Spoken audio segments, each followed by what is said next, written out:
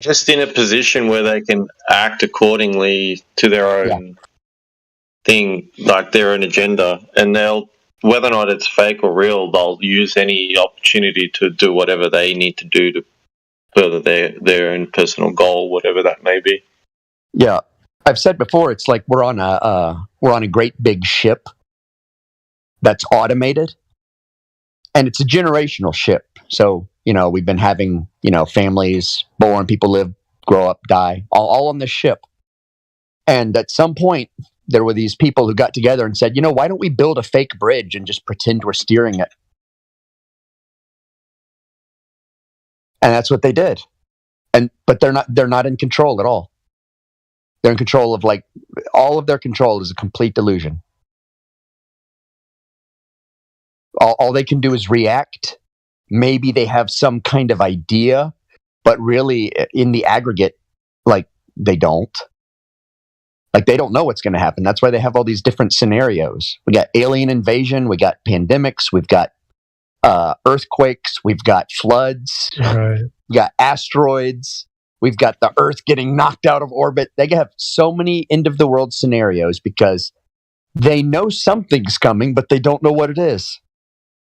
Okay. I see what you mean by being... I definitely agree with you about them being in the dark, because that's the first thing that came to my mind, is like things that could come in the future. It's not like they know. Yeah. But what about things that have happened in the past, such as like 7-Eleven being a part-time job, if you know what I mean by that? Yeah. It's like, that seemed pretty well thought out, if you know what I mean. Yeah, that was very well thought out. And at the same time, there were people who were in the dark about it and who, like, tried to say something, like people who were involved in it who didn't know they were. And there was lots of people trying to say, this happened, this happened, this happened. People who were involved, right? Like, they tried to blow the whistle. And I mean, what's funny is I think on just a very shallow level, I think everybody's suspicious about 9/11.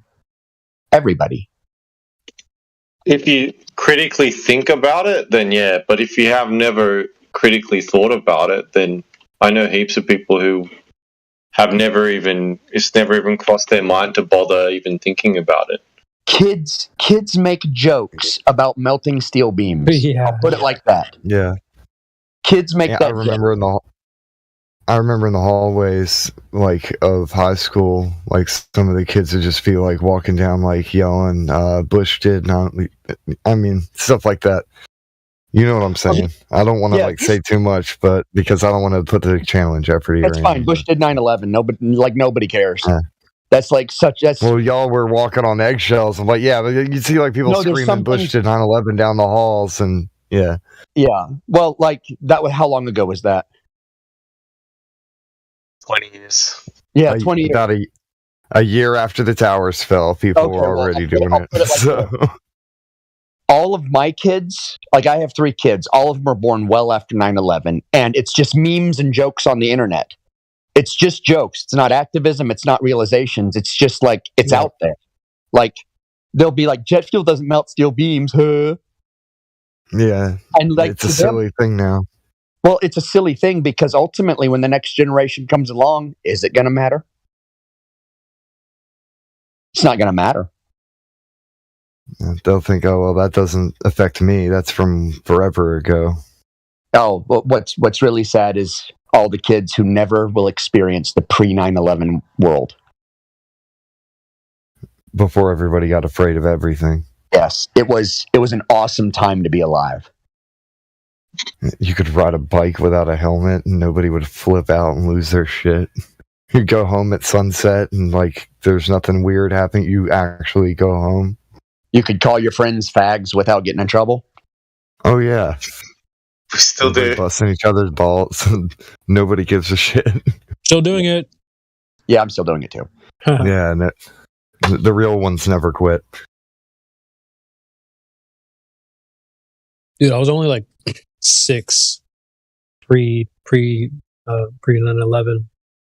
But yeah, I did feel different a little bit. Yeah.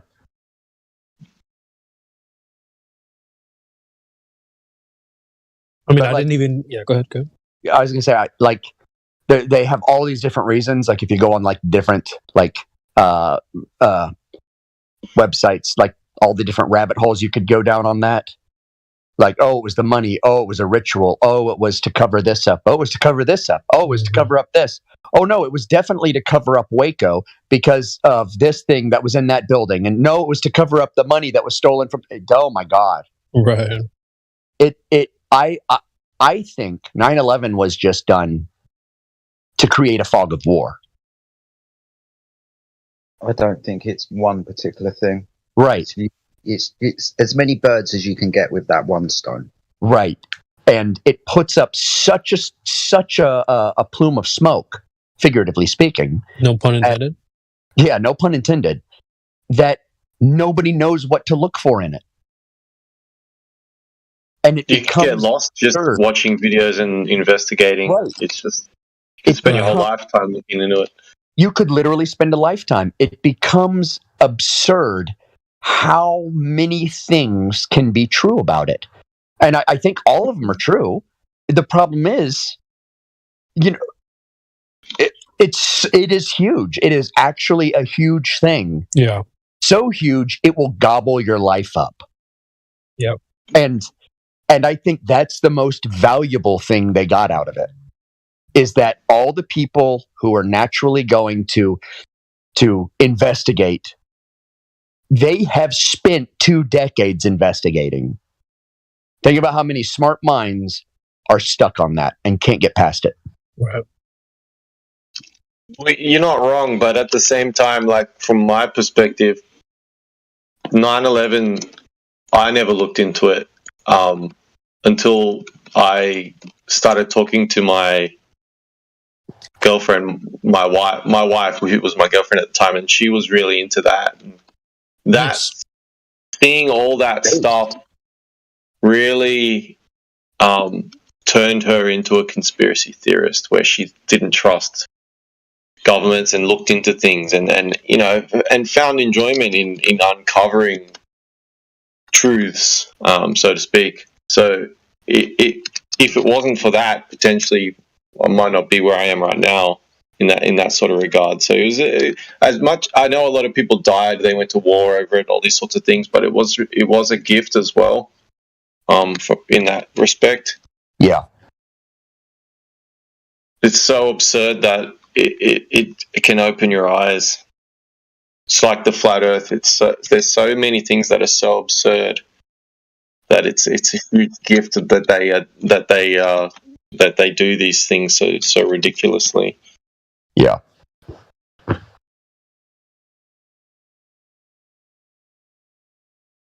Yeah, it'll suck your life away though. Like, Yeah, yeah. Well, I think by 2004, I was done talking about it. I was completely done. I was like, look, there's more interesting things out there, and these people, they've gotten away with it. And if they can do this, and you got, a third of the country thinks it was, an inside job. What do y'all want? Okay, everybody knows. Let's move on. To me, everybody knows. It's time to move on. Because what are you going to do? Like, scream into the void? 9/11 used to be like the test. Yeah. When I would first meet someone, you would be like, "Oh, what do you think about 9/11? The building that wasn't hit. How did that one fall?" And if they didn't question it, I said, "Well, what are you talking about?" Then you'd be like, oh, "Okay, you failed the test. Now I'm going to talk to you as if you're a clone rather than a real person." Well, I've always been good at blending in. So Yeah. Now flat Earth is kind of like that test, but you can't just jump. You could jump straight into 9/11. You could talk to that. You could talk about that to anyone, but flat Earth, you kind of have to lead into it first. So the first test is. I have set the bar really low for my test now. My test goes down to like base level things. Like, what do you think about Drag Queen Story Hour? Yeah. and I'll work my way from there. I'm like, okay, you're not a piece of shit. So now I'll actually talk to you, right? Yeah, but most people from what I understand, from what I see, they'll come up with that themselves without you asking them. Like that's just a water cooler Yeah. chat that most people will have. Yeah, it's interesting. You want to start a real funny conversation, look at somebody real quizzically and go, you really think Epstein was a pedophile? See what the reaction is. Majority of people I interact with on a daily basis probably know absolutely nothing about any of that. Yeah. But you're right. I had no idea the judge in his trial was murdered. Oh, really? I had no idea. When did that happen? I don't even know. Oh, shit. I just found out about it because I was listening to a Tim Dillon today, and he was joking about it. I was like, when did that happen? Because Tim Dillon's like my favorite comedian. I don't know who that is. I'm gonna have to Google it. He's a polemic, and you may crap yourself laughing. Imagine if Alex Jones was a comedian, like a legitimate, actual comedian. That that made you laugh because he had punchlines, right? Because everybody laughs when they listen to Alex Jones. I'm gonna have to look into him a bit. He's the same age as me. That's cool. So maybe I'll. Is he 30-something? 38. Oh, 38. I'll subscribe. God, all of us are getting so old. I know. I feel really old lately.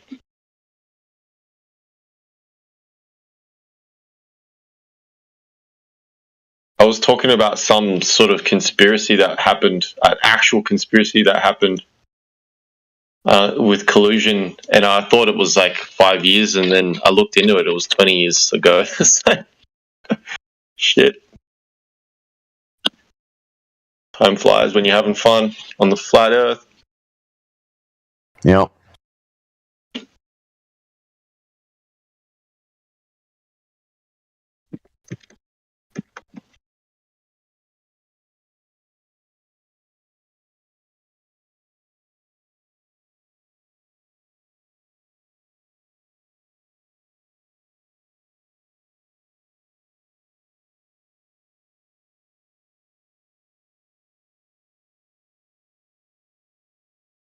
When I got back on Twitter, I was pleased to find that one of my favorite reviewers, Possum Reviews,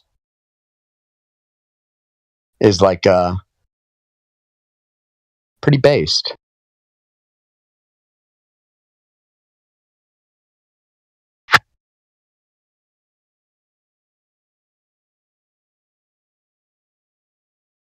I don't watch anything intellectual on YouTube.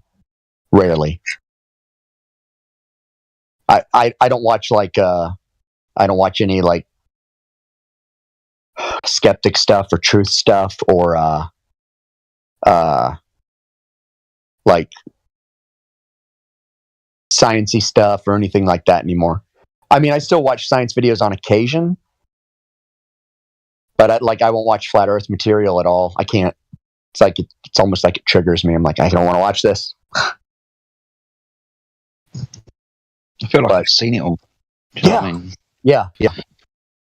I have. I realized 3 years ago when I quit watching all of it that I was like, I mean, if you don't have everything figured out that you need to have figured out within like a couple months, I don't know. Because if there's a brand new argument, that spreads to the community pretty fast anyway. You don't need a video for it. No, not at all. Yeah. But yeah. We are the fucking... Yeah, that's right. Like, I mean, a lot of content that you'll see on YouTube came from here. So like it's like watching a video is like getting old news. Like by the time they produce and post their video, it's like, oh, I mean, that argument was already here. So, but yeah, I mostly just watch old B movie reviews and game reviews. That's pretty much my YouTube. Oh wow. I watch a lot of game reviews that I never even intend on playing because I'm just so used to, like, I used to play a lot of games, but now I don't. And I still watch the reviews just to, and I know what's going to happen because the reviews just shit on the game, call it crap, and it's boring and whatnot. And yeah, Well, it's. you wouldn't watch a good review, would you? Right? I don't think I've ever. I only really watch reviews of things that I know are going to suck. Yeah, that's so true. Because why would you watch a good review? To validate whether or not you're going to spend money on it, I guess. And a reviewer that you trust will say, hey, this is a good game, you should grab it. It's funny because I watched a review where the guy was shitting all over Bloodborne. He said, this is the best game I've ever played. In the end of it. And he said, you should buy this. It will suck your life away. It's great. I hate it. That's weird. That's the best kind of review, though, because all of a sudden you're like, okay, this is a special game then. If a reviewer hates a game because he loves it so much and it's that's different. Away, that's the review you want. And I have 2,000 hours in Bloodborne. It's true.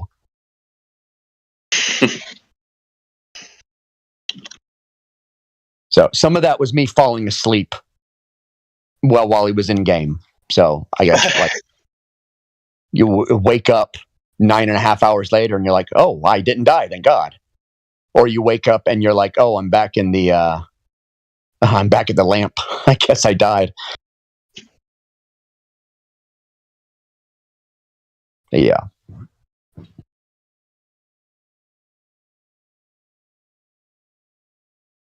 But yeah, I watch Red Letter Media and Possum Reviews. Like Possum Reviews, it's only bad movies.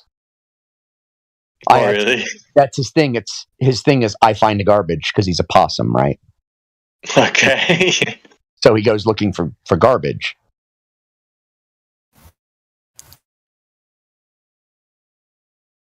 And then I don't know if you know Red Letter Media or not.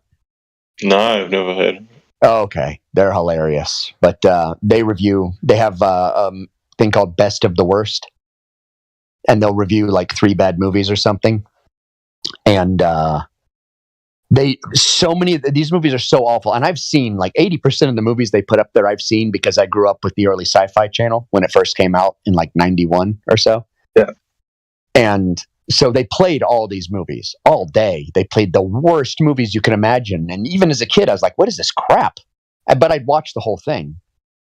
And so they watch all these old, terrible movies. But every once in a while, they get one that's awesome. It's a B movie that's actually really good. It's very rare. And so then you're like, oh, and it's so unexpected because all they do is review bad movies. Chuck one in there every now and then. Yeah.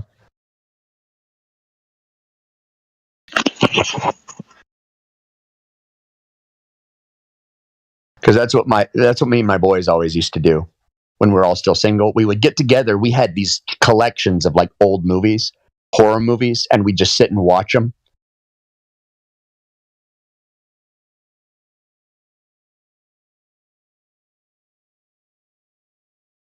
Yeah, my kids are a bit younger, so the movies they enjoy they don't really line up with what I would like to watch.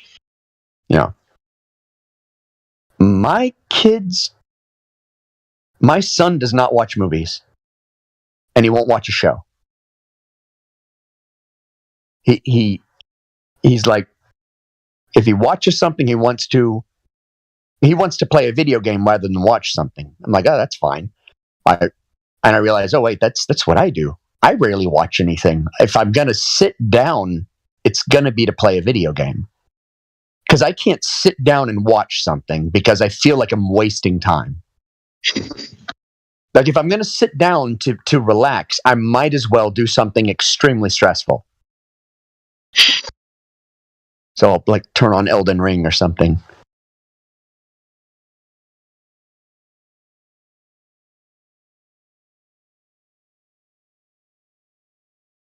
All right. Well, it's going to be an early night for me, so I'm trying not to fall asleep. You had a busy day, mate, yeah? Yeah, I've actually had several busy days. So, I thought you might have done. all right. Y'all hold down the fort. Showing up. All right. Oops, I closed my Discord. All right. I'll see you, Jedi. See you, Tim. Thanks, man. Adios. Take care, mate. I always get confused for being Tim. Oh, fucking hell, Systems, is that you? Oh, did you think I was Tim as well? Oh my god. No, I looked at the PFP, mate. I knew who I was talking to. But if I closed my eyes and don't pay attention, you might as well be the same fucking person. Really? Is it really that bad? No, I'm just taking a piss. Oh, okay. It's just casual racism, that's all. Oh, that's funny because I talked to Tim about it ages ago, and I'm like, what nationality do you think I am? And he pretty much spot on said it. Like, and I said, oh yeah, you're definitely a whiter Aussie, not an import.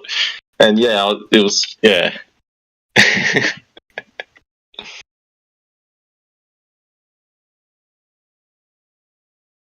Oh dear. So has anything exciting been happening here over the last couple of hours? No. I remember the gentleman Drip that came in earlier, but I bounced as soon as he kind of left. Anything else happened though? Yeah, nothing since Drip. Just been fighters just He was talking to each other, basically. That's good. What's Just your give a story, shout. Chris? How long have you been fighters? September 2015. Oh, wow.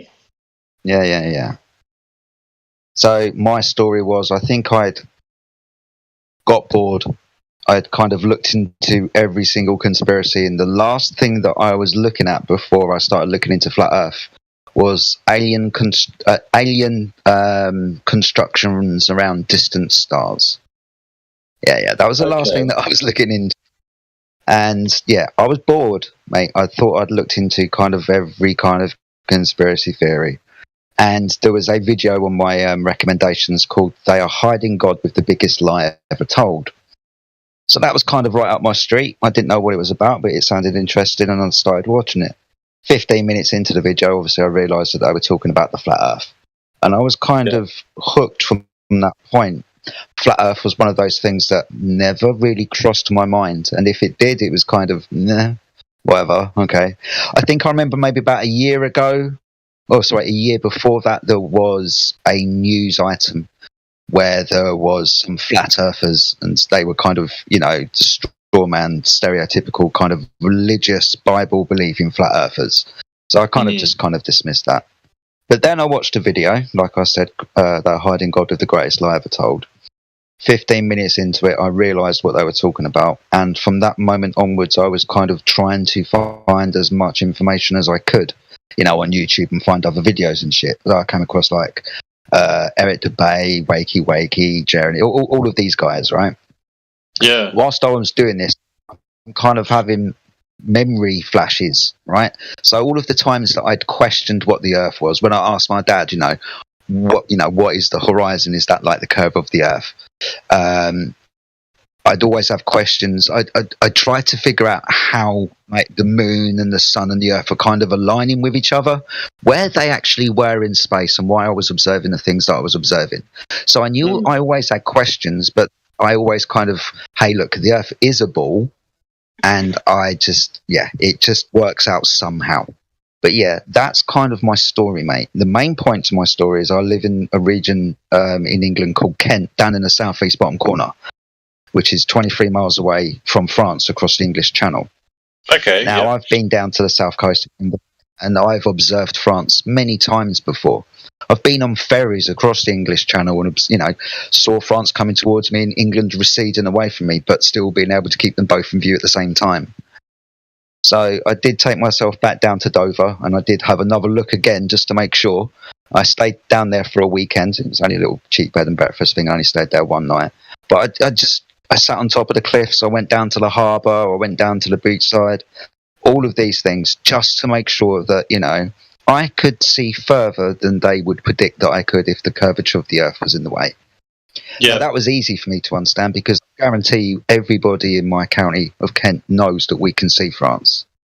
I even watched a video on YouTube of some American kind of travel tourist guide coming down to the southeast of England and talking about Kent and blah blah blah. And even within his video, he said, "Oh look, there's France. You can see France from Dover." Everybody in Kent knows this. So, okay, cool. He didn't realise what he was saying, but I knew what he was saying. But the long distance observation, and then just a very simple thing of you're going to need a container to contain gas, or the gas will fuck off. That was it for me. There was no turning back. There wasn't any point turning back. The Earth was obviously flat. Space didn't exist. And then it was just researching from that point onwards. That's all it was. Yeah. So yeah, September 2015, mate. Far out. It's not any different to most people's kind of conversion stories, right? The majority, and I'm not saying all because I do know flat earthers that were flat earthers well before 2015, but the majority of ones that I speak to, it's my story's not that different from anybody else. I was watching a video for the first time ever. I questioned the Earth being a ball, and I actually questioned it. Yep, it just went from there, mate. Yeah, I'm looking at the distance, like 20-ish miles, 20 plus miles from like Kent to Calais, for example. Yeah, that's pretty cool. I mean, it's the closest point between England and the UK, but you can still see France from Folkestone, which is 10 miles down the road and at a distance of 30 miles. So yeah. I think that was the main thing that I was looking into was long distance observations. That was, I want to see how far everybody can see. And Nathan Oakley on the Flat Earth debates around this time, 2016, they were doing like kind of long distance observations and tracking the sun and all of this type of stuff. But yeah, long distance observations was the thing that I was looking into the most, I think. Yeah, that's the one thing that I think most people will say that's what got them, because that just disproves the curve anyway. You're seeing too far. The one thing that caught me up the most was like a sunset, and being able to explain why the sun, it looks like it's going down, and I do understand obviously now it's perspective and all that sort of stuff. So, but that's the one thing that I really got tripped up on for a long time, but doesn't discredit all the other little different things. So it wasn't like the thing that's made me sit on the fence or anything like that. I was pretty much a flat earther by that stage, but it was the one thing where I'm just like, that just doesn't make sense and stuff. And yeah, it was really interesting. He found it. Old dude found the video. Yeah. It's a good one. It's the first one I ever watched.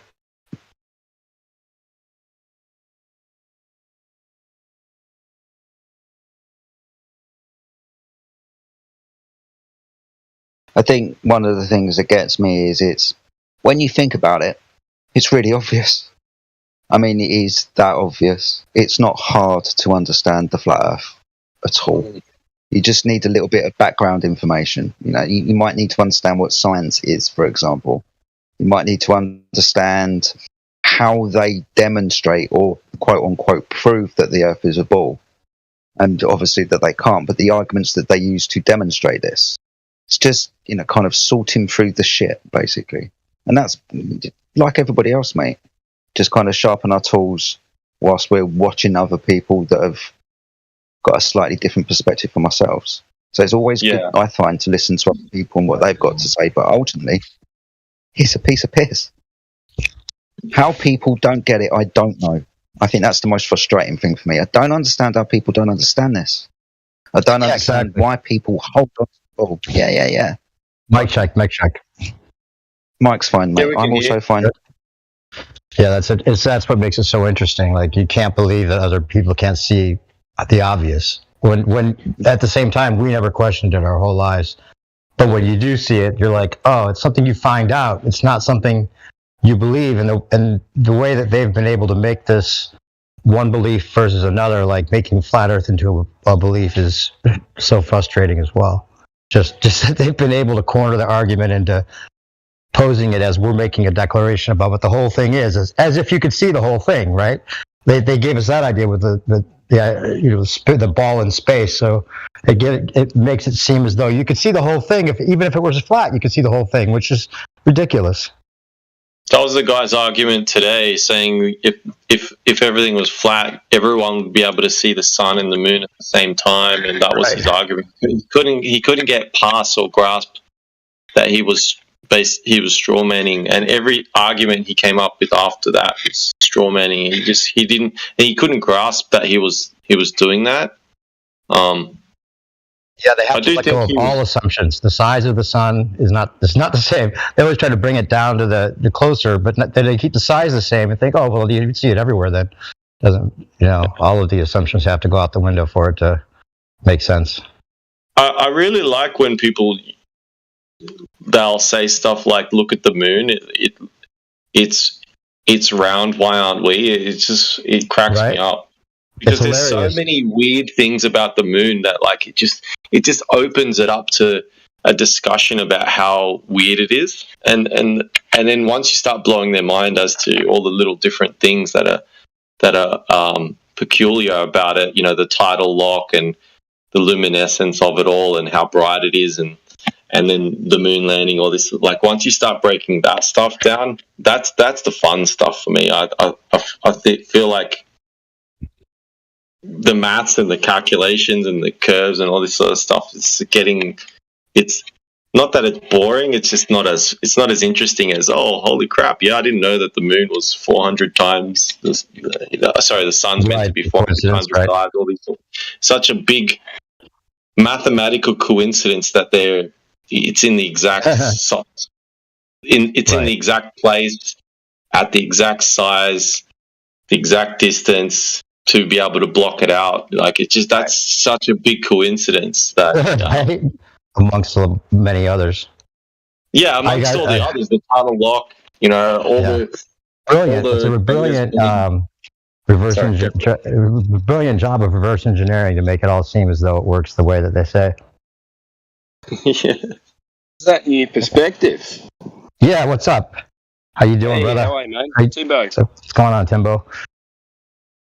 I was going to tell everybody, seems like there's a couple people in here I haven't heard from before that are on our wavelength.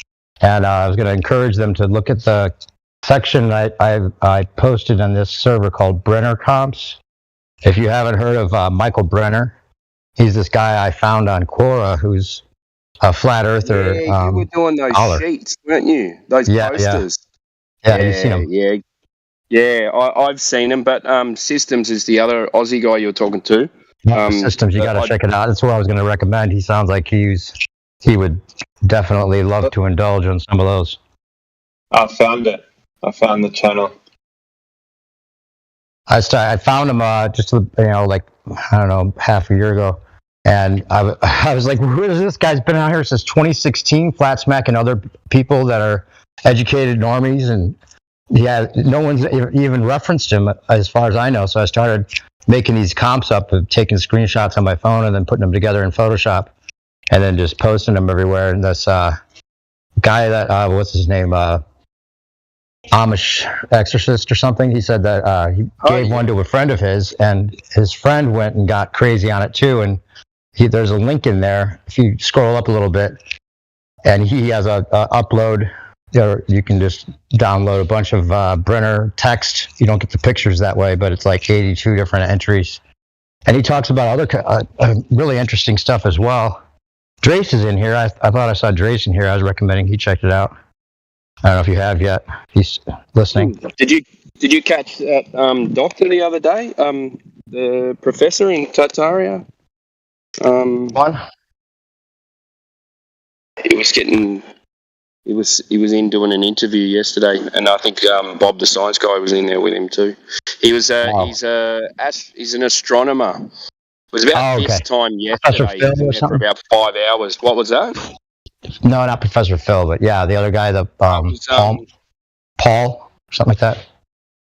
Doctor, Yeah, I think I know what you're talking about. Was it good? Yeah. Was it on live or was it just? No, it was live. Okay, I'll go back and listen to it. It was about spectroscopy and photography. Nice. Something else, but yeah. In the end, he admitted that it's all speculation. So Nice. but he was still arguing to the end. So. I think that might be the same guy that was over at Geo saying that he hopes he lives long enough to see the end of relativity or the next thing that trumps relativity or something like that. Okay, well, I hate to break it to you. If relativity is the only thing that holds the model together right now. They're already preparing to be wrong. Yeah, but they can't go flat. He was thinking that somehow he could get rid of they could move beyond relativity, but still have it be a ball Earth. I don't know exactly how it's going to work for him. Good to see you, man. I've got to jump back into work. All right, yeah, Timbo, always good, bro. Systems, yeah. I haven't heard you on here. I don't know if you've been in other hangouts somewhere else, but definitely check that Brenner comp section out. There's a whole thing he goes into about the ether and the symbolic language that he believes all of our language and writing systems derive from. It's kind of, he says it's completely taboo and forbidden, and it's a Slavic writing system. It's a 9x16 squared symbol matrix that you can look at. And he says basically it's the schematics for the ether that he thinks that these symbols are telling us, are writing about. Anyway, so there's a whole bunch of different comps that I made that he kind of goes into different parts of that. That idea, and the swastika being one of the symbols, of course, of energy symbol that's been misinterpreted, and he has a whole thing about that, where religion comes from, in his opinion. And there's one that he says that you'd be surprised to the answer. The question is, how many planets are there? And it starts off with him saying, short answer, 27. So you have to figure out why he says that. It's interesting. He takes some ancient writings more seriously than Western culture has. Nice. Well, I found the channel, and yeah, I'm gonna have to start looking into it. This is cool. Have you reached out to him at all through this thing? You can message him in Quora, and he'll write back. Someone posted a note to him. I saw in one of his the reply section of his entries. How do I get a hold of you? And he said, there you go, you're getting a hold of me right now. So just there's a whole back and forth that he does with a couple of different main characters on the other side. If you look at his actual link, I think I put that at the very top. You can go to his actual Quora page and message him through one of his latest entries, but there's a couple guys that he goes back and forth with, and there's pages and pages of stuff that's interesting to read in the reply section beyond what I put together. But he's doing all the math and breaking it down in a way. He studied mechanical engineering and linguistics at the School of Vienna. So he's an educated flat earther that puts it down in a way that is really undeniable. Great for argument's sake to have some of his stuff in your letter. Yeah, some of your stuff in some of his quotes in your tool belt. Yeah, I like how you've given like a question at the top, and then you've posted some of the content. That's really cool. Like how does a satellite orbit without falling into Earth? Like that's a question, and then you've got his breakdown. That's really cool. I found a sentence that summarized the whole thing pretty well, and I had some room that I needed to play with for the layout. I would do that on some of them, yeah. There's like 80. There's like 80 of them in there now, almost. But yeah, interesting. Funny that he hasn't been used already. He's been around since 2016. I thought about doing maybe a ebook or something. See if he'll sign off on that. But yeah, a lot of good. Looks like a lot of the content's already there. Yeah, exactly. Just put them in a little flip ebook.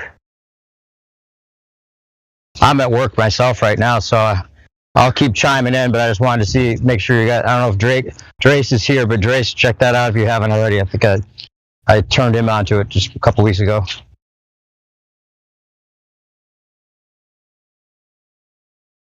Well, good to talk to you. Thank you.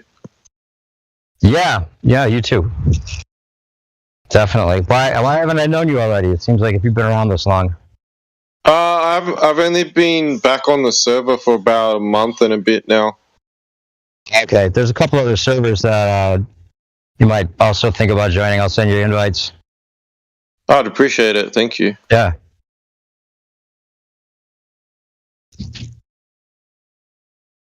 Carry on, boys.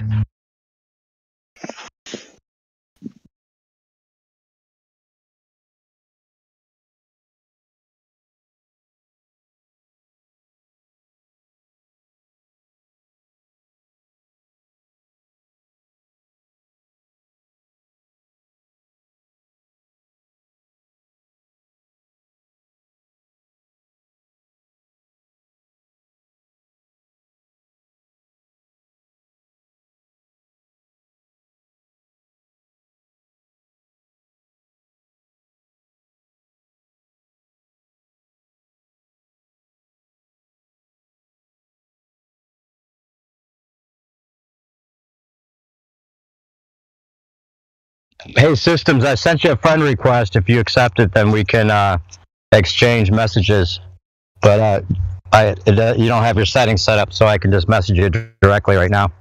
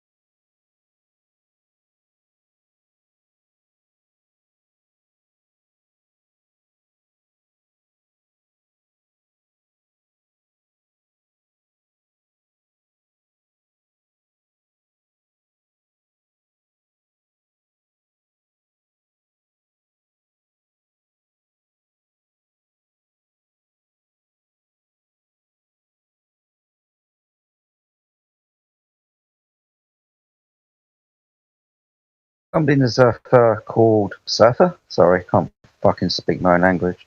Somebody in the server called ZK. ZK, you got voice verified, but no Earth determining roles, my friend. Why is that? What do you think the Earth is, ZK? I know that the Earth is flat. You know that the Earth is flat. Yeah. It's just because you haven't got any Earth determining roles, mate. How long have you been in the server? Since May last year. Since May last year, and nobody's hooked you up with a flat Earth role yet, no? No, not yet. I'm not sure why. All right, buddy. No worries. What would you say was the main thing that converted you from a ball to a flat Earth? What proved it to you? There's no curvature. Mm-hmm. And how do you know that? Because you can zoom in and like you can see past what they say. You can see it contradicts itself. So it can't be true. Anything else? The way water works. Celestial navigation. Gas pressure. They're the big ones for Celestial navigation? Yeah. Explain to me celestial navigation. So I don't really know like too much about it, but you Just need a triangle, mate. well, yeah, you need like you need a horizon, like a straight, like to find the angle. You can't do that on a curved surface. But well done, mate. I'm not interrogating you. I just want to see if you are actually a flat earther. What I'll do is I'll get one of the moderators to hook you up with a flat earth role as soon as I speak to one, mate. All right. All right, cheers. It's just because if you come in with voice verified, I'm going to jump on you and we're going to have a conversation. Yeah, So, I didn't bring just bring it. yeah, no worries, my friend. No worries at all. Cheers. I'll get that sorted out for you. It will happen at some point. Mm. So you said you've been in the server for quite some time, yeah? I haven't seen you around, buddy. That's all. Yeah, I jump in now and then, like just like refresh my memory on some things, but I usually just come in and listen sometimes. Well, that's fine, buddy. But, What part of the earth do you come from? Have you got an English accent? yeah. Yeah, okay, buddy, no worries. I'm from the UK too. Nice to meet you, mate. Yeah, nice to meet you. Grace, you there? Oh, sorry, I'm down in the southeast, mate. I'm in Kent. Oh, is it? It's one of the reasons why I'm a flat earther. Oh, are you? What, Cornwall, Somerset way, yeah? Yeah, Bristol. Oh, awesome stuff, man. One of the reasons why I'm a flat earther is because I can see France from Kent, from the coast. One of the reasons why I'm sitting. Wow. Yeah. So from Dover to Calais, the distance of 23 miles. You can see France on a good day.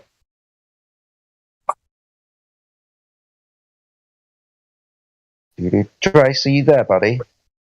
I see you posting in the lobby, so I know you're around. Yeah, I'm here. What's up? Our friend ZK, I've just had a quick chat with him. I don't know if you want to as well, but it might be worth giving him the flat earth role, mate, okay? I'll let you deal with that, but just my suggestion. He's just got voice verified at the moment, mate, and has been on the server for a while, so... Okay, I gave it to him. Just like when it's fresh, it might get pulled if someone overranks me and says no, you're not allowed. So I don't know. Just be aware that it's kind of temporary to begin with, but like it should stay. That's most likely what's going to happen. Thanks, Russ. Yes.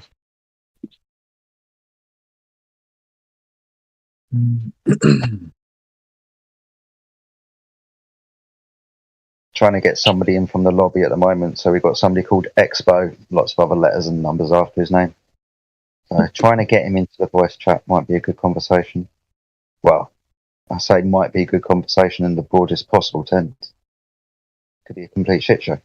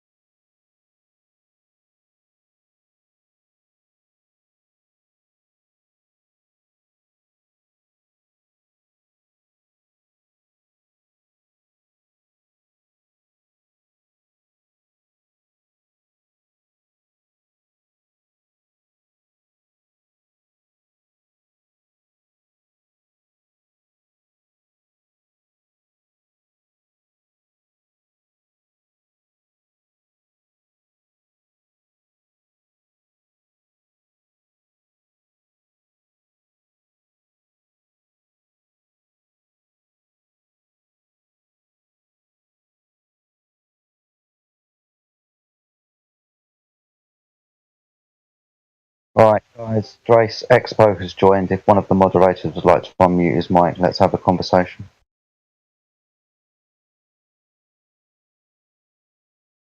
Hey, yo, what's up, fuckers? This isn't going to go well, is it? No, it's not. Spiral not ready, eh? Hearing y'all things. I just joined because I hear y'all say some dumb stuff. Well, we haven't said anything to you yet. Right, you've just joined the voice. We'll have the conversation. Yeah, so far it's just been you saying dumb stuff, Expo. Huh? Yeah, so far it's just been you saying dumb stuff. So far, you guys can't even. The Earth is not flat. I'm just leaving it at that. Okay. So let's try this from the beginning. Have you got any direct measurements of the curvature of the Earth? Or, let's not put this on you. I'm going to go on this one, since I am not an intelligent being, like y'all said. Yeah. Well, you just called us dumb, and you're calling yourself dumb? I never claimed myself to be an intelligent being, so. Okay, that's not a problem. I'm just asking you a question. Do you know, in any point of history, how the Earth was demonstrated to be a ball? By ancient Romans, you ship a sail off to the sea. From the further distance, like I'm not intelligent. I don't know how you describe it. Look at the ship. It'll start looking like it's sinking. So yeah, basically. Okay, so your claim is that the. Hold on, let's have a conversation, mate. Stop running away with yourself. All right, one person says something. Yeah, I got you. So your claim is we can't see the bottom of boats because the physical curvature of the Earth is in the way, right? Yeah. Yeah. So that, being as we know the size of the Earth, radius of 3,959 miles, would just be a mathematical calculation to figure out where the visible horizon would be for a person standing on that curved surface, right? Maybe. Maybe. So what? Maths don't exist and you can't use it as a fucking tool. I will lose my patience really quickly, mate. Huh? So, if we know the size of the Earth, would it be just a mathematical calculation to figure out where the geometric horizon would be for somebody standing on that curved surface? Yeah. We should be able to use math to figure this out, shouldn't we? So that calculation is 1.2 times the square root of the observer's height in feet. To make that really simple for you, if you're in the sea and your eyes are 1 foot above the surface of the water, the physical geometric horizon can be no more than 1.2 miles away. You understand that, right? Maybe. I'm not the most intelligent being out there. No, you're not, are you? Right, so can somebody do me a favour and post a Black Swan image in live stream voice text? Expo, do you know where live stream voice text is? You need to be in that room because I'm going to give you a picture in a moment. Awesome stuff. So you see the picture of the 2 oil rigs, yeah? No, I don't. No, I don't see it. And you're not looking in the right place. Hold on. Live stream voice text. It's just above this voice rig that you're in. Yeah, let me just slide down. Mm-hmm. Yeah, I see it. Okay, cool. So can you tell me in relation to the 2 oil rigs where the horizon is? Is it before the oil rigs, between the oil rigs, or past the last oil rig? Where's the horizon, mate?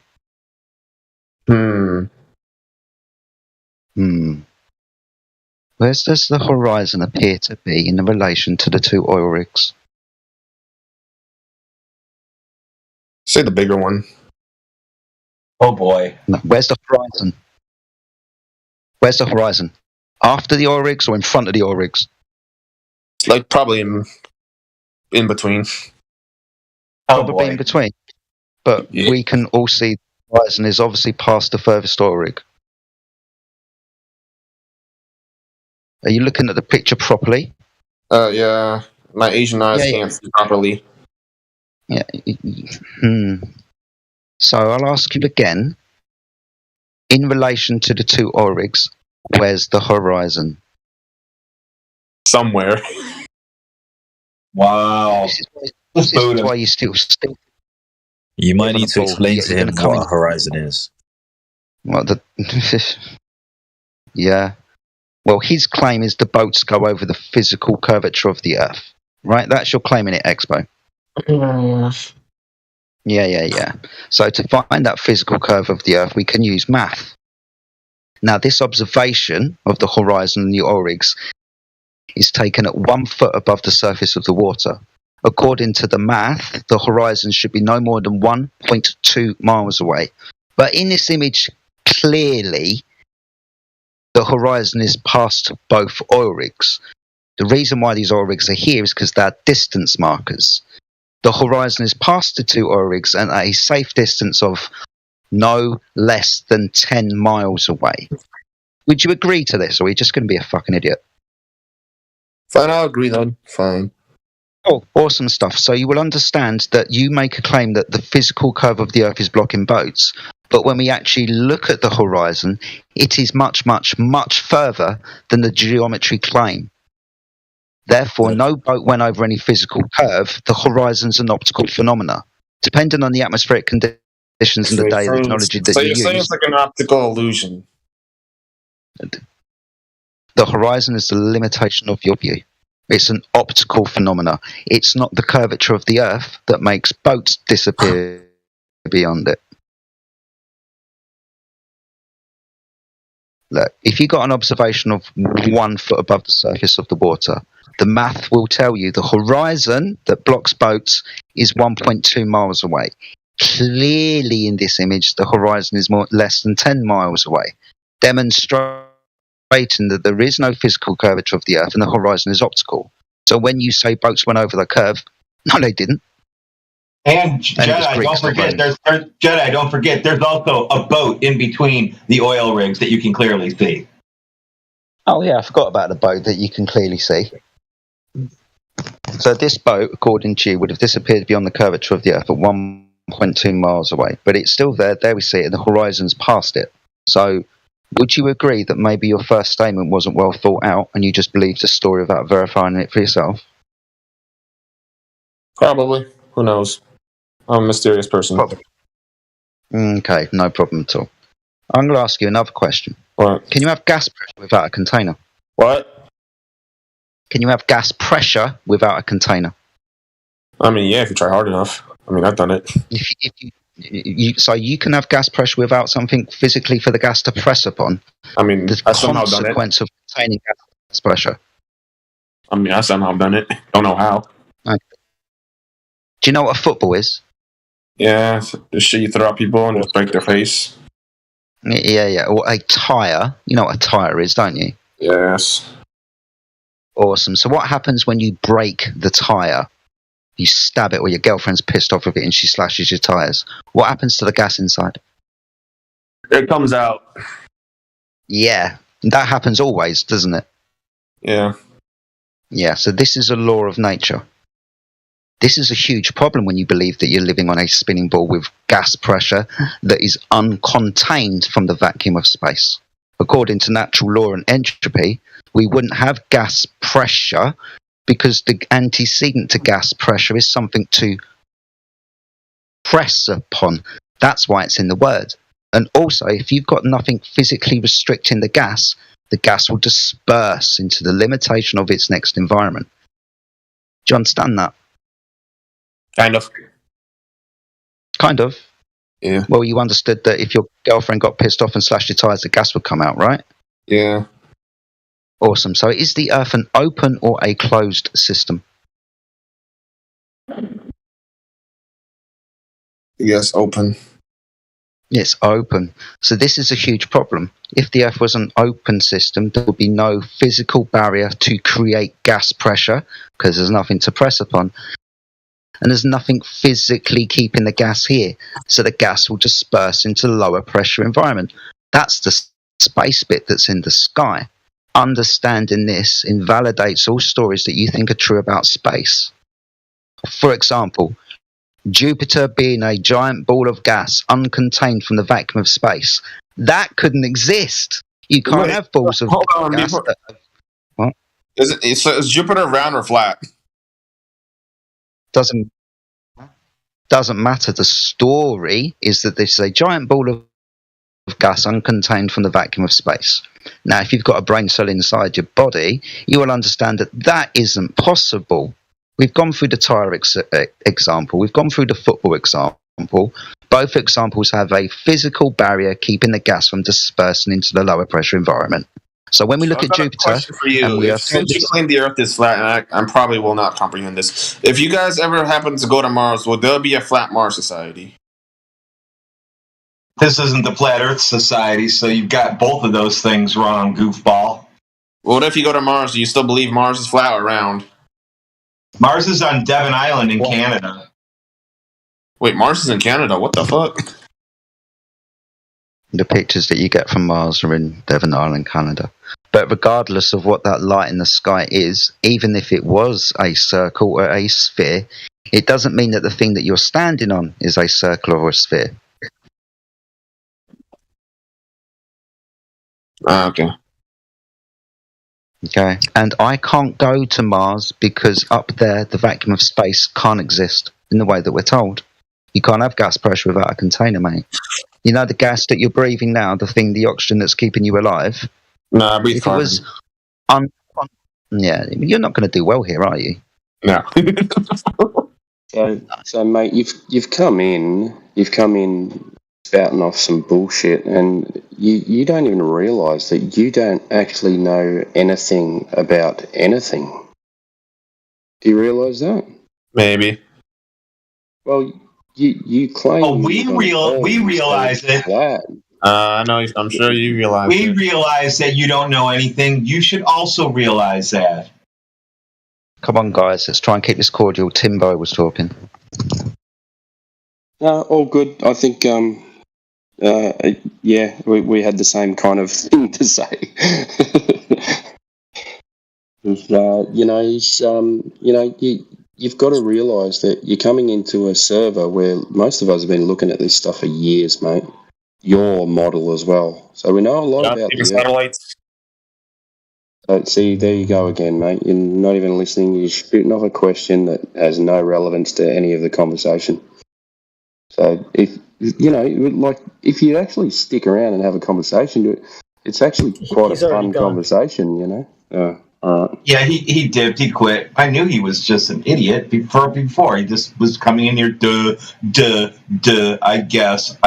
That's just dumb shit. But this is, I mean, even the stupidest people in the world think that they come into a Flat Earth Discord server and, because we're Flat Earthers, he can demonstrate us to be wrong. But he can't. Yeah. Well, he said it in his first sentence, didn't he? I heard you guys just say dumb shit. No one's even spoken yet.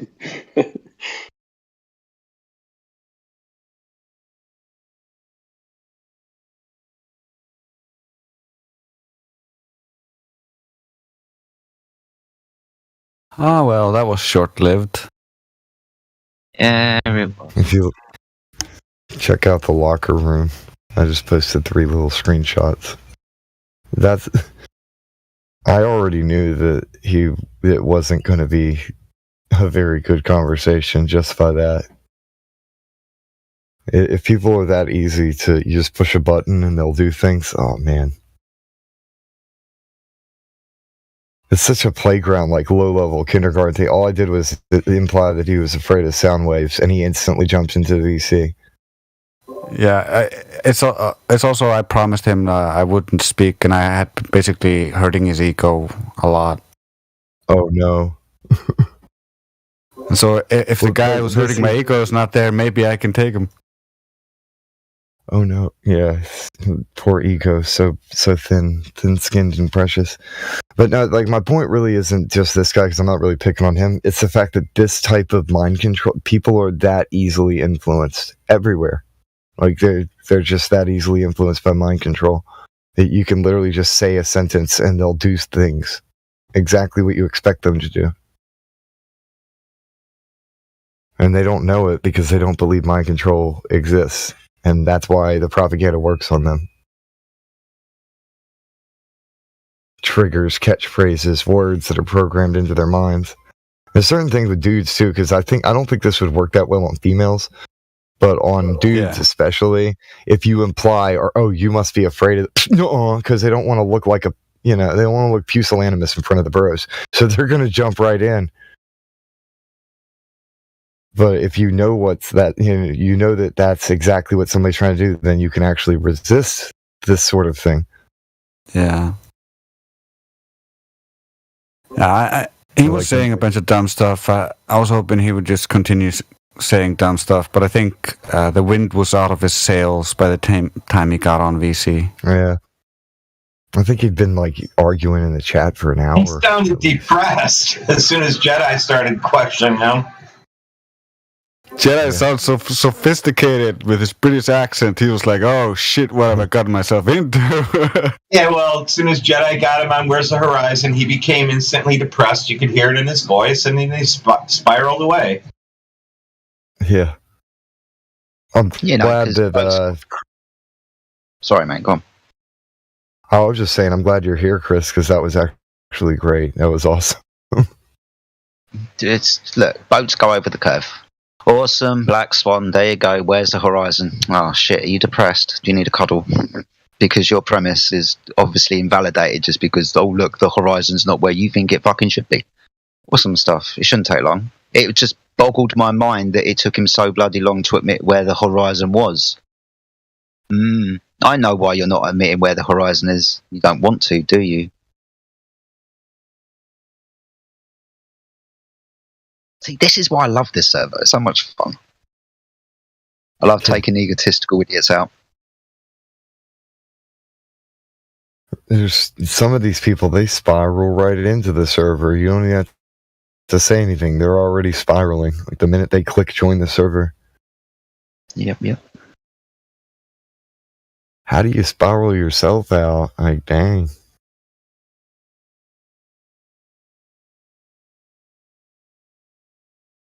They just show up doing donuts in the lobby.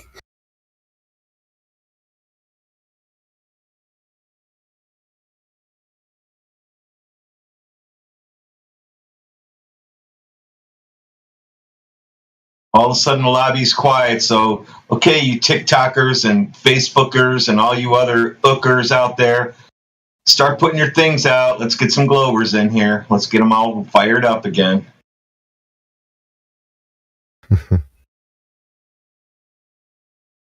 Triggered.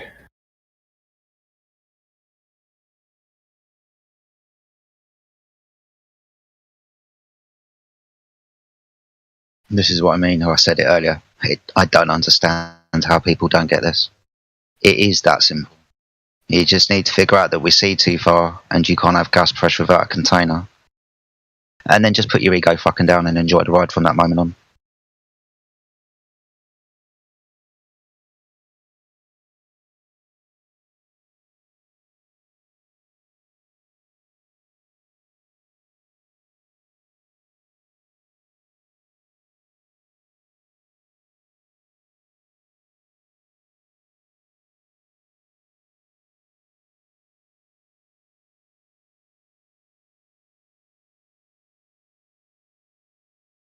now that it's quiet, I'll go back to my grilling Chris question. So, if you're okay with that, Chris?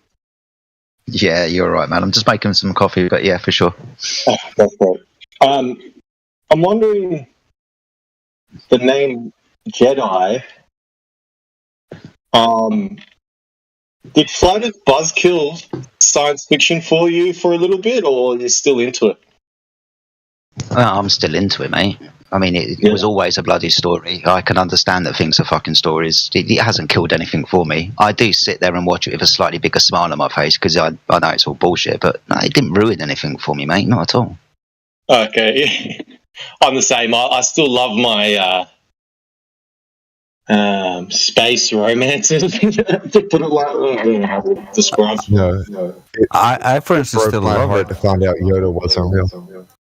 I still love it, but the problem for me is the more I understand physics, the worse it is, because you keep seeing them like royally mess up physics, and you're like, oh, this is not what would have happened.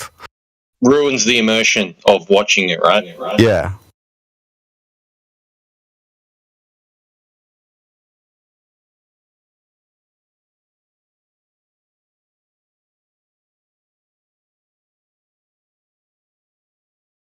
I still love watching Battlestar Galactica. I don't know.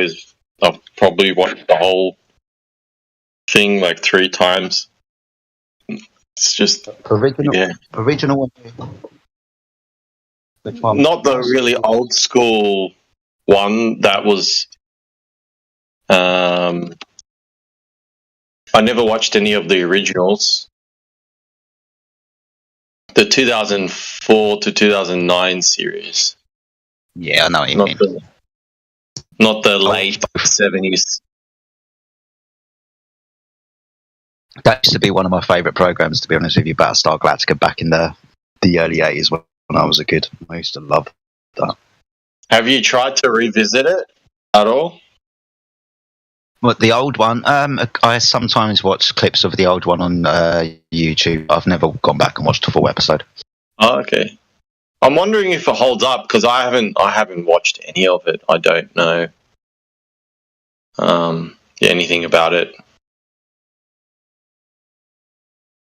It's a little bit dated, I guess, but I think it holds up enough. Mm.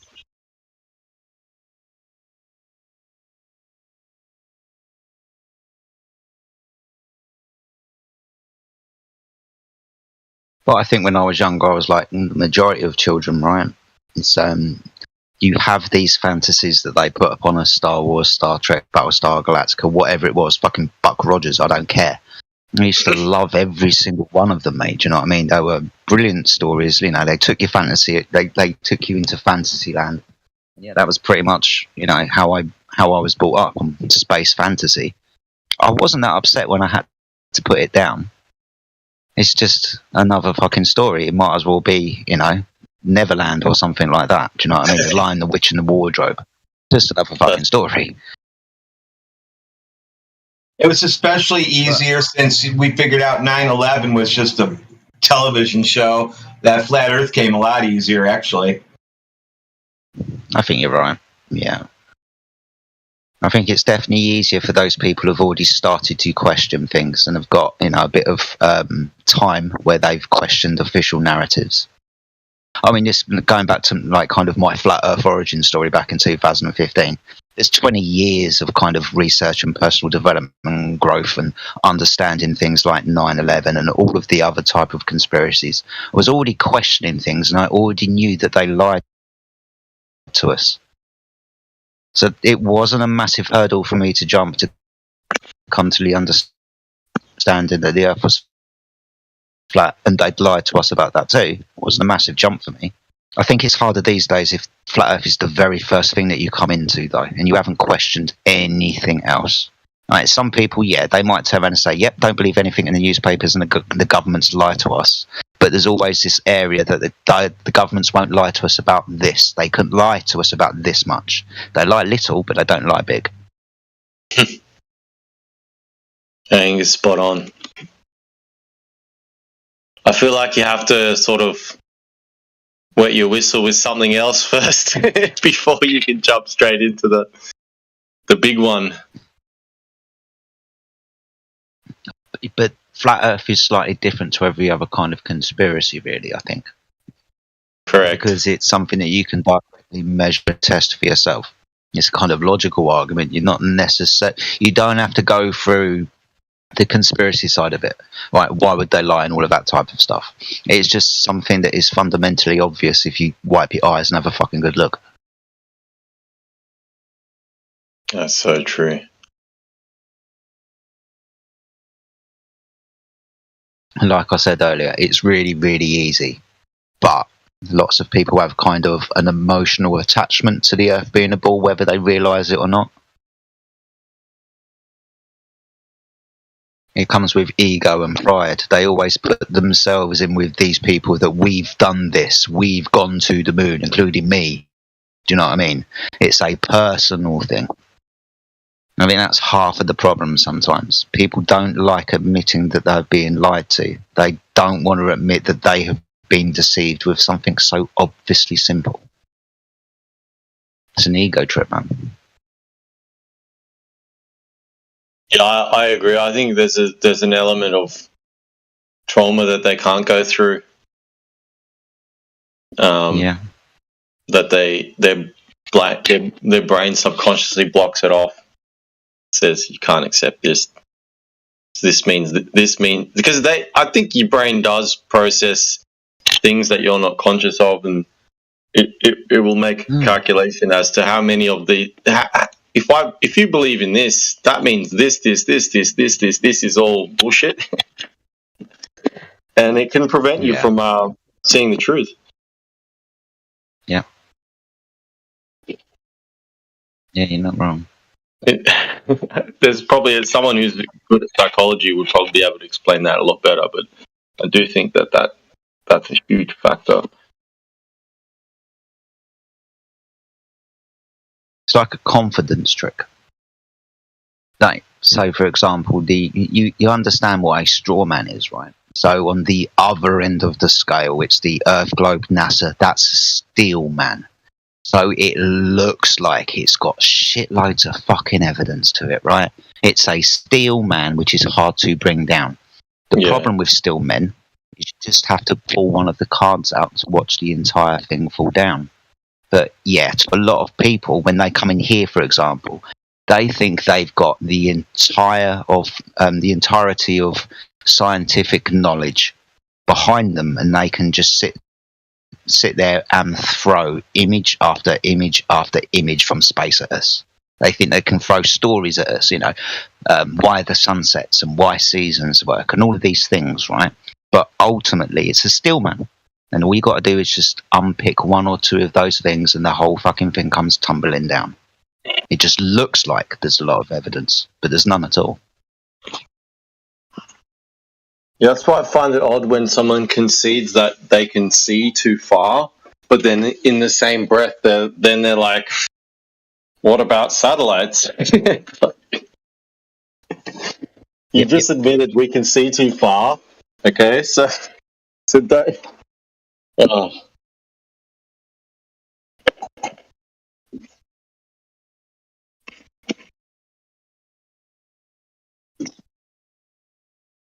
But this is sometimes half the battle, right?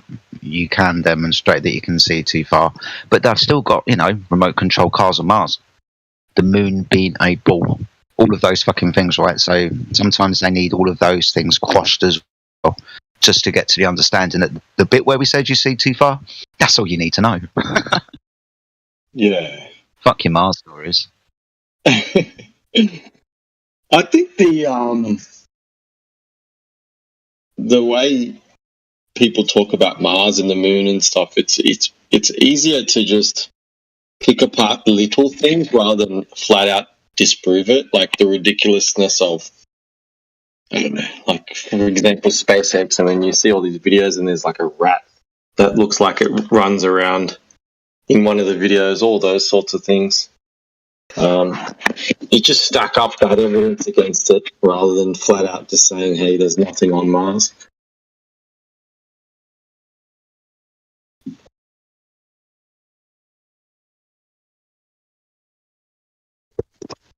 think I've been asked this twice now in the last 24 hours.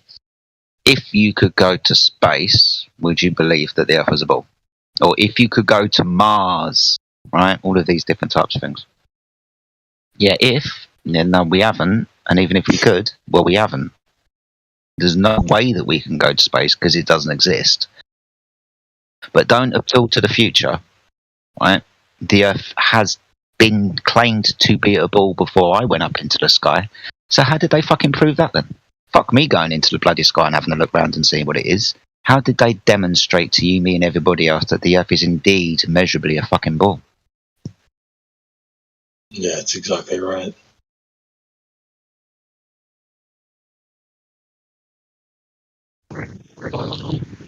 Mic check, mic check. Yeah, we can hear. Mike's fine. Reminds me a lot of The Emperor Wears No Clothes. I think it's a great way of describing what's going on here with the way they present these obviously hoaxed speculations.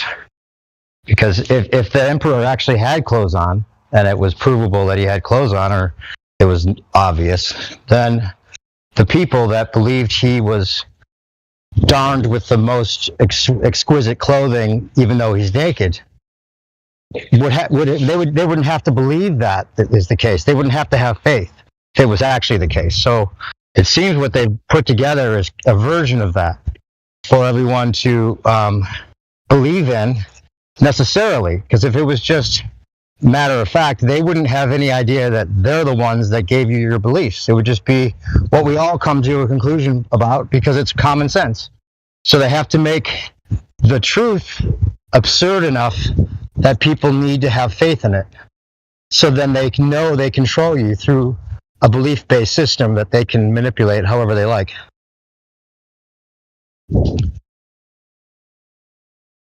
Yeah? The Emperor wears no clothes. Just that's why they fake it poorly on purpose, in my opinion, is what I'm saying. They're gaslighting us. But necessarily for it to work. Right? Yeah. It's no different than like the king, like, you know, the emperor or the royalty just flaunting their power by doing it poorly on purpose because you really can't do anything about it. In fact, they're baiting you to call it out. But for what reason would they allow flat Earth to go this far if they're allowing it? If they didn't do something to like really try to get rid of it, why did they want to keep it around? Just for the discord? Just for the separation? Or is there some kind of long-term plan to embrace it and attach a bunch of pseudoscience to the new flat Earth with the dome that they know the thickness of or the height of? Well, all these things they could claim about the outer ponders and, you know, the invasion of the aliens being just our ancient ancestors, which is kind of what they could be leading up to, and it would give them more power than ever before, ironically.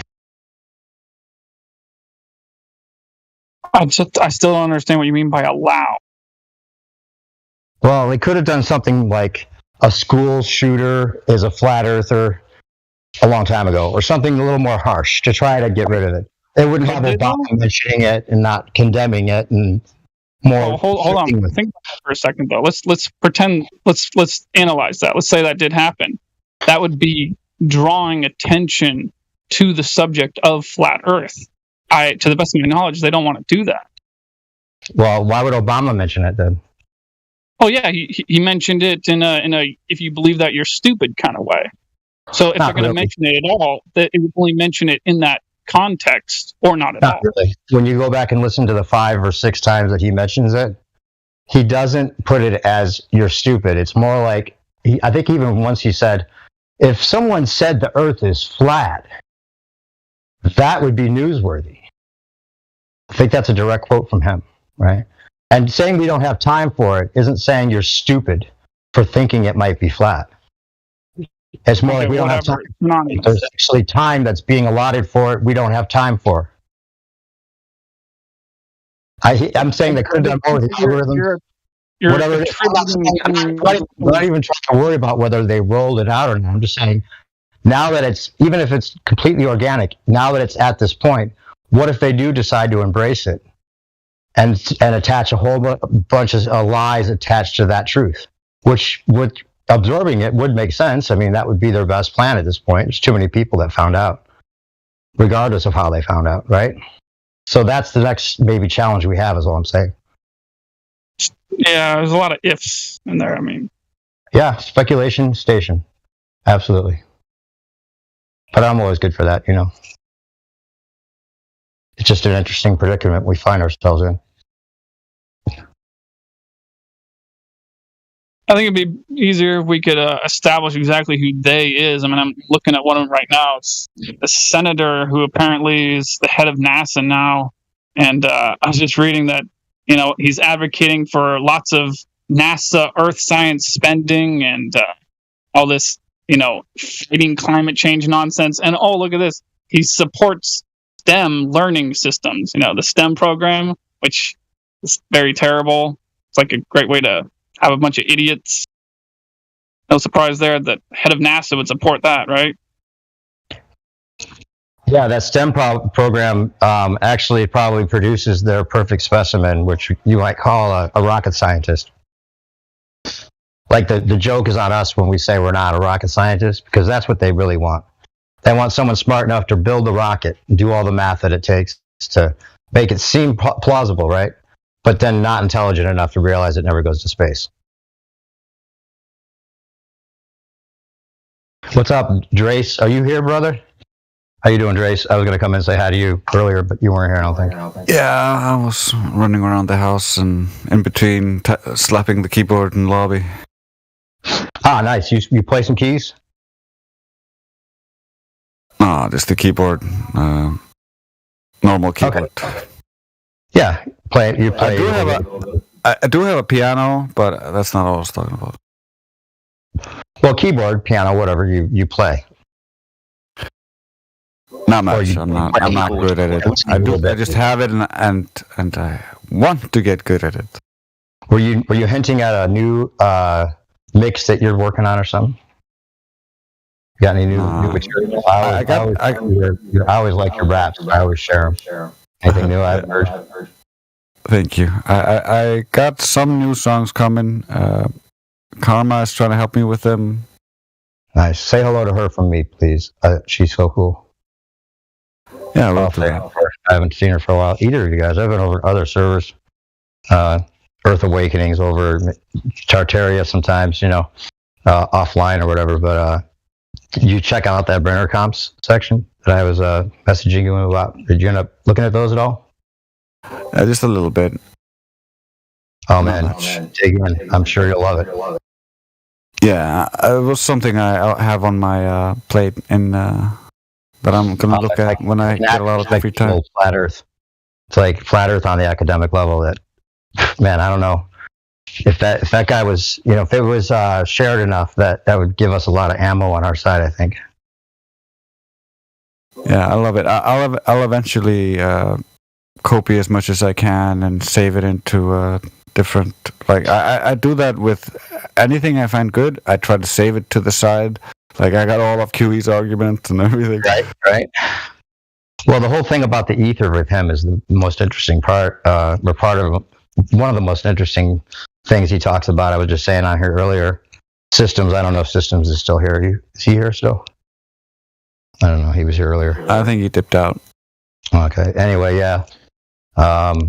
It's weird. I haven't heard of him before. Sounds like he's been around for a while, but maybe he went by a different name or something. I don't know. Anyway, the ether. He talks about the ether being something that was indicated that whatever the code for was this ancient Slavic writing system. Was I sending you like the particulars about that? Yeah, I think I was. Anyway, yeah, check that out. The 9x16 symbol matrix that he posts there. I'll put it in the live stream right now. That's some interesting shit we should figure out. Yeah, it sure sounds interesting. He says it's completely forbidden. We like completely forbidden. That sounds good. We'll look at that.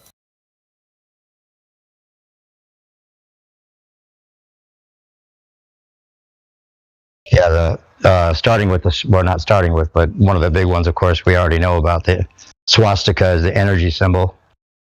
the misinterpretation of that. That's in there.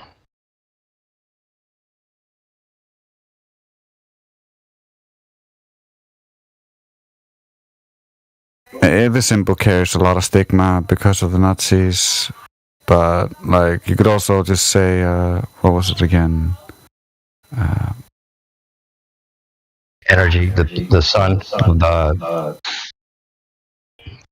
what was it called? The black sun symbol, or the Oh no, it's the Tibetan symbol of peace, if I remember correctly. There's many different names, so you could use any other name and they won't go crazy over it.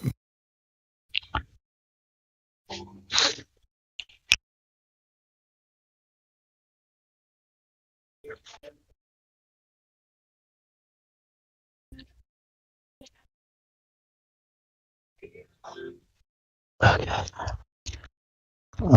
Yeah, check those out. I guess maybe they compressed them. Yeah, but I can save them and. Yeah, you got to download them to read anything. Yeah. Yeah, you probably better if you go to the page instead of the ones I just posted, because I think it might be compressing them as I send. I'm down here. I'm working with Cyrus right now. Cyrus is right here in front of me. You believe that? Drace. No, I didn't know that. That's cool. Trace and crew. Yeah. Him working remodeling a house with Cyrus and Timor. That's awesome, man. Yeah, man. Flat Earth construction crew. Cool. We just got the hangouts going on in the background.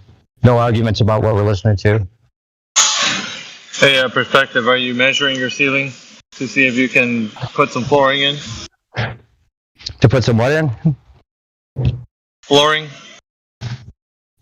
Some flooring in my ceiling? Are you measuring your ceiling to put some flooring?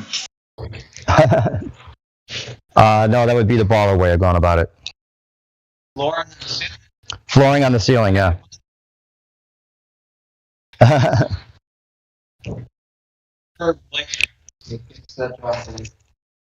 Yeah, the baller way is you always start with the roof, and you cannot make straight lines. They're all curved. Yeah, this is going to be a nice rounded out house, no matter how square it is.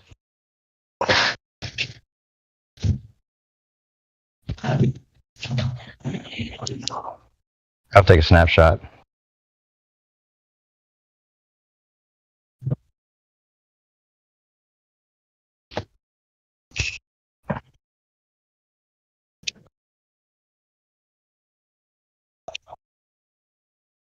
There was a nice sunset here earlier, just a minute ago. I surfed up there. If it's up near where the smokestacks are. Hey, Sonny, what's up, brother? How are you? I'm doing really well. All the gang is here. Yeah, doing really well. Just got home from a ride. Nice. Still doing your San Diego bike rides that I did with you at one time? Every day. We kind of saw Sonny here too, Drace. Yeah, I go a lot of flat earthers out here in California. Yep. Every day I'm out there. Yep, sure. Nice. Still at the same place? Living at the same place? Oh yeah, I've just tossed up this whole place and like cleaned everything from corner to corner, spick and span. And I'm kind of enjoying the new look, and it's like streamlined, and it's going to be ready for some jamming. Actually, it's all set up like studio. Like I got all my amps and my big. I have big studio speakers, like 100-watt Sansui speakers. Nice. And Sonny's on. 1977 Kenwood amplifier. Ah, nice. So I just I can hook my laptop right in there, and like when I'm over on that side. But I have like an more open floor plan, so I kind of have a queen bed like in the middle section where my couch used to be, but I can put the couch away as well. Nice. But do you see? I just posted the shots of the place we're working on down here. Carlsbad. Yeah, man, that's a beautiful place. Absolutely. You find any good rocks these days?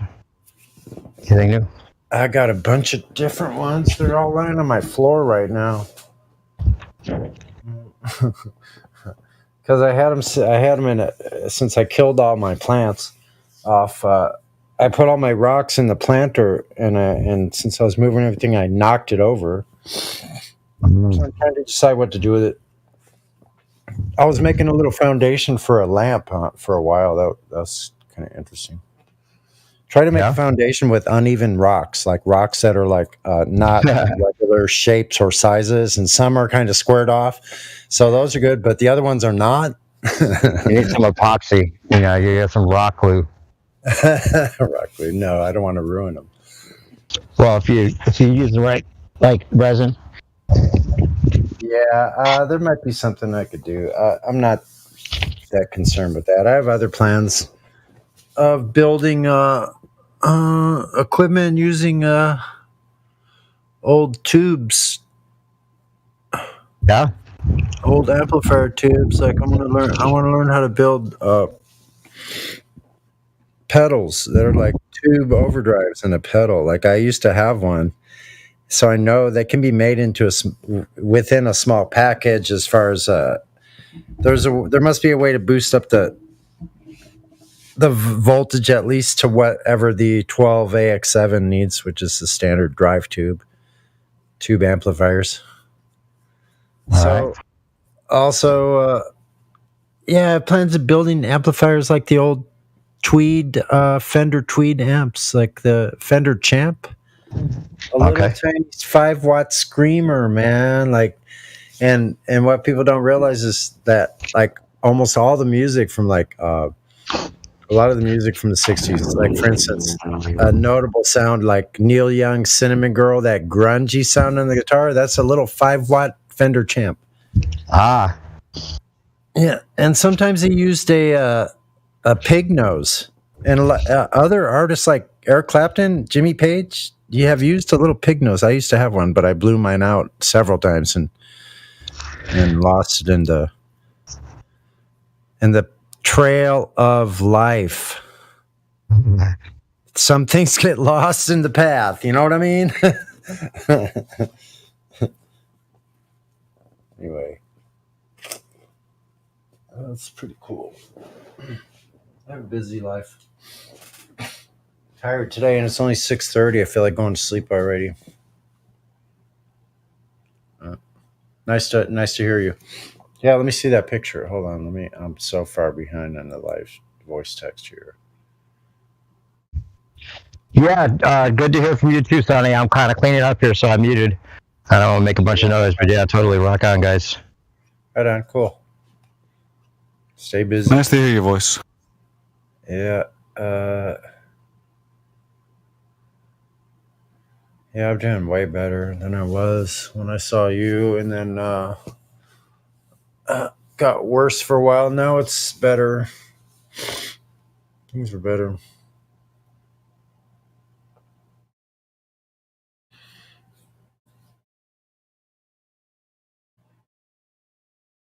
Yeah, Sonny, I don't know if you were on just a minute ago. I was telling those guys to check out the Brenner Comp section on this server. I've made like 80 of those things now. I think you saw when I just first started with them. I think check that out. I have a whole bunch of those on my hard drive, man. I got a full. Yeah. I had a chance to look at all that. I got like titles at the top now. They look better. There might be even better versions than you have. Holy man. Miggy's here. Shit, Miggy, you got to check those out. At least it looks like Miggy is Mayhem now. Or is that not Miggy? No, that's me. Yeah. I just changed the name. What's up? Hey, yeah, Miggy. Check out the Brenner. It says Brenner Comps. It's a section in the server. This guy has been on Quora since 2016. He's a Skyler flat earther. Been flat smacking other educated normies on there for a long time, and I can't believe we haven't found him yet. So Is he like activism or what? Like, well, he's just been answering straight up questions on Quora with the, obvious truth that we're not on a spinning ball, and putting it down in a way that makes it very, very readable and entertaining, and encouraging. Good for your tool belt. Check out his stuff and all kinds of stuff too, like religion and writing systems and. Somebody should shoot him a link over here. No, I see the Brenner. Yeah, the Brenner comps. I'll put the link for his Quora page right in the live stream. But also check out the section that has all the comps that I made up. I made like 80 comps of his answers, and then there's a link to a bunch of them that are on a drive that someone made after looking at what I was doing. It'd be real nice if we could get him in here. Here's a. Yeah. I'll put the tag here. I just saw. Oh, where's that? Yeah, I didn't get to them all, but there's a bunch in there, and it's just real easy and shareable. And he goes through the math and how the history of the lie and how it came to be, and really deep shit, man. And you guys got to check it out. Yeah, thanks for that, man. Absolutely. Here's a link straight to his Quora page too, if you want to look straight at that. You can message him through the comment section, and he'll reply.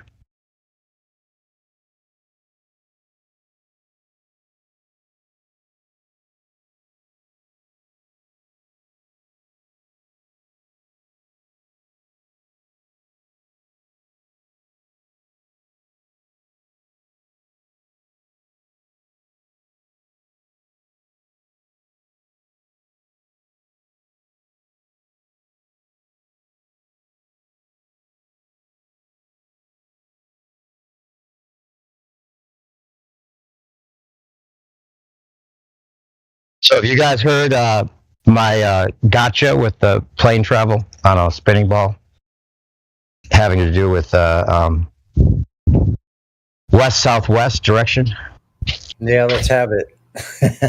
All right, so let's just pretend you're the baller, Sonny, all right?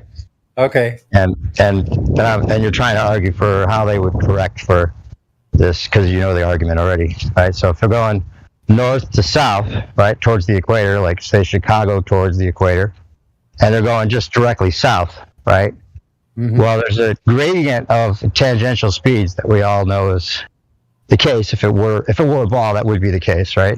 Right. So they have to say that over the distance, they're going to be correcting for it by banking east, maybe 0.012 or whatever their little mathematical adjustment works out to be, right? Well, we all know that that's ridiculous on its face because they're never taught to do that. And training, all the flight simulators, as well as anything that they are instructed to do, is just treated as a stationary level plane, right? So just to begin with, they're not keeping track of how fast the ground's moving below them compared to how their plane's moving, right? There's no reading, there's no gauge in the cockpit that says, oh, well, you got to catch up to the tangential speed of the ground, see, so that when you land the plane, it'll seem like it's perfectly stationary, right? Yeah, you can't get out of sync. Yeah, it's not matching up. Yeah, with how they're actually traveling. Yeah. It doesn't work. If you get out of sync, once they even tease at the idea that you'd be out of sync with your tangential speed sideways of the plane compared to the Earth. Yes, I know. Because if you bank east, those oblique angles of southwest or northeast, like those weird angles. Yeah. If you have a north or south facing runway, there's absolutely no way to land the plane. It ends the conversation right there. If you can explain it, and make sure that they know exactly what the parameters are that they're told, and you got people like this guy Left Lane, if you know who he is. Who's a pilot, never trained to deal with Coriolis, but he's a baller. Totally thinks that it's just the same as you would assume. You don't have to worry about Coriolis, right? You don't have to worry about this tangential speed. Well, even if they say that they can correct by banking east this fractional amount over a distance, right? That'll be their go-to answer because the math doesn't work out for the way that they're trained. But they could say this is all they would have to do, as if the pilot would do that, even though he doesn't, right? The problem is, though, when you present the idea that the plane's traveling southwest, like Chicago to LA, right? So now it needs to pick up eastward momentum because it's traveling closer to the equator, right? But it's traveling west and south only. How's it going to bank east ever? So it takes away that argument for them. They can't say it banks east to get more eastward momentum to catch up to the higher tangential speed they're flying towards, right? If they're only flying in the opposite direction, and they would lose technically if they say banking east gives them more eastward momentum to be on course with this tangential speed at the equator that's maybe 300 or 400 or 500 miles per hour eastward faster than where they started, right? So if they're going west, they're going to lose a lot of that eastward conserved momentum that they claim to have to begin with, right? So not only have you lost a lot of your original conserved momentum, you don't have any way of gaining it because your plane is only aimed west and south. You can't bank east and get more eastward momentum, and you're losing more of what you had just by going west, according to their logic. So it fucks them. It's hilarious. I have a few recordings of me going back and forth with Zanuck on it. It's hilarious. But is that where they're going with the conversation these days? Are they going with that? Like, no, I took them there because they're the whole idea that you could bank east and somehow match this new tangential speed. I mean, even if you could do that, when you slow down to land, you're not going to keep going sideways 500 miles faster than you started with. Well, not to mention this, that the Earth is dropping away. So if that actual location that you're trying to get to is dropping away at 8 inches per mile square, and you're traveling in level flight, that's kind of a straight line. Sorry. I mean, I know aircraft don't fly in straight lines like I've talked about on here before. Like a boat on a waves, boats going up and down waves. Like a plane is similar to that. So, but I don't know, man. Like the whole thing with that is, it would be dropping away, and that doesn't coincide with how the plane is actually being flown on a level, like a level flight. No, it doesn't work anyway, and in so many ways. But their little caveat to say, all you have to do is just bank 0.012 over, every mile, whatever, per second squared. It doesn't work because they would be trained. If there was any chance you'd be out of the sync with the Earth, there's even a slim chance you'd ever be out of sync, where you would have to time your landing like some kind of, the gunners, what they call it, the Coriolis, they don't have to do that anyway. It just ends the argument. Not because you would have to know exactly how fast the Earth is moving so you can land on it. Not to mention if you're a fighter pilot and you're landing on a freaking moving aircraft carrier on ocean waves, and the aircraft carrier is going at like 15 knots, 20 knots maybe, and you're landing this aircraft going from like 800 to 900 miles an hour down to like 100 miles an hour, and you have to land this thing like on a dime. Yeah, like that. That's the thing. It takes special training to land on an aircraft carrier. That's the thing. Every pilot would be trained especially to land on a moving surface if the surface were moving. Exactly. And if you jump into all the mechanics would have to be different. The engineering with the landing gear, everything would have to be completely different, man. Like even the suspension on your automobile would have to have Dyson ball wheels. You'd have Dyson ball wheels at least, so that when you land on a moving surface, the sideways vector wouldn't fuck with your forward vector. Yeah, exactly. That would rip any land gear off any kind of angle other than going straight forward as much as possible. I mean, they have some leeway, and sometimes they do shred tires, but that's from side slip. And if you had to deal with crosswinds, they talk about the crosswinds, and they try to conflate it with crosswinds. It would be so much less than the crosswinds that they wouldn't even have to think about it. You talk about if you had to deal with a consistent 15-degree rotation of an Earth below you, as well as crosswinds, it would be certain death. Good luck.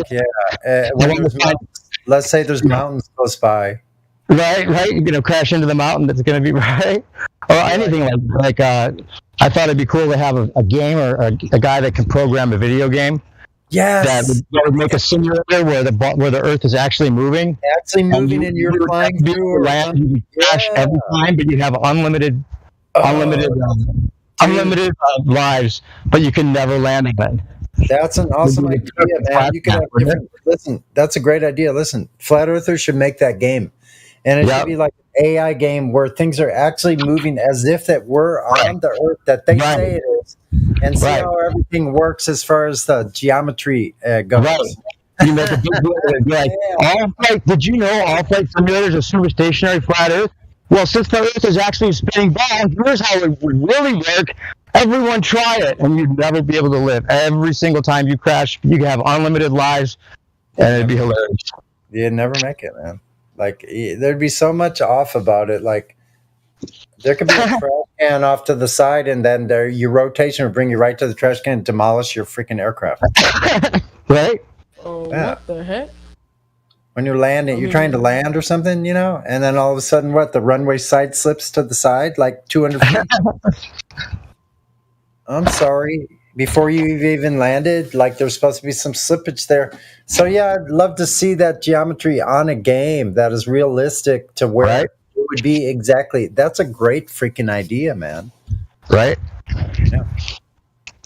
And make it as realistic as possible without it being based on reality, obviously, because we're not on a freaking spinning ball. Yeah, I think that would be interesting to see because the perspective and everything on a ball would look totally different than we actually see it right now. Like it would look completely different. Everything would look different. It would be a bent world. The skylines would be bent. Cities in the distance would be bent backwards, sideways, all different kind of ways. Like, can you imagine what it would look like? Sorry, Sonny. I think someone's got something to say. I'm sorry. No, you're all right. Brother Mans, did you wanna speak up? Oh no, I was just wondering what you guys were talking about. I haven't been here in a minute. You can't fly planes on a spinning ball. You crash every time. Yeah, I think I remember you. But yeah, we're talking about, exactly. The Earth is spinning and you're landing an aircraft on a spinning ball. So we were talking about developing a game that is realistic to how the actually ball Earth is in motion and curvature and base it on a foundation like that. Make it as realistic as possible and see if you could survive trying to land an aircraft. Well, you automatically would crash every single time because you're dealing with two vectors. One sideways vector where you have a tangential velocity that may not perfectly match your sideways conserved momentum that you started with. So if once you land in the sideways spinning Earth on a north to south runway, which is rip your wheels off your plane and you crash and tumble, the whole thing would get ripped apart. So you get unlimited lives, but every single time you try to land, you crash. Yeah. Yeah. That wouldn't be a fun game at all. That'd just be a damn test simulator. Well, that's how reality would be if we were on a spinning ball. Is the point. Okay, new perspective, Sonny. Meet Brother Mans and Earth. They're both new to the server. If you guys want to talk. Oh no, I'm not new. I'm not new. I know. I think I know who Sonny is, but I'm not for sure though. He sounds familiar. He's funny, I think. I don't know. You sound familiar. It's all good. It was, that one dude, it was named OG Film or something like that a long time ago. You may not. It was like a couple of months ago. Like Flat Earth? Flat Earth? Nah, I was biased. I was looking at both sides. You're a Flat Earther? Or what have you found since you started looking into it? What have I found since I started looking into it? Yeah, what do you think now? I haven't really found anything. I just like to listen to what you guys have to say. That was always me. Are you interested to find out if it's actually a ball or not, or what? Oh no, shit! The evidence is there. I've been looking at some stuff on TikTok. Seems low true. Just like, wait 1 second. I need to mute up for a second. All right. Hey, Sonny, you mentioned bent. You kept saying bent, right? For some reason, and it reminded me that I was going to ask you to look up this guy. I'll send you some links, or I'll put one link for everybody if they're interested in this whole idea. But there's this guy named Bent Muffbanger that's making music, right? I think I might have told you this when I don't know if I even mentioned it, but this guy it goes by Bent Muffbanger, right? Now, I think it's Tom Petty. I think it's Tom Petty with a pseudonym and a guy that that just stands in to seem like the guy who is Bent Muffbanger, right? But it's actually Tom Petty doing the music he wants to do after his supposed death, where he got to collect the money or whatever when all the people of his status do. And now this music is so him that if it's not him, it's the best Tom Petty impersonation So ever. someone comes back after retirement, and Yeah. wait a second, hold on. That's what I think this is. If you listen to enough of the, he was doing like 4 or 5 tracks a week for a while. There's so many songs on that channel, and if you listen to enough of them, Drace, you got to listen to it too. You can't think that it's anybody but fucking Tom Petty.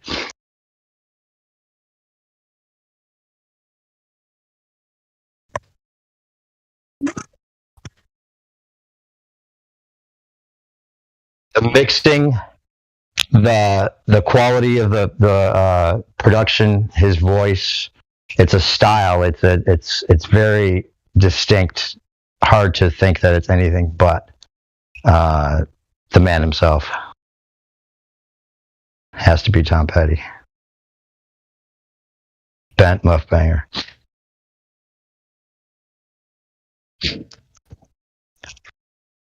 So yeah, if anyone wants to check, I'd put one of them in there, but check out other, I'm not sure if that's the best one, but you could just tell it's what Tom Petty wanted to do with his music, but not have to be in the limelight. Just use his money and make a bunch of music, and the animations are like Pixar quality from like the best animation school. I think it's in southern South Africa or something. Anyway, so they're like all the best animations ever just given to this guy that's a nobody that only had like 200 views on a bunch of his videos last year, and now he got more popularity. But these videos, I mean, they're too high quality, and the music's too Tom Petty to be anything but. Tell me if you agree.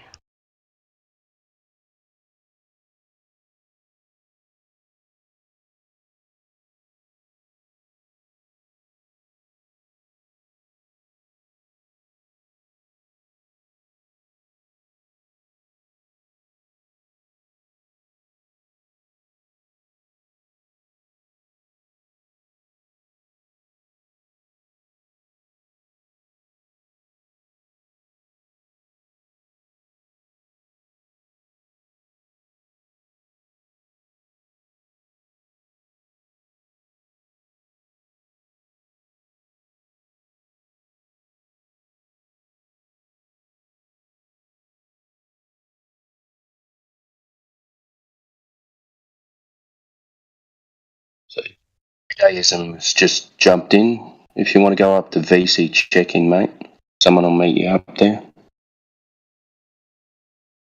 Yo, hello? Earth. Huh, everybody here is quiet. Oh god, here I am. I'm back. Yes. Hey, what's up, bro? Hang on, mate. Chilling. You play Minecraft? Okay, guys. I'm off phone. Brother, mute your mic a little bit. We're going to talk to Earth. Yeah, that's right. You gotta talk to me. Hey, can you hear me? Yeah. Yeah, okay. So, Earth to Earth. Hey, what's up, bro? Hey, mate. Are you a flat earther or round earther? I'm a flat earther, mate. What makes you think the Earth is flat? I'm going to start with the questions with you. What makes you think the Earth is round or a globe? I guess like I seen it on TV and stuff. Like the Earth was like round, so like that's why I think the Earth is round, because like I was told it was round. Do you believe everything you see on TV? Yeah, pretty much, yeah. Yeah. I don't know where we can go with this conversation now, but no. Well, if you've got something that proved to you that it was round or a globe, then you know it. Normally, like, so am I allowed to post go images? outside. Nah. So you go outside and you experience it being flat and stationary, correct? Yeah. Yeah. So what would make you think otherwise? Like, because like we don't feel the Earth spinning at thousands of miles per hour. You feel, because like the Earth is so big. So the Earth spins at 1,000 miles an hour. Therefore, we don't feel it. Therefore, the Earth spins at 1,000 miles an hour. Yeah. Logical, huh? Yes. See, for them to convince me that we live on a spinning ball, they'd need some pretty good evidence. It's because of people say it's because gravity and because it's been spinning forever, we kind of just don't feel it, and the speeds are constant. Do you understand that they're just asserting that? They're not demonstrating that? Oh, all right. Well, I'm just curious, what makes you guys think the Earth is flat? It measures flat. Yeah, or another way of putting it is a lack of something that we would need to know that it's a ball. So what we would need to know that it's a ball is a direct measurement of the surface, demonstrating it to be curved. A direct measurement of the surface that would involve detecting curvature. Because if someone had done that, then we would know that the Earth is a ball. We wouldn't, have ever, but until then, we know it's flat. So what you're saying is you don't really know if it's round or flat. You just know there's not enough evidence to say that it's round. No. I'm saying it's flat to the best of my knowledge, and as far as I can demonstrate, and as far as it's practically used. Thus, it is flat. It's not a belief; it's knowledge. It's just it all has to do about how you obtain your knowledge at the base axiom level, and from there on forward. So, if someone's going to make the claim to you that the Earth is a spherical object, when you don't see it as a spherical object with your own eyes, then the burden of proof is on them to demonstrate it to be so via direct measurement of the surface. How are you going to put a measuring tape in the whole surface of the Earth? Well, remember, you wouldn't want to use a measuring tape because measuring tapes bend. You would want a straight edge of some kind or another. Oh. And so anyway, we have lots of straight edges all across the United States. They're called train tracks. There's no curvature that's ever been, utilized in their construction. So there you go. We have lots of straight edges all along the Earth. Well, what do you have to say to all the videos on YouTube and all those videos and whatnot, of the Earth? I mean, from the vacuum of space, right? Yeah. So it's just another claim, that the vacuum of space is a medium that you can travel to a 10 to the negative 17 torr vacuum, trillions of miles across, above our heads somewhere. And so this is an extraordinary claim. It really boils down to first reference points, first of all. So have you ever seen a horse with your own two eyes? Yes. So if I showed you a picture of a horse, would you have a reference point to use to tell me whether that's a realistic picture of a horse or not? I guess so. Yeah, you would. So have you ever been to the vacuum of space before? No, but I've seen a video of it. Yeah, exactly. But follow me now. You have no reference point. The point I'm trying to make by asking these questions is to point out to you that you have no reference point to use to tell whether or not pictures from the vacuum of space are real or not. So they could put literally anything at all in there, and you wouldn't know any better. But there's so many people who put videos of space on the internet. Are all of those lying? Well, it's they're claiming to go to a medium that we haven't that hasn't been demonstrated to exist in the first place. So it's kind of like asking me if people post videos of people going to Hogwarts and watching Harry Potter do some funny stuff with his wand. Are those people lying? Well, some people might post things like that on the internet. Well, do you believe space exists? Well, you keep in mind there's two terms here. There's two words, or a word and a term. So the word is space. So space exists. Outer space, the black stuff. Yeah, it's the vacuum of space. It's the vacuum of space. Know that the vacuum of space, to the best of my knowledge, is only a fictional setting. It doesn't really exist. No vacuum of space. So then, what are the stars in the sky and the sun? They are unverified lights in the sky. The distance from It's also, he said it. You asked, where are the stars in the sky? They are in the sky. As far as the claims that individuals may make, as far as what the distance is from the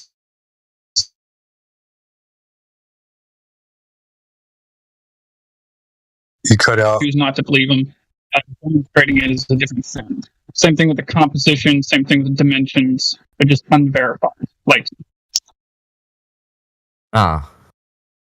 Also, you got to understand all those stories you were told about space. They fail if you have no curvature. Because the curvature explains the ball. The ball explains the orbit. The orbit explains going around the sun.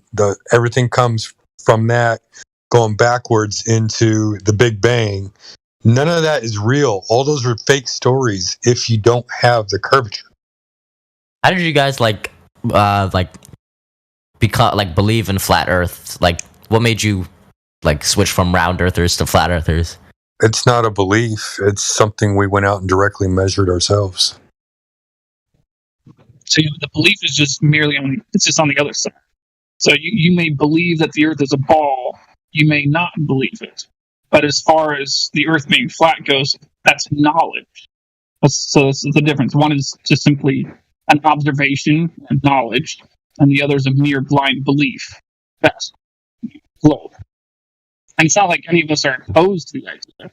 I'm actually very much open to the idea. It's just that I wouldn't want to blindly believe that the Earth is a ball. I would want to know it via direct measurement.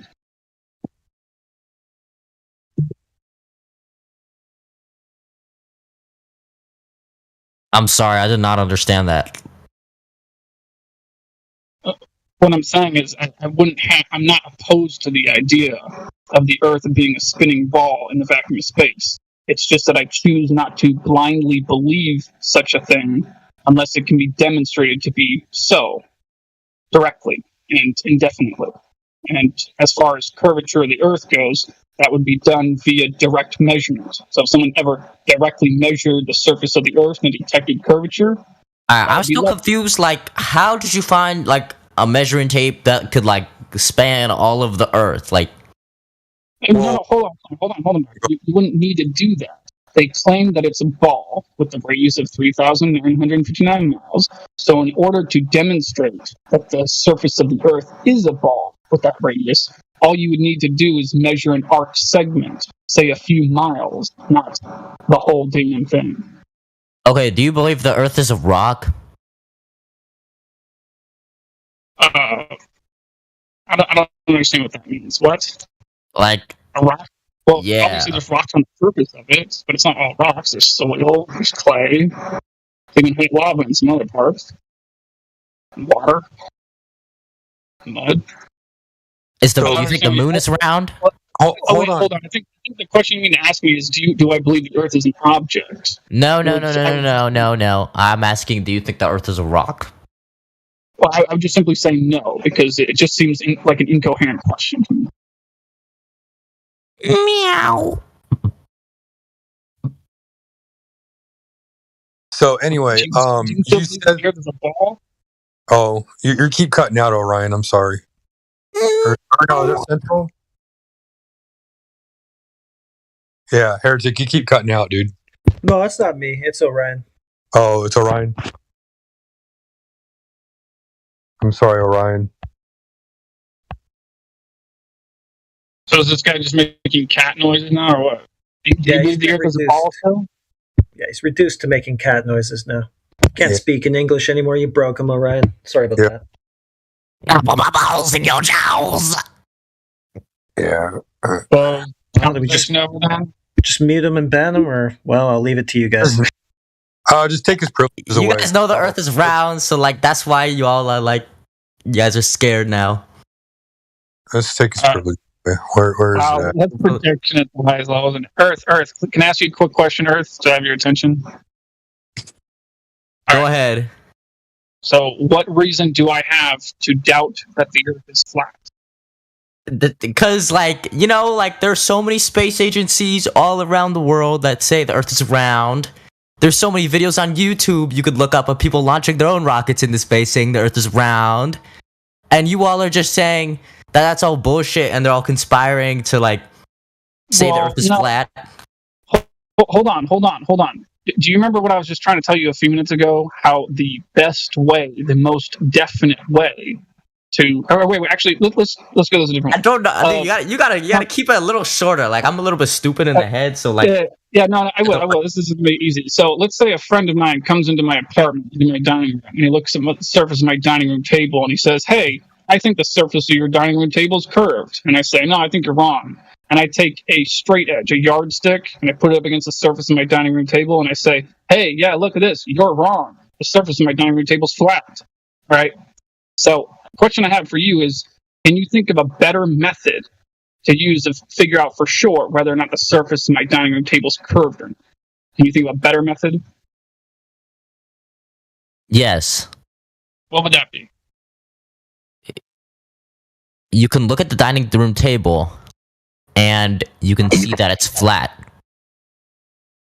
So you're talking about just using your eyes as opposed to your eyes in combination with a straight edge? You don't think using a straight edge is better? Yeah, because you're viewing the dining room table from afar, right? So like it's kind of like... What are you talking about? No, I'm talking about just putting the straight edge right up against the dining room table and observing the lack of curvature of the surface of the dining room table.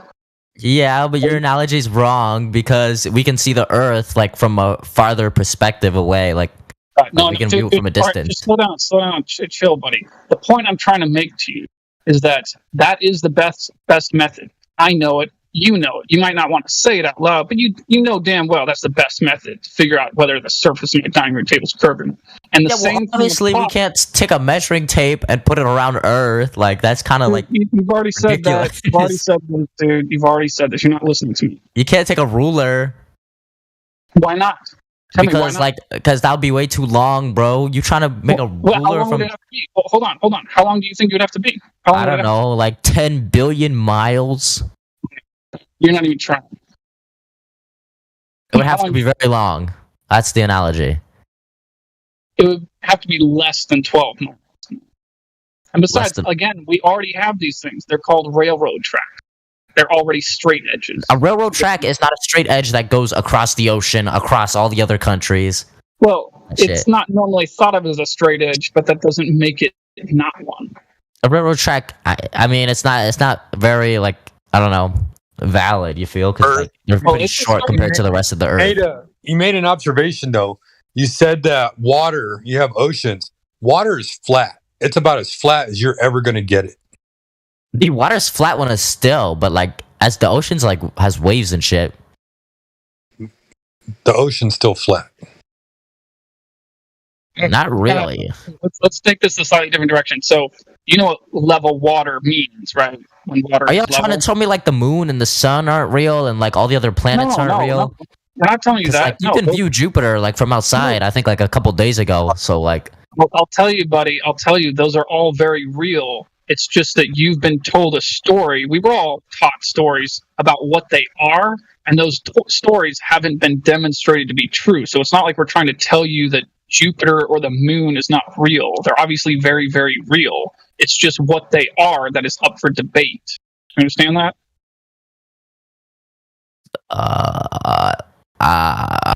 It's just what they are that is up for debate, not whether or not they're there. We all acknowledge their existence. I'll give you an example, Earth. What do you know about Jupiter? I think it's like a planet. All right. What kind of a planet? I think it's made out of gas. How do you know that? Because the government told me. Oh my God. You were told a story. Nobody's ever verified that. I mean, didn't they send a rocket or something there? So how do you know? Because they said it on the news. Because they said it. This has pretty much been the same question twice. Here, let's go back to the water. So you understand. Let me ask you this: if I have a glass of water and I set it and it's at rest on my dining room table, is the surface of the water inside the glass. Is it level? Yes or no? I have no idea. Do you know what it means for water to be level? Like flat? Yeah. No point on the surface any higher than any other point on the surface. So you know what level means now? Hey, Kiwi Buzz, is Kiwi Buzz in this chat? Cause I see Diesel Boy talking shit in the chat. This is not like I don't know about you guys, but like that's just disrespectful in my opinion. Like ignore. Hey, hold on, Earth. Everyone in the live stream voice chat, just ignore them. Ignore them. Can you do that for me? I mean, be a man. Be a man and ignore people that are, behaving like children in your direction. Or whatever. Come on, be a man. Ignore them. All right, well, it's not fair that at least I have to be able to say shit about him. Come on, it's not fair that he can talk shit about me, but like, fine, just do it later. Just do you know what level means now? Yeah, flat. No point on the surface being any higher than any other point on the surface. So you know what level. Stop crying one more time, bro. I'm gonna be on your ass, dude. This is unacceptable. That's just disrespectful. All right, you're a little ADHD now, so whatever. Yeah, I just can't take. Hey, dude, you come onto Discord and then you're getting butt hurt? What a moron. I mean, someone who reacts like that to someone just talking smack in a text lobby, I'm like, yeah, it's pretty. I don't know, man. It's hard to imagine underage, maybe spending for themselves out in the wilderness, Like 13 or something, yeah. Tough guy. By the way, Orion, I'm sorry for walking on you on that. I appreciate you letting me just ask those couple of questions real quick, just to show that he was told a story and that he believes that story. Yeah, no problem.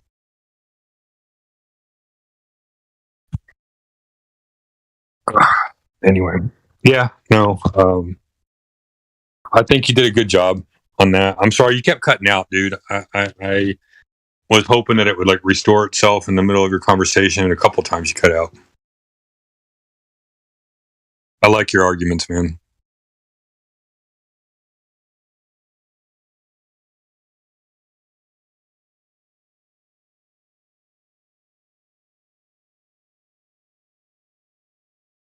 Is there any reason not to take Brother Man's off mute?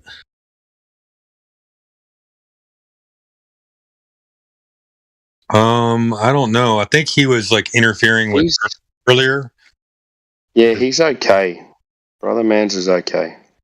Yeah, they needed him to mute up for a minute so that way he would that way we could talk to Earth because he was steamrolling the room. Probably seems like we would rather talk to Brother Man's at this point than Earth. Guess we'll give that a try. Sure. Hello. I'm finally unmuted. Thank you. You're back. That was a interesting conversation. What did you learn in your time on mute? That dude is dumb. I mean, every time I come in this Discord, I learn a little something new. So I guess it just is what it is. Am I right? Seems to be what it is. Yeah.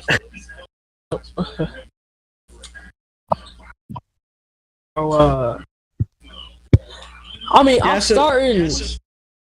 Now thinking about, I'm starting to kind of think, from what I've seen on TikTok, and it kind of makes sense. It was this video that was explaining how it could be fake, on how they could make it seem like you're in Earth. I mean, if they can make it seem like you're in outer space, right? All how they're just put it on the TV and tell you that story, and then you'll just think that for the most part. Well, this guy that we just talked to, that was basically what he had to say. There's actually a really good documentary where they I think it was in England, and they did a reality show where they pretended, so all the actors knew that they weren't going to space, but this guy was training to go to space, and they put him in a simulator, and he thought he was going to space, and it was so realistic. I'm trying to think of the name of the documentaries, but it's worth a listen, worth a watch. It just shows how easily people can be fooled. But no, so basically it was like where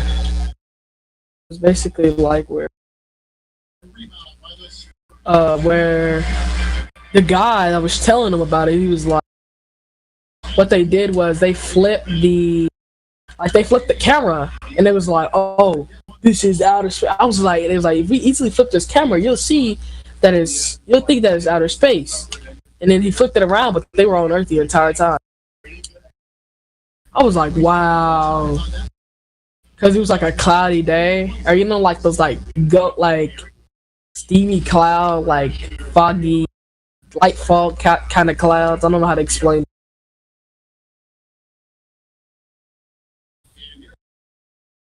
I said, can y'all hear me? I can. We're trying to let you make your point because okay. Because I saw Platter's like thing.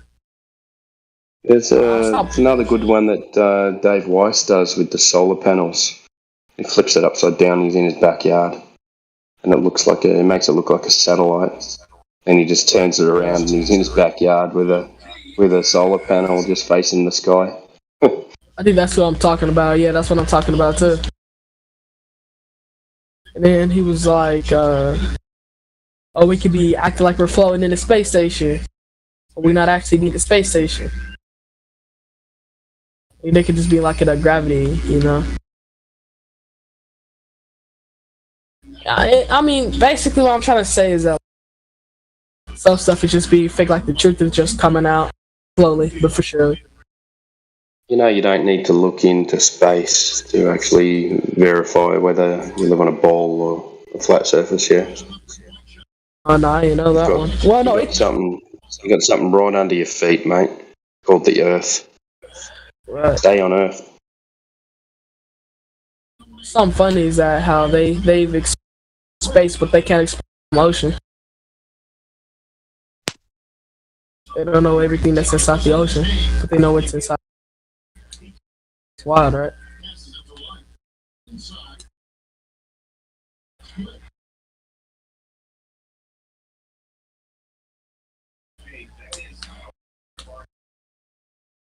Yeah, I mean, I may become a flat earth situation on everything. I like to be in the middle. Weren't you already born one? That is true.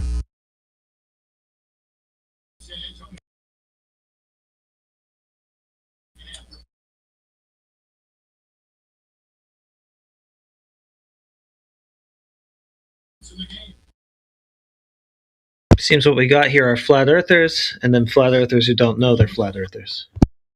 Oh my gosh. So what would convince you, mate? Like, what do you need to see that you haven't already seen? Shit. I have no idea, man. Sound young, man.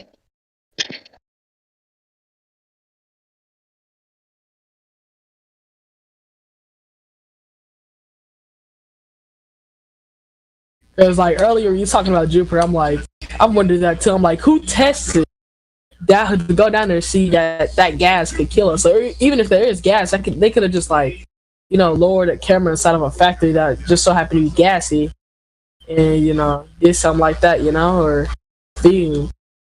They'd be like, oh, we sent a rocket out here.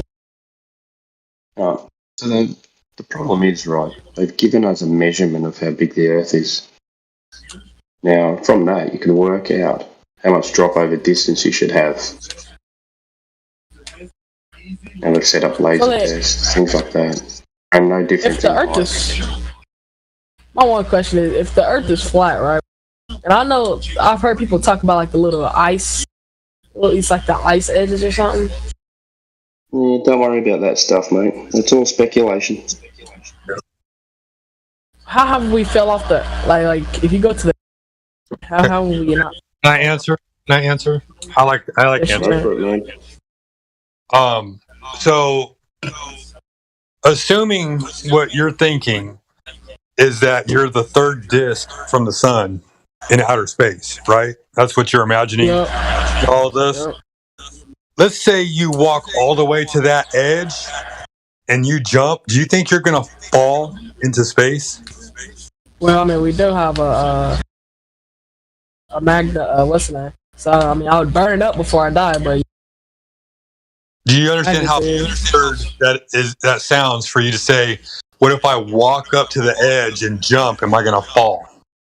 okay, well, what? Well, okay, that makes no sense because you can't walk. I mean, the ocean, right? Even if there was, maybe we should just point out to them we're not. We're not claiming an edge. Go ahead. Yeah, we're not claiming an edge. Yeah, okay. Like, do you understand that we're not claiming an edge? I'm just feeding his imagination to show how absurd his imagination is.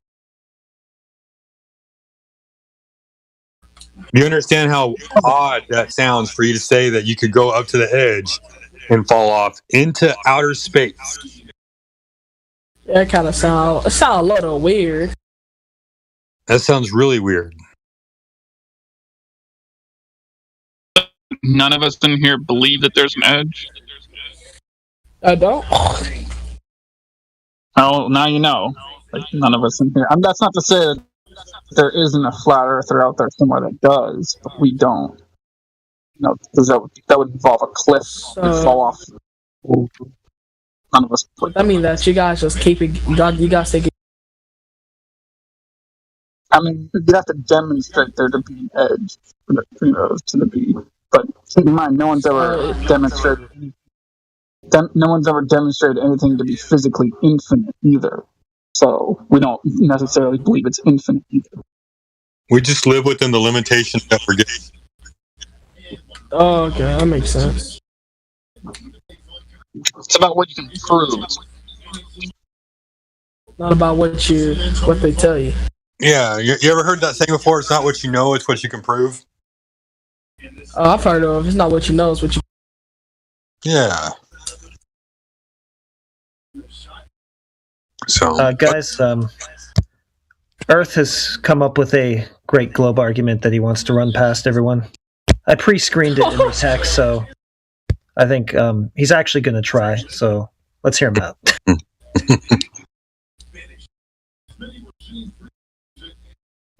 All right, floor is yours, Earth.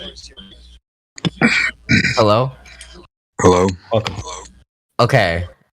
So, if the Earth is flat, okay, do you guys agree that there's a North Pole and a South Pole? On magnets, there are North Pole. What? On magnets, there are North Pole and a South Pole, yes. Okay, do you believe that, there's, North, West, and East? There's no, Northwest and East Pole.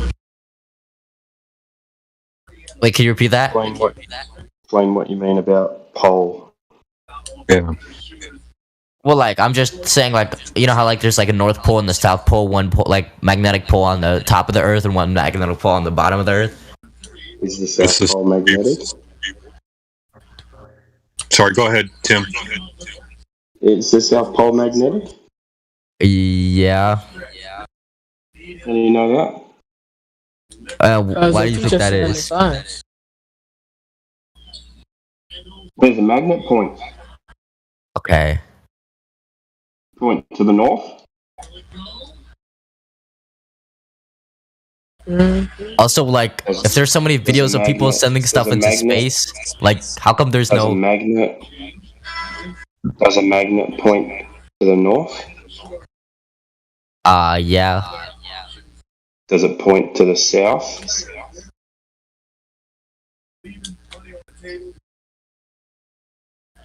Does the compass ever point south? No, it only points, north, usually. End of story. The wall. Yeah, there you go.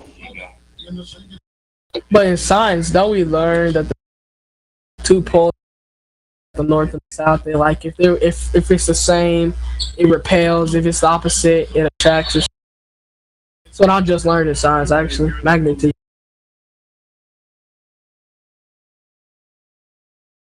You know, by definition of a magnet, the South Pole is literally directly underneath the North Pole, not across from it. Huh? Well, okay. I'm confused now. Well, I mean, by definition, you wanted to say that there was a South Pole. Oh, okay, I understand the what North you mean. Pole. You're talking about like directly under it. Right. Oh. Yeah, because as far as navigation By goes, definition, I'm not saying that's what's going on. I'm just letting you know. Right. Your idea of a North Pole and a South Pole on a ball is absurd. Okay, like when you guys look at the horizon, bro, like, do you ever see like the curve? no, that's the whole problem. Yep, that's why we're here. Oh, he said if we saw that, we wouldn't be anime girls or some shit like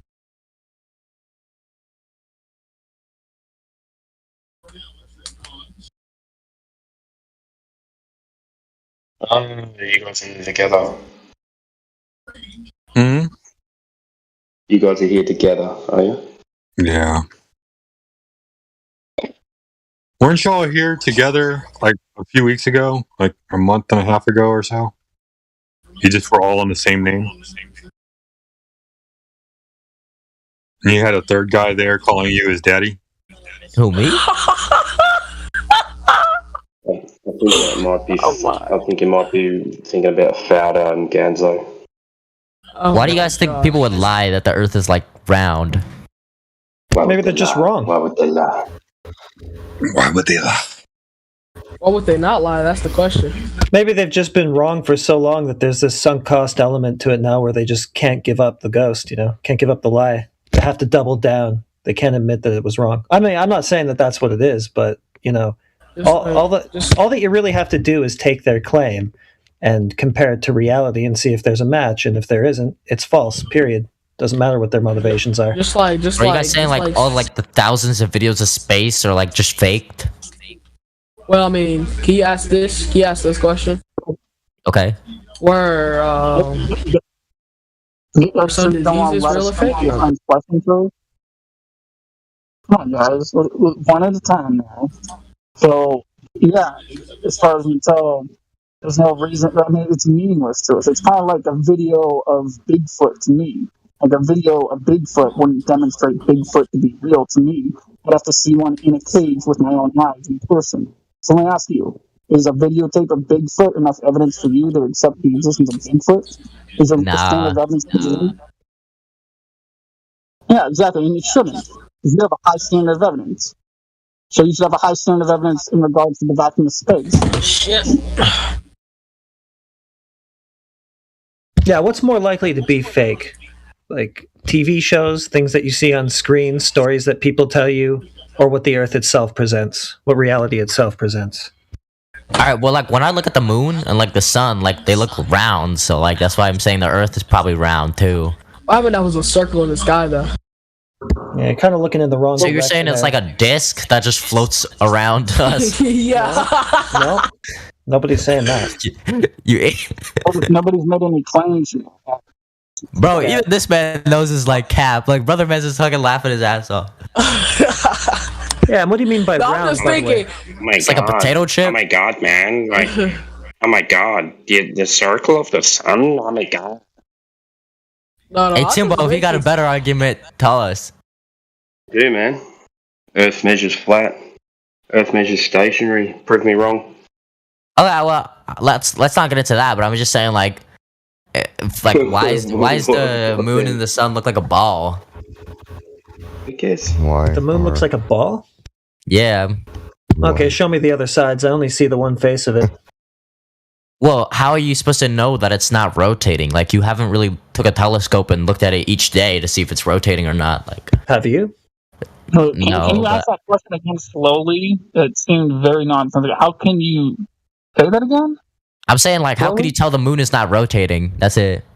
Oh, okay. Why would you think it's rotating to begin with? Because you were told that? Another reason? I have no idea. Because you were told that. Right. I mean, I if you just just assume looked because at the it, Earth rotates, like the moon rotates too. well, how do you know the Earth rotates? I don't know. I was told that. Exactly. Because if you had just looked at the moon yourself, right, would you have come to that conclusion about it all on your own? Or is that just something you think because If I looked somebody at said the it moon to you? myself, I'd assume it's a sphere. Because, like, I've looked at that stuff a million times and, like, it looks like a ball. Yeah, you sure? Yeah, I mean, look, it does look like a ball. I'll give you that. But if you look in the live stream text, can you see the live stream text? Yeah. Can you see the GIF with the 4 balls? Well, what look Yeah, like I can see balls? that. They all look like spheres, don't they? They do. Well, you can't really tell the difference, right?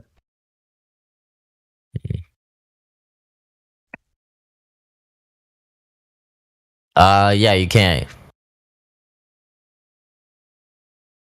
Yeah, so who knows what it is exactly?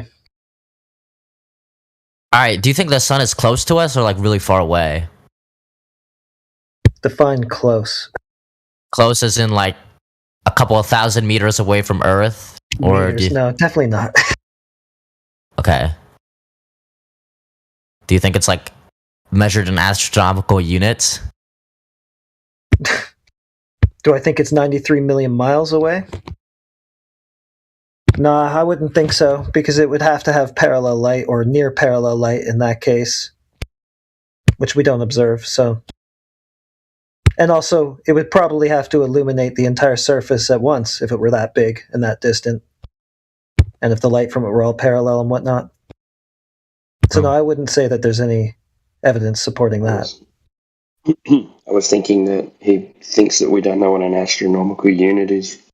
Nah, I'm not saying that. I'm just saying like the sun is pretty far away. So in order for space to be real, like it heats up the Earth from a far distance, right? So like, do you know what an astronomical unit is? Yeah. What is it? It's a unit of measurement. Yeah, what's one astronomical? A lot of miles. That's all I know. I just gave them to you. Oh yeah, shoot. no, that's even worse.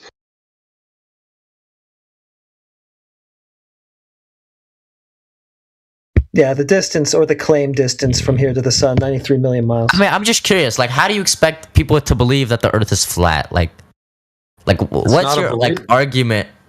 Like that is true. I mean, how do you expect people to believe that bodies of water curve over distance?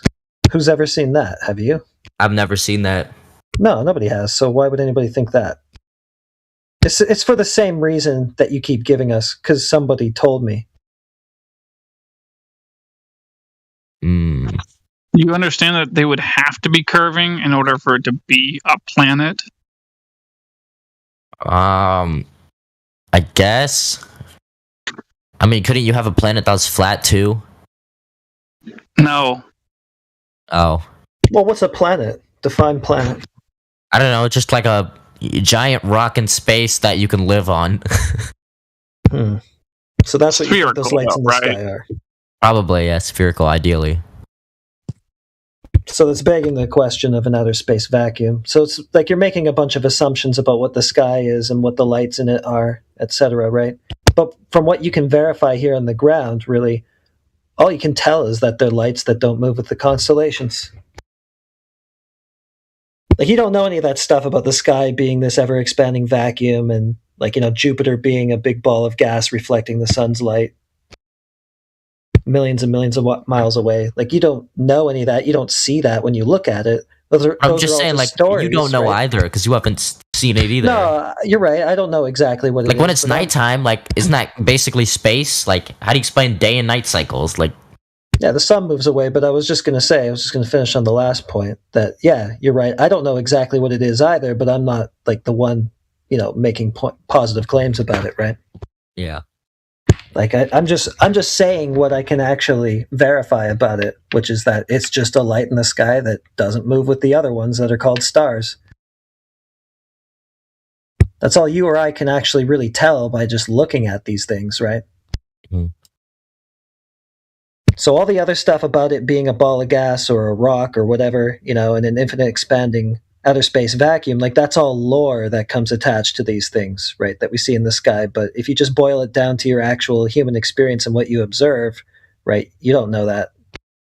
I mean, You can honestly, tell if I'm that going by off looking human at it. experience, I think it's flat. But, like, the main thing that questions me is, like, just, like, how, like, that puzzles me is just, like, how does the sun look like a ball? Does it look like a ball? They call it a solar disk, right? I've The never outline of heard the that. sun. Actually, yeah, I've heard that. I mean, I don't spend much time staring into the sun, so. Yeah, so it could be, spherical or a different kind of shape. It appears circular to us.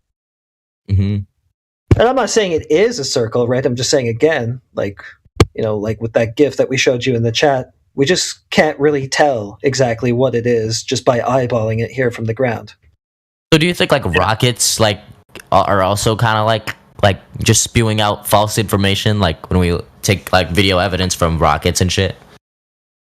I don't know which one. I don't know, just any of them.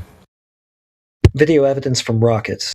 So you're talking about stuff like where they go to high altitudes and they show that they're claiming a curve or something like that? Yeah. Well, a lot of that stuff is just blatant CGI. And some of it, I mean, there's different ways to show a curve, right? You can take high altitude footage and warp it depending on the lens or what effects you apply or something like that, right?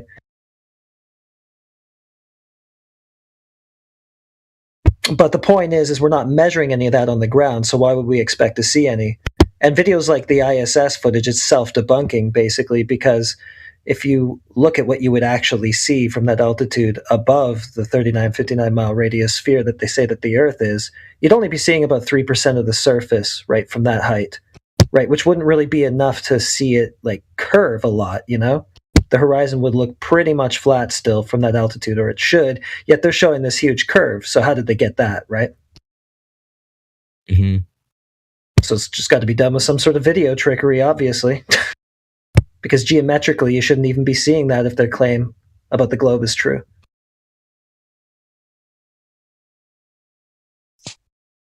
Does that make sense?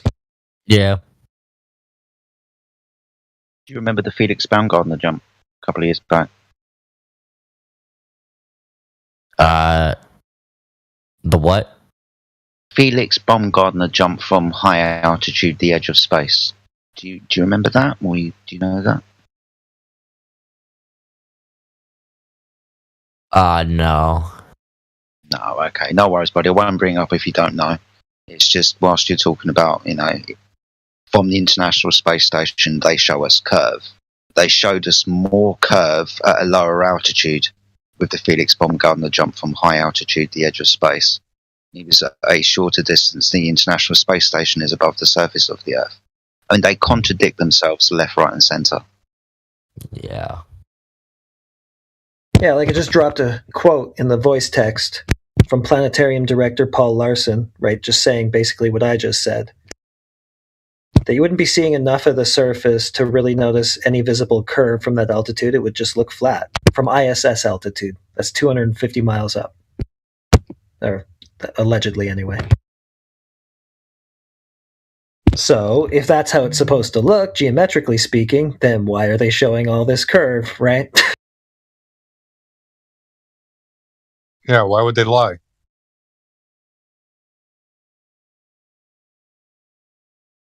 Don't you think it would be better if you just told the truth?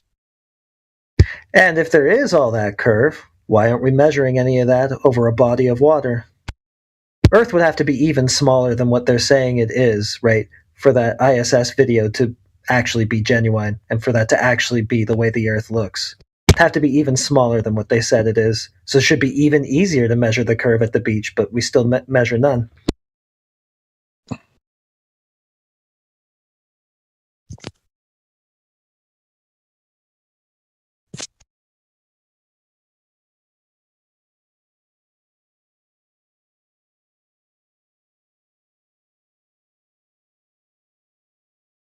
Any more questions?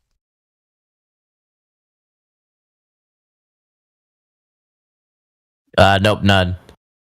Cool. Well, hit us up anytime. Why would they lie? Why not? Might as well. What about satellites? Sorry, guys, I checked Earth in and then I'd go and take a call. What's the conversations you've been having with the guy? Anything interesting? He started off kind of trolling, but I think he's gotten on to asking slightly more genuine questions. That's always a good start.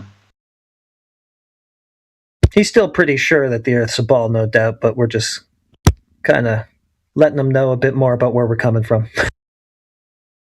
We established the fact that everything he knows is just a story. Nobody's ever verified it. We brought it back down to Earth. We established that there's no observable, measurable curvature anywhere. And that even documents say that even at the International Space Station altitude, it still says that you see no curve. So why are they making it curve when there is no curve? That's right. You're seeing 3% of the surface of a ball, or that's what you should be anyway at that altitude. Why would you be seeing this huge curve? Well, hopefully you'll come back at some point and ask him more poignant questions, right? Yeah. I think he probably just hit sort of a dead end with the conversation. Cogdis probably started kicking in. Like, oh shit, maybe this is actually real. Maybe I wasn't actually prepared for this chat. Good. Sounds like he did a good job then. I'd have just made his cognitive dissonance worse. Yeah. I mean, a lot of the time they reach that point in the conversation and then they go away. They try to find things to, like, debunk us with, and they come back, like, more aggressive. So we'll see. Was it the guy Expo earlier, about an hour, maybe 45 minutes ago, I can't remember. After he dipped, he sent me a video, 7 proofs that the Earth is a ball using science. I posted it in the live stream earlier. I can't be bothered to post it again. But I was potentially going to go through it for him, point by point. And then, oh, that'd be fun. Yeah, exactly. But I'll try and keep it in the locker if the guy ever comes back again. It was just a quote that the Earth's proven to be a ball because of science. Or this guy proves the Earth to be a ball using science. I just love that idea that people still think that a tool used to demonstrate cause and effect relationships is the fucking right tool to figure out the shape of a fucking object. Yeah, sciencing a shape. So silly. They don't know what they're saying. Pretty quiet. We could go through it anyway, yeah? Shall I post it again? It's not meant to prove, it's meant to convince. They're using science as a marketing term. Exactly.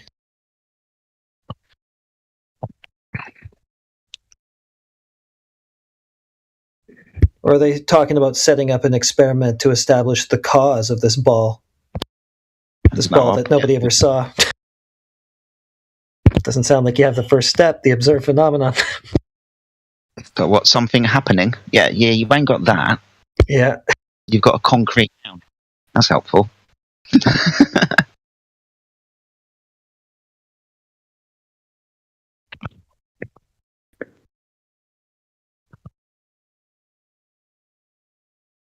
If you don't have an argument, just call it science and you win. But this is what it says. 7 ways to prove the Earth is round. Okay, cool. As flat earthers become more vocal, Eric Friends debunks their theory using science. I haven't got a theory. You're using science? Okay, mate. Stuff. Well done. First thing he does is look at a ship sail off to sea and calls that science? Mm-hmm. Yep. So watch something happen and then just make some baseless assertion about it. Sounds pretty scientific. Yep.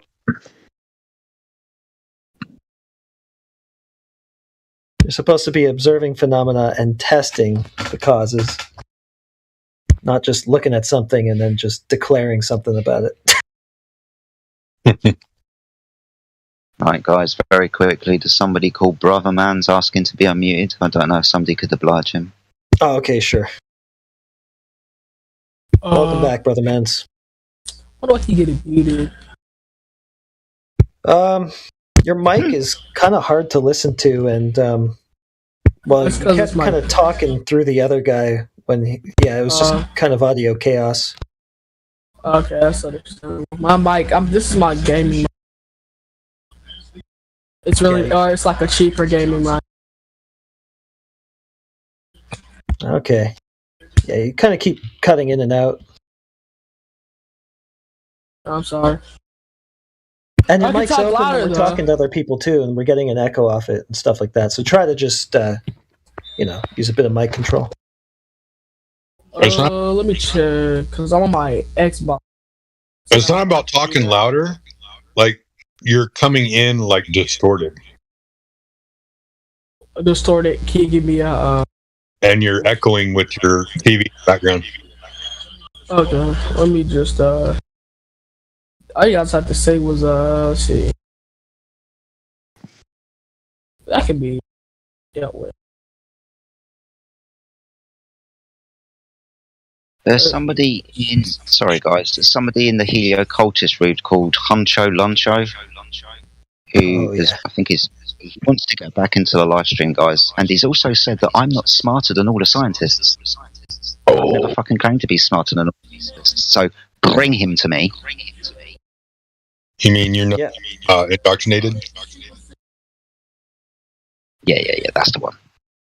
We should be able to move him in. 1 sec. Okay. Is that better? No. Oh, well. It just You got a lot of, may like... never change. You You got a lot of, like, hum and... I would say you should unmute only when you're going to talk. That way you're not echoing for all of us.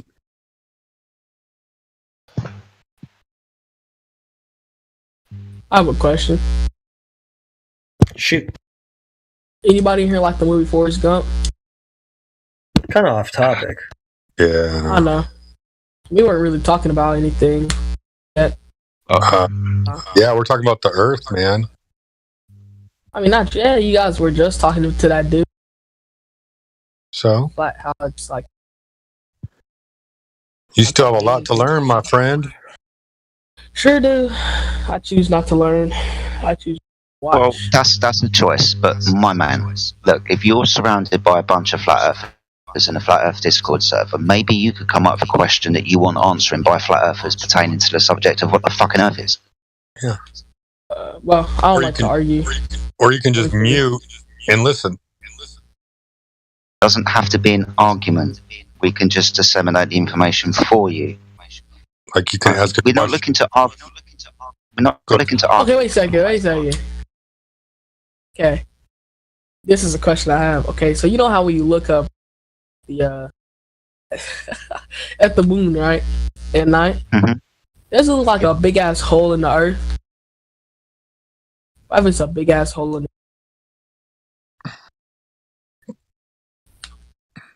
like a big ass hole in the sky or some shit, like a gray ass hole. And if you go through it, you may go to somewhere else.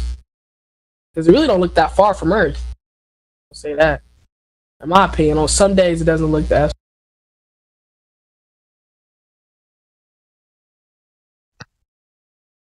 I don't know. Can y'all explain that? Why it looks like a 2D shape instead of a 3D shape, as Neil Armstrong said. It's a silly question, but I've actually thought the same thing sometimes as well when I've just been sitting there camping. But yeah, it's not how it is, you know. Exactly. That's he's. Yeah, I went camping this. Like when you're in the middle of night, everything looks a lot more clear. I looked up at the sky. I was like, "Damn, that motherfucker look closer." Damn. Looked up. I was like, "That motherfucker look like a guy. Look like a goddamn." I can relate to it. Goddamn hole in the sky. Hey, just a heads up, man. I know you're not over the age of 18, so watch the foul language. I'll try for sure. You know, we're all adults here, and you don't hear us using that. Yeah, that's true. Well, sometimes, not all the time. Sometimes, but I mean, we're actually a little more respectful on that. It's not like in our everyday vocabulary. Except for Jedi. Thank you, mate. What I was going to jump in and say, yeah, apart from me. Yep. If it's Jedi, then it can just fuck itself off. Exactly, yeah. I use it poignantly, correctly.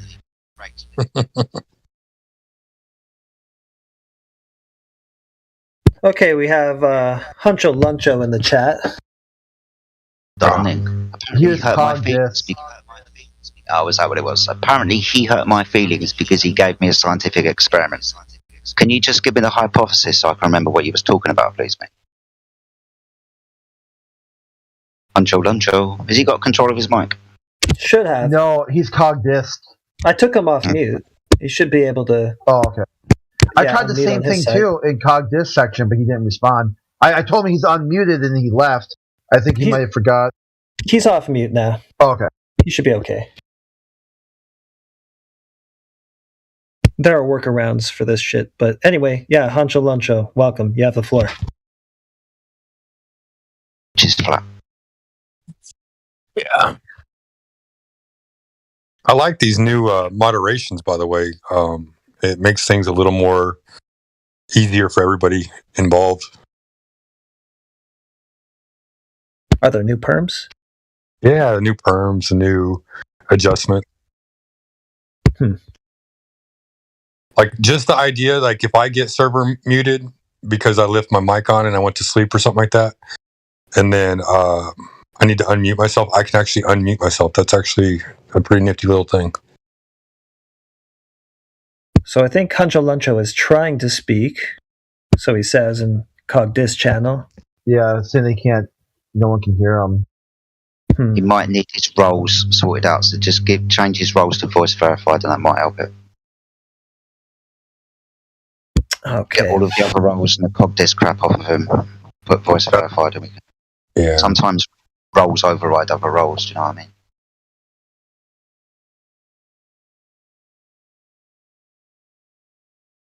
Give it a moment, Hancho Luncho. We're desperate to hear your experiment for sure. Desperate.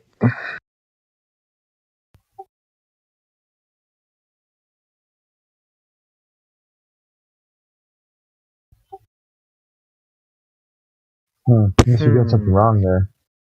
That's the command, right? Yeah, you're doing it. His mic's open. He's talking in the Cogdis channel, right? So we have heard him speak. Yeah. So Crit, it's did not you hear mine. him speak there? No, I just I said, hey, you're unmuted, and he left. I think it's a problem on his side. Yeah. Yeah, I'm not getting feedback from the bot that it's doing something. That's true too. But I mean, if you look on his thing, his name, there's no mute on his microphone. Exactly. Oh, then he should be able to talk for sure then. I think so. He's still got the Cogdis role, but he doesn't have the mic next to him, so he should be able to speak. Maybe you have like push to talk enabled or something and you're not using it, or...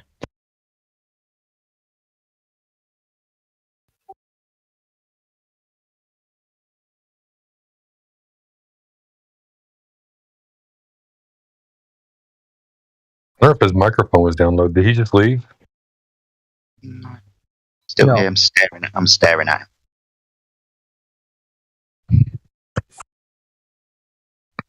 Intimidating way.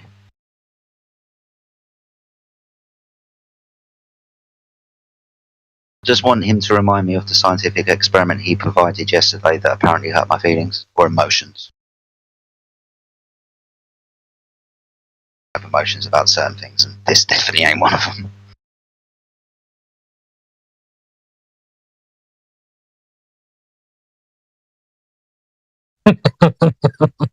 Here, Hancho, can you go up to the Cogdis channel? Let me see if I can troubleshoot this, if it's working up there.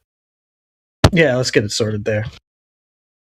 Apparently he proved gravity with his scientific experiment, being as nobody else has managed to prove gravity with a scientific experiment, and the priests and the scientists kind of admit this kind of shit as well, then I don't reckon that you've proven gravity with your scientific experiment. Just think I hope he turned it off. That's what I want to know. I want to see if he turned off gravity.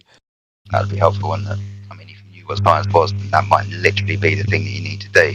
Oh, for fuck's sake, I think this guy also gave both cause and effect as gravity yesterday as well, which is a malformed hypothesis, so most definitely not science. But I might be remembering the person incorrectly. Don't want to put things out there that may not have happened, but if that was you, yeah, get your mic sorted out, sunshine.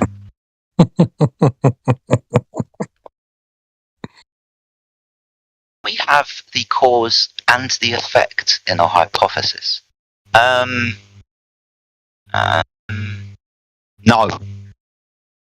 Just very simply, no. No, you can't.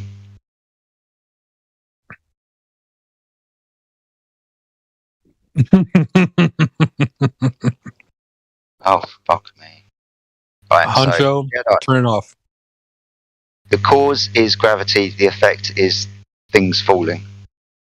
Okay? So, in a scientific experiment, if your presumed cause is gravity, one thing is it's got to be physical. And then you've got to physically manipulate it. That's why Sheepdog just said, turn it on and off again.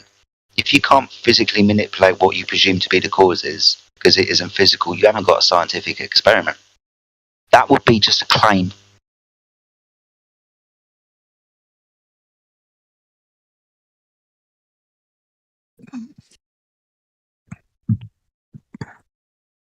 Welcome to the 24/7 Flat Earth Discord server where Jedi explains what fucking science is for the 500th time. This year. Today. Just today. Bro, you've been on it today. You have been hit with science all day long. Yeah, spent a little bit of time in the lobby last night as well, and that was funny as fuck. But yeah, it's been an interesting day. It's been relatively quiet, but the times that I have managed to get into conversations with people, yeah, it's been fun. I've enjoyed it. Hey, Honcho says, Jedi, you can't turn off gravity. Oh, that's a shame. Can you physically manipulate gravity? Any way, shape, or form? Oh, here's a better question. Is gravity physical? Can you put it in a jar and paint it red? Or blue? Purple. Hit it purple. Yeah. It's the fucking remedial understanding of what science is. Well, God, Jesus. When I was a young kid, I used to fart and say, catch that in a pan of purple. Yep.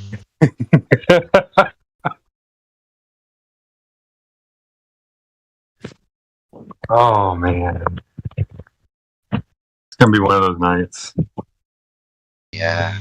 It's just gone past 4 o'clock in the morning for me, so yeah, it's going to be a long night. I didn't leave here 8:30 this morning, and I was in for a good, I think it was about 8 hours or so. Yeah. So you can go into space and gravity is manipulated. That's what is being said.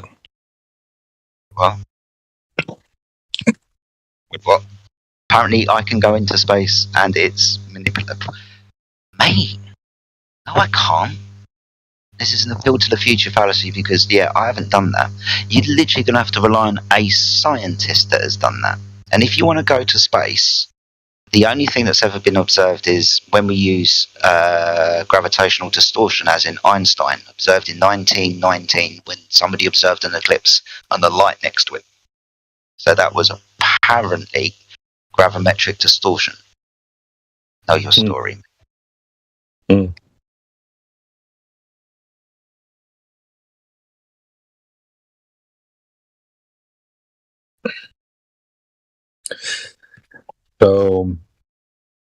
So yeah, speaking of like going into space and experiencing zero gravity, remember when a guy from Dude Perfect went up there and he went straight up and straight back down, and that free fall was his moment of weightlessness? But the fact that he was plummeting towards the floor in a contained environment. Right. Got the effect of bouncing around a little bit. Yeah, but he didn't go to space, he was coming back down. The fuck? Right. That's what it was. He was weightless because he was falling down, not because he was in space.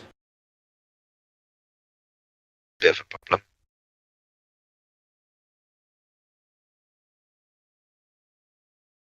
He cut out for y'all.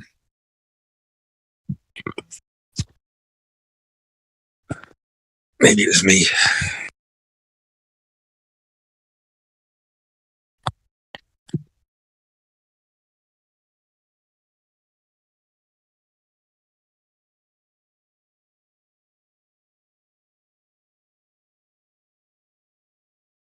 Just checking through people's names that I don't recognise, roles that are associated with them. We've got somebody in the live stream called, I can't even see that fucking name now. Judaism, who hasn't got any roles. Look, Judaism, if you want to speak in the live stream, you've got two options. You can, one, go to voice checker number one, and I'll probably come up and have a very quick chat with you and give you permissions to speak. Or one of our moderators will be able to unmute you now. But Judaism, if you do want to speak, buddy, voice checker number one, or maybe one of the moderators will unmute you. There's somebody else as well. But Honcho's back. He should be able to speak. Are you able to speak, Honcho? I'll be up in VC checking. Thanks, Sheep.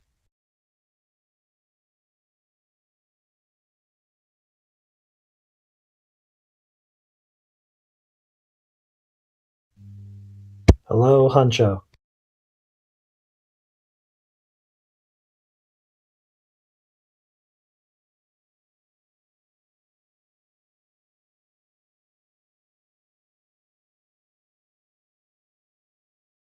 Judaism. If you heard anyone speaking, can you go up to VC check-in 1 and we'll see you up there, mate? Mate or girl, I don't know. I just call everyone mate. This is my thing, guys, right? So Honcho has got both voice verified and CogDis. Sometimes there's a problem where you've got two roles that contradict each other, so the CogDis role needs to be removed. The only thing is I just don't want to take it off because I'd be overriding Wolfgang, so I want to leave it to him, I guess. I'm sure he wouldn't mind, and especially if man displayed himself to be an idiot, you could just slap it back on him. Wolfgang's relatively cool about this type of stuff. He's gone again. To the live stream. Maybe he went up to voice checking. I actually think he just can't figure out his mic, to be honest. He wouldn't talk in the CogDis VC either, or couldn't. I think it's him having a problem. Because I've done that before, where I move them in from CogDis, and it's not a problem. No, you're fine, buddy. Just, trying to figure it out. Oh, excuse me. Yeah, just trying to help you figure it out, man. That's all. Yeah. I think Honcho's got to figure it out. He seems to be having lots of problems. That might just be his, manifesto for life. You've got to figure it out, mate. You figure it out. You can only go so far. The rest is up to you.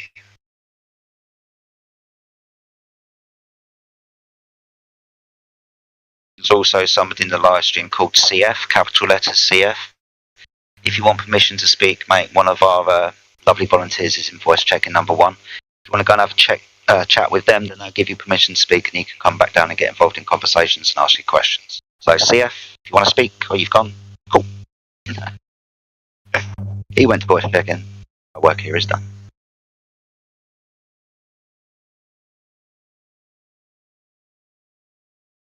My check-ins take about 15 seconds. Oh, you can talk. Why did you join the server? Awesome. See you in the live stream.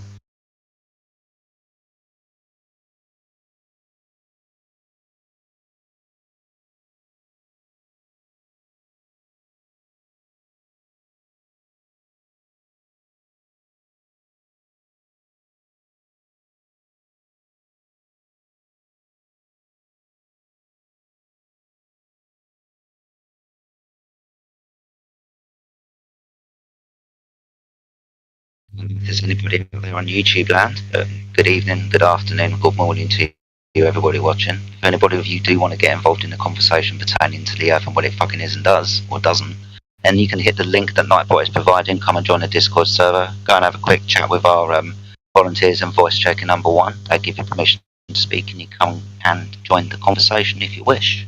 But a big shout out to all of those watching on YouTube. Hope you enjoy the show.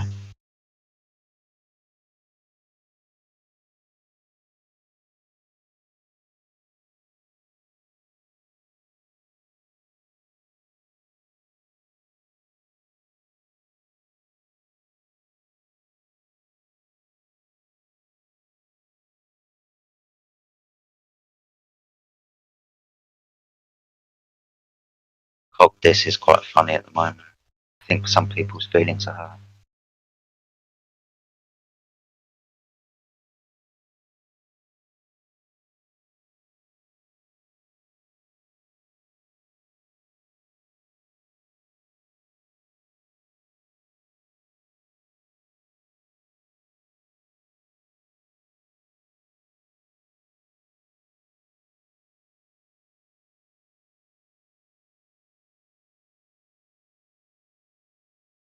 I like it when people are in Cogdis that are know to be flat earthers and have been put in Cogdis for a reason.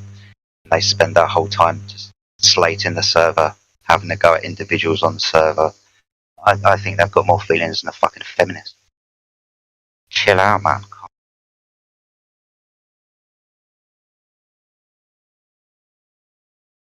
Oh, it's going to attack me now as well. Brilliant. Brilliant.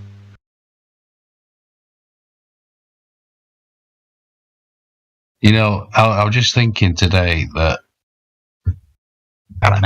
just a bit back actually. I was just thinking that this, I don't know, it's weird because when you've been in this subject for a long time, I know you have, Jedi, for a long time.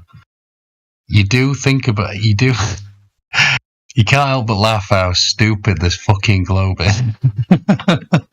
Excuse my language, everybody. And I don't know. Part of me was, thinking, you kind of want to go. I don't know. You just want to lash out a little bit because you feel like you're in an insane asylum. You want to go, are you a fucking retard? But then you realise, oh my God, we've got to be gentle. And you've got to be like, I don't want to be mean to people. I really don't. I just want to be like, it's okay. I love Austin where he's like, don't make it weird. But yeah, I just want to be. I mean, I hear you. Do you know what I mean? I don't want to lash out. I don't want to be like, no. You know what I mean? I just want to be gentle. I just want to be like, these people have been, brainwashed terribly. And you just feel bad. You just like, I don't want to kick somebody while they're down. I just want to help them all. There's several ways to deal with this, right? And you are right. I don't want an argument with people. I'd rather talk to people that have got some kind of interest and some kind of logical thought. I mean, pick your battles, right? But here on the front line, it's, look, we can have nice, cordial conversations, but eventually, if you're going to be an idiot, I'm just going to be a mirror, and I'm just going to reflect right back at you what you're giving me. Especially when myself or somebody else has to repeat the same really simple point over and over again. At some point, though, Chris, you have to realise that's hurting you, though. That's hurting you, dude. Yes. Yeah. One of the reasons why I took a break from the server as well. Yeah. So it's the energy that you put in, mate. So I completely agree with you, right? There's times when I've walked out of conversations and shit, man, I ain't been in a good mood because I've got too involved in it, right?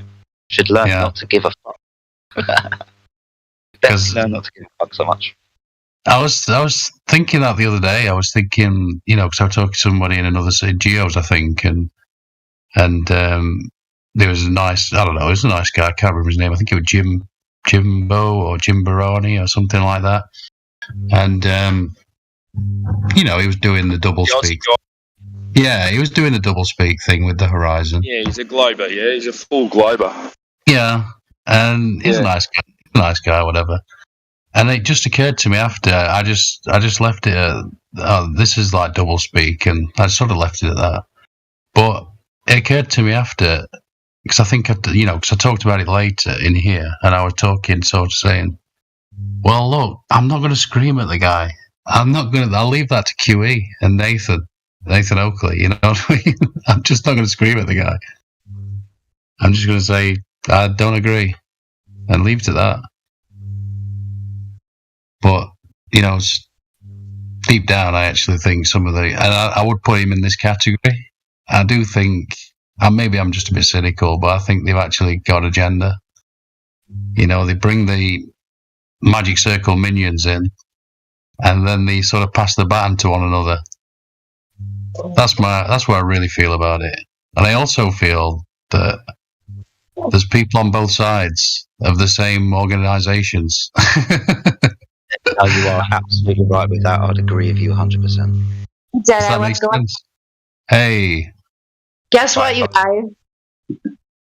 I have my brother-in-law sitting right next to me, and I was trying to talk to him about the Black Swan, but My brother-in-law is someone who actually sails his own boat, and I wasn't really expecting this conversation. I was hoping you guys could help me out and go easy on him because he's my brother-in-law. But yeah. So, are you guys okay with that? And because he's got some questions, and I'm not that great on explaining perspective. So, yeah. If he's, I mean, if he's got his own boat, maybe he knows how to do celestial navigation with a sextant, and we'll just be over them. But yeah, we can have a chat with him as well. Okay, well, he's right here. He's listening. Hey, Okay, Jedi, your mic's vibrating. Oh, is it? My bad, buddy. Let me sort that out. Dude.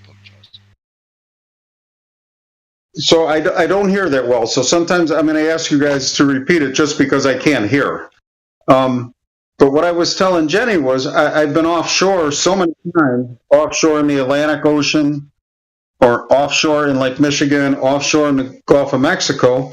And as a sailor, my perspective was always the shoreline was 18 or 20 miles out when you could see it, when you could see the shoreline, not when you could see the top of the buildings. So if I was out 40 miles and coming in, the first thing I could see is the tops of in Chicago, I would see the Sears Tower or the Hancock Center. And even with my GPS, which guided me to that point, I knew I was coming into the city because I could see the tops of the tallest buildings. And then the further I would come into the city, I could see more and more of the building until I got close enough to see the shoreline. But her argument to me was the curvature and what your eyes could see. But my eyes could clearly see the top of the building. And as I got, it was the top of the building and a water line, the water that I was boating in. And then the more closer I got to shore, I could see more of the building until I got close enough to shore to where the water line met the shore. But a sailor will tell you that's 18 to 20 miles out. And that's how it's been my whole life, no matter what body of water I ever sailed or boated on. You're saying the horizon line would be 18 to 20 miles out? That's correct. Yeah, you'd have to be pretty high for it to be that far out on the globe. How high would you say that you were above the surface of the water when you saw the coast at 18 miles away, mate? 18 to 20 miles, I would say that I was on a 25-foot boat, so I was probably 4 feet above the water line. Yeah. Shouldn't be anywhere near that far.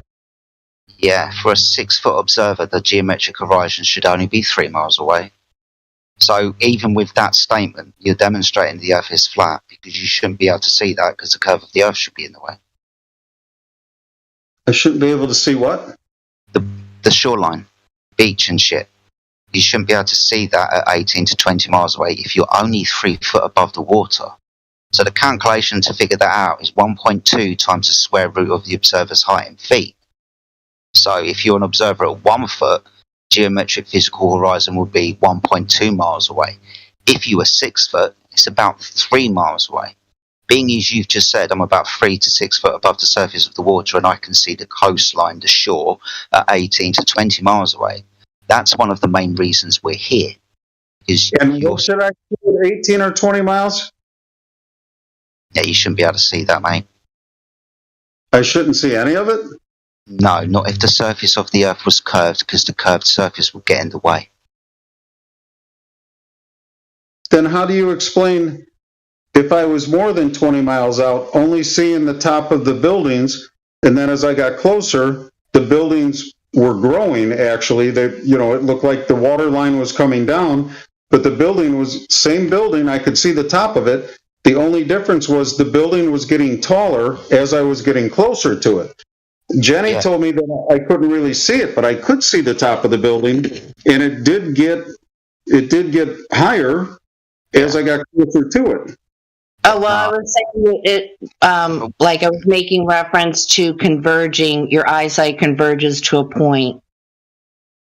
And I did a horrible job, so that's why we're here. Your angle to the bottom of the building is also going to be the smallest, and that's opening up as you're getting closer to it too, right? So it should become more resolvable. Okay, but my point was when I came up to the building, I could see the tops of several buildings. I know I was coming to Chicago, but the only thing blocking me from seeing any more of the building was a water line. Yeah, it looked like the tops of the buildings are coming out of Lake Michigan, and then the closer I got to it, the taller the building got and the lower Lake Michigan got. Yeah, so we the building. We understand that. So yeah, we understand what you're saying, mate. Just remember what you said a minute ago. My response was, well, you shouldn't be able to see that far, 18 to 20 miles, to see the shoreline. Now, we also understand that with distance, you're only going to see the top of the objects. The reason why this is because we observe things in perspective, angles. Now, your eye can only resolve a large angle. When you are looking across a surface, you've got a very narrow angle of view, which your eye cannot resolve. Therefore, you can't see the bottom of objects until that object gets bigger and bigger and bigger.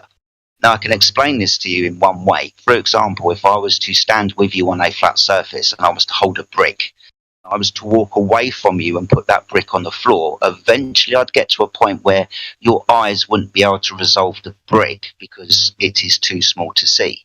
But if I was to build a wall for you, or a cathedral, you would be able to see the top of the cathedral, but you wouldn't be able to see that bottom line of bricks. Wouldn't be able to see that bottom line of bricks because they're in an angle across a surface that your eye can't resolve.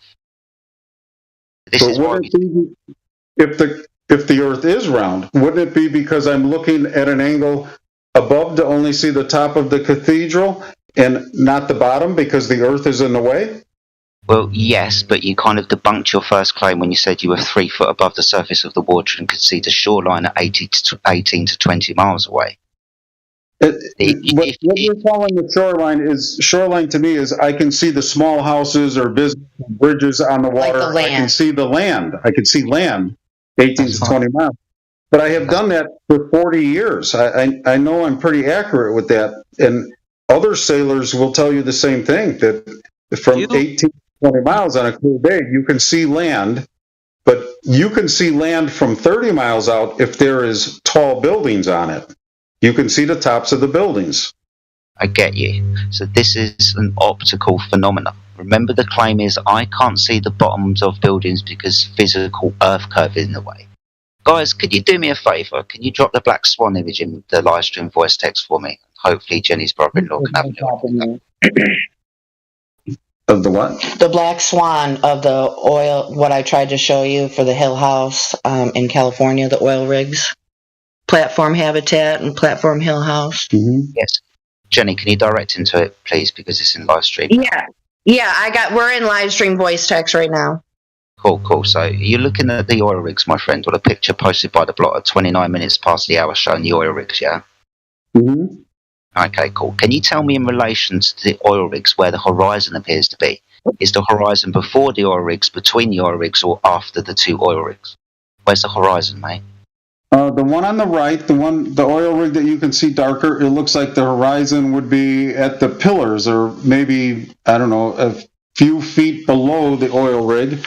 And the one on the left, it looks like the water line is up higher on it.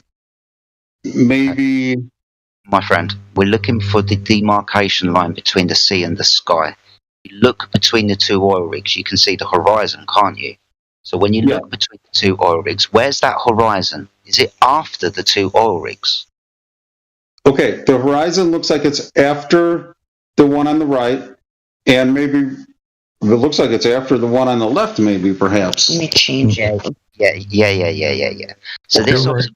Sorry, guys. This observation... Small picture. Hold on a second, you guys. I gotta change my orientation of my phone. I gotta make it look better or bigger. Let me know when you've done. Wait a minute, hold on.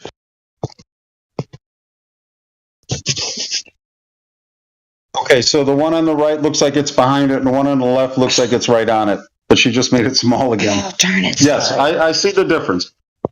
Okay, so can we agree that horizon appears to be beyond both oil rigs? Yes. stuff. Now, this observation is taken from 1 foot above the surface of the water. This image is a still shot taken from a video. We can provide you the video so you can check it out for yourself. But this is what I mean. We could safely say that the horizon is no less than 10 miles away. Could be further, right? But let's just say it's 10 miles away. Yeah? Yep. Okay. Now, if the Earth was a ball, using the calculation of 1.2 times the square root of the observer's height in feet, for the 1 foot observer, the physical geometric horizon should be no more than 1.2 miles away if it is to cause obstruction. What we're demonstrating here is the horizon is an optical phenomenon. Depending on the technology used and the atmospheric conditions of the day, the horizon will move. We can show you other observations done at exactly the same location from the same altitude that shows the horizon before the oil rigs. Now, being as we can do this on different days, what we're demonstrating is the horizon is optical, not physical. It would have to be physical if it was blocking things.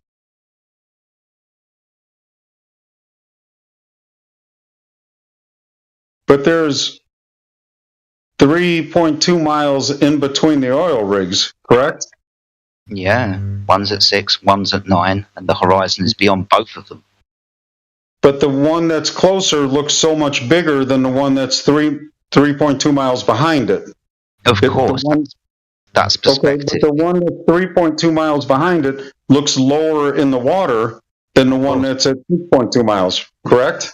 Of course, you stand on your street and you look at the street lights above your head, and as you look into the distance, they appear to converge down to the horizon.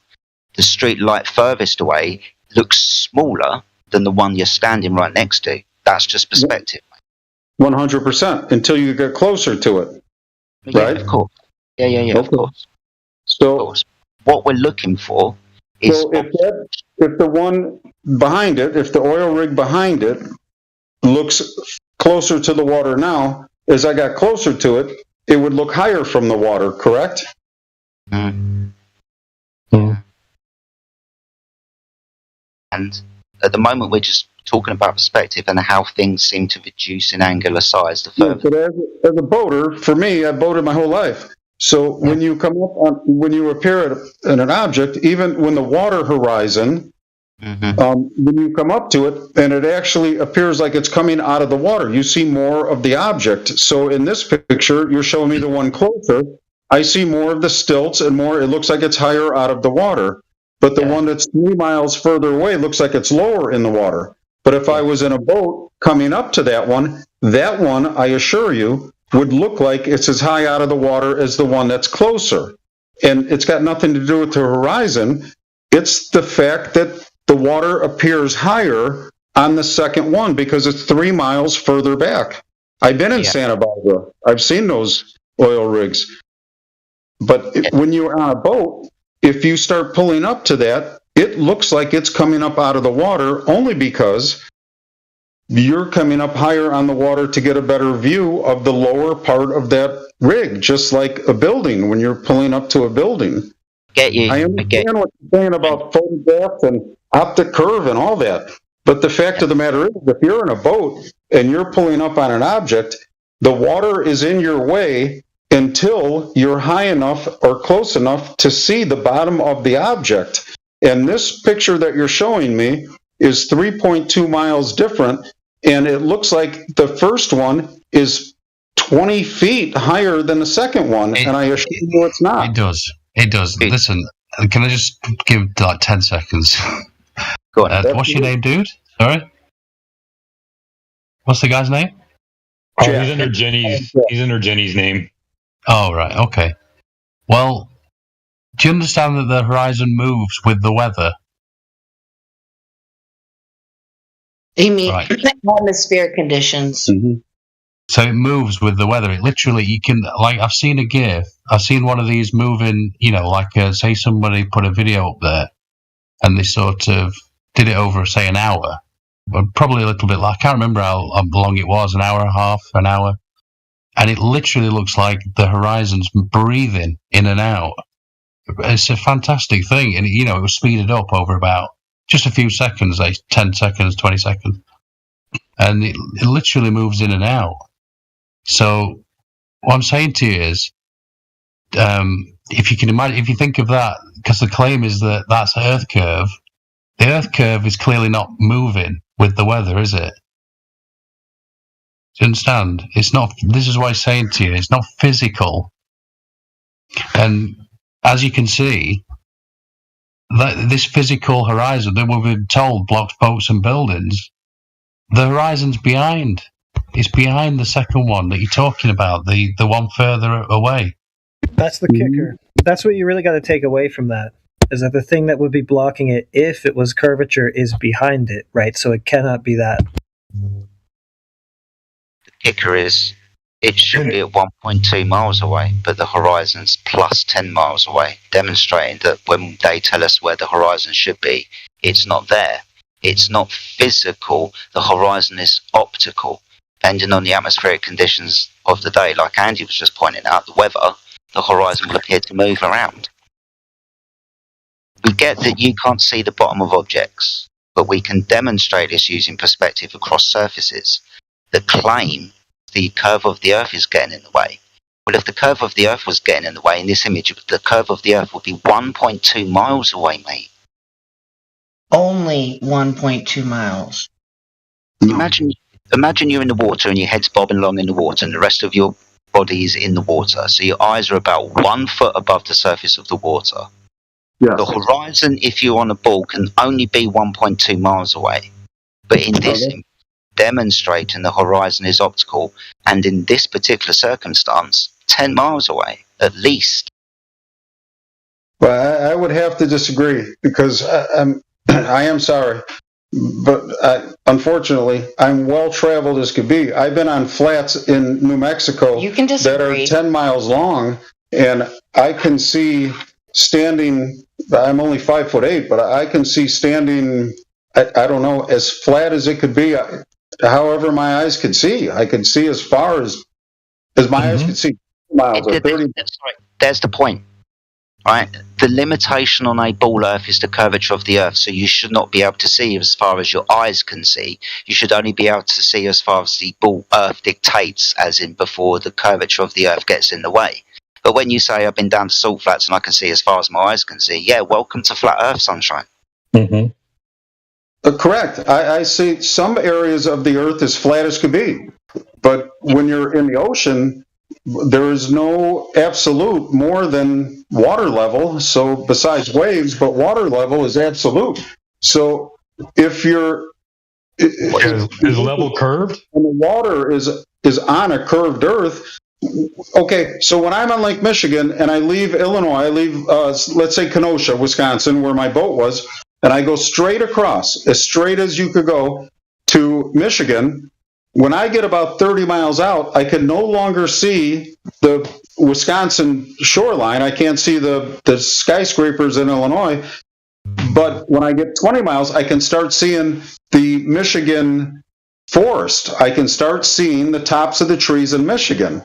Yes. So, sorry, it's because you've increased your... Here come into play. Mate. It's not because my eyes can't see it.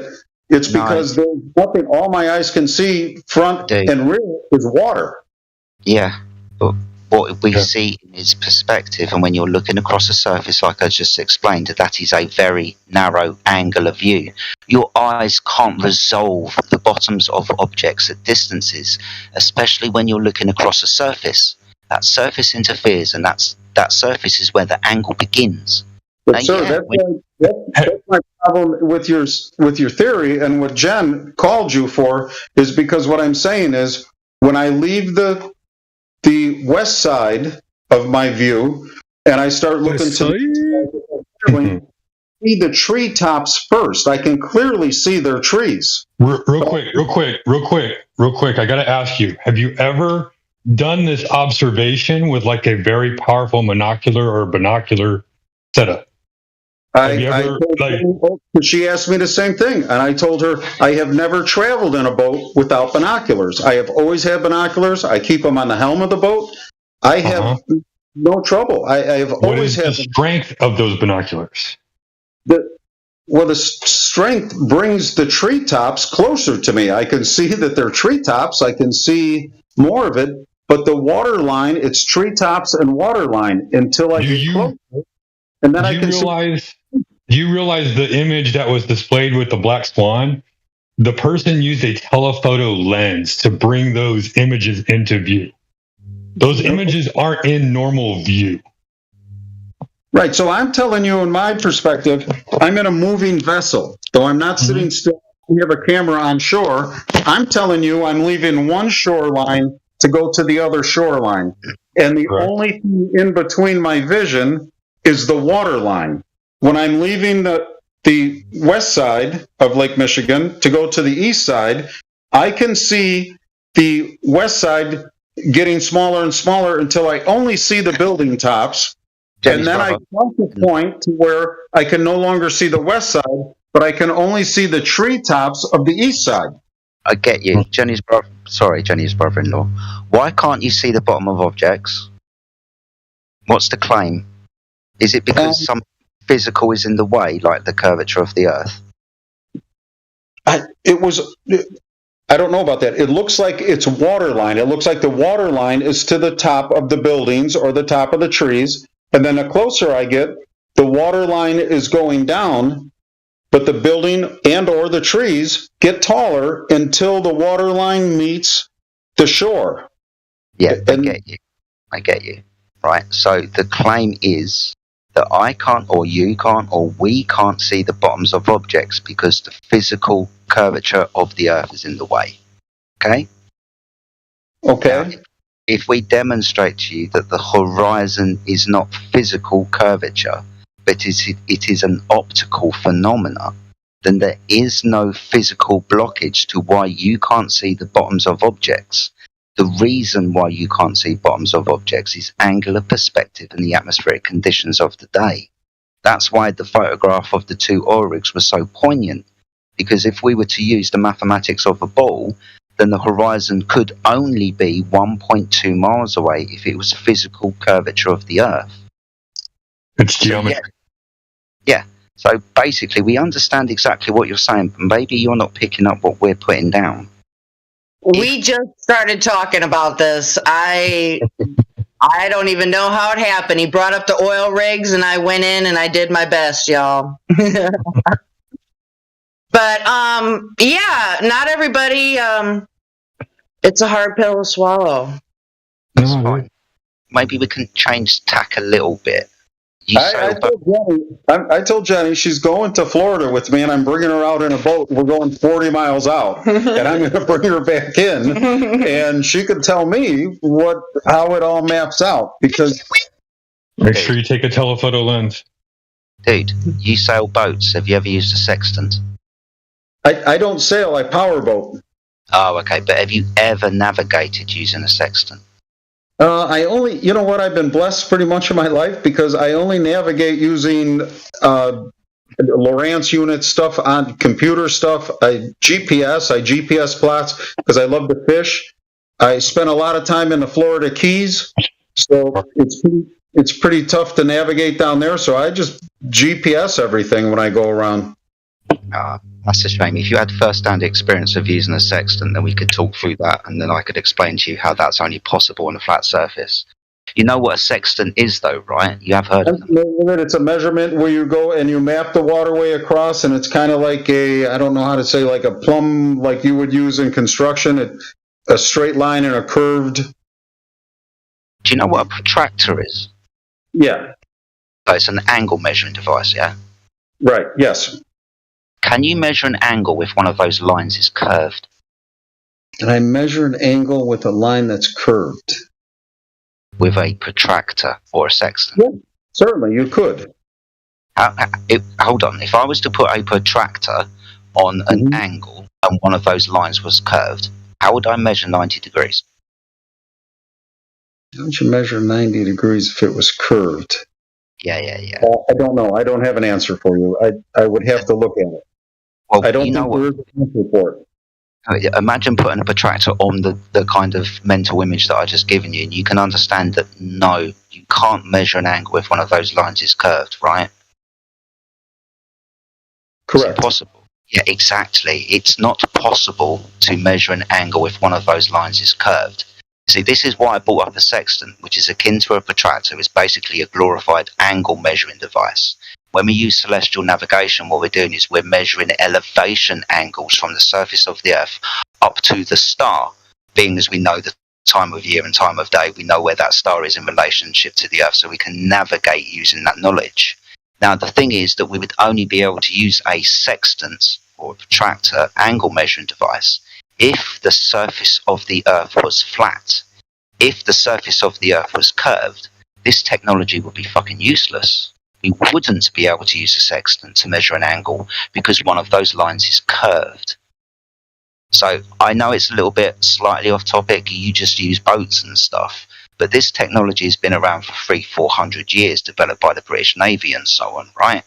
Now, you cannot measure an angle if one of those lines is curved, which basically means if the Earth was a ball, you wouldn't be able to use a sextant on it because you would not be able to measure an angle.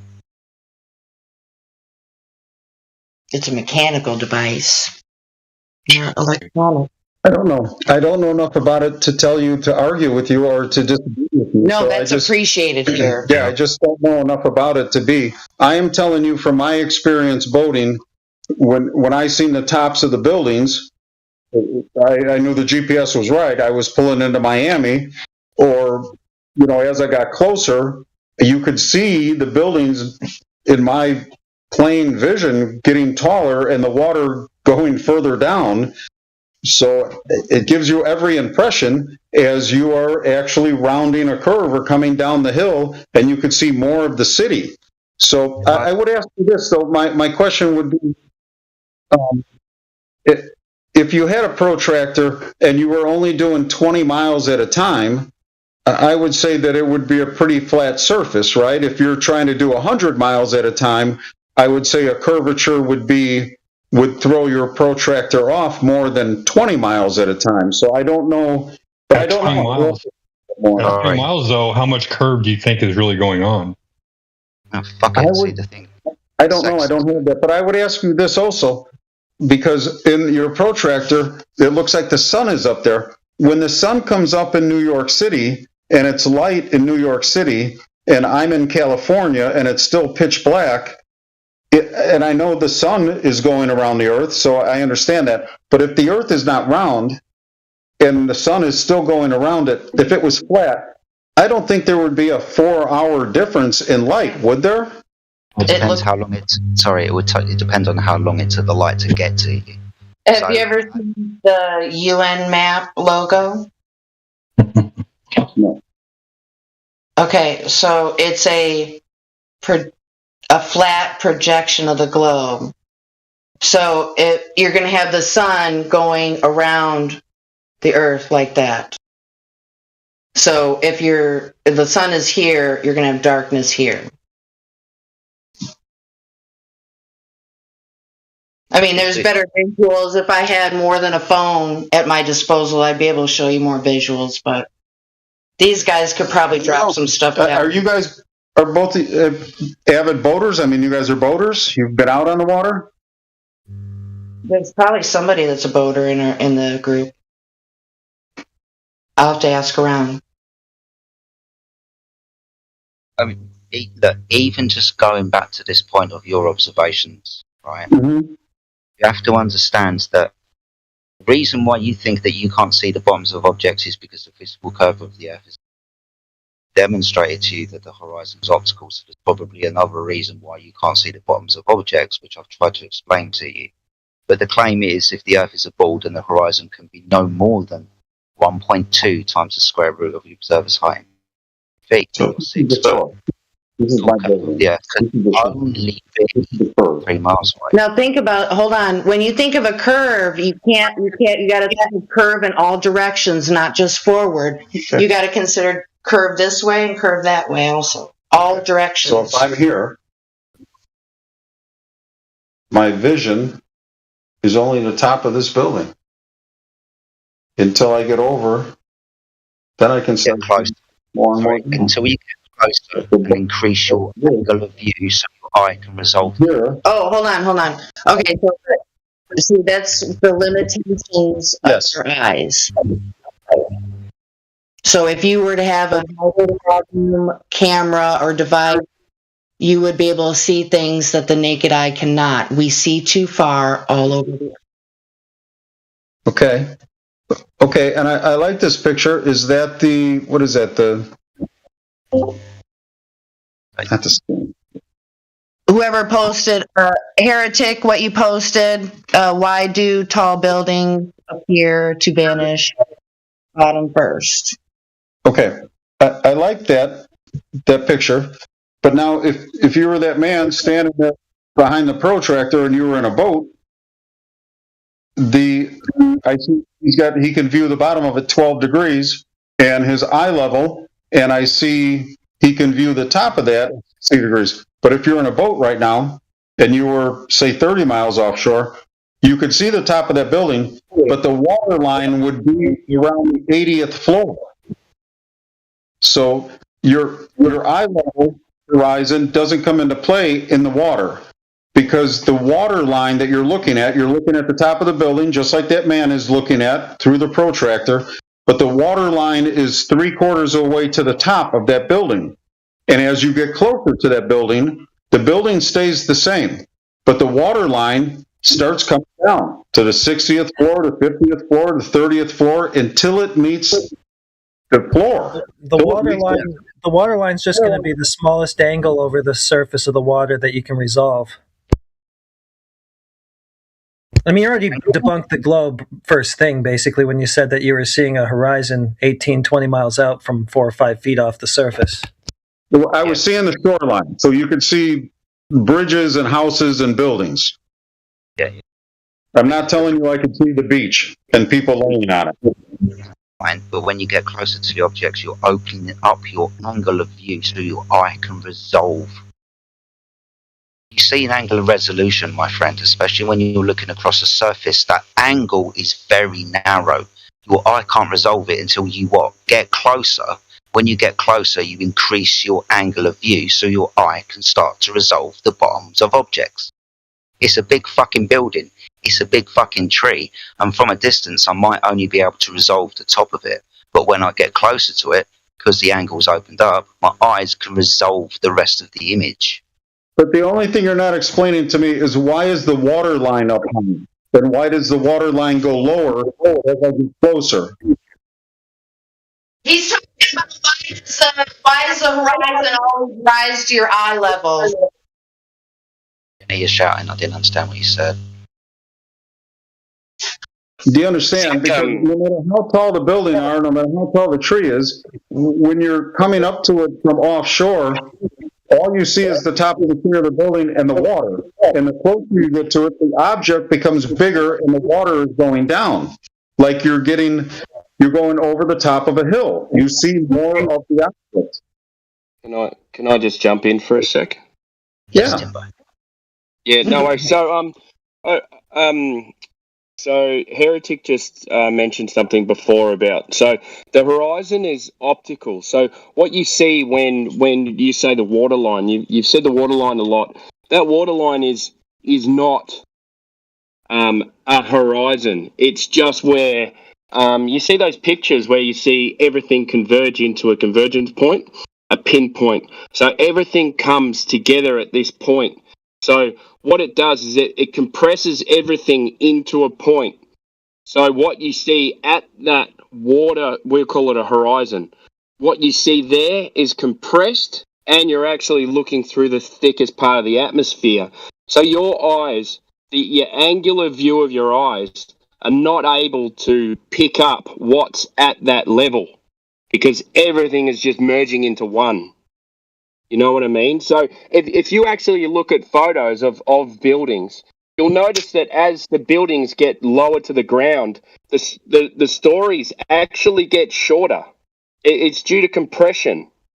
So it's what your eyes do, because your eyes are a lens. So you just can't. What it is you can't focus, or the light coming from that object cannot get through to make a picture into your eye or into a lens. It's compressed, and you just can't see it. Hey guys, there's no we other got way of saying it. Yeah. we got pen and paper here. Hold on, let me get this. Yeah, I think we can see. Hold on a second, guys. Sorry. No, you're all right. All right, hold on here. Let me do something. Go. Okay, I'm trying to so you guys can see.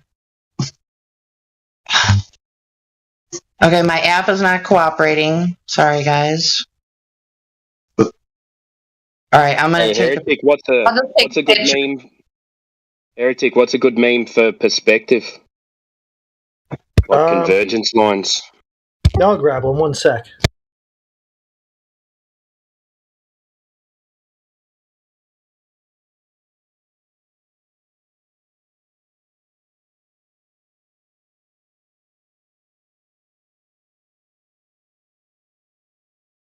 Paper. So here we go.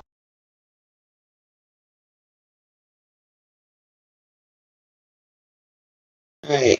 Let me see if I can get my where we can do it in real time. Okay, here we go. I think I might. I don't have video permission. What the heck?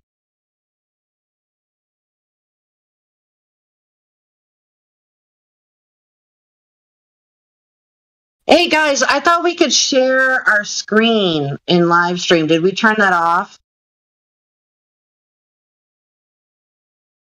Yeah, we can't do it. It is turned off? Yep. Okay. I've never seen it on. Okay.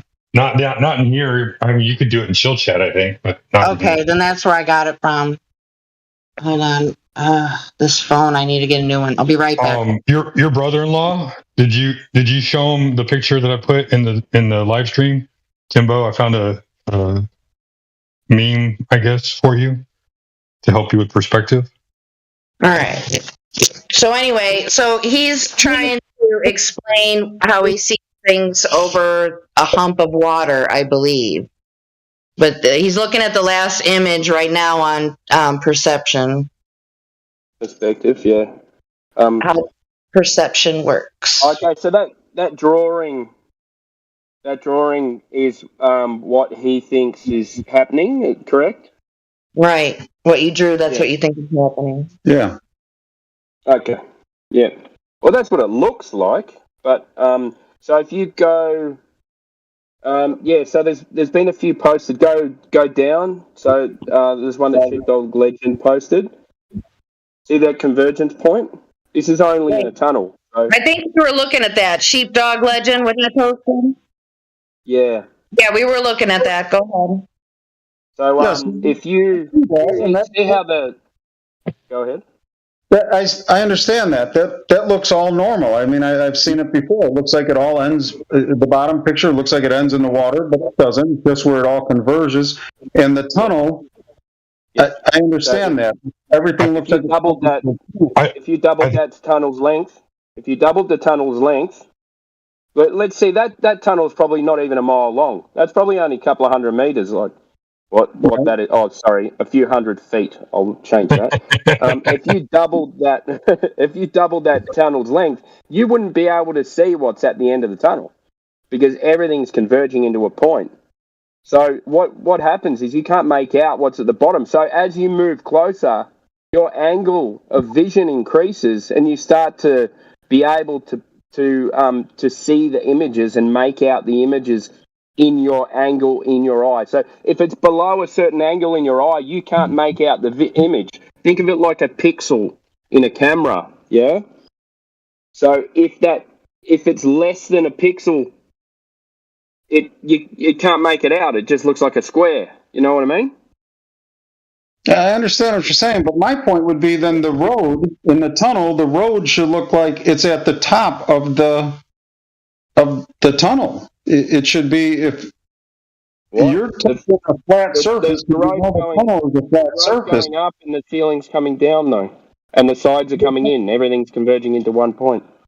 Yes, but I'm telling you, and I agree with you. That's what that picture just shows. But because it's on a flat surface, also. But what I'm telling you is when I come to shore, if I'm offshore fishing and I come to shore, the first thing I see, the very first thing I see with my naked eyes is the top of the tallest building, or even because it's above the convergence line. And then the because it's closer I above get, the convergence line. That's the only reason. no, there is no conversion point. It's not everything conversion. I can see the water in front of me. I can see not the horizon, but I see the water line as my horizon. But I see The line is not a line. It's not a line. But it is in my vision because all I can see is water and the tallest object. No, I understand that, but it's not a line. I think he's. You know how we Go went ahead. through the black swan before? We were demonstrating that the horizon is optical. So what you're actually seeing is just where where the sky converges with the water, and you call that a water line. It's just where it's just it's not a physical point. It's just where your eye converges, and that's where. That's where I would kindly disagree because it's got to be physical. Because as I get closer to the object, the water line gets lower. Well, let's run through the numbers then. I think that's where we're at. Is like he's not understanding the numbers. He understands the visual part. Right, But now because he needs the measurements. and I don't mean to be disrespectful. No, you're great. I've just No, done you're it. not, man. No, you're not. No, you're not. Honest to goodness, I've done it 500 times. I've gone offshore and came back to shore, and that's the image I get. When I line up my boat, I look for certain things, like even water towers or satellite. Can I lay a foundation? Can I lay a foundation for him? Been waiting patiently. Go ahead. But I just want to say that we posted a video for you that demonstrates that on a known flat surface we can make things disappear from the bottom up. If you would like to take that, have a look at that image, Jenny can point you towards it. It's the Sky 3 atmospheric horizon observation posted at 58 minutes past the hour. Now what this demonstrates is over a known flat surface you can make things disappear from the bottom up. This is just angular resolution, mate. Wait, are we supposed to be looking at something? Say that again. The video posted at 58 minutes past the hour that shows Okay, the Earth. hold on. Let me find it. Yeah, it's only short too. So 50. Oh, okay. Hold on. I'll get it. Hold on. We'll watch it real quick here. It's Sorry, Sheepdog, I just want to make sure we. available. Let me. yeah, you go next, Sheepdog. After that, they talk about that video, mate. I know you've been trying to get in. Yeah, sorry, buddy. Do apologise, man. Just wanted to try and maybe give him something else to consider that we can make things disappear on a known flat surface on the bottom up. Well, I got a video for that as well. Yeah. So it'll be helpful as well if you can post that image as well, my friend. That would be really cool. Because this is something that we can do. I mean, I've been down to my local ice rink, right, and after falling over, which I did quite a few fucking times at the edge of the ice rink, I couldn't resolve the metal skates. Hey, I'm gonna. Oh, sorry, Dad. I was saying that I've been down to my local ice rink and I fell over loads of times and my eyes couldn't resolve whilst I smashed my head into the fucking ice. The metal skate at the bottom of people's boots at the far end of the ice rink. Now, the ice rink wasn't fucking curved.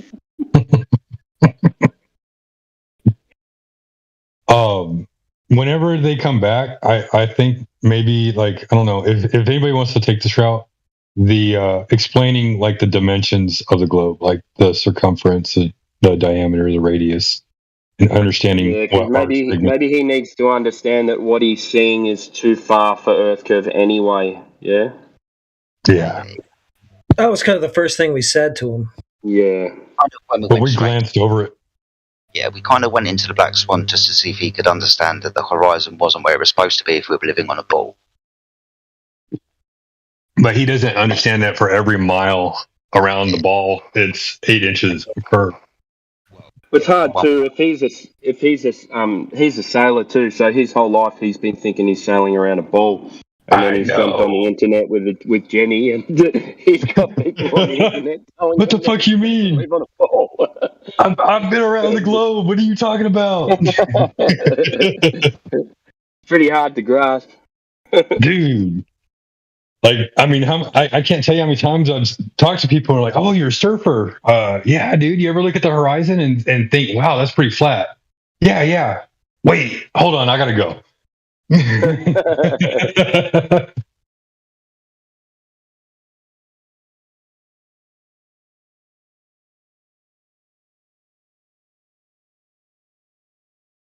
Yeah, when he says that the horizon line drops down as he gets closer to it, which doesn't really make sense anyway, but yeah, Platter said that he's probably confusing it with the seashore. Seems like it. Yeah, you're right. Yeah. Well, and then he's also saying that it appears that the buildings are coming up over the water line, but it's like, does it look like it's growing up over the water line, or does it look like it's growing in all directions? Because like if that building is expanding in all directions, that kind of defeats the purpose of it coming up over the water line when it's expanding in all directions. Shouldn't it just be only expanding up? It just means that he's being able to resolve a picture now. You know, like right. He's getting closer to what he's trying to observe. So now he can resolve it. I don't think he's ever seen, like, he's like, oh yeah, 20 miles away I can see those buildings with my own eyes, but never put binoculars up to his eyes before. I'm just wondering, you know, and if he does have binoculars, like how strong are those binoculars? Because like I know for me, if I like sometimes when I'm in a hurry and I want to go have fun, I might just purchase something that's not as expensive or not that great because I'm like, oh, I'll never need it. And it's like, no, go out and spend some money, man. Go make it worth your while. Binoculars are funny too because they make everything bloody distorted. So. Yeah, there's some distortion in them. Yeah, you see like two curves, and then you start going like one in each eye, and then you start going cross-eyed. I fucking hate them. Elijah always looks at the moon with binoculars, always looking around with binoculars, and I'm like, man, dude, I can't do it. No, it hurts my head.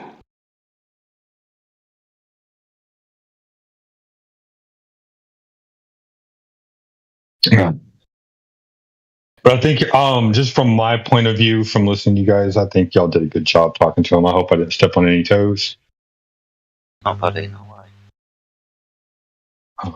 You know, I think that's just something we've all been working on too, though. Like just trying not to walk on each other and let each other talk. I think this has been a good discussion.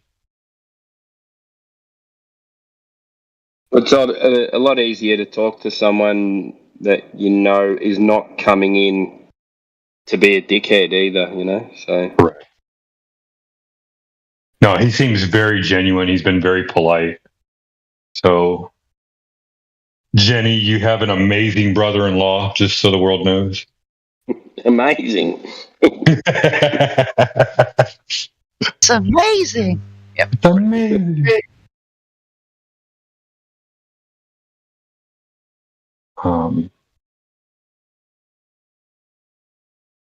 Hopefully, after watching the videos, you'll understand that, you know, on a flat surface, depending on how far away the object is, it's going to disappear.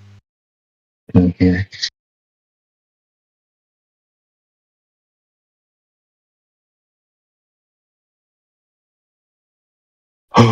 Did you see my video I posted, that ship horizon test? I came across that off somebody's channel and thought that was a great experiment. Yeah. That's a really good one.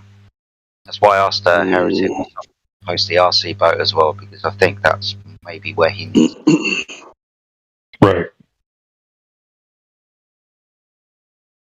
National Geographic also has a pretty good globe horizon debunk. Yeah. Oh, look, unintentional it's blocking one, the but line. it works. Yeah, I love it.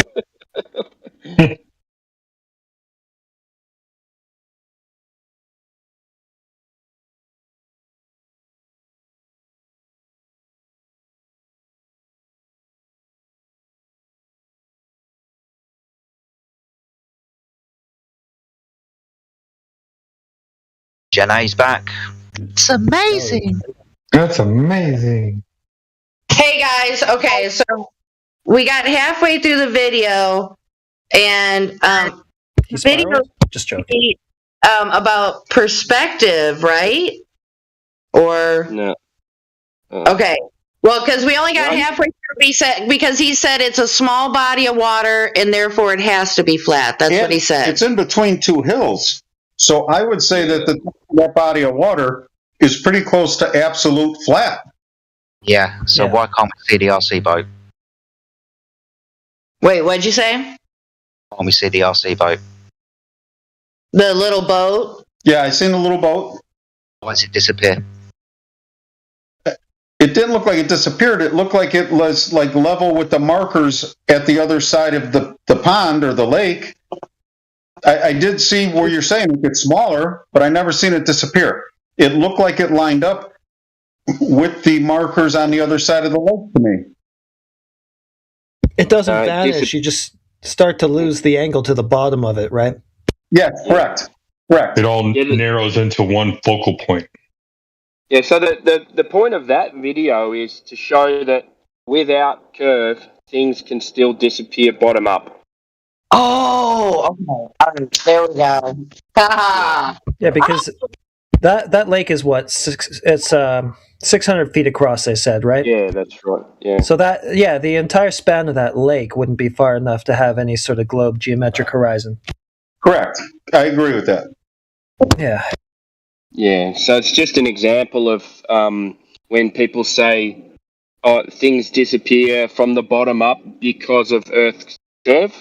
There's other reasons why things disappear bottom up.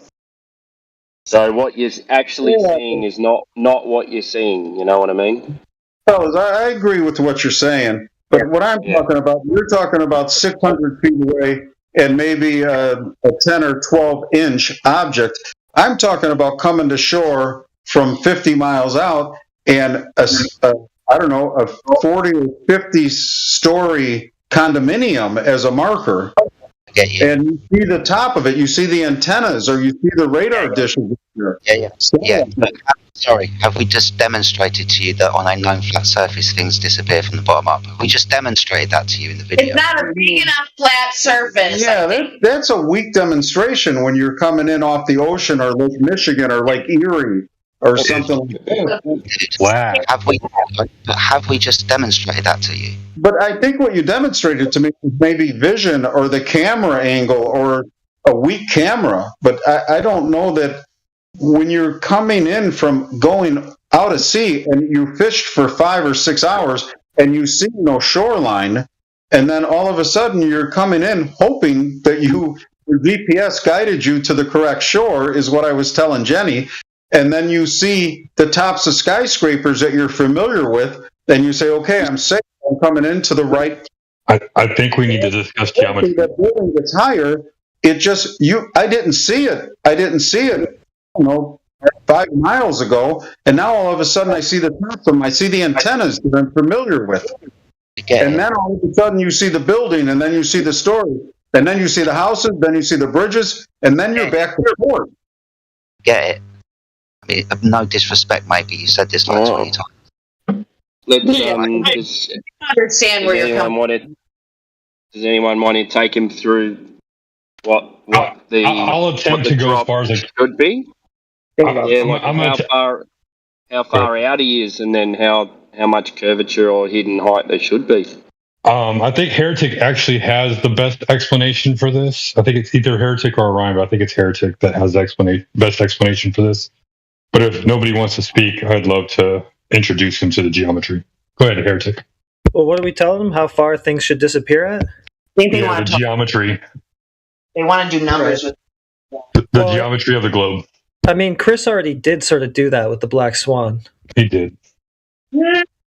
So, I mean, yeah, I'm not sure at this point, like, what's not clicking, right? He gave him the formulas behind it, the 1.2 miles, right? At the 1 foot observer height. It's not clicking, and I'm paying attention. It's just that, my whole life, for 60 years, I have voted and been there, and when I see it, in my head, I see the top of the buildings because that's the curve, and then as you get over the hump, then you see the whole rest of it. So it's something that's imprinted in my brain. It's not that I don't believe you, and I'm trying to understand it, but I keep going back to like my real life experience, my whole life, and I don't know how all the math fits because I've seen it. And You've been looking around at things, thinking that it's this globe that they tell you that it is, right? Right. So like you said, you've had that imprinted in your mind, right? And you're looking around at it and thinking, oh, there it is, because you've been told, right, that's what it is. And so that's the presupposition that you have about it when you're looking at it. But what we're actually doing here is testing the geometry of it and seeing if it actually is the case that things are disappearing over the distance due to curvature or what, right? Right. And so it has to do it at a specific geometric distance if that's the case. And like with what Chris showed you with the oil rigs, right, that horizon's at 10 miles. We know that because it's further than the furthest rig, where if the horizon is an effect of the Earth curving away from you, it can only be at 1.2 miles max. But there it is at 10. And that's 1.2 from that 1 foot observer height, right? So it'd be further if you were higher up. I don't know for sure, but I think the equator, if you measured it around the Earth, is 7,900 miles. Is that right? Well, they claim 24,901 for the circumference. The whole circumference. Okay, so from the circumference to be 24,000 miles around, if that's what it is, how would the curvature start at whatever you're saying 1.2 miles out? That's dependent on the observer height, though. So the formula is 1.2 miles times square root of observer height, right? So a 1 foot observer height, square root of 1, that's just 1, right? So 1 times 1.2 is 1.2 miles. It's derived from the circumference of the radius. The radius is 3959 miles. Circumference is the bigger one that we just went through. But yeah, do you want a citation for that so you can check it out? I mean, I'm just a guy in Discord spewing numbers at you, so maybe you want to read up on it or whatever. So, what are you able to bring up Earth Curve Calculator? Or you're on your phone, Jenny? Are you? Yeah. I got a link to one. Hold on a second. Let me get to it. Yeah. And just to reiterate real quick, like you understand that with those oil rigs being at 6 and 9 miles, that horizon that's behind those oil rigs should actually be in front of those oil rigs blocking the legs or something. It should be way in front. You should pretty much see none of that surface of the water. With a zoomed in pic, the horizon should be way before anything you're even looking at. Pretty much. I will tell you that I used to vacation down in Fort Myers Beach. And the girls would grab a glass of wine and we go out there with a cocktail and we would wade in the water. I don't know, I'm at water level for sure. And we'd watch the sunset. Everybody did it. It was a novelty down there. It kind of bored me, but that's what everybody did. So when we watched the sun go down, we watched it over the entire Gulf of Mexico. It looked like the sun was actually setting in the Gulf of Mexico. Like you would see steam coming up like it was going in water. But that was the entire Gulf of Mexico. And I was at water level. How far away do you suppose that horizon was? I don't know. The horizon, it was way more than 1.2 miles or 10 miles. It had to be 20 miles. There you go. Because I couldn't see Sanibel Island, and Sanibel Island from where I was probably a 30-mile boat ride. So Sanibel Island did not come into the effect of the sunset because there was no obstruction except for the sun setting in the water. But I had boated plenty of times to Sanibel Island, which should have been in my view, and it was not. I couldn't see Sanibel Island. Yeah, it's too far away for your eyes to evolve. It's too small to see at that distance. Oh, I can't argue that because I never thought about that before. But I'm telling you, everybody would go to watch the sunset. Yeah, I live near the water. I watch the sun rise, but I don't watch it set, but I watch it rise. Right. And the distance to the horizon where it looks like it's coming up from is way too far to be Earth curve. Okay, so we got the Earth curve calculator, one that I got from Indio, and so it's set by default at 5.5 for the observer height, and then we got the what's his height on the boat? We'll say that again. What does he reckon his height was on the boat? Your elevation on the boat. I was probably, so it's got a 30-inch gunnel. I was probably 4 feet above the water. Okay, so I'm putting 4 feet. Plus his height. No, how tall is he? Yeah, so you gotta 10 add feet. 4, you got to add 4 feet to your height. All right, so 8 feet. So you're only 4 foot tall? I'm 5'8". Oh, sorry. Well, where his eye level is what you need. Right. So if he's like 5'10", then you would make it 9 foot 10 inches height. Okay. We'll just do 9. Okay. Well, because she's taller than me. And then what's your longest distance where you've seen the buildings from?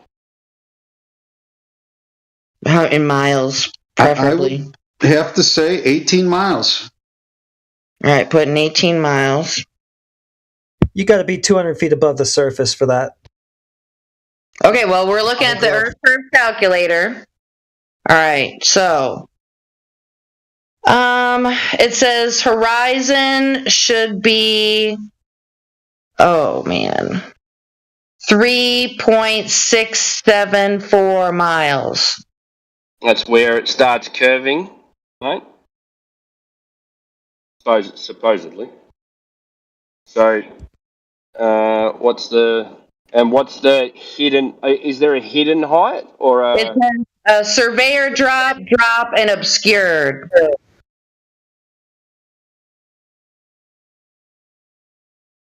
Yeah. What's the obscured? It says the obscured should be 136.9 feet or 0.026 miles. 100. What was it again? Sorry, what? 137 feet. So that's 13 stories. 13 stories. Quite a bit of curvature missing there. And that's at how far out? 18 You said 18 miles, right? 18 miles. So if I was 18 miles out and I seen 13 stories, that's probably true, right? That would be... Well, all those 13 stories should be under the curve. Under the curve. Yeah, dropping behind it. You shouldn't be able to see them because your obstruction starts at 3 miles away. Like if you put a basketball in front of you, you can't see over the curve of the basketball. That's correct. So that's what we're talking about, a physical obstruction to the visual observation that you have. So, when you're at that 18-mile mark, are there any buildings that are shorter than 13 stories that you can see? No, what I'm saying is when I come to shore, the tallest buildings are the first thing you see. The top, and there are several antennas on the buildings that you see first. Yeah, I know, but we've got to kind of be direct and say, okay, I'm looking at this building. This building is 20. This building's 10 stories. Yeah. So before you go out next time, just say, okay, look for a building that's 10 stories, and then go, okay, I'm at the 18-mile mark. Can I see this building? And if you can see that building, then, the globe's got issues. I will tell you guys, this is very interesting to me. So my next move would be, I'm going to purposely take the boat out, and I'm not going to go fishing. I am going to mark myself from shore with GPS to find out how many miles I am. I'm going to know more about the buildings I'm looking at to see the height of them.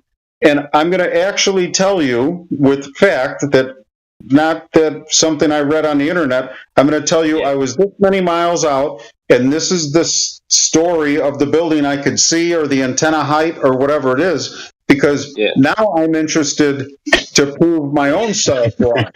That's all we've ever asked anybody to do here. So what you'll also need is you'll need either maybe a high-powered telescope or something like that, and it's probably best to do it on a colder day. Right. When it's warm, if you've got warm air and cold water, then you start getting distortions and things like that. So cold water, cold day, you'll get a clear vision, and you'll need a telescope too. So You can check those out from the library. Don't know.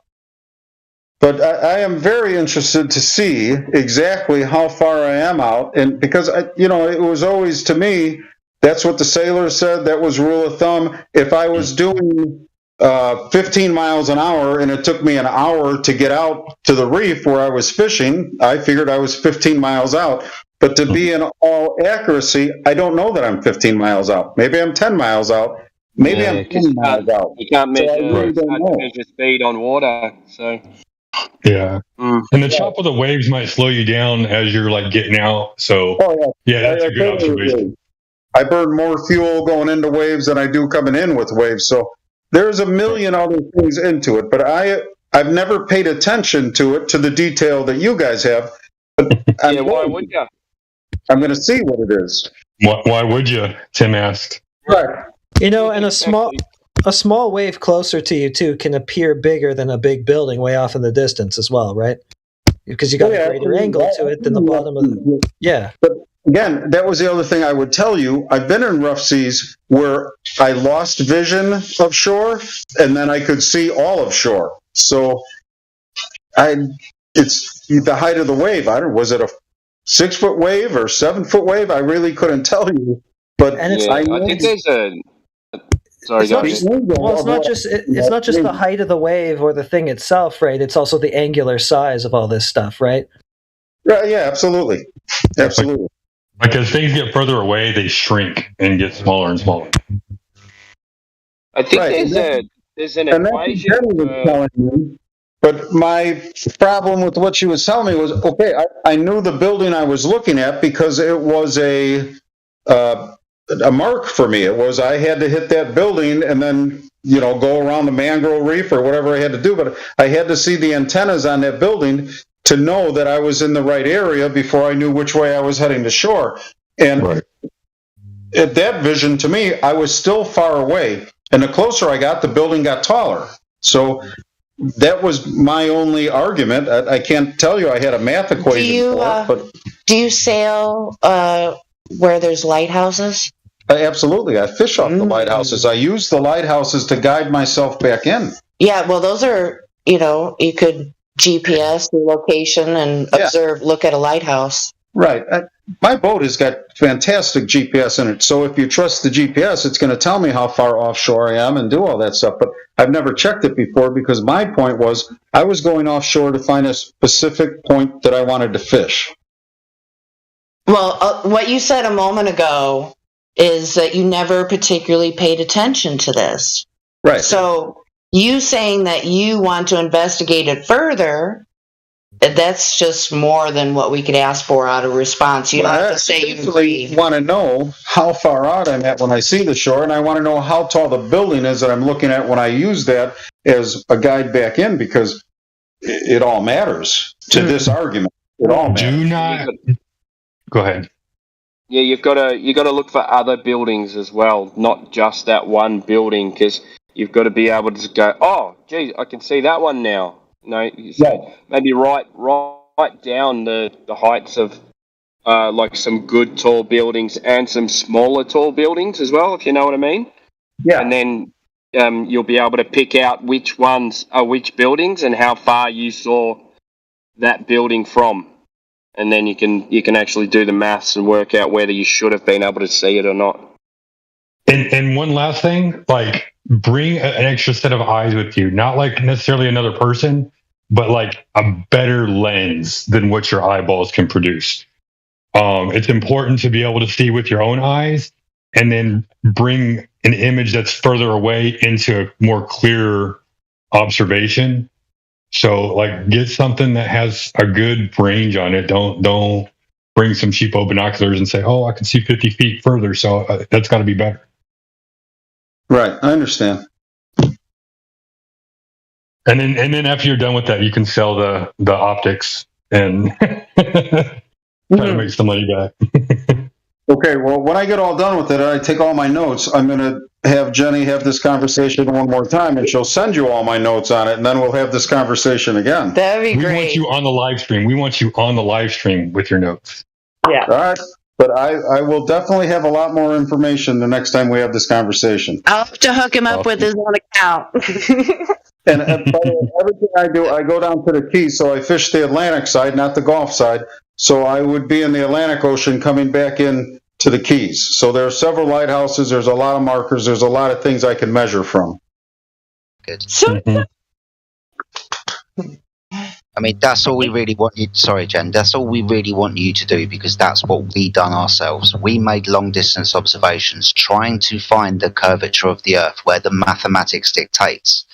Long distance observations show us that there is no curvature to the Earth where the mathematics dictates. It should be, but it's not. That's why we're here, buddy. I've been in this kind of arena for the last 7 to 8 years now. And I'm kind of made up that Jenny's brought her brother-in-law in, and you're going to go out and test this physically because you've got first-hand knowledge of sailing boats and shit. So, brilliant. Well, don't forget to take the Earth curve calculator with you.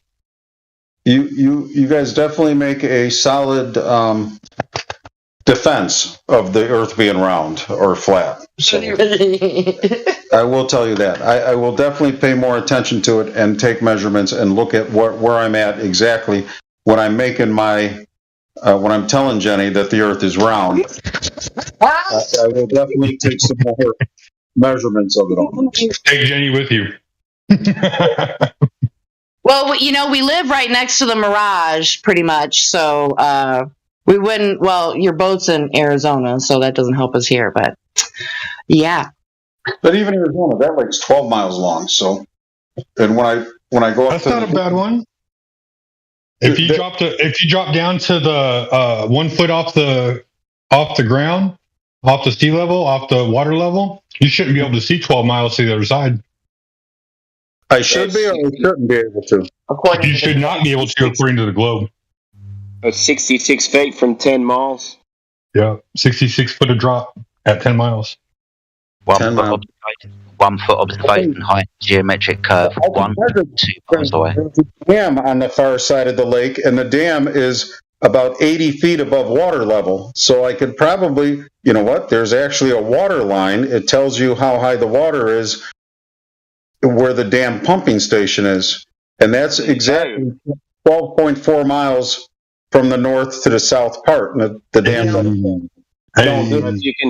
If you can go to the 12-mile point and get a high-powered camera or high-powered telescope and look across at the dam wall, then you should probably not be able to see any of it. But if you can make out a fair bit of it, then the ball's got problems again. Yeah, because they have like walkways right down towards the bottom of the dam and everything like that. They don't, because they got a pump down there, because they pump the water into this reservoir. The lake is 300 feet deep, but they pump it in from the Colorado River. So they don't allow anybody on the dam. But on these huge cement columns they have that hold up the pump station, you have watermarks on it. They tell you how, the depth of it right there. Because this particular lake, they fill it with water in the winter and they take the water out in the summer. This lake goes up and down 80 feet a year. So they have watermarks on the dam. So denoting sea level? Yeah. Oh, awesome. Well, denoting how deep the... So you shouldn't be able to see, you should not be able to see at the 60-foot mark. Correct. So there you go. I think it'll be opposite, won't it? It'll be a depth gauge instead of a wall height gauge.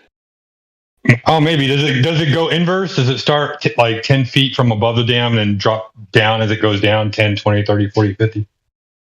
It goes from the highest point down.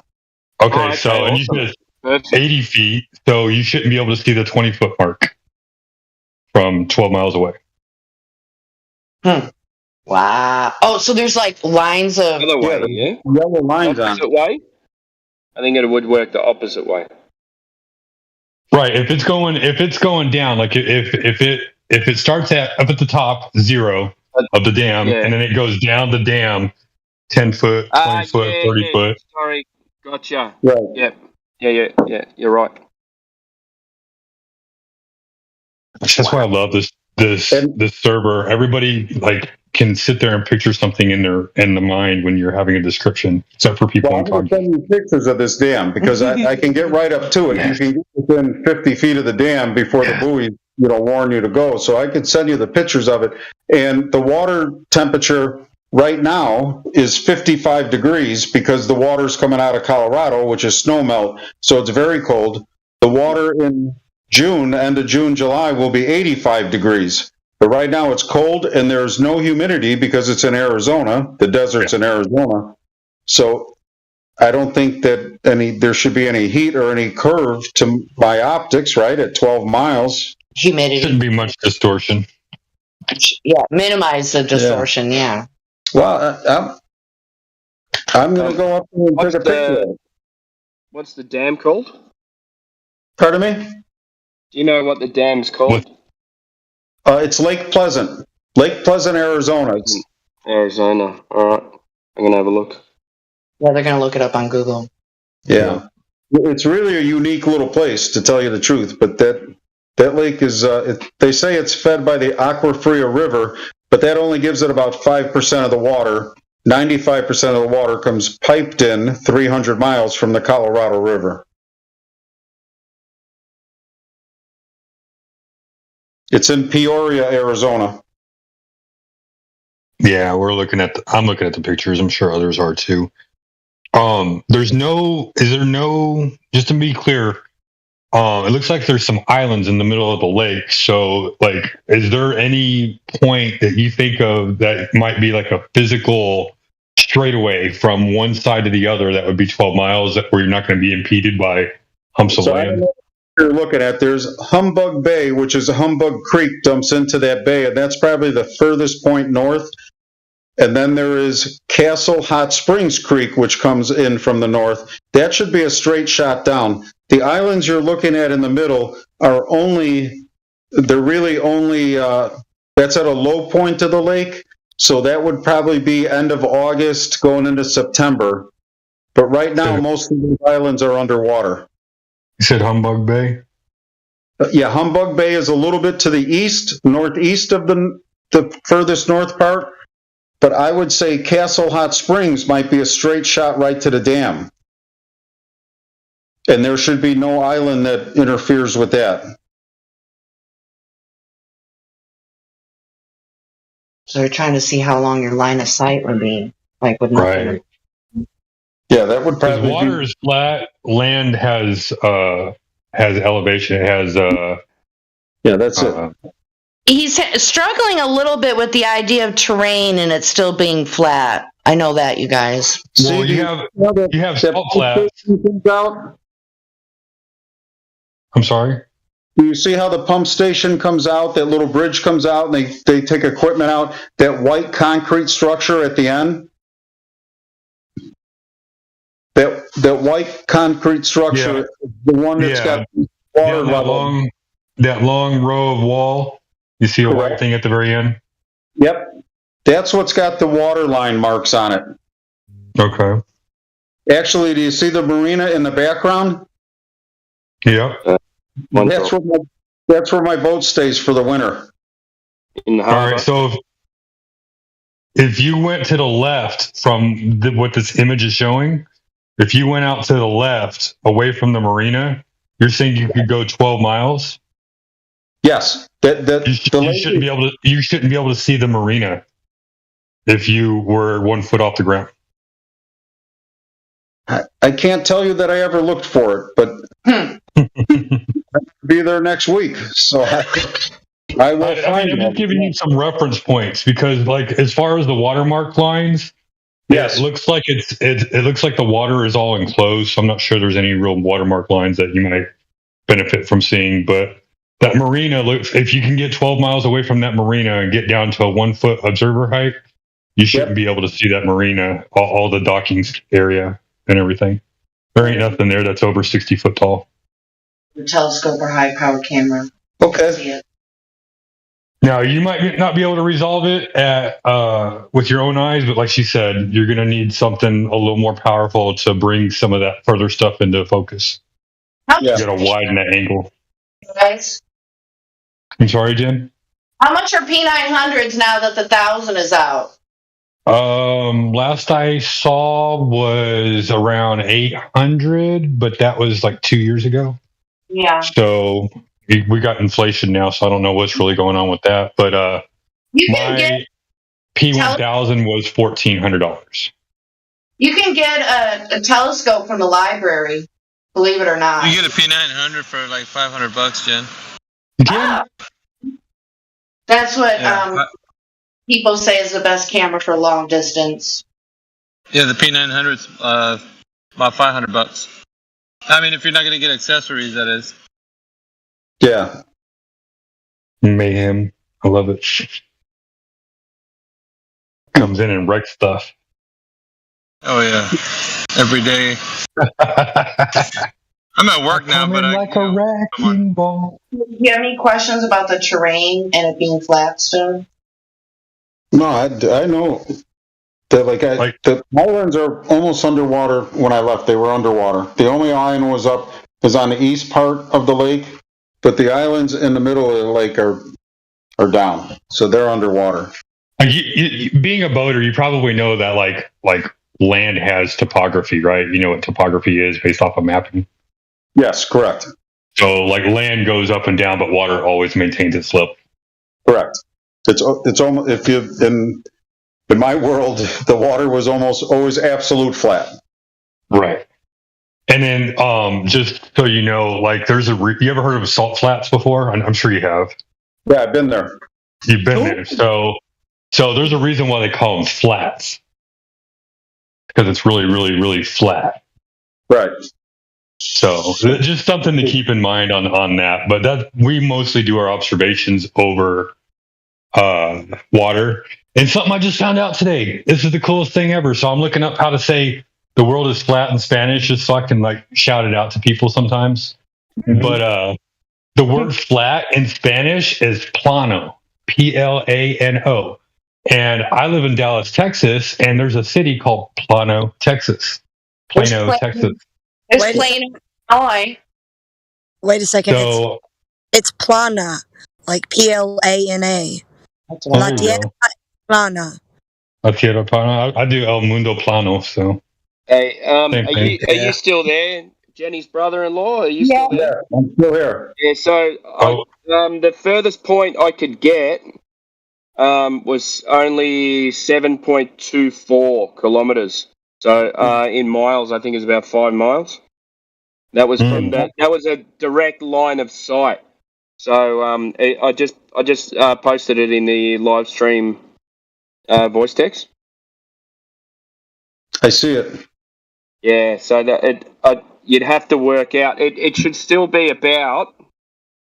I think it's only about 30 or 40 feet from that distance. I think. I don't know. I've got to switch between kilometers and miles. It does my head in. Wait a minute. We can do meters, man. So 7.2. You just it would be like 22 miles, right? No, it's 7. No, the other way. Oh. Kilometers are bigger than miles. Oops. Now, miles are bigger than kilometers. Or yeah. The number is 7.2 kilometers. Got to be closer to like 9 miles. 5 miles, I think. 5 miles, 5.5 miles. Yeah. It's less? Yeah, it's less. Us bigger guys come through a mile. So it could be more beneficial to find 4.5 miles. 4.5 miles, 7.2 kilometers. Yeah, so it's probably not a great observation, but you might, if you can work it out, and those pylons have water markers on them, then it's still an observation. Right. So that And it's would mean something looking to at test your new lens too. Awful Hot Springs, because it's your angle of the straight of the clear look is going to the west side of the lake. Yeah, there was a point that poked out from maybe a creek. There was a creek. Yeah. There was 2 points. I just couldn't go back because I'd put in a new measurement point. Right, I otherwise, I would have had to do it all over again. But if you go to the east, which is probably a little deeper or further of a lake, but then all those mountaintops come into play. Yeah, you can't get line of sight. Yeah, I see. Yeah. Yeah. Okay, But so definitely, would it work? definitely do that one. Definitely do that one when you go fishing next time. Just take a lens with you and see which buildings you see at what heights, and just make a note, and then work it out from there. But like we said, don't trust us. Do your own observations and see what it's telling you. Yeah, no, I'm going to measure it and take pictures of it and do everything, and then come back and I would have this conversation with you again and say, here's all the information I got and here's what I seen. Is there another? Awesome, man. Start your own account. Yeah, I'll help them out with that. But is there another body of water that's close by where you're at? Not till October. In October, I'll be in the Atlantic Ocean again. So in October, I can go to the Atlantic Ocean, and there I'm pretty comfortable with that. But there's lighthouses and all kinds of stuff I can look out there, and buildings, and the naval station's out there, and the naval station's got all kinds of measured distances that I can go from. So it's exciting, isn't it? I think it is. So then, well, I just want to make sure that what I think is right. okay, what started this whole conversation from the get-go is you mentioned the oil rigs, and you blew me away. Why did you bring that up? That was random. You said something about the oil rigs in Santa Barbara. No, you brought it up first. I said I've been there. I said I've seen them. I swear you said oil rig before I said oil rig. Well, maybe because my buddy in Arizona sells mud, they call it, but to oil drillers. And the guy Jared, who is sitting with your sister right now in Arizona, him and his wife, that's what they do for a living in Wyoming. I could wish we could have had that conversation. I really don't know, Jenny, because we have talked about everything you could just about talk about. Oh, no. This is like an iceberg bigger under the water. This is just the tip, I'll tell you. Well, this is the tippy tip. I will definitely pay more attention, because I will tell you, I boated my whole life, and I just always took it for granted that when I seen the top of the building, I was coming ashore, and when I can see the bottom of the building, I was about 20 miles out. Yeah. I could tell. I said when you guys went off to watch that video, I was thinking, he's been boating his whole life, thinking he's been sailing over a curve.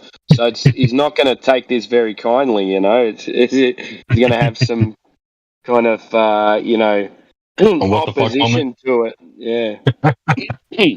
A little what the fuck moment, like, oh man, I'm 60 years old and I'm learning this for the first time. But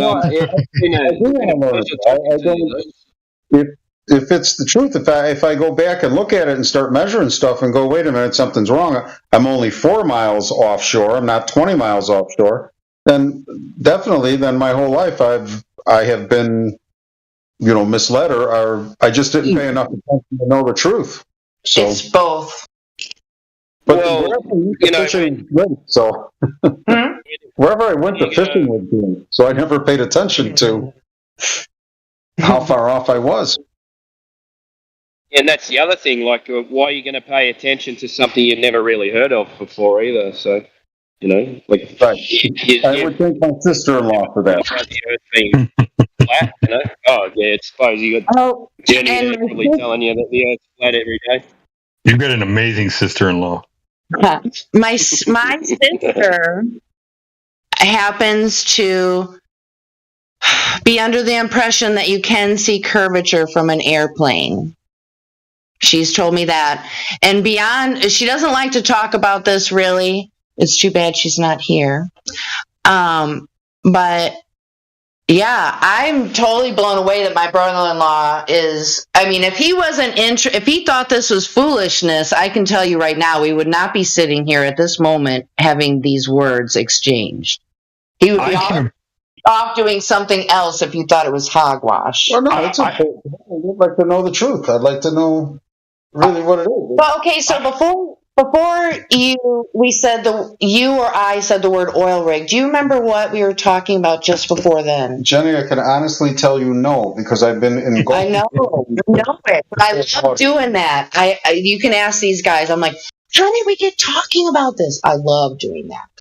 Yeah, I really don't know how we got on that subject, but then you made this phone call, and all of a sudden, everything else that I did today doesn't matter. I may be speaking. I think I'm speaking for all of us here, though. We can definitely appreciate your level of honesty. Yes. Like, even though things were a little confusing, you're like, well, I can see this far in my boat, and I can. It seems like the buildings are coming up. You kept going back to that over and over again.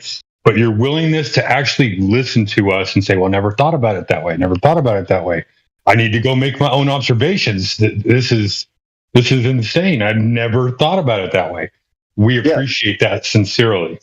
But you guys have honest facts that I can't argue with, and I just want to look at it once for myself. If I got to buy a camera and try to shoot 7.5 miles across the lake because I can do that next week, that's what I'll do. And when I get to the ocean again in October, I will definitely pay attention, and I might not even fish. I might just go out there and take observations from different mile markers outside, offshore.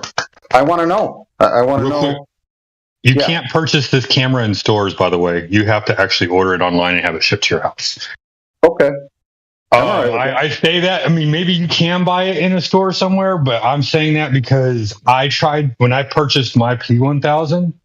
I had recently found out that they'd all been removed from the stores. They were flying off the shelves like hotcakes because everybody wanted to go prove the Earth curvature themselves.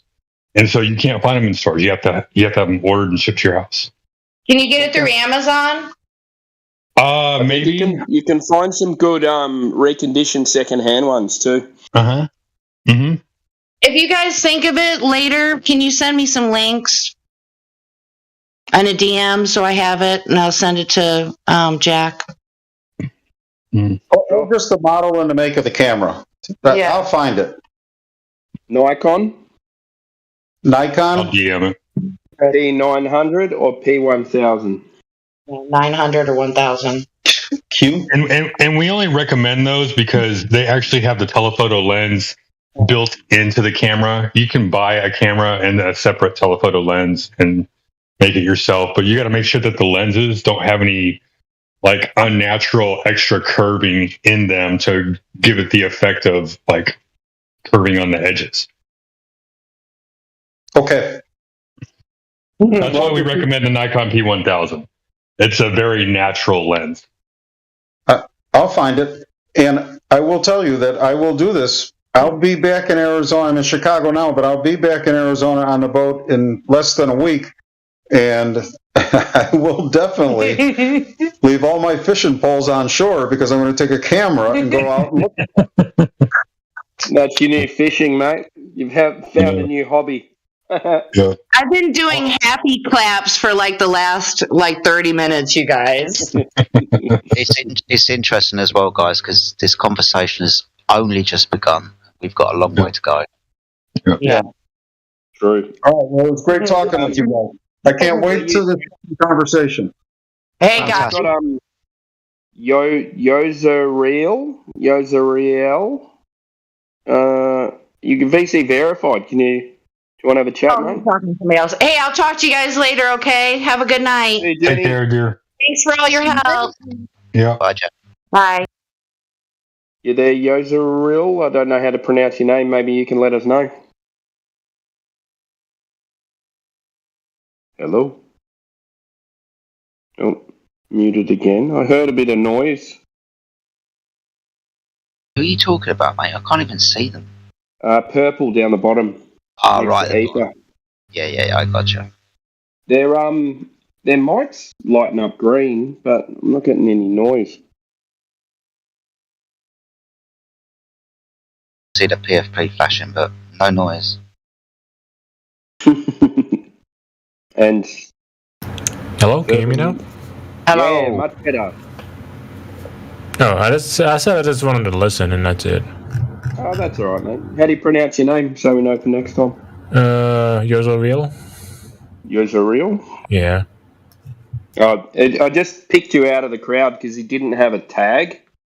So it was just like normally you come in here, you click on people's names, you go, okay, Flat Earther, and you just got VC verified. So we were just wondering what you were thinking. Where do you live?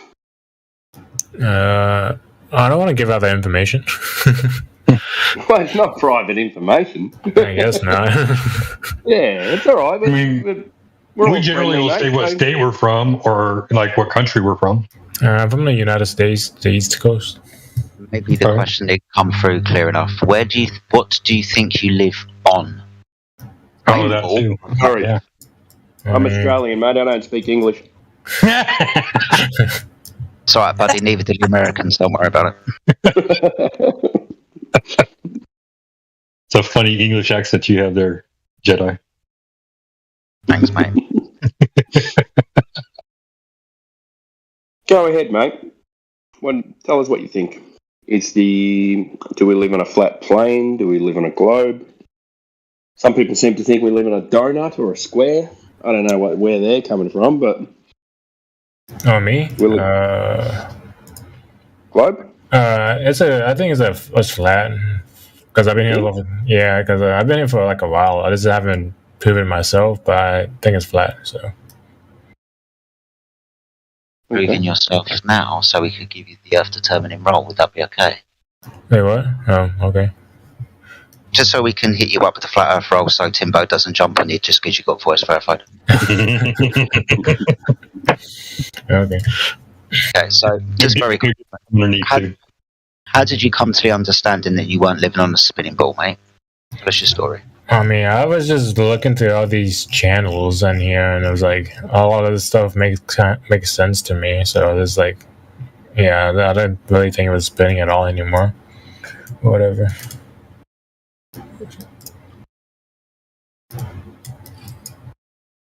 Anything else? I was sort of keeping talking. Or...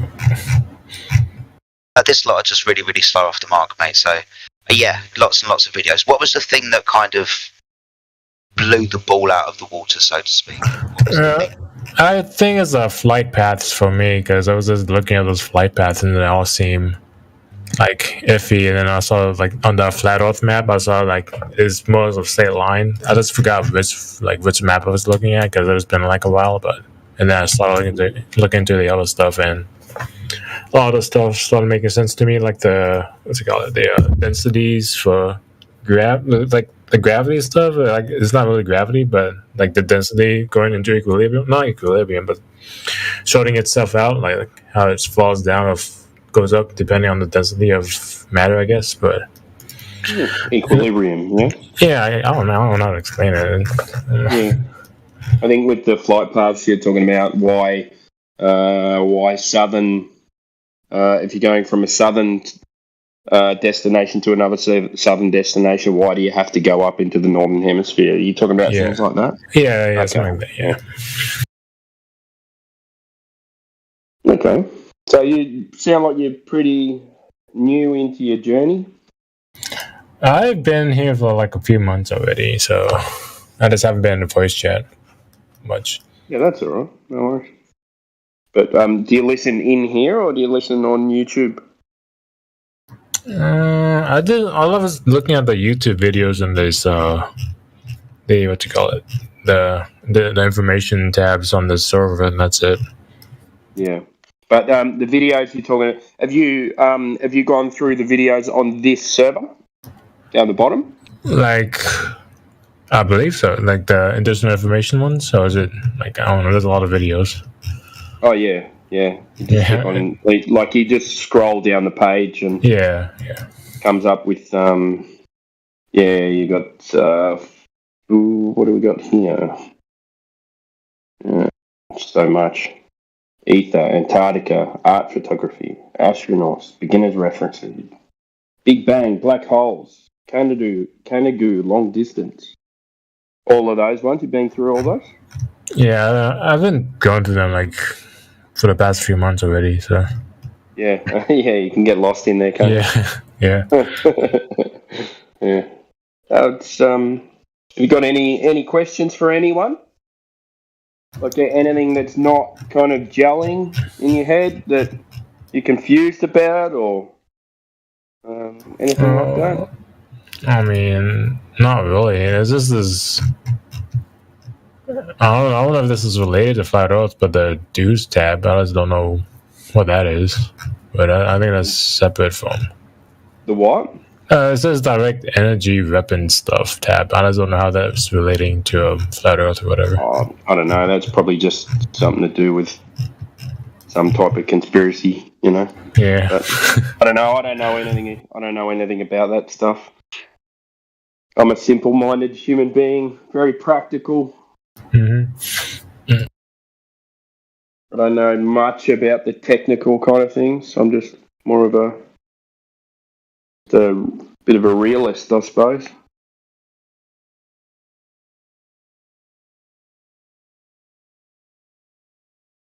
But you understand do you understand what it's supposed to be, the curvature, and how we can see too far? And Yeah. I saw the what you call it, that curvature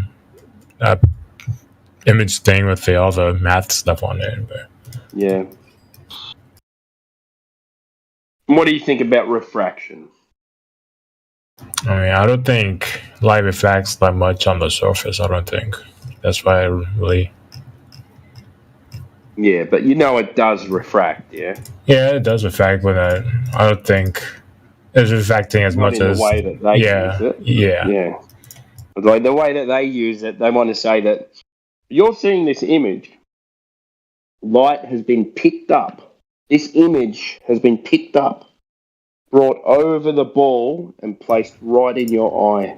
Yeah, like a couple. Yeah, it sounds ridiculous, doesn't it? Yeah. Because if light refracts at different rates, depending on height, isn't the height... Say, let's talk about those oil rigs, yeah? Just for an example, we're not talking about the oil...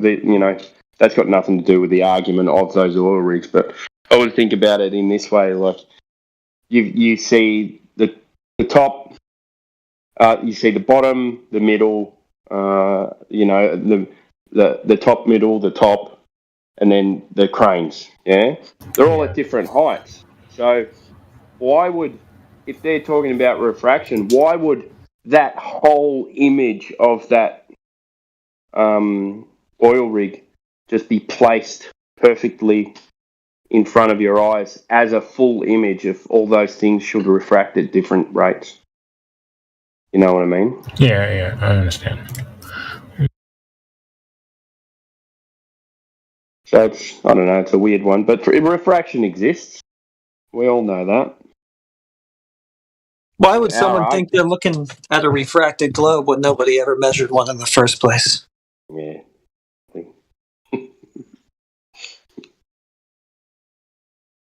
Could be a refracted anything with that logic. Could be a refracted pretzel. What's the difference?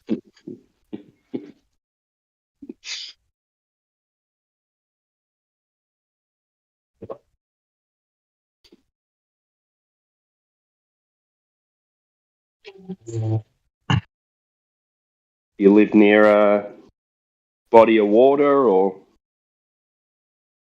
Oh, me? I live by a lake. Yeah, how big's the lake? What was that? How big is the lake? Like maybe I think longest point to longest point in a straight line. I think it's like 2 to 3 miles. It's really curvy, so I don't know. Oh, maybe Yes.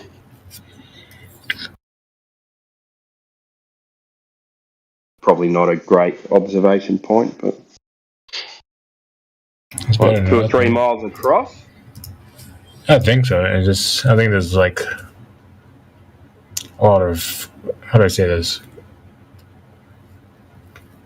It's like a lot of smaller pathways, and it's not really a circular lake I think it's a man-made one, so it's like all messed yeah, up. it'll be a dam. Yeah, it'll be an old river.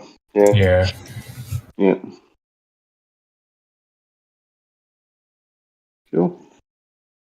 Well, there's a lot of people in here that can answer any questions that you want, mate. So ask any of them. Anything. What's your first thing that comes to mind that you want to know about? I mean, I was just here to listen. I don't have any questions. All right, man. No, that's fair enough. If you want to chime in, just jump in, open your mic, say, hey, how you going? No, don't say that. You sound like me. Systems and every other Australian. Yeah. Which one's that? Pretty much, mate. Yeah. Well, thanks for opening your mic anyway, mate. Yeah. Listening, learning, and if you've got any questions, just ask anyone. Okay. Thanks, mate.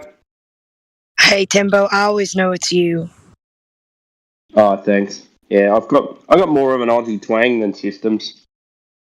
I think I can pick up on the twangs because I got one myself. Yeah, I can tell. Like when he talks, I know he's like I know he's from a European background. You can tell by the way he talks straight away. Systems. It's interesting. Systems has changed his name to Systemo just to be Australian, so he's put an O at the end of his name. He has to.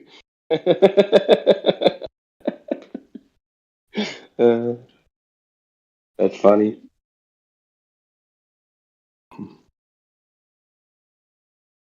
How's the beach, Kim? Having a nice holiday?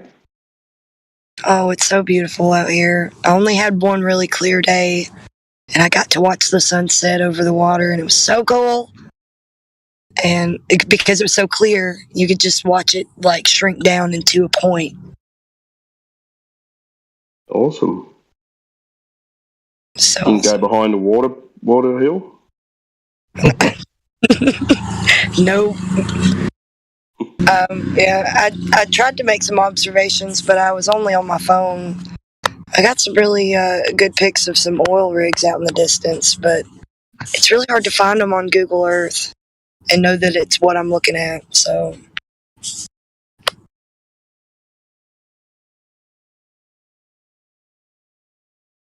I see you posted a picture.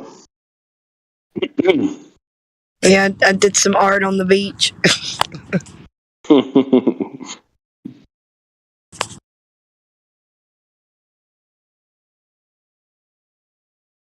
It was just me and the little one today. Hubby gone back to work?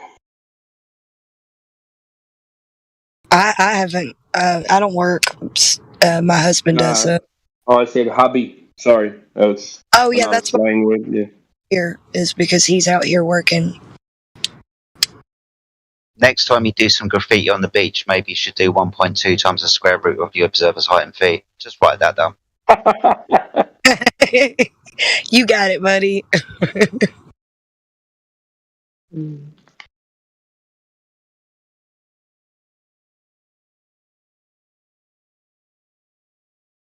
My son really enjoys me writing letters in the sand. I mean, how old's your son, mate? 4. He was writing his own letters in the sand, so he was really happy when I started up because I did fun stuff, cursive and block letters.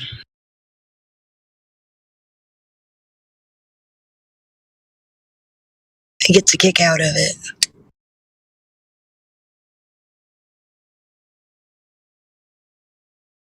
Hashtag best mom ever. Oh, yeah. I don't know about that. This little munchkin drives me insane. But a lot of people would tell you that's a short trip. It wouldn't be such a short trip if the path was beaten down pretty well. That's always what I say. Do you teach him with music ever? Oh yeah.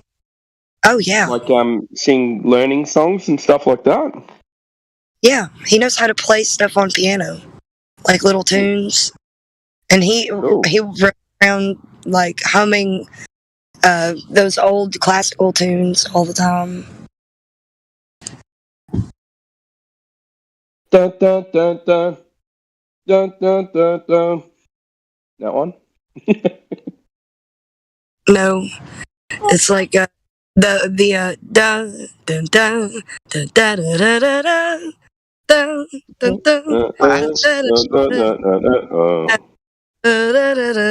dun stuff like that.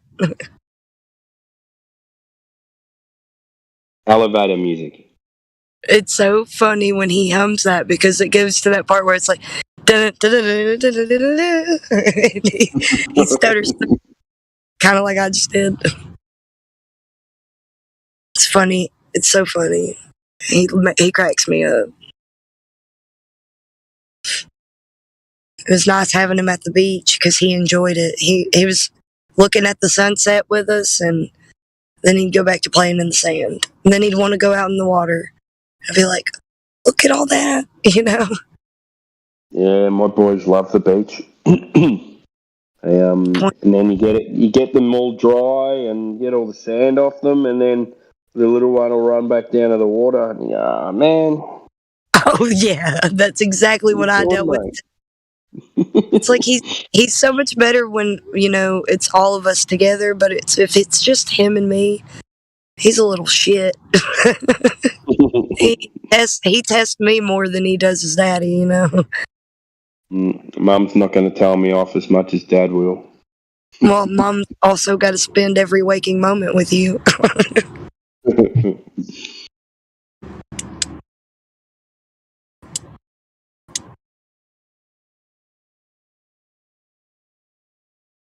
Better to have a pretty decent relationship instead of it being stressed. Yeah, that's right. I think we can be too strict sometimes, but Well, yeah, and plus we're out here like sharing a room, you know, like he's used to having his own room. Yeah. I mean, he does bed, but he gets to sleep in a big bed. He doesn't usually sleep in such a big bed. It's funny seeing his little self in a big old bed.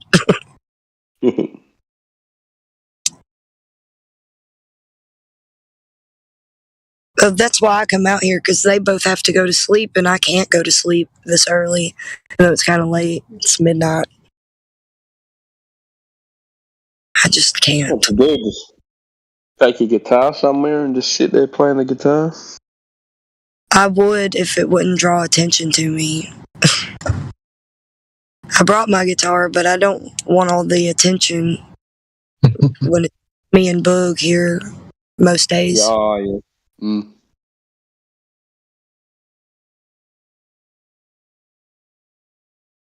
I wish I could, though.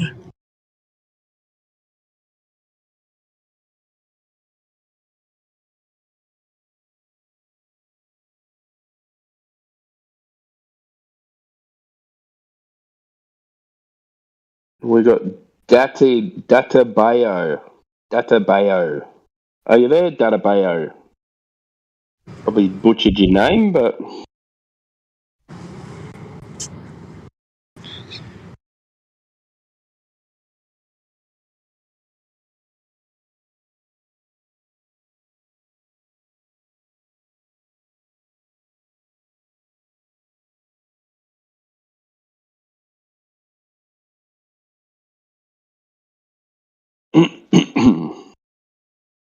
you don't want to talk to me?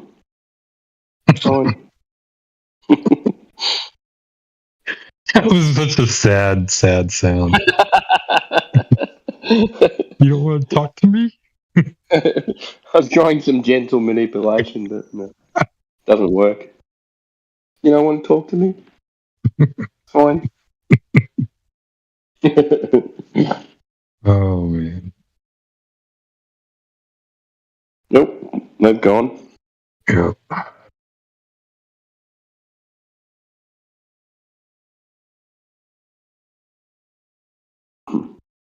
Oh, it's been a bit more lively today. Yeah. Sunday was pretty quiet. Yesterday was really quiet. The best was when Jenny's brother-in-law came in here. Yeah.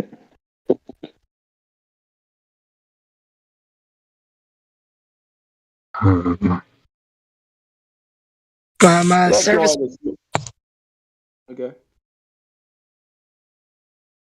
Sorry. No, you're all right. Go ahead. Oh, I was just saying my service was cutting out, but I was trying to hear you guys talk to old buddy on when I was driving to the beach earlier. You guys were talking to somebody that kept using the straw man. Oh, the English guy with the croaky voice. Oh, I This don't know. morning he was No, going on about. it wasn't this morning. It was. Oh no, but my morning. So yeah. Sorry, that's right. what was his name? maybe Spin or 6 Flip or hours something like ago? that? Probably about 4 my time, so it's midnight right now. Yeah, 6 that or would have 7 been hours him. ago. Yeah, he was going on about the distance to the moon is always the same. That guy. Yes. But my service kept cutting in and out, so I missed so much of it. But I was getting the gist. But all I kept hearing was everybody talking at once when it would cut in. So I was like, I don't know what's going on. I think he was annoying the shit out of everyone.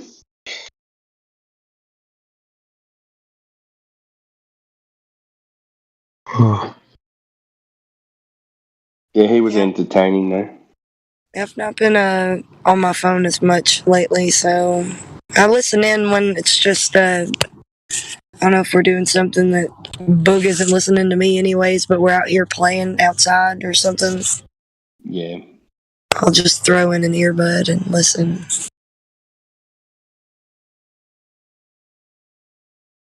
Well, that's what I do. I have an earbud in underneath my earmuffs at work.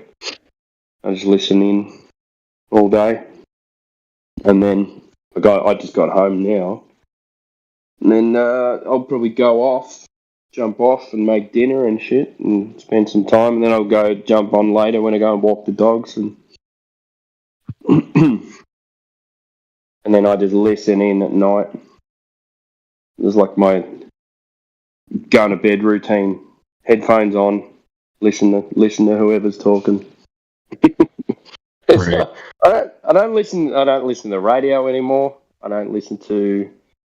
I still listen to music, but I used to listen to a lot of podcasts, but I don't really listen anymore. I still listen to books, the audio books, but it's either this music or a book, and that's it. That sounds about right.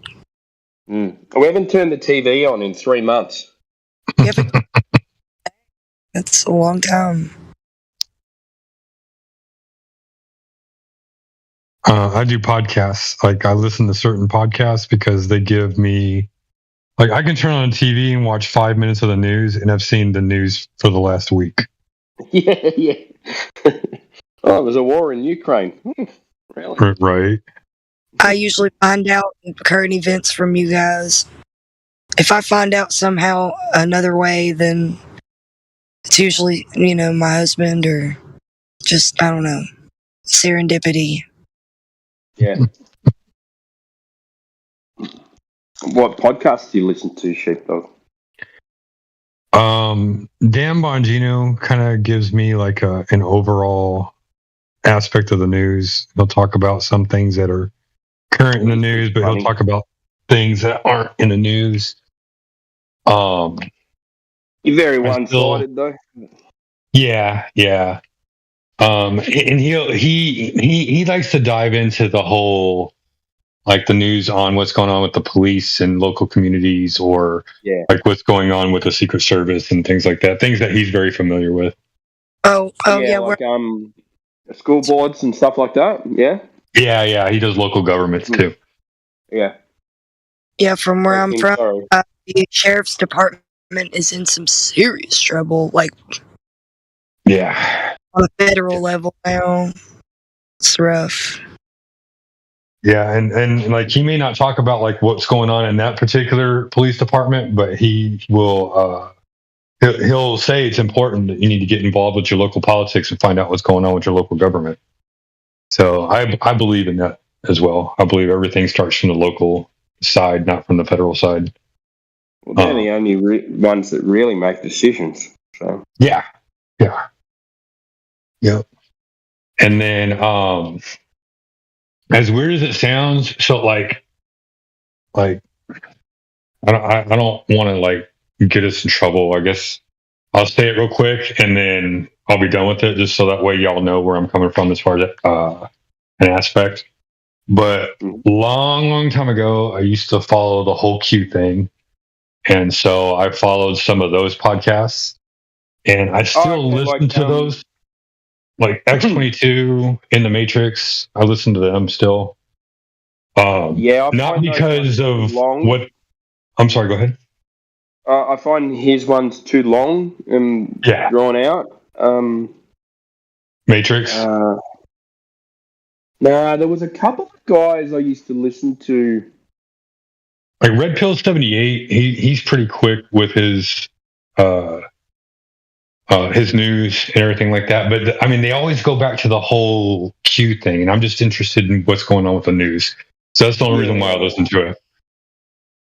Like I'm more or less listen to it while I'm driving down the road, where I don't have to think about what I'm listening to, and like I focus when he talks about the news, and he starts talking about all the other crap, and I passively fade out of it and don't even listen really. I used to love Sam Tripoli's podcast. Who? Sam Tripoli. He's a bit of a weirdo, but. Mm-hmm.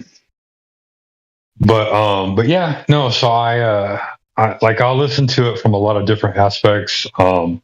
My Twitter account is literally a scrolling news feed because of all the people that I follow, and I get the news that most people don't get. And I mean, you'd be surprised at how much news you get from following the government accounts as well. Yeah. They post a lot. Twitter, people don't know how to shut up. Years ago, I used to religiously listen to or watch the I just had a brain fart. Who's that big podcaster who does the fights and stuff like that? Does the fights? Yeah, he's the commentator for the UFC. What's Joe Rogan? Joe Rogan. I used to religiously listen to Joe Rogan before he.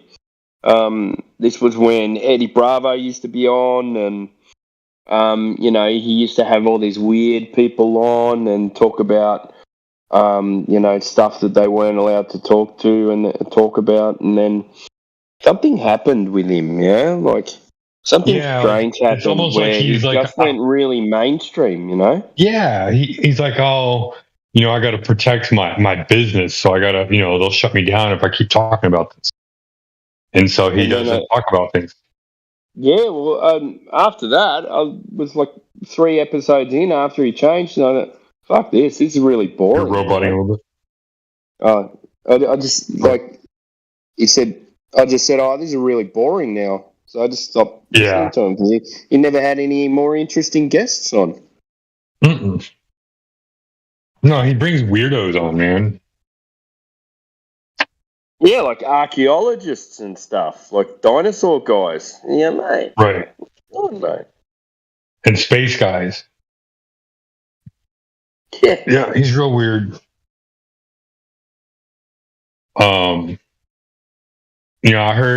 I tried to listen to what's his name from who's the original conspiracy theory guy? Alex Jones. I tried to listen to Alex Jones.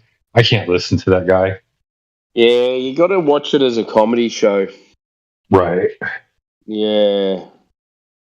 He does spit some truth. He does. He kind of puts it in with a whole lot of bullshit as well. So my cousin's kind of like easily discredited, But what he said was true, Right. He's funny. The frogs are gay. But that was that part of that was true as well. It was because it was about the antibiotics getting into the water and stuff. Like it's then them getting too much estrogen, and it was happening with humans as well. But, let's not talk about that. But you know what I mean, though. Like, you got to kind of like pick your news all over the place. You got to spread it out. You got to kind of go in every little direction if you want to get a little bit of everything. A bit from here, a bit from there. Yeah, I just gave up after that thing during that thing that happened to us over the last few years. Yeah, I gave up, man.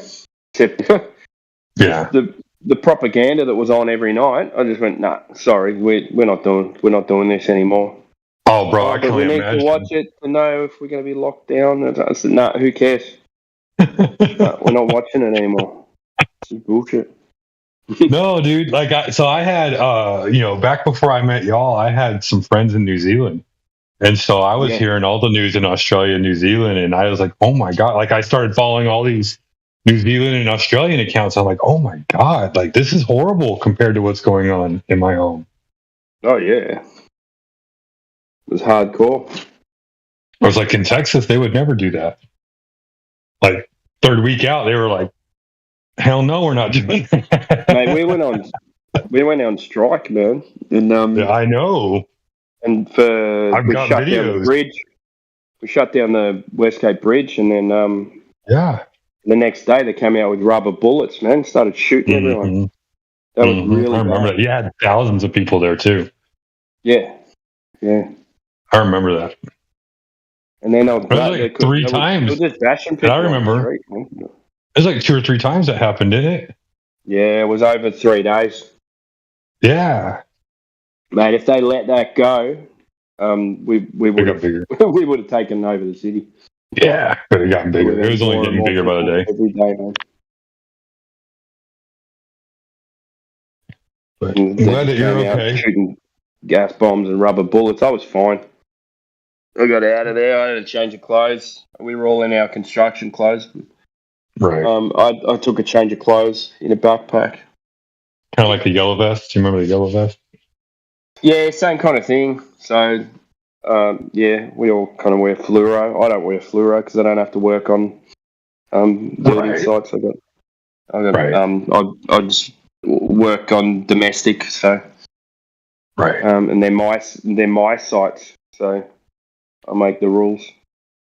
Right. But I mean, you know what I'm talking about. I know what you're talking about. Yeah.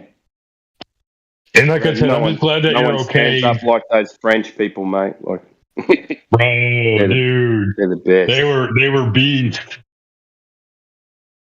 They're doing it again, man. They've been doing it. It went on for 14 months. They were every weekend for 14 months, and then it started to dissipate. Well, you look at all those uprisings that were happening just before that thing that happened over the last few years happened. Yeah, that's all I was saying though. Like, after all these years, I'm glad you and your family are okay. I hope the rest of your loved ones are okay as well. Yeah, everyone's good, man. Came out pretty much unscathed. Yeah. Maybe a few pennies lost, but all in all, doesn't really matter. If you ever want a good Twitter account to follow, Melbourne Rise, I think, is a really good one. They tend to Melbourne Rise. Yeah, Melbourne Rise. Yeah, I just got rid of my Facebook and stuff as well. So. Yeah. No, I got rid of Facebook. I still have a Twitter and I still have an Instagram, but my Instagram is private. It's just basically it's a storage place for me to put my pictures of all my kids. That's all I do for it. Yeah. But Twitter, I have a Twitter account just because I have such a vast news feed that goes on in there. That for me to shut it down, I would be shutting myself off to a lot of information in the world that a lot of good people put out. You're addicted, man. I'm addicted. Dude, I was one of those people that put out good information. Same name on Twitter. If you look me up, you'll see my pinned post. I was pretty big into trying to share information out there. And they didn't shut you down? Oh, they did. They did. So January 6th happened, and then I think my account was I was kicked off Twitter on January 9th or 10th.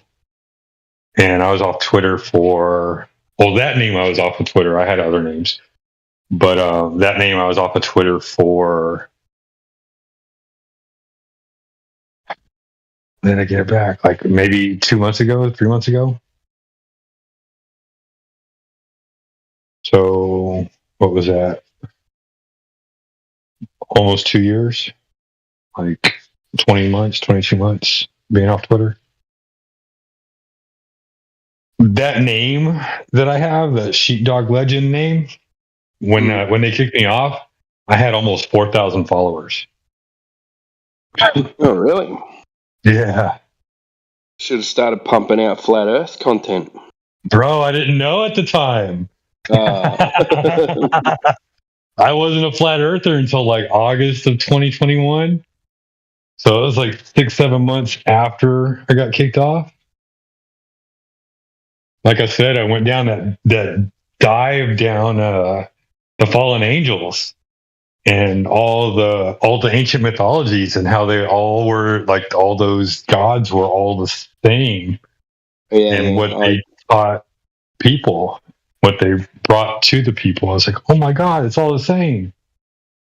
And then my buddy of mine, that buddy that I was telling you about from New Zealand that I had that I talked to, he's like, oh yeah, you know what else they have in common? I was like, what's that? He's like, they all knew the earth was flat. And I'm like, no. I'm like, it makes sense. I was like, wait, you got to explain some things to me. So like we talked for a little while, and then I started doing my own research, and we had a little falling out, but I started doing my own research. And then I would just like toss out little jokes here and there at work, flat earth jokes, like, oh, man, you can see so far, blah, blah, blah, blah, blah. And this is all my own research. Like nobody's feeding this information for me. I'm having to actually dig for all of this. The first thing I noticed when I started digging was, wow, this thing is suppressed, man. Like all there is how to debunk flat earth. Where's all the people that are talking about flat earth? Like there's got to be good information out here. Why can't I see what they have to say in their arguments? Why is it buried or hidden from? And then one day I was talking to a guy I met at work, and I was like, hey, he was talking to me about the oil fields. I was like, what'd you do before this? He's like, oh, I worked out in the oil fields. He's like, you know what's crazy about the oil fields? I remember sitting out on a site, looking off in the distance and saying, man, that flame that you see burning at the top of that derrick, that's, and not the derrick, whatever it was called. I can't remember what it's called. He's like, that's got to be at least 40 miles away. Why can't I see that? Shouldn't there be curvature in the way? And I was like, yeah, there should. And we started talking. And he brought me to Dave Weiss's app. And then that's where I found you. But the whole thing started because of digging into ancient mythology.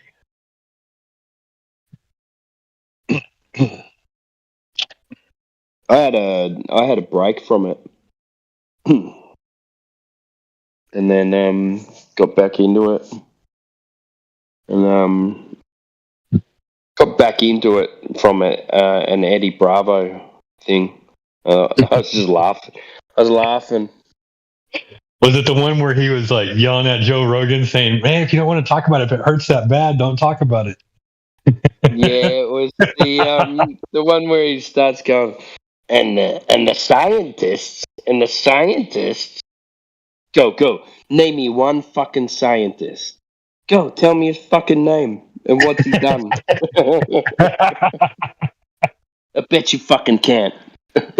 Yeah. Yeah. That's all anybody's ever heard. But we all believe these guys that we've never even heard of and never even know who they are or what they've done, And we need Eddie He goes- Bravo on here. He goes, oh, me and Joe, we used to get stoned and watch space documentaries, man. We were fucking balls deep in that shit. It was funny, and I thought, nah, all right, I've got to get back into it. And I love it too, because Eddie is like telling Joe, he's like, man, I've always known you to have a really strong bullshit meter. I don't know why you're not picking this up. Yeah. Well, he fucking backtracked on the moon landings too. That pissed me off too. When he did that, it really pissed me off because I was going to say when I was into that, I was balls deep in the moon missions. You know, like.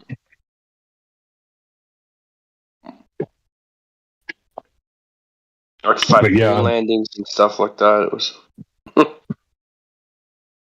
Yeah, I mean, like, isn't that amazing though? The scientist. Name one fucking scientist and what he's done in his field. Yeah. You can't. Not one person can. We've all been told the scientists, but we've never been given any names. Yeah, but you can name what bra fucking Kim Kardashian wears, you know? Like, yep. It's bullshit.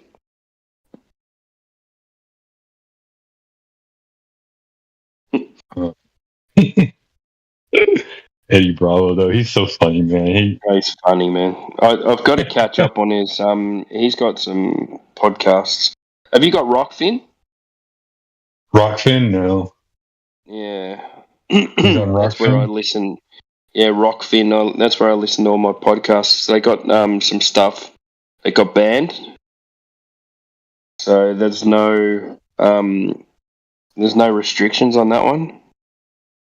He's on there, so I got to catch up on his. He's got a podcast. Download it just so I can listen to Eddie Bravo. So if you're out there, Eddie, I'm downloading Rockfin just so I can listen to you. But we want you to come in here and talk to our Gold Plus, our Gold, our moderators. We want you to have these real conversations with these people. You can talk to us, me too, whoever else. But the people with the experience, we definitely want to hear some of the wisdom that you might have going on. Come on, Eddie. Come on, Eddie. Come on, Eddie. The scientists. I want Eddie and Miggy 101. Yeah, so download Rockfin. You can pay or you can have the free ones. With the free ones, you have to wait. Like when there's new podcasts out, I think you have to wait like a month, and then you can watch it for free. So, gotcha. I don't pay. I just wait for a month, and then I listen to the free ones. Is Eddie on? What's his podcast name? Have a look. It makes me fucking log in every time. I'll just type in Eddie Bravo. Type in Eddie Bravo and his Is it Look Into It? Yeah, look into it. Yeah. Oh, I see Sam Tripoli. I think his first guest is that Aussie guy. He's got the Syncretism Foundation in Mexico. 34. Santos Bonacci. He's a flat earther. Okay. A bit of a weird flat earther, but he's a flat earther. He's an interesting guy. Oh wow, he had an interview with X22. It's pretty cool. Yeah.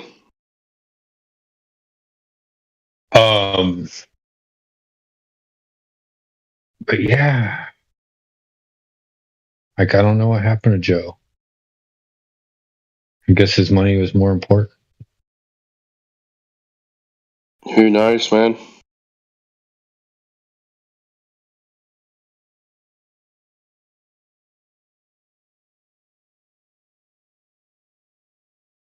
Anyway, I'm going to mute up, man. I got some shit to do.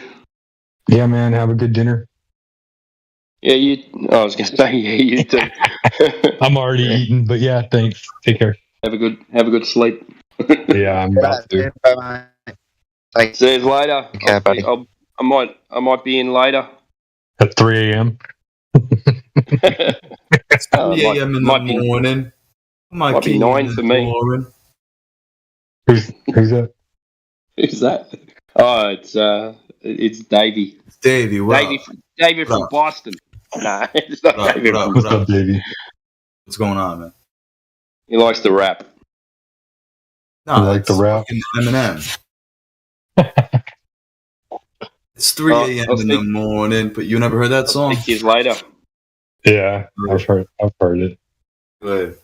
I heard all of them up to Curtain Call, pretty much. Yeah, after he fell off, man. After like the first 3 albums, he just like started tanking. Yeah, bro. Yo, what do you honestly, bro? I think after Curtain Call, like, I don't know, but it was before Curtain Call. Curtain Call was like number 4 or 5, wasn't it? Yeah, no, but I'm saying like I think I could be wrong, call me crazy, but I have a feeling like he died 2007, and then he was right. Don't you think that too? Yeah, you do. I can neither confirm nor deny that. Yeah, well, listen, it's shady. No pun intended. You know what I'm saying? It's sketchy. I mean, you never know, dude. You never know. You never know. You never know. Maybe he fell off the ladder. It's shady, but like supposedly he fucking died. Like he overdosed he got into a car accident in 2007. And after that, all of a sudden he comes back and sells 100 million records or whatever with that recovery album. Like, come on, give me a break. Rehab? Was it Rehab? Give me a break. Was it Rehab or Recovery? Recovery. No. Well, see, here's the thing, though. Like all these autograph signing places, like they're slated to buy so many albums. So when they say that they're going to buy 10,000 albums, you've sold 10,000 albums. You know what I mean? A lot of people think that he was cloned. I don't believe it. Bro, I've heard it all. He was dude. replaced. He was. I've heard it all. He was that alphabet soup. That alphabet soup. That all that mind control crap. No, I've heard it all, dude. He could be a lizard for all we know. Okay.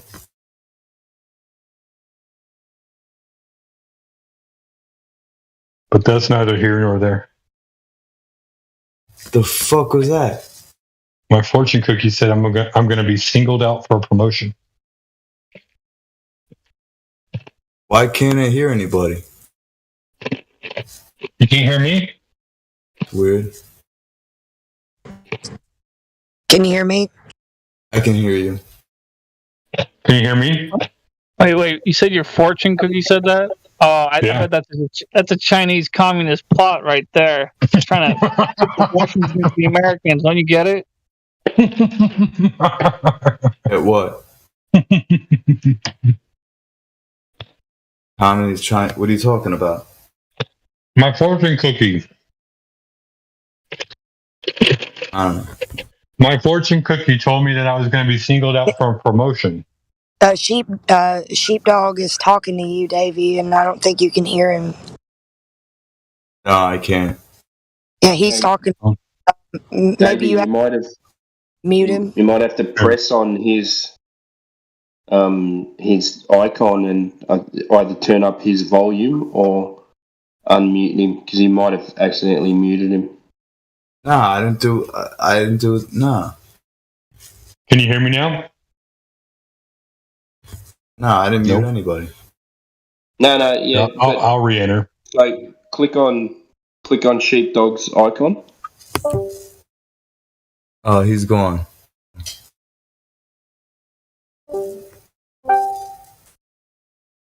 Oh no, there he is. Okay. Can you hear me now? Yeah. No, I said my fortune cookie said that I was going to be singled out for a promotion. What kind of promotion? I don't know, but then Orion said that sounds like a plot from Communist China. Hey, well, listen, you never know. Oh wait, you said promotion? I thought you said Russia. What do you? Promotion. All right, so what do you think? You gonna get promoted? I have no idea, dude. I got a new job though. I'm gonna be getting paid here in a little bit. Like paid, not just collecting a paycheck.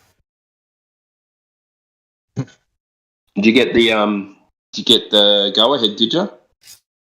Yeah, I'm being approved for the next hole that they're gonna dig. Sweet. And I'm looking at $850 a day for 3 weeks. Awesome, man. Good on you, man. All that hard work paid off, mate. All the hard work I put in my whole life, and I just lucked out and met the right person. Literally, the guy that I met, the guy that is getting me this job, that's helping me out and everything, he's the flat earther that I was telling you about earlier.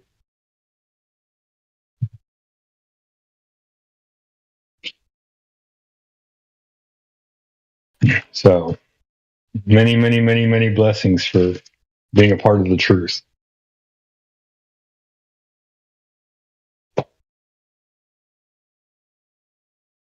Did I lose everybody again?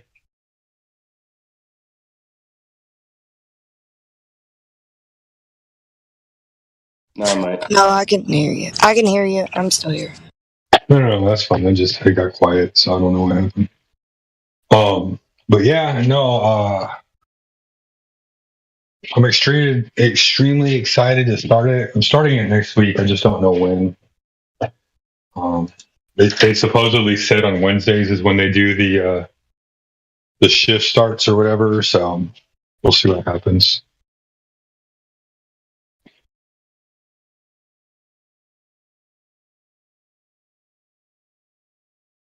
Fuck.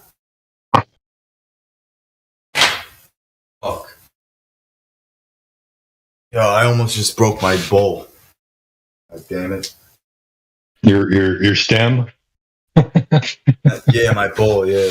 I just took a nice bowl hit. Anyway, listen, I gotta ask, what do you call it? I gotta ask anybody who's wise in here. What do you guys think about that Elizabeth Smart story? I think it's a hoax. I think it's bullshit. I think it's full of fucking Freemasonry, and I want listen. Just be honest. Anybody, if you got I think it's bullshit. But if anybody feels the same, please step right up. And you talking about smart cities? I'm talking about Elizabeth Smart. Elizabeth Smart? Kidnapping. I don't know. I didn't know anything about it. Is that something that's currently going on right now? No.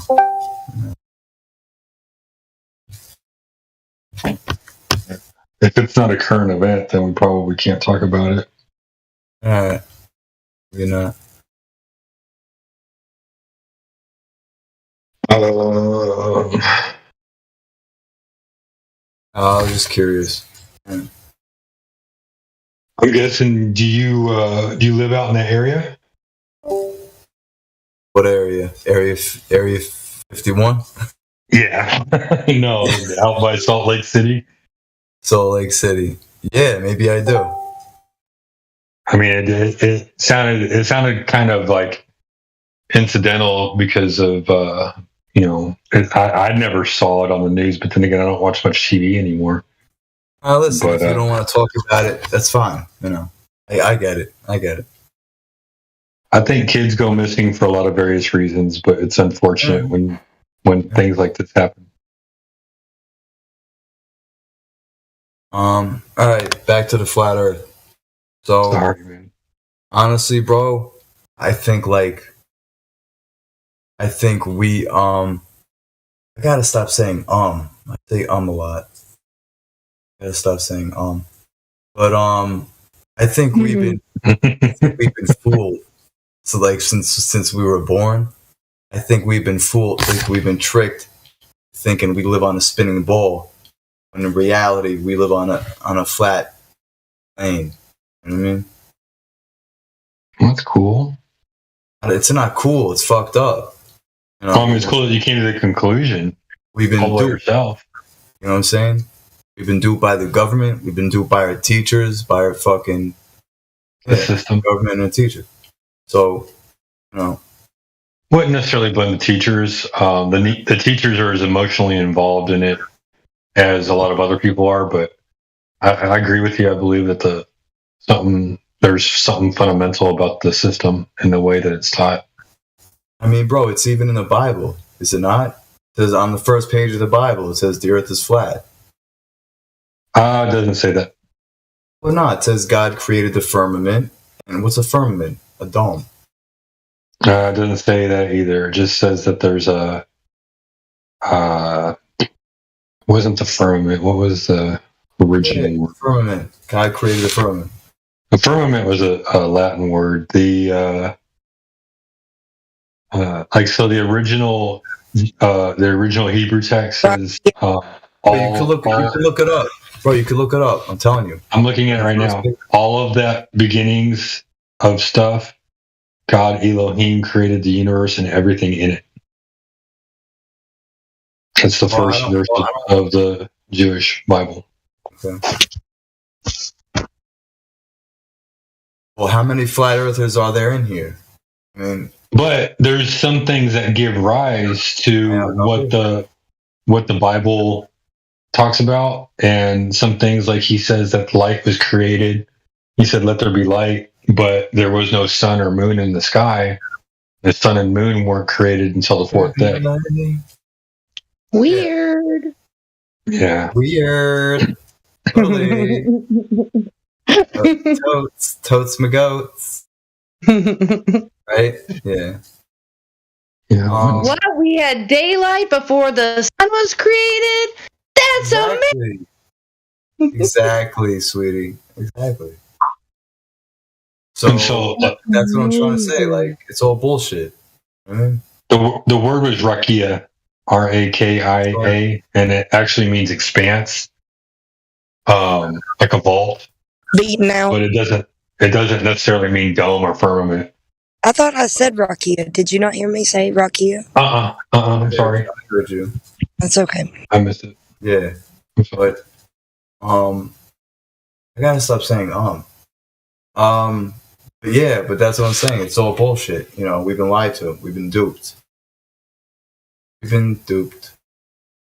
Well, and then you got Isaiah chapter 40, verse 21. It says, "Have I not told you since the beginning?"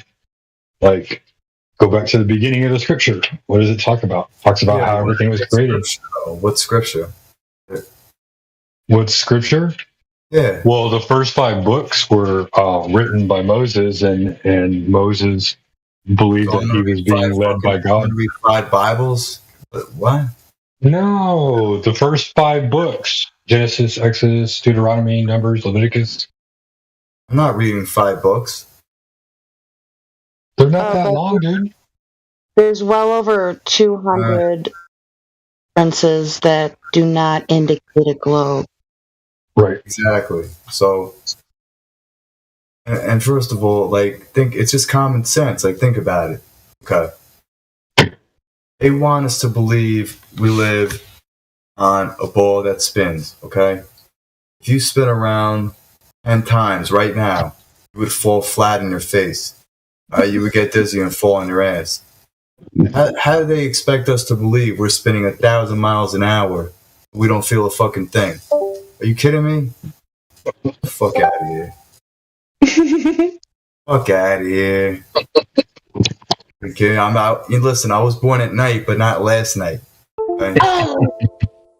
So, you know, they can fool stupid people, but they can't fool me. They can. Like have you ever been on the? They can. Did someone just VC verify Andy Dice Clay? Oh, okay. I know that's what I was thinking. I was thinking that too. Get the fuck out of here. Get the front door. I think I could almost hear that on a loop and be happy. Get the fuck out of here. How you say it? I just say, yeah. Have you ever been on the carnival ride, Davey, where you or Jenny, where you're in a teacup and you got two other neighbors that are both in teacups and you're like weaving in and out of each other as you're spinning around? I've been in a teacup. Yeah. That's kind of like what we're doing on the globe when we go around when we spin and go around the sun and through the galaxies. Because in order to orbit another body, you have to go into retrograde, which changes your speed. And if that were to happen to us, I mean, we got the moon affecting the water as it is and everything. So I just don't really go with that. I can't. That's exactly how you know that's what you're doing, because you don't know you're doing that. Wait, so am I the only buddy here that believes the Earth is flat? Yeah. Yes, you're the only one. Wow. We all know the Earth is flat, but you believe it. But hey, it's a common occurrence that there's only usually one glober at a time. So never mind. Okay. You did that. Hey, man. All right, yeah, you got me first. You had me for a second. Okay. You got me. Hey, Jenny, did you get my DMs, by the way? No. I did. My brother-in-law is probably going to buy a motherfucking camera tomorrow. I bet you. I know he is. Okay, so I know he is. He thought it was hard. He would never let me go on the phone. Tell him to get a good tripod too. Yeah, I did. Like and $100. He's probably going to buy the one that has the kit with all the different filters and shit. He's probably going to get. Because I said, "Ooh, you could probably look at the sun with that filter right there," and I pointed at his. Yeah, they love to watch sunsets. You're so bad. You know what? The worst part is when he like observes the sunset and he doesn't see the sun dipping into the water. He sees it like going off into a distance and disappearing. Hey, he's gonna be like, "What the fuck?" I should probably maybe try and make a better effort to show up at ladies' night, because I really need to sharpen up a little bit more. I've been kind of lazy for a while now, but I need to go on like a few dates and flat smack a few guys just for fun. Get some free food first, like eat first and then flat smack them. Yeah. It's not taking advantage of anyone. It's a barter system. I give you money of knowledge for payment. Oh yeah, but yeah, I could plant a little seed. Bink. Okay. You never know. You might meet a flat earther. I did once, but he was really creepy. I was actually, it was when I was living in Missouri, and well, there's your mistake right there. I know, right? Okay, so it was Mastodon. It was a national park, Mastodon, for mastodons. It was in the title. I don't remember it, but so anyway, I happened to be partaking of a seed-bearing plant, and then I turned around and he was right there, and he started talking to me. Oddly enough, this dude said he listened to Glowbusters. And I'm like, he started saying all this weird stuff. And then he said, "Hey, do you want to come back to my boat and smoke one?" I'm like saying in my head, "Hell motherfucking no, bro. What's wrong with you?" So it was really fucking weird. I didn't like it at all. It's like, what? You want me to call some medical help for you? Why would I go with a stranger like that? You're a flat earther. He's the one that brought it up. That's a good point. Sounds like a romantic date on the boat. I know. Yeah. Looking at he probably was gonna go jump in the water, get a fish, cook it for you, feed you. Get horizontal. No. Vertical, horizontal. And probably a bullet in my head and thrown over water. Fuck that shit. No. You'll probably see this. He'll probably teach you how to navigate using the stars. I know. Sounds really beautiful and all, but the vibes I got off the dude was nope. He didn't look like a sailor. Has anybody? I don't know. It just seemed too much coincidence for my comfort. I get it. But yeah, don't let your guard down. 100%. Forget it. So yeah, it'll be like a virgin if I meet another one. It'll be cool. Like a virgin. For the very first time. He wanted to suicide you and just make a story of this flat earth lady trying to prove flat earth, going around the globe on a boat. Sorry, not sorry. When he mentioned Globebusters, I was out. I was like, nope.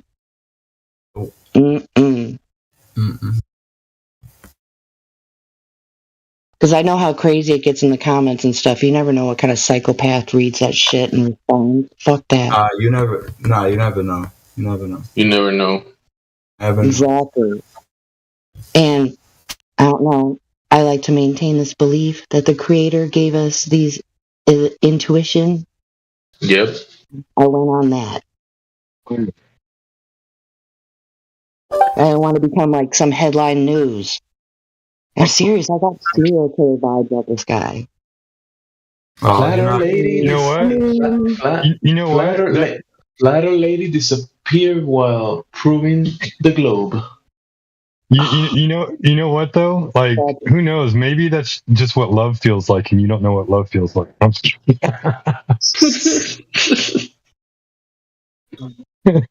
kidding. Yeah. No, but I mean that's weird, funny, I guess. Yeah. Cool. That just came up in my head. That was pretty good, right? So when I meet another flat earther, I'll be like a virgin. Oh, people for the very first time. For the very first time. Like a flat earther. Yeah. I'm eager to hear what your brother-in-law says though. Like when he comes back, like he's gonna be. I can't. Dude, did you tell you? But I'm not going on there. He's gonna be like, I'm not going on there. I'll tell you, but I'm not going on. Guarantee it. Dude, did you hear what he said though? He said he's not gonna take his motherfucking fishing poles with him when he goes on his boat. Is that new? That's the main reason why the dude goes on the boat. Is to go fishing. Yes. So he's not even going. He's going fishing for the curve. He's dead ass motherfucking serious, dude. He was looking for a fucking camera right after we got off the Discord. He is obsessed. He is like Homer Simpson trying to go back to sleep. He can't. I bet you he's in there watching flat earth fucking videos right fucking now. I can go down to my TV.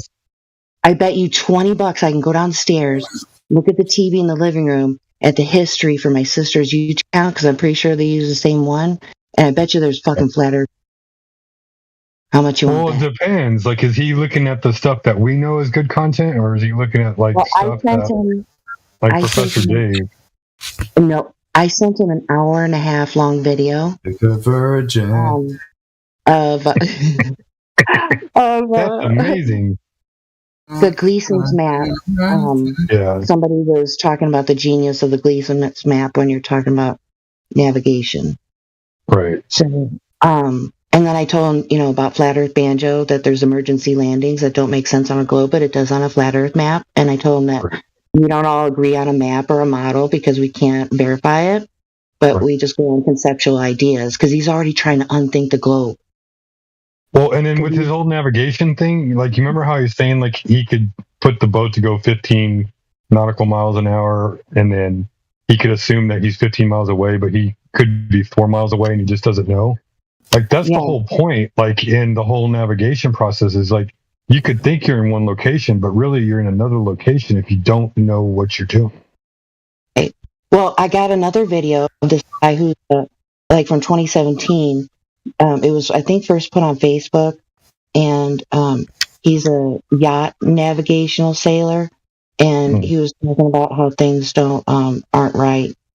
And I need to watch it again. It's really hard to, let it sink in because it's in Spanish and somebody put captions, and I fucking hate that. But you're supposed to read that shit and then follow along with what he was saying. But I did watch the whole thing, and it was super good, but it was totally geeky. I mean, all about numbers.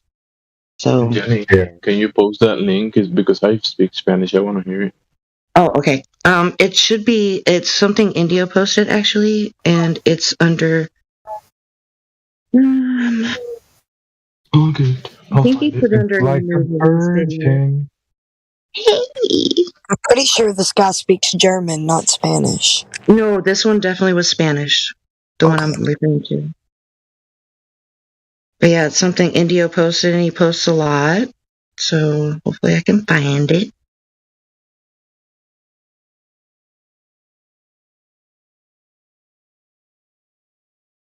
So good, thank you. Scroll. Okay. Hey, there's somebody new in the chat. VC verified Burns. Welcome, Burns. We tried to let him speak earlier. I don't know if he's still here. Hello. Hello. Hey, Burns. Welcome to 24/7 Flat Earth Discord. The Welcome. best place on Earth Welcome to to talk hell. about Earth. I've been here every now and then. Welcome to hell. Welcome to the 6 layers of hell. Now, Davey. Nah, I'm just kidding. You said you've been here before, Burns? Yeah, I've been here a couple times. All right. What was your experience before? Who'd you talk to? I don't remember at all. Talk to me. That was like a while ago. All right. You talk to me. You don't remember? Did I talk to you? Yeah. Well, I do remember good conversations, so. Yeah. Yep. That's cool. I've never met you before. Can you give me a little rundown on what you think we live on? I think it's a globe Earth. Okay. Is there any reason that you would think that? Yeah, there's a lot of reasons. I don't know if I'm interested in going into like a whole debate right now, but Not necessarily saying a debate, like more or less. would you say that everything that you know of the globe was taught to you, that you didn't come to it on your own conclusion? I mean, I know the general like thought process here of doing your own experiments and like not blatantly trusting everything that you see online, I guess. But Absolutely. yeah, no, I haven't done any like experiments of my own. Okay. You know what? I think I have talked to you before. It was like a year ago, probably. It's possible. We kind of like I've gone down that road with a few people though. Like a lot of people that get on here, they come in here, they chat, and they have these observations in mind, but they've never gone out and observed it for themselves. It's like, oh, are you going to go out there? I don't know. I don't necessarily feel like doing it right now. And then that's usually the answer I get left with, and I'm like, okay. Well, I mean, the like standstill that I've usually reached talking to a lot of people here is more of a conspiracy thing. So that's kind of where I drew the line. What do you mean? Like, why would they lie? Yeah. Not like why would they lie in our schools about flat Earth? More like I don't know. I'm a very I don't want to say scientific person, but I'm very in tune with like the scientific and technology world, and I know a lot about like engineering and shit like that. I don't have any reason to not believe any of the like space Yeah, but I think stuff.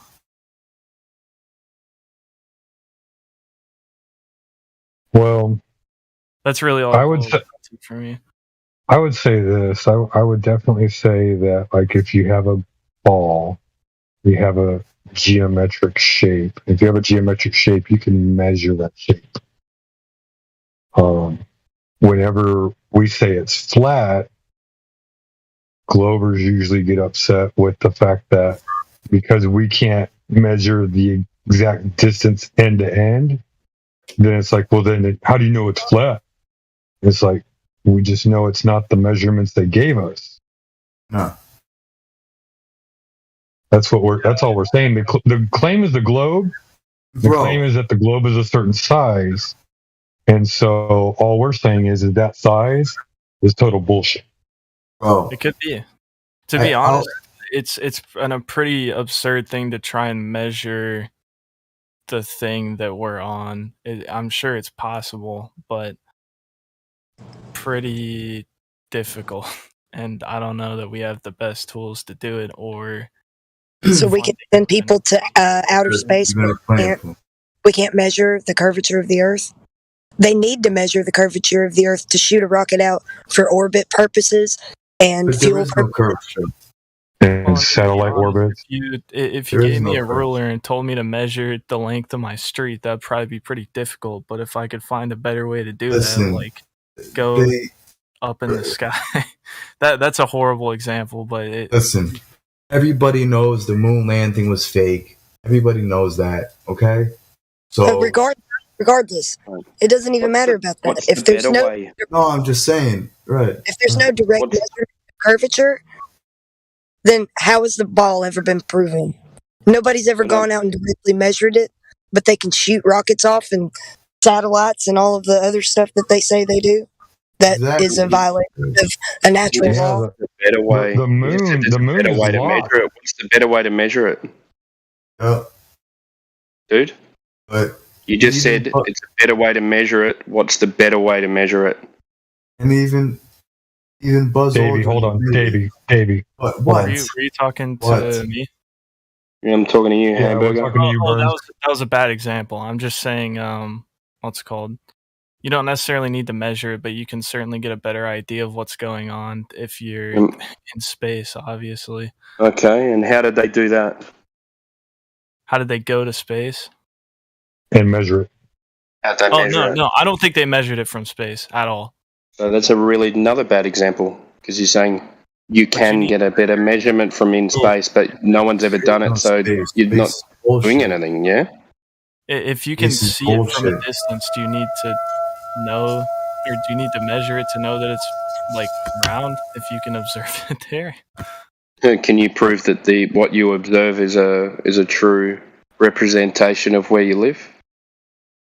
Well, that's exactly what I'm saying. Is like, I know a lot of people here don't believe in a lot of the space exploration things, or more so don't believe that information is valid. That's just where I differ. Yeah, cool. I was just trying to work out where you stood with that. All right. Yeah, no, I'm going to shut up. I try to be accurate. I don't want to be say stupid, blatant statements. No, I mean, we're just trying to state the obvious that, if you're going to measure something, you'd want to get down to the surface level. You wouldn't want to go further away from it. Not for measurement. I more meant of maybe we wouldn't know what it looks like if for the example I gave. Let's say, if you asked me to draw what my neighborhood street looked like standing on it, it would probably be hard to give a good representation of that versus if I could see it from a better view or a better angle. But if the equipment to shoot off rockets isn't equivalent to having a tool to measure the curvature of the Earth before you send those rockets off, makes no sense to me. It's not a very logical way of going about something. Well, I guess the point isn't measuring at that point. The argument is that, well, if the Earth is flat, you need to be able to prove that. You could prove it by measuring it, but you could also prove it by seeing it. We've all had it proven that we see too far. The radius has been debunked many times. Let me ask you this, Burns. If you draw a line from point A to point B, and that line is not a curved line, what's the alternative to it being a curved line? Are you just asking me if a line is straight? Right. So if you only have two choices for a line, the line is either going to be curved or it's going to be what? Yeah, it's going to be straight. I don't need like the elementary education Right. version of this. Well, I mean, if the Earth isn't curving, what's it doing? It's flat. Right. So if we can't find any Earth curvature anywhere, then that's the dichotomy. Is that's why we're here. So you want to call us a flat earther? We'll accept the name. There's only two choices. The Earth is either curving or it's flat. I mean, honestly, with the premise, there could be a lot of different choices because we don't. The point is that we don't fully understand the world that we live in. So, But we can understand that it's not a ball. visions. We can actually understand that it's not a ball. You can go out and you can test this out yourself. It's geometry. Yeah, I think we need to point out to him that it's flat's not a shape. You understand that? Yes. It's a description of the surface of something. Right. I know a lot of the like measurement arguments, which are interesting. But I think that it's with the context of space exploration, which I don't think is really false at all. It's not very difficult to like look and see what's going on from a bigger picture. You can't go to space, so you don't have that as a reference to even. Yeah, you've only seen it on a screen. I don't have a find it reason. a little odd? I don't have a reason to believe that is false or a reason to question it because it's only benefited humanity to be able to do all the things that we've done with. Oh, how so? I would satellites. love to know. Is that not a good thing? I mean, No, the Loran system. being lied to. The and Loran system technology is different. The Loran system that they used initially and have built off of is the ground positioning systems. So their best system is here on the ground and under the seas, underwater sea cables, fiber optics. These are the better things that they worked off of the Loran system. Can you give me some context on what the Loran system LORAN, Loran, ground-based systems that they used back before, and now they've the ground positioning system, the GPS. Yeah, so you're just talking about tools that we use here on the ground. They're ground-based. Yeah, there's Those are the better systems that we use to communicate. So whatever you're saying is big technological advancements in this so-called outer space that is a second thermodynamics law violation, just doesn't seem like we're benefiting off seeing cartoons of space. It's like Santa Claus for adults.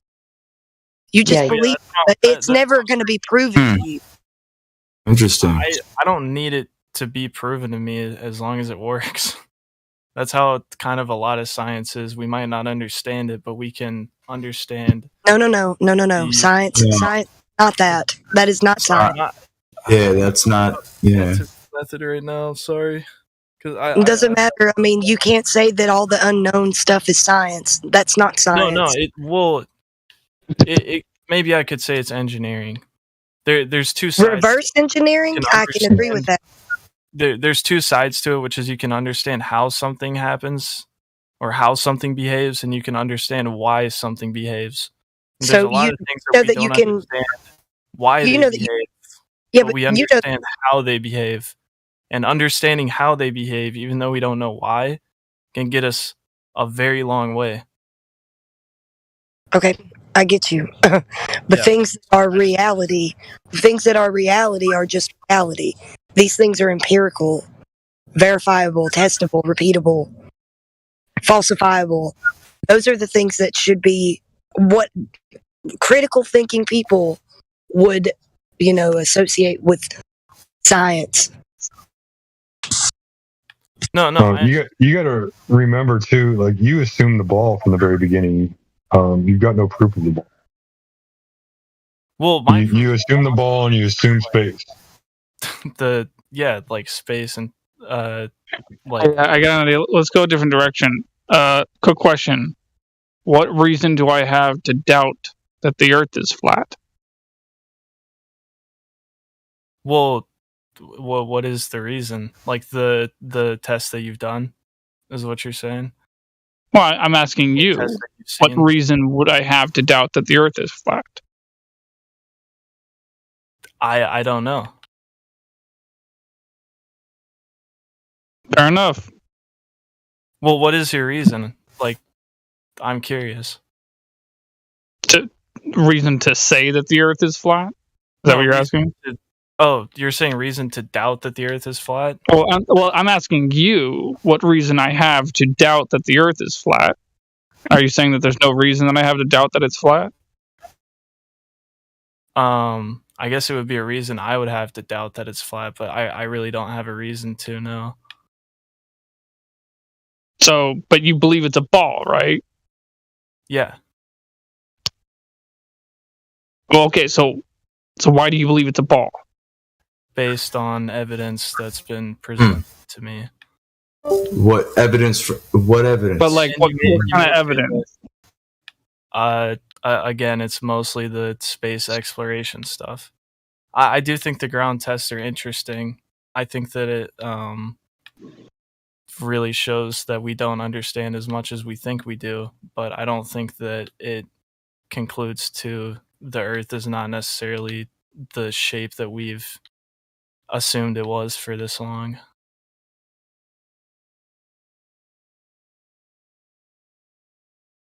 Out of those space exploration, which one can you validate? I can't validate any of it. So they're just stories and videos, and you can't. I just don't choose to disprove it. So, but you choose to believe in them. Yeah, I don't see a reason for anyone to be lying about that. Oh, actually, I see a lot of reasons for people to be lying about some things they've done in space. I don't think that it's all bullshit. Well, I mean, that means that you decided to religion practically because they're telling you what it is. You can't validate, but you believe them like it's truth, but you have no actual factual evidence of it. I mean, what I see is like things that help us in our daily lives that are just progressing humanity. Name one. Satellite technology. They have satellites. It was. Say that again. Satcom communication. Again, that could be all done. You don't think that's real? Like that's no. Sorry, there's. Sorry, I wasn't done. That all could be done with the satellites that they have in the skies, and they throw these regularly, daily. You said, sorry, say it again. Satellites they've been using since 1963. Why would they change? Oh, you mean like balloons? The satellite balloons, yeah. Okay. Echo 2, and every other one since that. I mean, I'm sure they have those, but I don't have a reason to believe they don't also have like orbiting satellites. Where have you seen these orbiting satellites? What you mean, pictures or physically myself? Do you have a picture of an actual orbiting satellite, or do you have just 3D animations of the supposed orbiting satellites? Because I've never seen an actual picture of an orbiting satellite. I'm pretty sure I've seen pictures of orbiting satellites. You're pretty sure? From here on the Earth. I'm talking about not in orbit. I'm talking about like, I guess what I mean is just like the story you're believing, right? Well, yes, exactly. Okay, so belief is synonymous with faith, right? Yeah, totally. Okay, so there's a religion to you that you believe something that you haven't really verified.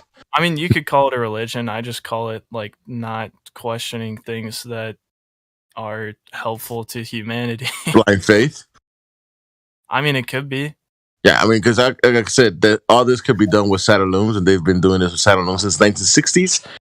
So, I mean, I don't know what would they change, make it more expensive, less beneficial. Wish they could do this with the cheapest route.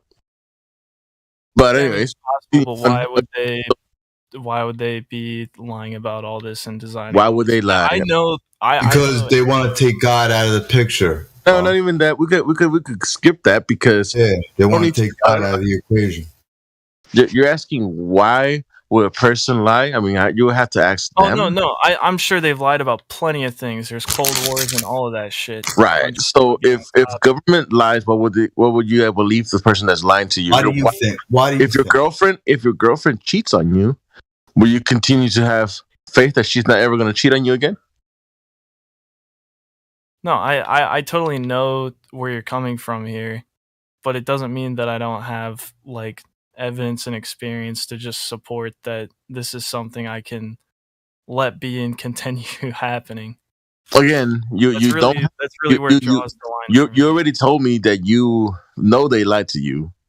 No, but yet, I know that they do lie. Okay, so they lied to you. So, but why would they lie? It's totally possible that they could be. Okay, so I don't think they are.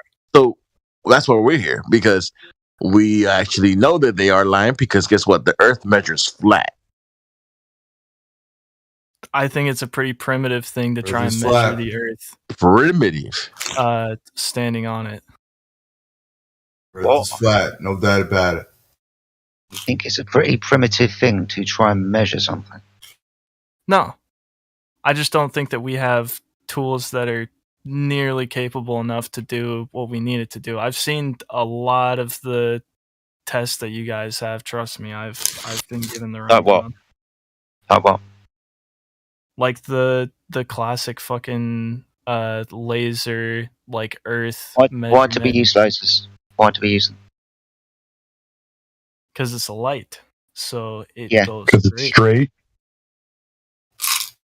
See, the reason why we sorry, dude, thing either, because I don't understand enough. It's like, that's fine, but the reason why we use lasers is because these devices have always been used to target things at distance by the militaries of the world. We're only doing them over short distances, but the militaries of the world do them over 50, 60, 70, 80 to 100 miles. See, the thing is, if the Earth was curved, they wouldn't be able to use these devices, my friend, because the Earth curve would get in the way. So we're just doing small fry shit, and you're just not buying it. But ultimately, when we're talking about applicable technology, the Earth has to be flat for the military to use these devices. And not just lasers. We're talking about signal and radar propagation. The Earth must be flat for us to use these devices, or the curve of the Earth will get in the fucking way. Kind of really simple, mate. I guess like it's proper possible. simple. And I'm sure there's a lot of other factors to it.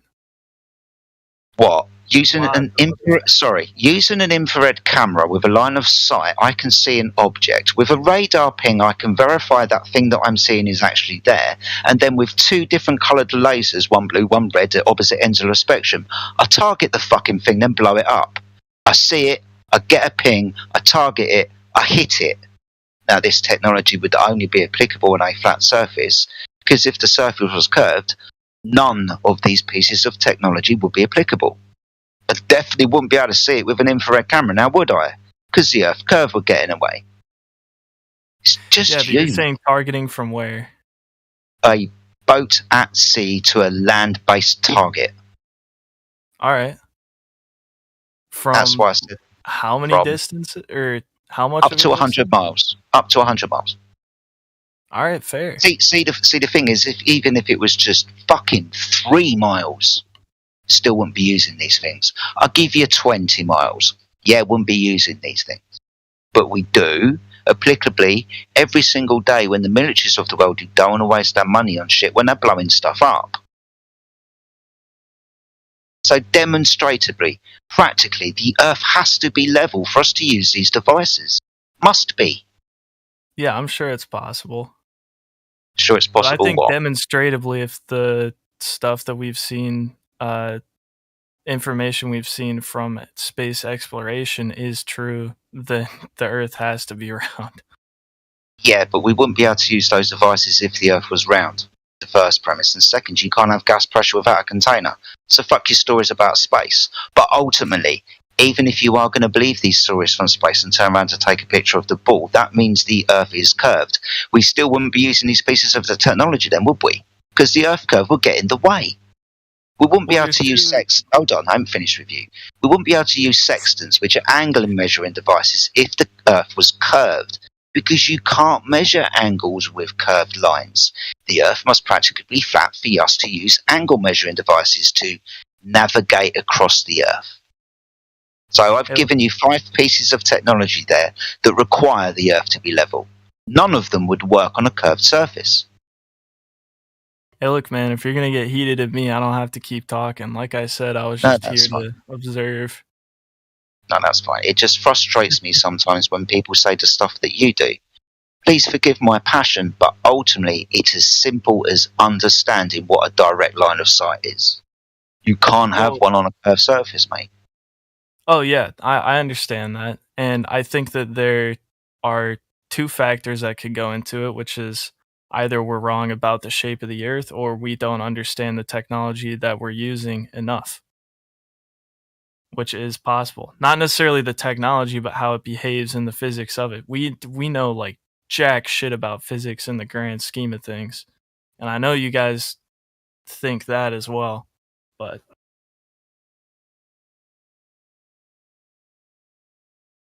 again, there's a lot of things we've done that work and we don't know how they work. Or we don't know why they work, but we know how they work. But not the military. Not the military. How do you know how much the United States military employ compared to NASA? What are you saying? Do you know how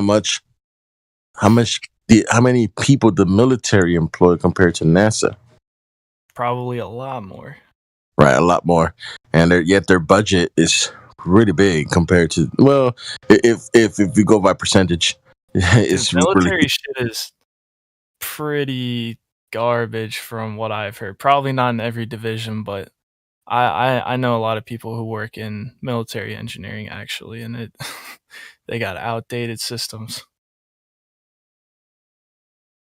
That's a whole nother story, but the problem with the government companies that we have is they're very disorganized and don't know what to throw their money at, and they throw money at things that they want to fix that don't get fixed. You know what radar is? Do you know what a radar is? Yeah. What type of radar? Right, so basically just a ground-based signal propagation device that gets a ping off an object. Mm-hmm. Do understand that, again, you require a direct line of sight because it's 2 journeys across the surface of the Earth. One out from the transmitter and then one back to the transmitter after it's hit the object it's going to get the ping off. Now, if the Earth was a ball, that would be 2 traverses around a curved surface. Yeah. They've also got a range. They've also got a medium they travel through. So there's a lot of different factors that go into that. Largest radar installation that I found covers a distance of 35,000 square miles, but from point A to point B in a straight line, it's 450 miles. 450 miles.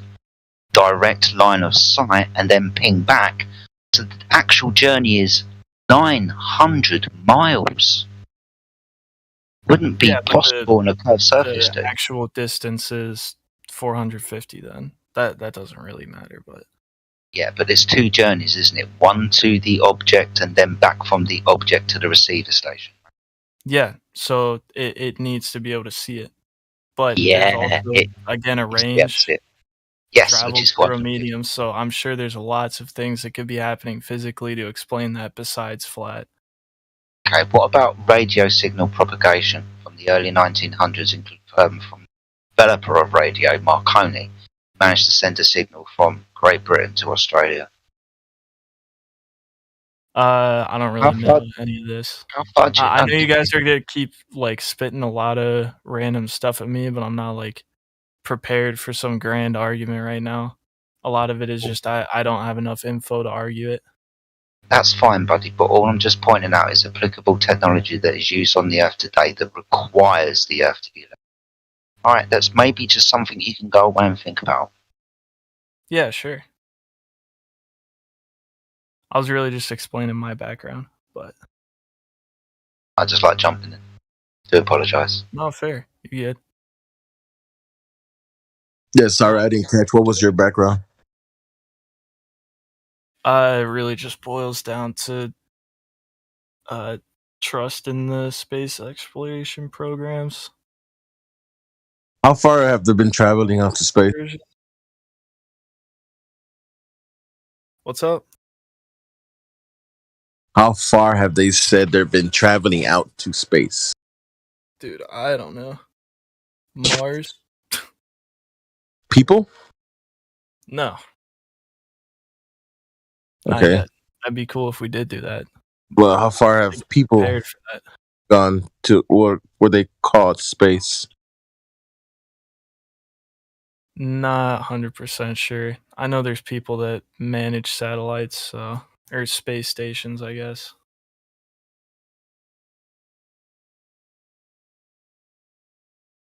I'm sure it's not interesting for you. What's crazy is that, dude, dude, I used to love space. I mean, I still watch freaking Stargate, Star Wars, Star Trek. I just still, sci-fi to me. But I was, into all the space shit that there was. Freaking from Michio Kaku string theories to the freaking Neil deGrasse Tyson's shows. So yeah, how far? If you mean you say they've gone to space, but you don't know how far, and you want to say Mars, but of course, with the rover, you can't validate that. I mean the graphics they showed on the China going to Mars was the same thing that the U.S. used to supposedly deploy their rover on Mars. So, have you ever seen that? But again, if you say you trust, but then when I ask you about it, you don't know nothing about it. That's kind of weird. I mean, and I know an okay amount. I don't know, like, I haven't worked in, like, close quarters with, like, NASA or anything like that, but I know a lot of aero engineers, and I know a lot of people who have been in the industry and the stuff that they work Which on. one gone to space? You said, have they gone to space? Yeah, which one have gone to space? 0. 0. Okay. So, how many people do you think have gone to space? I have no clue. What about outer space? I no clue. I think it's 11, right? Jedi to supposedly outer space from the. So it's somewhere just under 600 people that have gone into low Earth orbit. Can probably count on my hands and your hands the amount of people that have gone to the moon. 12 or something. Or past their Earth orbit to the exosphere. Yeah. So, yeah, it's about 700 people. Let's say max. And we're supposed to trust 700 people, which given the a good amount of money, we get paid. They get paid about $60 billion a year. No, yeah, a year. $60 million a day, is it right? $20 million a year. Yeah, that amount of money will shut up anybody, right? So it's less Yeah, than. sure. I don't know where those numbers are coming from, but I won't accuse that's you of NASA. lying. That's the NASA budget, bro. They have enough to make a movie every day, $50 million or $60 million a day. I'd say That's the that's pretty good. I think they should probably manage it better, as in most like government companies, but you do have things like Blue Origin, SpaceX, which like progressed a lot faster than NASA did in their time. Do you know anything about pressure? Yeah, I've heard that stuff too. Yeah. So, I mean, you heard the gas pressure without a container. Can you have gas pressure without a container? I don't know the physics of it off the top of my head, man. Okay, let's I say really don't like fluid what happens. dynamics. What but happens? What happens if you have a hole in your tire? slowly deflates. It'll deflate, right? Why? Yeah. Why would it? You're gonna go into the whole like gravity thing and all that. I'm not like you can keep quizzing me, but again, like I said, I'm not prepared to like argue anyone about all that stuff right now. Not argue, it's think about. Yeah, I was just asking you a question to think. I'm not trying to argue with you. No, I know it's fine. I'm just like, I mean, I don't know. I'm not interested in just like sitting here and continuing with a bunch of like. All right, man. Then if you're not here for rapid fire questions. Great day, man. You could just buzz off if Yeah. you want. Have a good one. I'm not interested in thinking.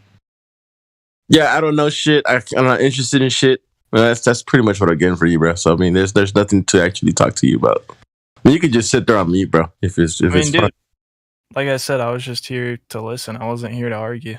Sweet. I wasn't trying to argue with you, but I mean, I was asking you a question about simple gas pressure, and then you getting like, yeah, I don't want to hear talked about nothing. You don't want to talk about anything, so that's fine, dude. It's fine. You can just sit there and listen.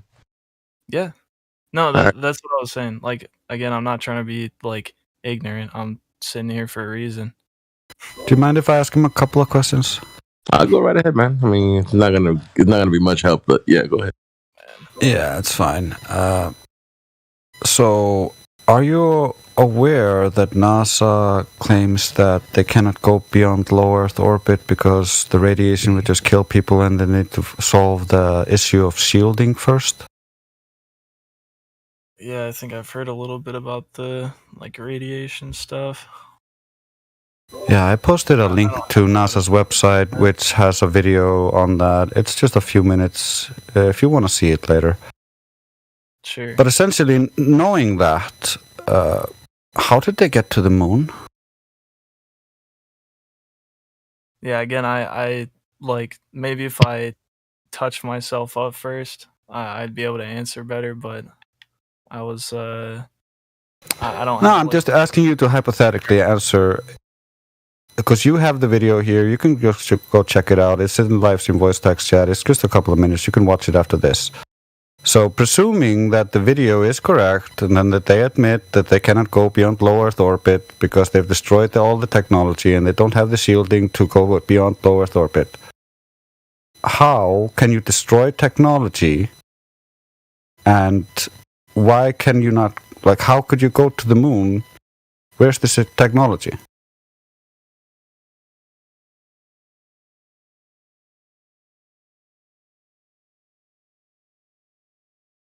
Open your mind.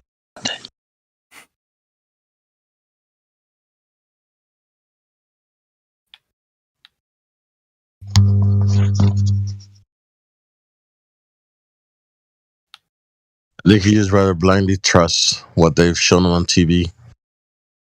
When they believe unicorns exist, they come on TV.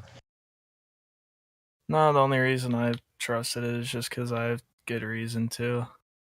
What's the good reason? You never gave us any, bro. We asked you for it, and then you just I said, was talking earlier about technology. Yeah, you don't have a good reason for it. A good reason for it would be something you would supply us with as a good argument, and we would be like, "Oh, yeah, that's a good argument." Yeah, if I like put more time into this and came back, I would do that. But yeah, but see that. Okay, so then you don't have a good reason right now, and you want to go and look for a good reason. Okay? No, like I said, I was just kind of chilling. He doesn't want to If look you have for a good reason, anything. then bring it. Don't tell us that you don't have it, then you have it, and you don't have it, and then you have it. That's retarded. He doesn't want to look for anything. He just wants to sit there on the computer and stare at it and talk about how he loves believing in the globe. Yeah, it's religion. That's it. It says it has faith. Either the NASA is this priest, the cathedral is a television.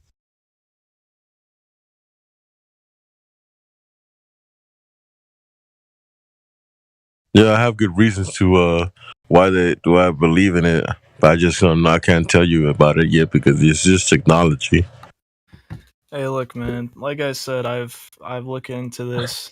I've looked into this many and many times. Apparently not well enough, because you're saying you looked into it, but you have not a single coherent reason to give us. Oh, yeah, So you apparently didn't look hard enough or well enough, or have poor memory, so you cannot cite anything. Oh yeah, it's been quite a while since I've like come here to actually like debate people.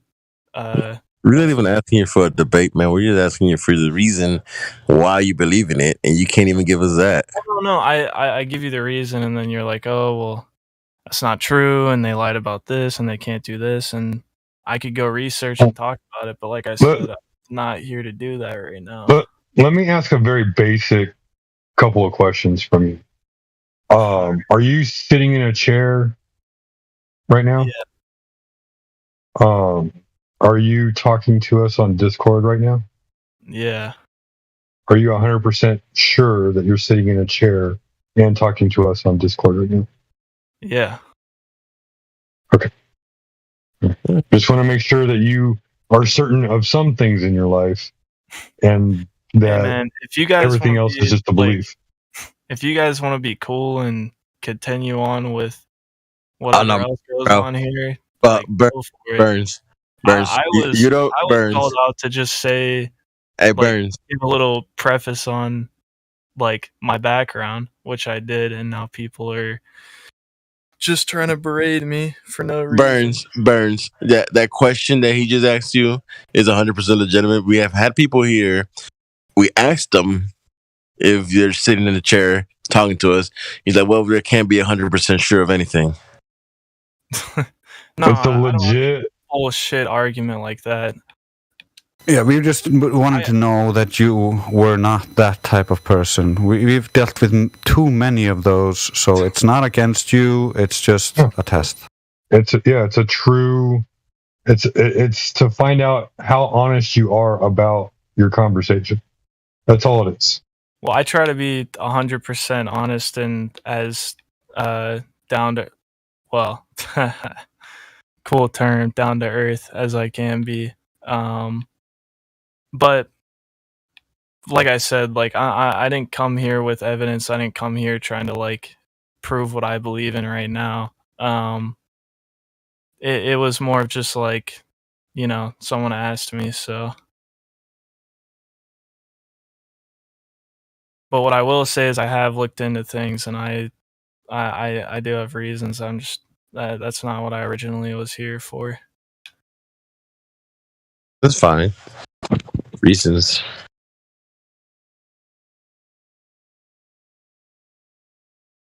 Yeah, we just wanted to hear those reasons. That's fine. Maybe another day I'll come on here once I've like touched up on a lot of the things. It's a complicated discussion, so. Yeah, you must understand. It's kind of like if I went to you and said, yeah, Bigfoot's real. I have evidence and reason. And you're like, oh, really? Can I see the evidence? You're like, nah, I don't really have any. I'm gonna find it later. And I'm like, okay, can you at least give me the reason? And it's like, I have a lot of reasons. I gave some of the reasons, and you gave like examples of why you don't think that that's true, and I don't have any more to go off of from there, but I did give them to you, so. Yeah, but they weren't valid reasoning, and so they're not reasons. Fallacious logic is irrational, not reasoning. Well, so you're saying they're not valid, but no, logic is saying they're not valid. It's not up to me. It's logic itself, the framework.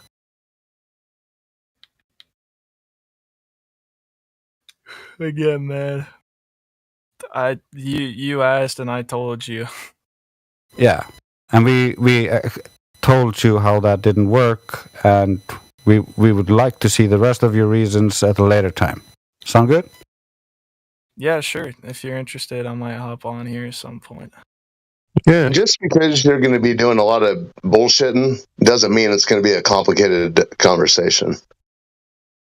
It's pretty simple. They claim the Earth is a certain size. It's not rocket science. It's not nuanced. Pretty cut and dry. We get it. You believe the TV show.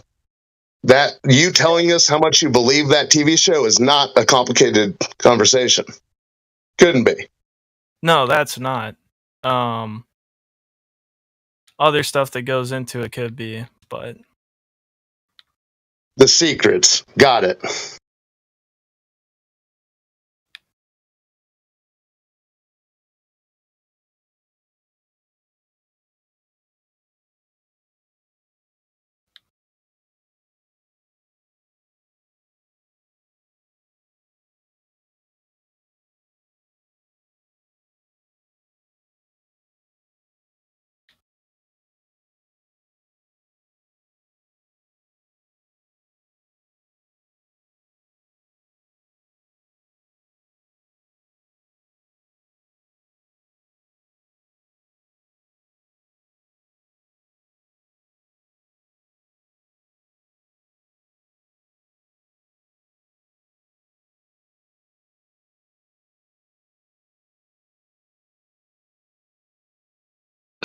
So, what would you have to see in order for you to acknowledge the Earth is flat?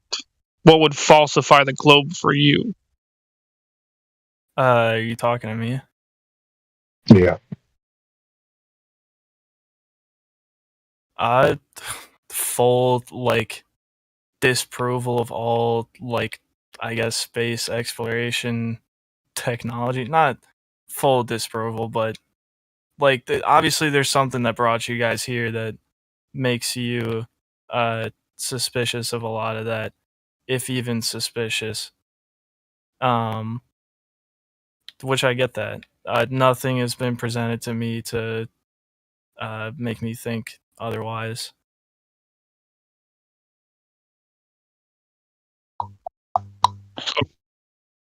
Any particular thing, any specific thing? Because I can tell you a specific criteria that would be sufficient for proving the globe to be real to me.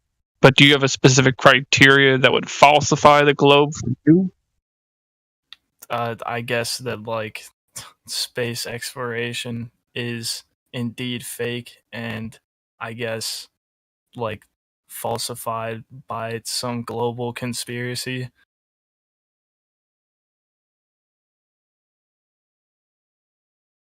Which is that's still just so broad. I have no idea what that supposed to mean. So let me get this straight. You would need the conspirators to come out and tell you that they were having a global conspiracy for you to accept it. No, you can totally prove that without them saying that they lied. Like we did when we showed you how all the NASA fails and fakery, right? I mean, I've seen some of that. I'm sure they faked some stuff. I don't think. Yeah, okay, so you know they faked stuff, but you believe that anyway? Well, it doesn't mean all of it is fake to me. Okay, so they're verified faking stuff, but you're just going to believe the things that you have not discovered any anomalies in, and therefore cannot verify are faked, and so you're just going to assume that the fakers are always telling the truth if you cannot find evidence of the fakery. Again, I don't think they're always telling the truth. I think there's a lot of evidence. No, you just said when you can't prove they're faking, they're telling the truth, right? Sorry, say it again. When you can't prove they're faking, they're telling the truth, right? Not always. I don't know. So they're just lying sometimes and telling the truth sometimes. Why are they lying sometimes? Oh, political reasons. I forget the word for it right now, but just competition with other countries. There's a lot of different reasons they would do that. So they would fake being on the ISS and fake spacewalks and fake all the moon missions and all that shit just for what?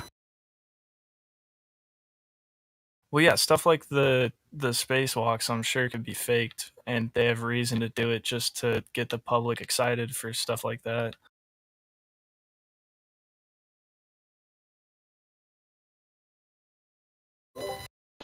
just you can't have a. So the Kim You can't Kardashian have show a gets global conspiracy on it. so the Kim Kardashian show gets people excited more than spacewalks. Why would they do this? I don't get that one.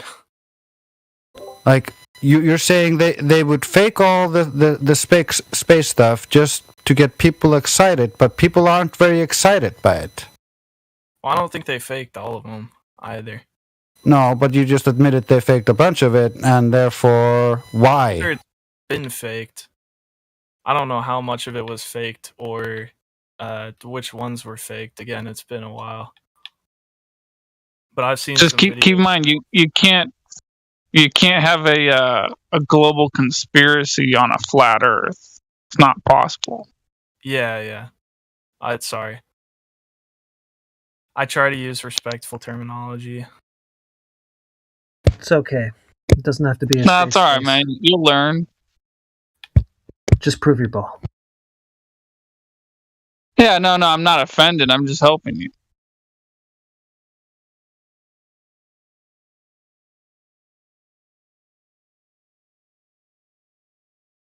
Seriously though, like these days, every time I hear the term global conspiracy anything, global conspiracy X, global conspiracy Y, like I just start laughing. Hey, it gets the point across. I just find it weird that like someone would accept known fakers as the sole basis for his faith in his worldview. I mean, it's not really a worldview for me. It's just kind of a part of the world. It's not? That exists. No, I don't really base my life on it. Or I sure don't base a huge chunk of it on that. So the globe is not so the globe doesn't exist in your world, right? It's not your worldview. That's not what I'm saying. I'm just saying it fits right now. That might be a lazy way to put it. I'm not really, again, in the right zone to be making a bunch of bold claims. Well, at least you're calm and collected. That's a nice change. Oh yeah, I mean, I'm not gonna come on here and yell at a bunch of people I disagree with. I don't know. This is your guys' place. You like to talk and discuss a lot of these things. I gotta ask though. I gotta point out you didn't give me a specific criteria. So here I'll give you an example of a specific criteria. I don't really know the criteria, I guess. Like I can't always tell you how I'm gonna like what is gonna absolutely change my mind, and I'll be like, oh wow, you know what? Maybe this is true. Well, all right. I mean, I guess fair enough. But I mean, you gotta at least admit to yourself, and you gotta at least acknowledge that you should have one. Like if you don't, as of this moment, you should spend the next few weeks and months of your life working to developing a criteria to potentially falsify the globe for you. Because if you don't have any criteria for that, then, well, no offense, buddy, but anyone who doesn't have a criteria for that is just a fool. Outright a fool. It's also for your sake, because if the globe is true as you believe, then falsification is also closely linked to verification. So either you falsify it or you verify it. Well, the real thing is I don't think it's as important of a matter as to like need to put that much time into it versus just continuing to develop off of what we've already got. Yeah, that's the difference between us. We already put in the time and the work. Well, I've put in some time for sure. Actually, looking at What a lot of you haven't brought us anything rational or reasonable. Again, like I don't have the time nor the energy right now to bring that to you. Yeah, you see, we already spent that time and that energy and have brought it to you.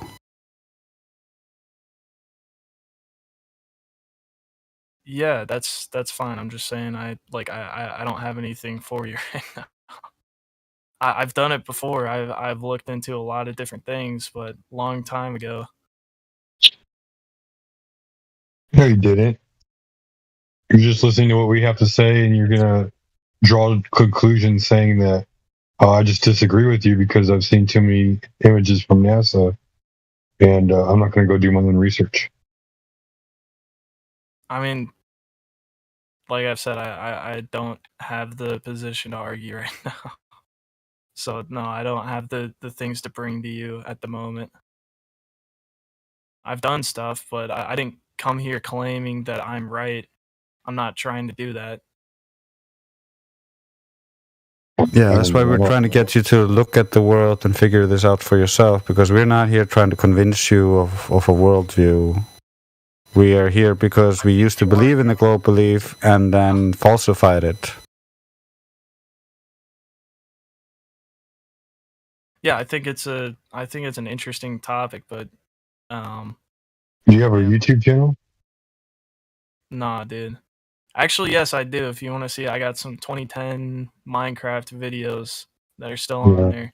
They're I awesome. want to see some of your experiments that you said you did that prove. No, I didn't do any experiments. I looked at Flat Earth, like other videos. I haven't done any of mine.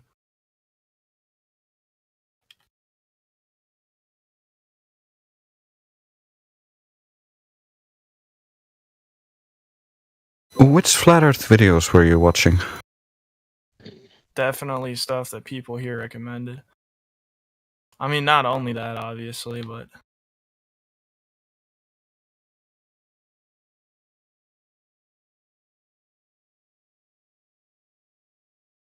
The one from Netflix? Oh no! Can you describe some of the videos that you watched, just so that you can show some comprehension of what you watched? well, what I do remember is a lot of the laser tests and the camera tests. Like I forget what it was, like the lenses that or sensors that have like wild range, and you can see stuff in the distance. That was Okay, a so- broad description. Okay. So how does that compute? You're seeing evidence that the Earth isn't a globe, and like clear evidence so that the Earth isn't a globe, and how do you dismiss that? Again, it doesn't necessarily just disprove the globe to me, nor prove the flat Earth to me. That's called a hand wave dismissal. Again, Yeah, I'm not Do you arguing. know how big they claim the Earth to be? If you're an old pro at this topic, that should be something you could remember. Also, not a pro. Oh, you said you did it a long time ago. Oh, I was being facetious saying pro. Do you know how big the Earth is? No, Okay. not off the top. Well, how then would you be able to make any conclusion on the conclusions based off those videos if you don't even know what you're comparing it to?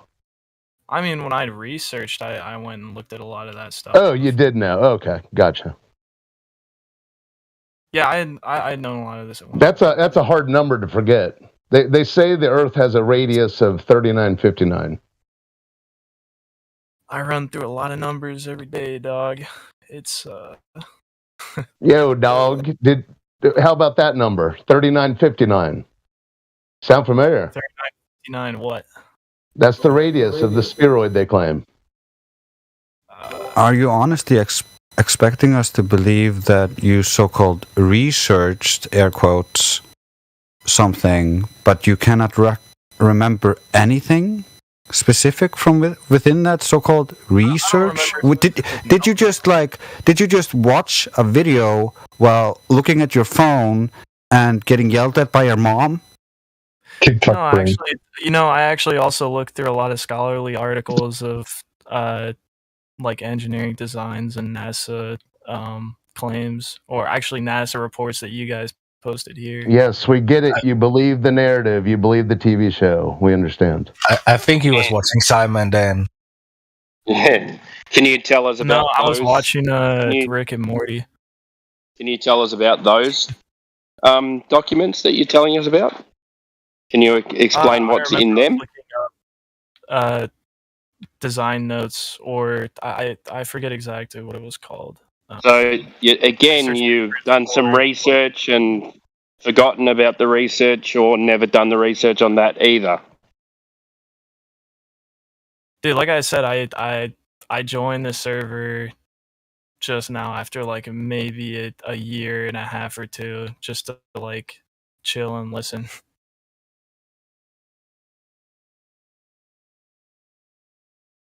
It doesn't sound like you've listened to many debates or discussions. Yeah, it doesn't sound like you're chilling either. But I sound like I'm upset right now. No, you sound like you're playing video games. You're just you're avoiding every question anyone asks, and then you talk about these research papers. Oh yeah, well I know things. I know some people. You wouldn't understand, but yeah, space is real. That's kind of the vibe, bro. All right, let me give you a little resurface here. I didn't come here to argue with anyone. Okay, cool then. That's fine then. That's fine. That's fine. You decided you wanted to listen, so listen. Yeah.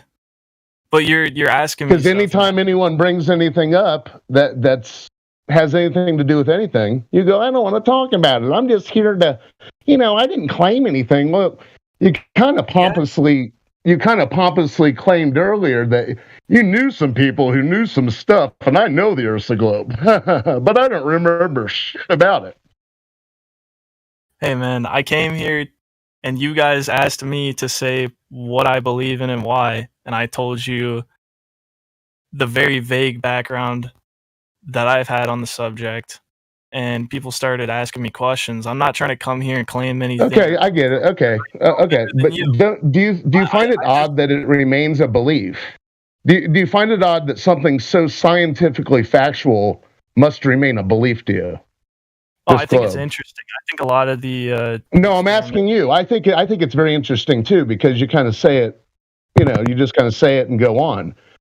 Do you find it odd that something that is so scientifically factual remains just a belief for you? I think it's actually a cool stance to have, because it doesn't mean that I'm just blatantly following something. Okay, so you're here to share your belief vaguely. Okay, got it. I wasn't here to That's all you had to say. No, you did. You shared your belief. I don't claim that I'm right, and I don't claim that you. Well, obviously.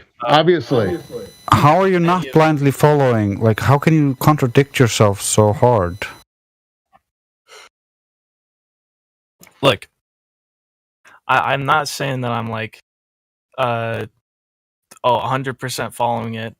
I have, like, from things that I've seen, it's changed my opinion on the validity of a lot of things, but it still doesn't change a lot of the other background that I've had with the subject. So, well, way to continue the vagueness. Yeah, dude, I'm I'm tired of shit. You're vague, bro. For whatever reason, so. Yeah, again, I don't have anything to bring to you guys right now. I was just coming to chill.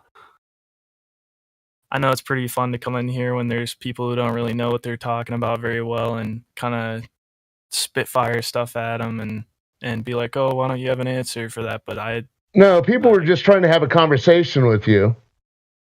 They weren't grilling you. They were just asking questions. So, but the funny thing is, you just described yourself as well as the person that comes in, doesn't know very much, and doesn't really answer anything. Oh yeah, right now that's kind of how it is. Yeah.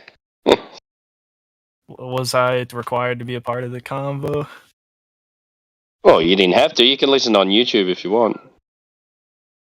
I mean, but I can do that if you guys would prefer. You jump into a server and pretty much everyone's watching their screen, and you kind of got a VC verified role, so everyone wants to know what you're about and what you think, and so you're going to get called out and ask some questions. It's kind of the way it goes. if that's how you guys do it here, that's fair. Yeah, we just look for people that come in and we ask questions. Has anyone been really rude to you or anything like that? Timbo, Well, I know you're you- always rude. Yeah, except for Hoss, but he's having fun. Yeah, I know a lot of people like the crack Yeah, jokes. this is my gentlemanly rude. A little bit frustrating. Yeah, I used to believe the moon buggies on the moon and the golf on the moon, so I get it, but it's just a myth. It's fairy tale. I also apologize if my tone sounded too aggressive or if I hurt your feelings in any way. I think you guys get heated when there's people that don't have like straight facts on the table and stuff to present, which I understand, but I tried to preface it by saying I don't have any of that. Well, dude, honestly, when you say, yeah, I know something, I know some people, I can't talk about it, I don't even remember it, but I do know it. They did tell me, and I know it's a globe. That's you're kind of asking for it. Well, they were just asking about me. They weren't asking me to prove anything. I didn't say. Yeah, I get it, but that's kind of where you took show it. you something. It's kind of where you guys took it, but I won't. I don't. No, they were your words. They were your words. It is a flat Earth Discord server. What do you think about the fact that we see too far? With the given dimensions at a 1 foot observer height, we should only be able to see 1.3 miles or something like that. But we have observations that we can see 10 to 30 miles. What do you think about that? I think it's pretty interesting. And you don't think any more than that. You just think it's interesting. Don't you want to go, oh, I wonder why that is? I think a lot, dude. Not right Yeah, now. so do I. That's why I'm here. Right now. If we saw 13 miles at 1 foot observer height, that would either mean that the Earth is flat or the ball is 10 times as big. Yeah, pretty much. Do you think it's 10 times as big? Dude, again, I have no idea right now. What do you think the ramifications would be if the ball was 10 times bigger? What do you think that would affect? If the what was 10 times bigger? The Earth. If the ball that you live on, not ours, but the ball that you live on was 10 times bigger, what would be the ramifications of that? What would it affect? Well, as You they think it say, would it have- should affect gravity. Well, it would How you affect gonna work everything, wouldn't it? It would affect the orbits of a lot of things. the orbits, the sizes of the planets, the size of the sun, size of the moon, The distance of the moon. everything. So if we see too far and the ball's bigger than what they say it is, maybe, but in your paradigm could be, then all of that cosmology's been thrown out the window. So they have to start again. Space program fucked. Yeah, I think it's interesting though, because why has it worked so far? What's worked though? Like, say astrology. What's worked? Astrology or astronomy? Which one? So, not astrology. Astronomy. Well, It hasn't worked. Actually, astrology is more of a science than astronomy. So It's still also an ancient thing. Like the Babylonians, 3,500 years ago, they figured out the South cycle and they lived by Yeah. flat Earth cosmology. Yeah, the thing is, astronomy is constantly changing because they keep being proven wrong. This is true. very true. Which just kind of shows how we progress. No, it just shows that the foundational axiom upon which the whole edifice is built upon is flawed, as we have shown empirically, repeatedly, which you can go and verify. But you won't. I'm just interested to see the outcomes of these findings. That's really it. I kind of came here to hear the other conversation, like I was saying again. I don't have things to come here to disprove you. I'm just trying to hear the news of what you guys have discovered or have been looking at. Maybe I can bail you out a little bit. So, guys, we do have a new person in the server that doesn't have any voice verification roles. person's name is Benton, just above Burns. So if somebody would like to unmute him, maybe we can take the heat off of Burns. Do you like that? Well, he's Thank you for burning. being mostly respectful. Yeah, no worries. We'll talk to Benton. You should have control of your mic. If you want to unmute it.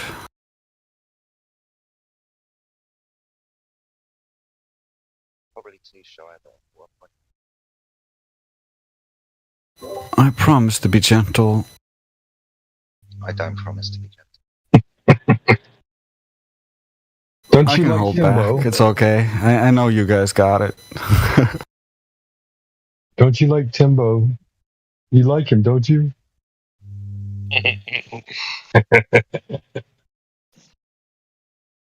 Timbo's always been solid.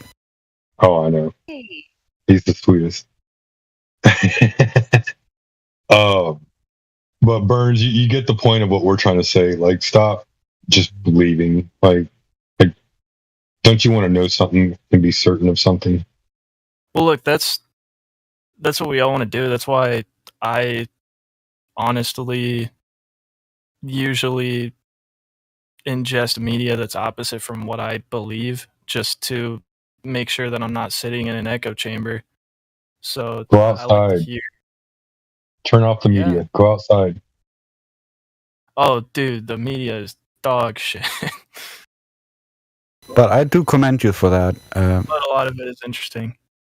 No, I mean, I'm not here to disprove anybody again. I was just kind of, I like to hear the views of people who think differently than me. Yeah, and don't worry. Like, even if it seems like we're grilling you, even if it seems like we're ragging on you, know that there's no real ill feelings. If you were to correct a logical error or be honest or accept the mistake or something like that, all that goes away because we don't care about winning. We don't care about making someone look bad. We don't care about that, really. We just care about the truth. That's right. I kid you not. If you show us the curve and you show us how it's measurable and that it was always right there and you can prove it 100% without any alternative, like these people will shut the server down. That's all we're here for, is the truth. Oh, yeah. Well, there's nothing wrong with trying to go and disprove something that you see flaws in.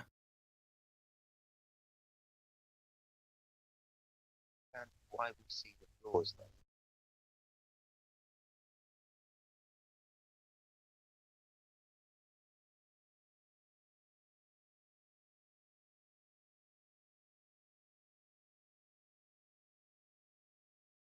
Flaws is a good word. Do you see any flaws in the cosmology? Like how they get the distances to these stars, how they know the universe is expanding, what the planets are made of. You know how they do all these things?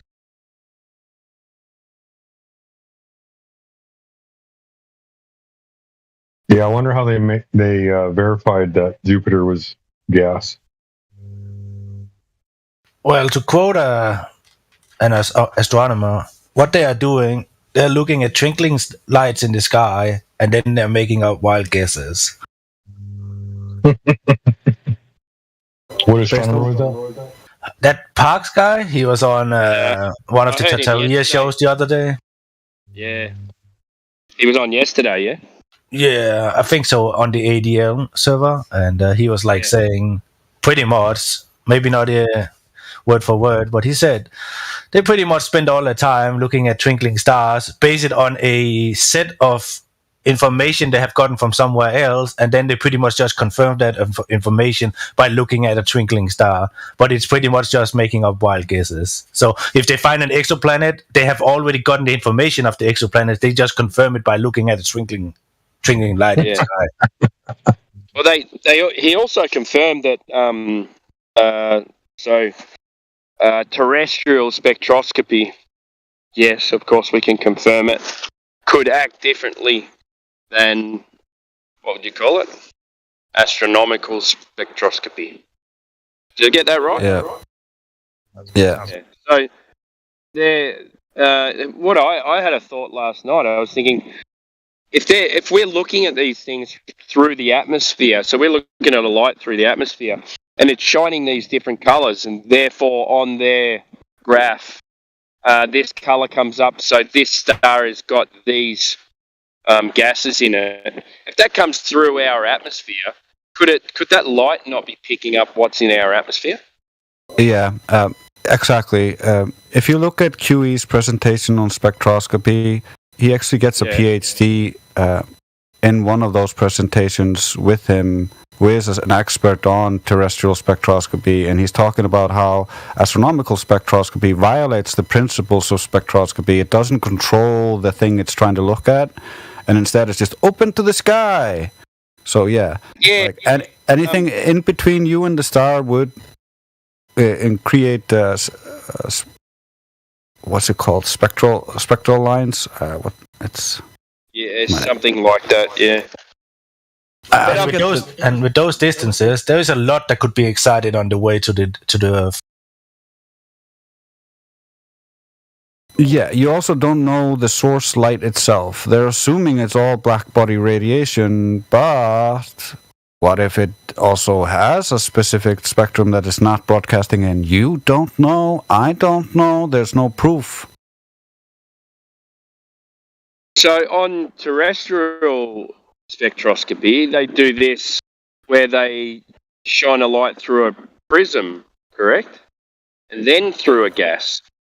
Essentially, what they do is they heat up whatever they're going to look at until it turns into a gas, so that they can shine the light through it and see whatever the lines are that are being blocked in the spectrum. Yeah, but it goes through a prism, to get but that's what it does in the observatory as well. Like, they take the light in from the star to the top of the observatory, and then magnify it in through a prism.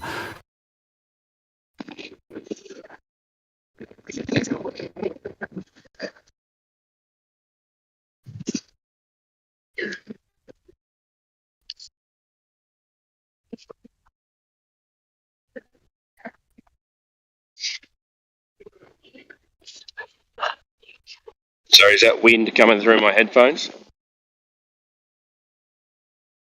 Not really. No. Okay, good. Yeah, so in the terrestrial spectroscopy, is this gas that they're heating up? Are they doing this in a container? In a closed environment? Yeah, it's a highly controlled, closed environment. Otherwise, any contaminant would interfere with the result and give you false positives. So is there anywhere in nature where they do this kind of naturally, like no, not really. No, there's no use for it, is there? In nature. Yeah, it's only really useful when they're looking to identify a component they don't know what it is, and they can use spectroscopy to figure out what it's made out of, essentially. Yeah, so they can't. They can't. They would have to take a piece of whatever they think this star is made out of, and then use spectroscopy on it to figure out what it's made out of. Yeah.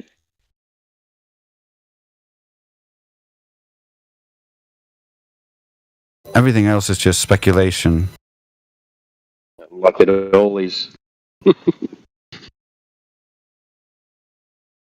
And with Jupiter, I think, if I remember correctly, they have the assumptions of the distances to the globes based on the assumptions of the sizes, based on how they look to us and where they assume they are in the orbits, and then from there they get like sizes because of how big they appear to us, and it's all because they assumed Venus was the exact size of Earth, and based on that, like, they assume that Jupiter is gigantic, and because Jupiter appears gigantic but doesn't have like as much gravitational pull as would be needed if it was solid in that size, it's a gas giant. It's so fucked up. And that's all based on the Earth's radius. Yeah. Yeah. We just took their foundation and just blew it up, and like the whole house of cards just came crashing down. You know, no wonder they wanted to shut it down on YouTube. It was blowing up. What year was that when they did that? Was that 2016 or a little bit later? It was somewhere between 2016 2017. I don't remember when exactly.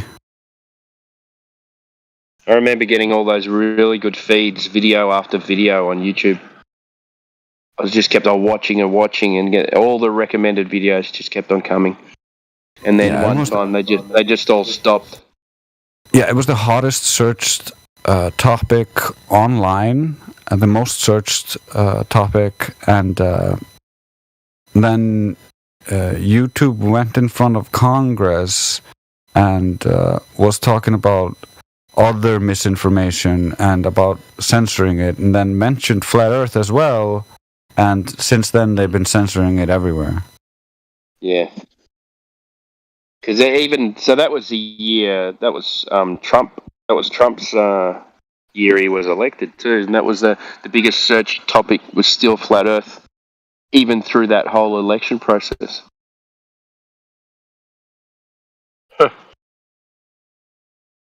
They had to shut it down.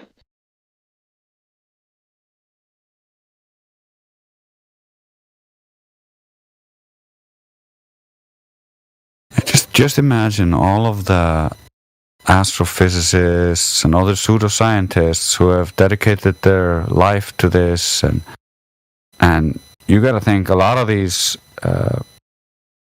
people in these positions like are connected to families who might be in the know, and so to them it's like their people are going to lose all their jobs and their money if this comes out.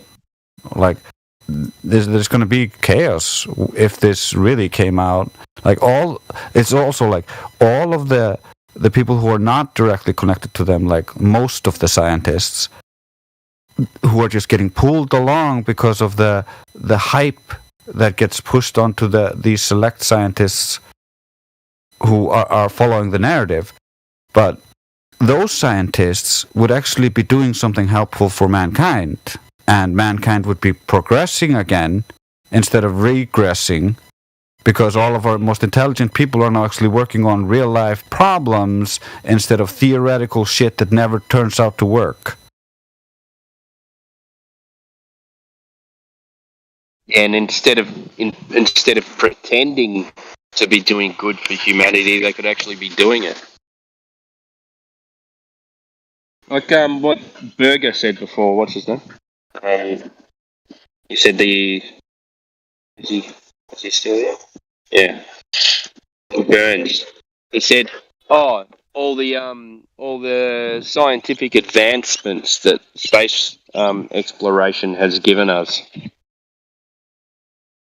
And I think it was, I think Jedi might have said name one. Or maybe it was Elbow. And he goes, satellites. He goes, well, they've had balloons since the 60s, so it's cheaper for balloons, so why would they make satellites and make them more expensive and spend more money on something that's already working? Which other ones? What other scientific advancements? What else do they actually claim they've given us, NASA, by them space travel? Pens that write upside down, yeah? Gravity unaffected pens.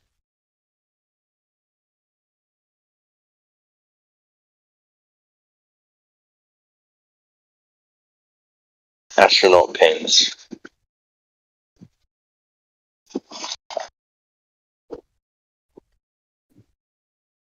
Parker, they work in space.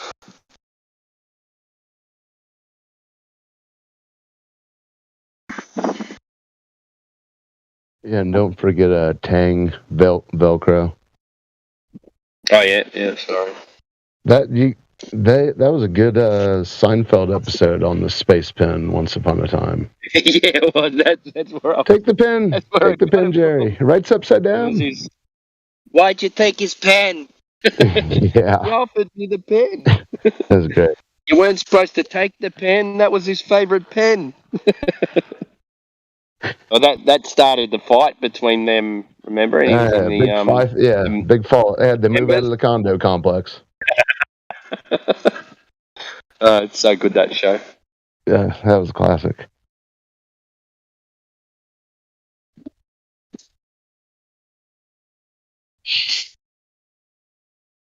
Fusely Jerry is Kramer, right? What's that? You know Fusely Jerry? Oh yeah. Yeah, it's Kramer, right? Yeah, Kramer. I've talked to him in DC Cosmo. before. And he sounds so much like him.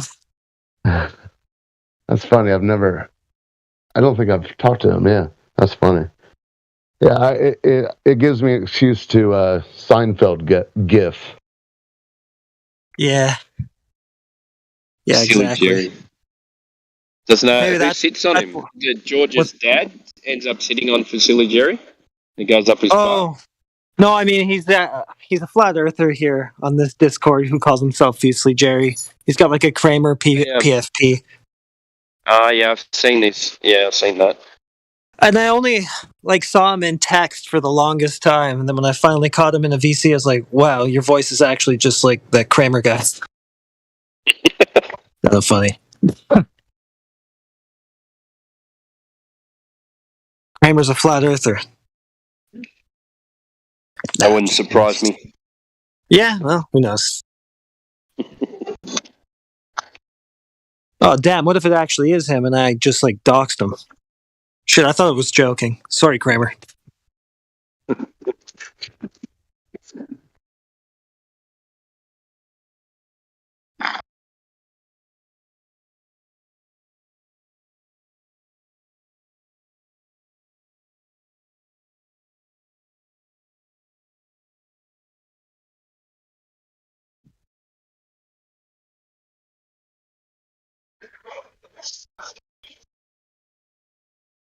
What have you been up to, Tim? Not much. Woke up like an hour ago. Yeah. Winter? What? Winter coming to an end, or? Yeah, we actually got a snowfall last night. Yeah. It's probably been going bad. to breathe. It's always Cold heavy. winter or not We all- too bad? What? Cold winter or not too bad? Not too bad. Yeah. I don't care if it's snowing. It's more like when it gets super wet. Oh, you're a Dane, mate. You don't care about Yeah. the snow. A flaw is in it. Mate, if it snowed here, people would die. Yeah. I mean, there is one thing Danes always complain about, and that is the weather. For 9 months a year, we complain about the grey and sloppy weather, and then it becomes summer for 3 weeks, and people are complaining about that too.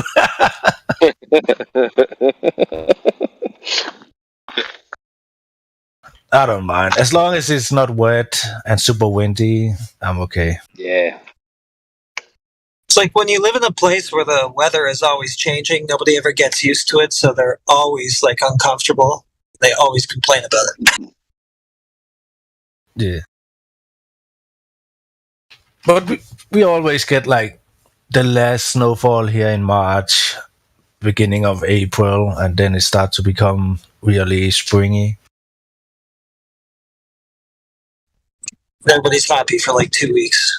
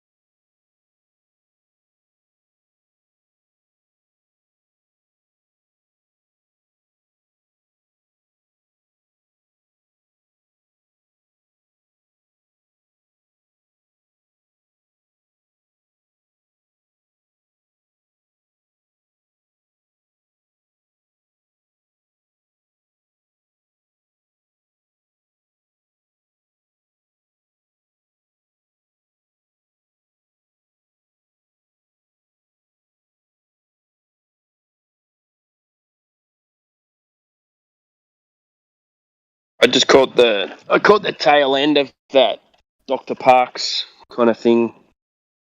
What was Bob the science guy there as well? Did I hear him in the background?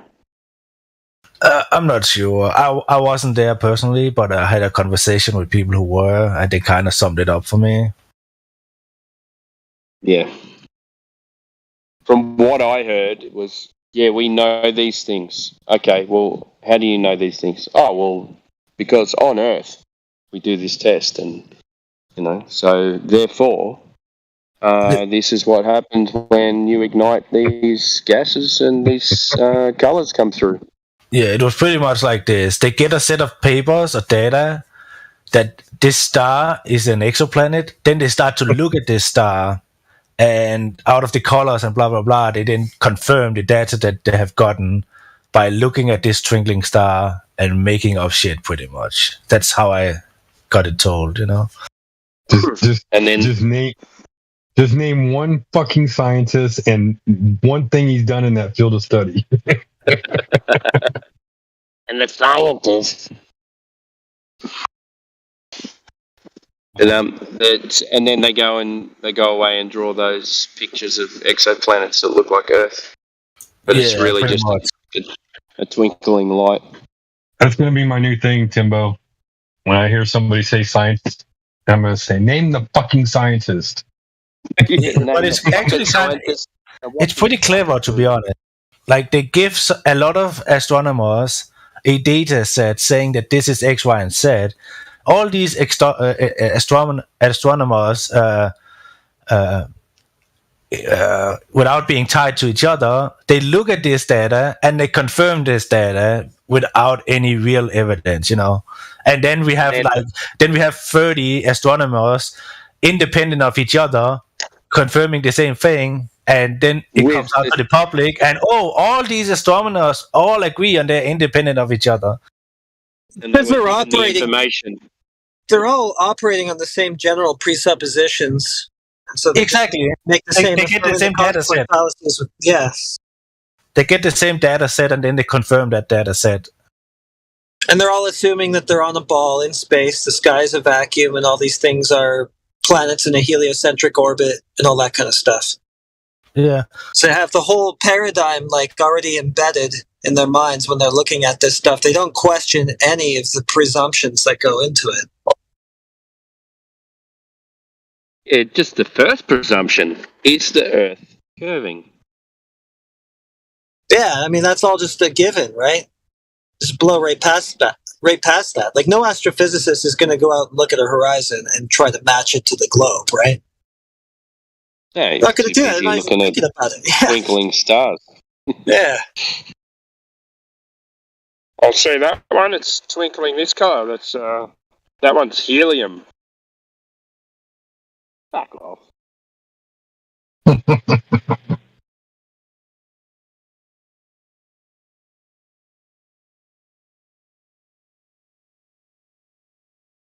Like with the sun, what will they say? It's mostly hydrogen, yeah? Hydrogen and iron, they said. This is what that guy said yesterday. And you go, what? Yeah, it gives off this colour and this colour. And I was thinking, but it's just supposed to be just gases. What if something's solid?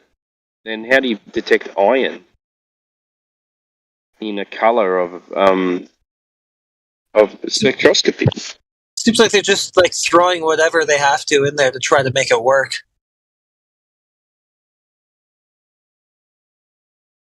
They're probably like, oh shit, I didn't think somebody would actually figure out the math. I thought we had that under control. I mean, it is kind of telling when you look at the history with the shift from Brahe to Kepler. We have Brahe here who spent his entire life observing and getting a data set. And then Kepler sweeps in from the sideline and starting to, with no data, just starting to make up shit based on his presupposition that everything is music, pretty much, or a sound. And then he makes these equations and he keeps doing it until something makes sense in his mind without a data set, Like, it took 30 years before he actually had used Brahe's data set, and come up with the final. But for 30 years, it was just math to support his ideas. No data set, and this is where we come from today. Everything is based on a data set and math to support a data set or an idea. Backwards. I think he was in the Royal Society as well. Yeah. Well, they were also. I mean, Brahe was also funded by the Roman papacy, but at least Brahe, no matter his conclusions, he still had a data set. He still did the work, and it seemed like he wanted to know what was going on. Yeah. His cosmology is nowhere near what Kepler and the Copernican one is. And there is still astronomers out there today that is still pointing at Brahe as the most correct one, and that makes sense because he had the observations. Yeah. Geocentric, the other planets rotating around the sun, according to his observations. Rotating around the Earth, or?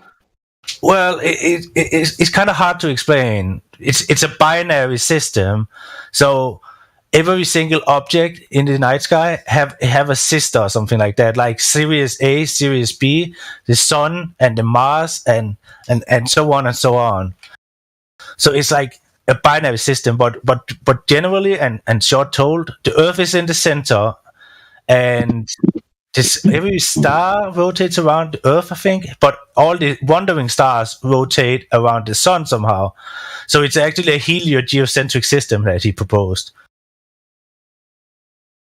So 2 main points.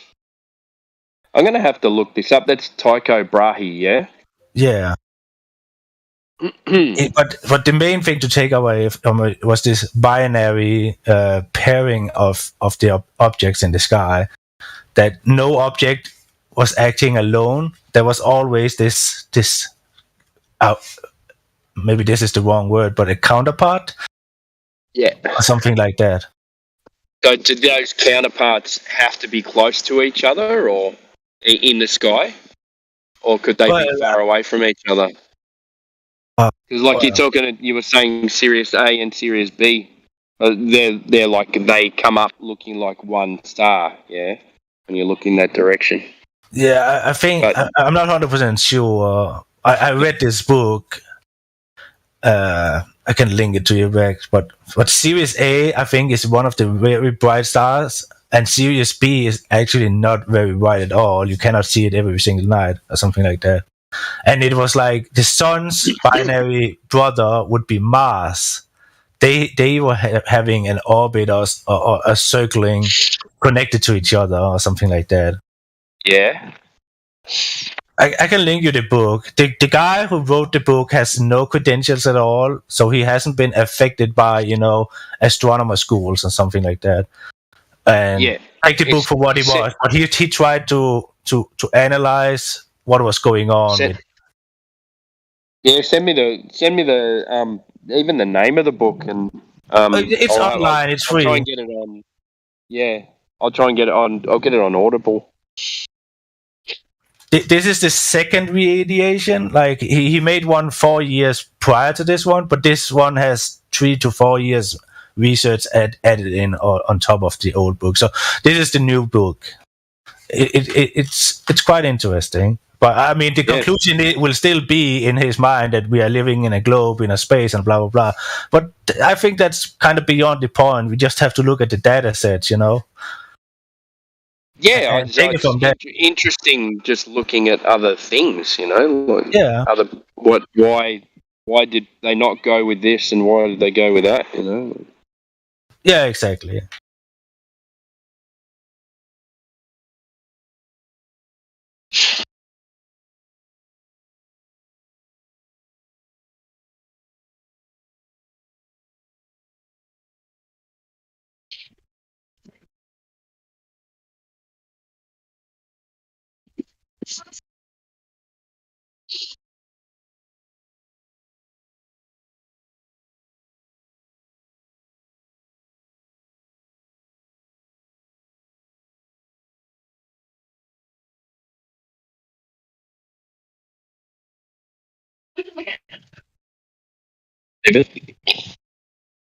Yeah.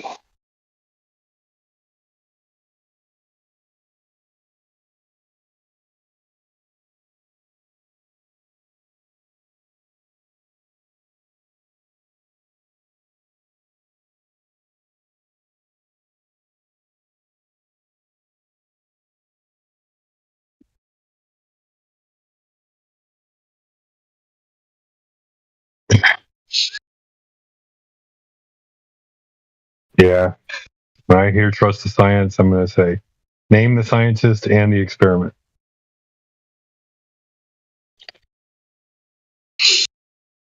It has to be said. Asking for Eddie Bravo. Well, there is one. I mean, there is a lot of things that just because the shape of the Earth is not what we have been told, doesn't mean that all the other physics doesn't fit in. Buoyancy, density, that still works. Right. The gravity added to it. You don't need gravity to work around. You don't need gravity for buoyancy and density to work. No, I mean, but if you take their equations, gravity is worked into it, at least the density part. Right. And also the buoyancy part, because it's force, gravity, blah, blah, blah. And then you get the upward thrust or something like that, Okay. And the same with the density. Like when you're putting on a weight scale, they're claiming that your weight is the gravity pushing you down on the weight, pretty much. That downward factor or whatever. But there is a lot of things, like, I mean, a good psyop is a lot of truth, but a false premises or something like that, Right. Oh, I get that. Because if everything was a lie, then people with bright mind would ask questions right away. But when a lot of things work, but the things that is hard to confirm, like, oh, this star is 700 million fucking light years away. I mean, who can ever confirm that? So we just assume these kind of things, The same with the distance to the sun, I mean, nothing we can confirm here. Right. But But this is also why this I mean, this is also why. So this expertise, like this age of experts, it's so dangerous, because yes, these guys might know a lot about their field, but they're not adding in the other fields because they're only experts in this tangent, this branch. So yes, he knows a lot of things about hydrostatics, whatever. This is his expert field, but he is not he's not adding in all the other aspects, So it's hard to get the bigger picture. We have no real jack of trades out there, which kind of is needed for some out of the box thinking. But that's the beautiful nature of the server, is everybody from all their different walks working in some form of field engineering in their life that allows them to see what's going on around them.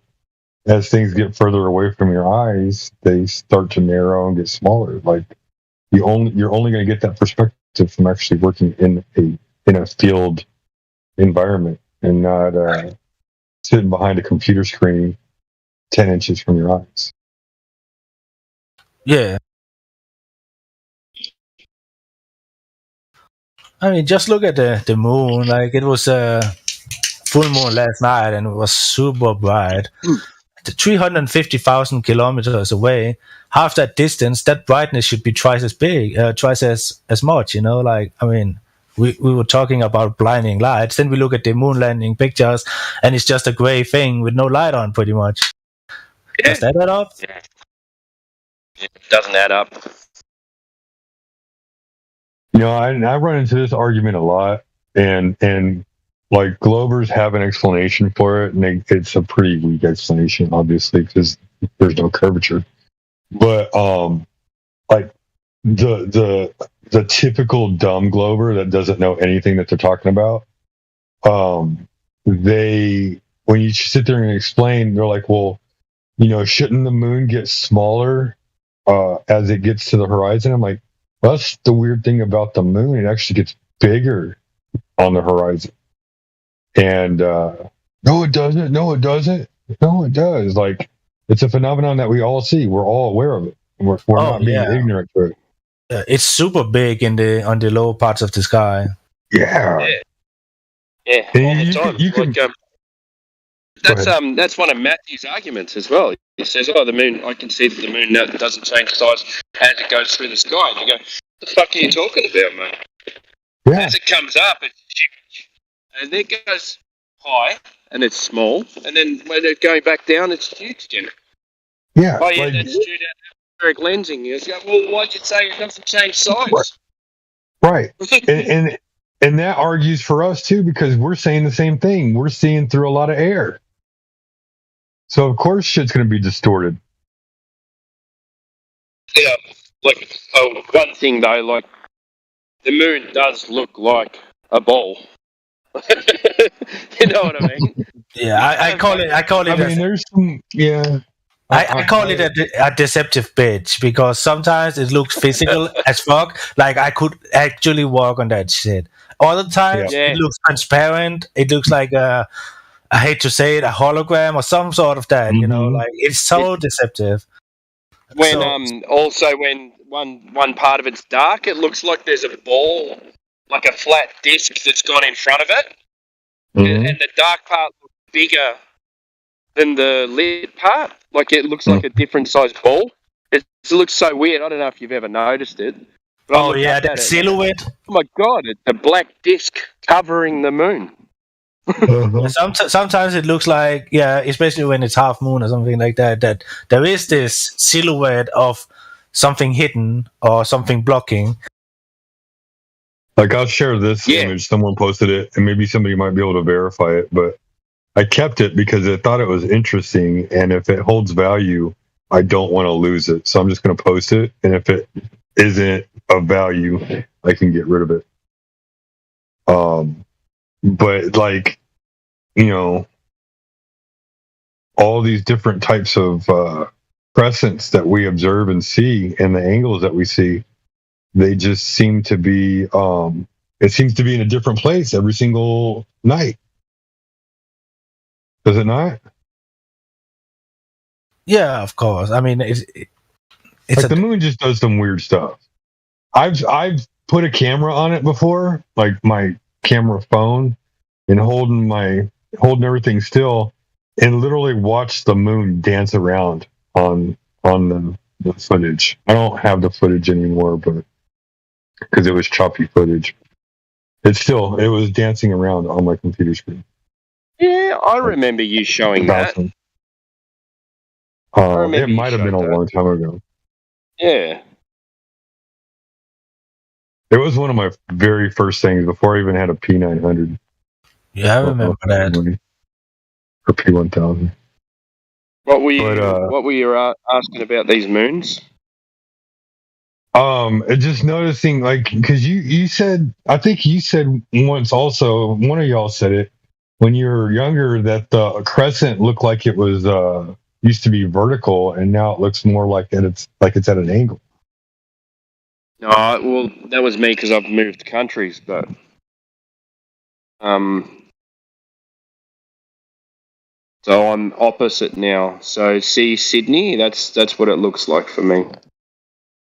But I used to be London around there, so right in Scotland, further up, but same kind of thing. But New Zealand's kind of the same latitude. Canada, I don't remember the moon there, but I have said before that I remember the sun being a different colour. I don't know if anyone remembers that, but I remember it being more yellow. My wife remembers it being more yellow as well when we were kids. Yeah. Yeah, when I look at this moon chart, like, I mean, it could easily be, for example, let's just say the sun exciting or lighting it up, but it doesn't explain everything else. Because you could most likely, if you are testing a ball out with some light, you could probably get all these shapes with just a light on a ball somewhere. It just depends on the angle and all that kind of stuff. this is why I'm saying it's so deceptive. Sometimes it really looks like, okay, it's just the sun over there lighting on that thing. Other times it's a bit out of angle, and then there is the opaqueness, and then there is the super looks physical. Yeah. I mean, that I guess that's why it's not so clear cut to just, convince people that it's A or B, because some of the information that we are getting could line up with what we are observing. Right. No, and these are all just weird phenomenon that we all look at the sky and we see the same things, but we're not going to look to like the NASA explanation who's lying to us about a curve.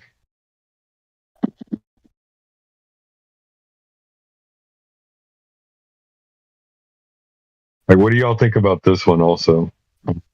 I've yet to see anybody have anything to say against it. I mean, there's not much to say against it. It's what we observe from time to time. Depends where it is on this night sky. I mean, if it's on the lower part of the night sky, it's most likely red or orange in some sort of way. Right. I haven't seen a purple moon myself, though, but maybe that's because I'm so north. Now, there's is it Japan or like the Philippines or something like that? That they have like what's called the purple sky. I don't know if it's necessarily a solar thing or a lunar thing. We get that here all the time. The purple sky. Yeah, we It's get a summer purple, thing, right? orange, red, pink. Every night the sky's a different color. Yeah, it seems like these anomalies or these beautiful colors, they come when you go south of the equator. Yeah.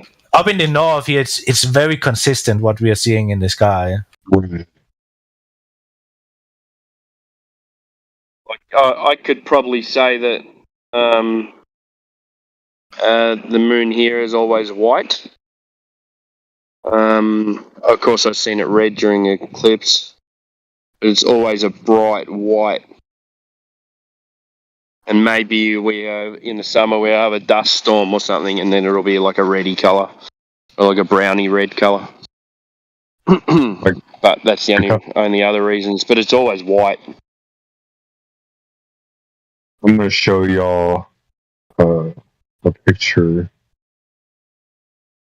Let's see if it'll show up on this article. What's Sasha and Burns arguing about? There you go. I know, right? Yeah, we get those colors all the time. I'm just kind of chatting. What I like to point out when I'm standing in the night and looking at the moon is that when you look at it and there's clouds in front of it, there's clearly a hot spot. Yes, it's not lighting up the entire sky evenly. It is a very limited spot that is actually being lit up. Yep. And you can also see that without the clouds on a very clear day, that the flare or whatever is very limited. Kind of telling that it's maybe closer and local.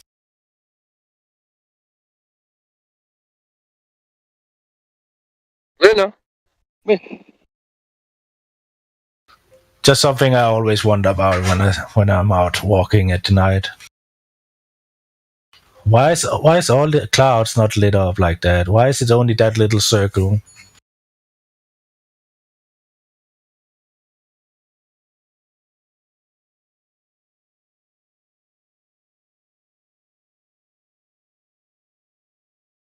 Sky. Why is the Earth round? Because the moon and the sky and the... Is Earth the only flat planet?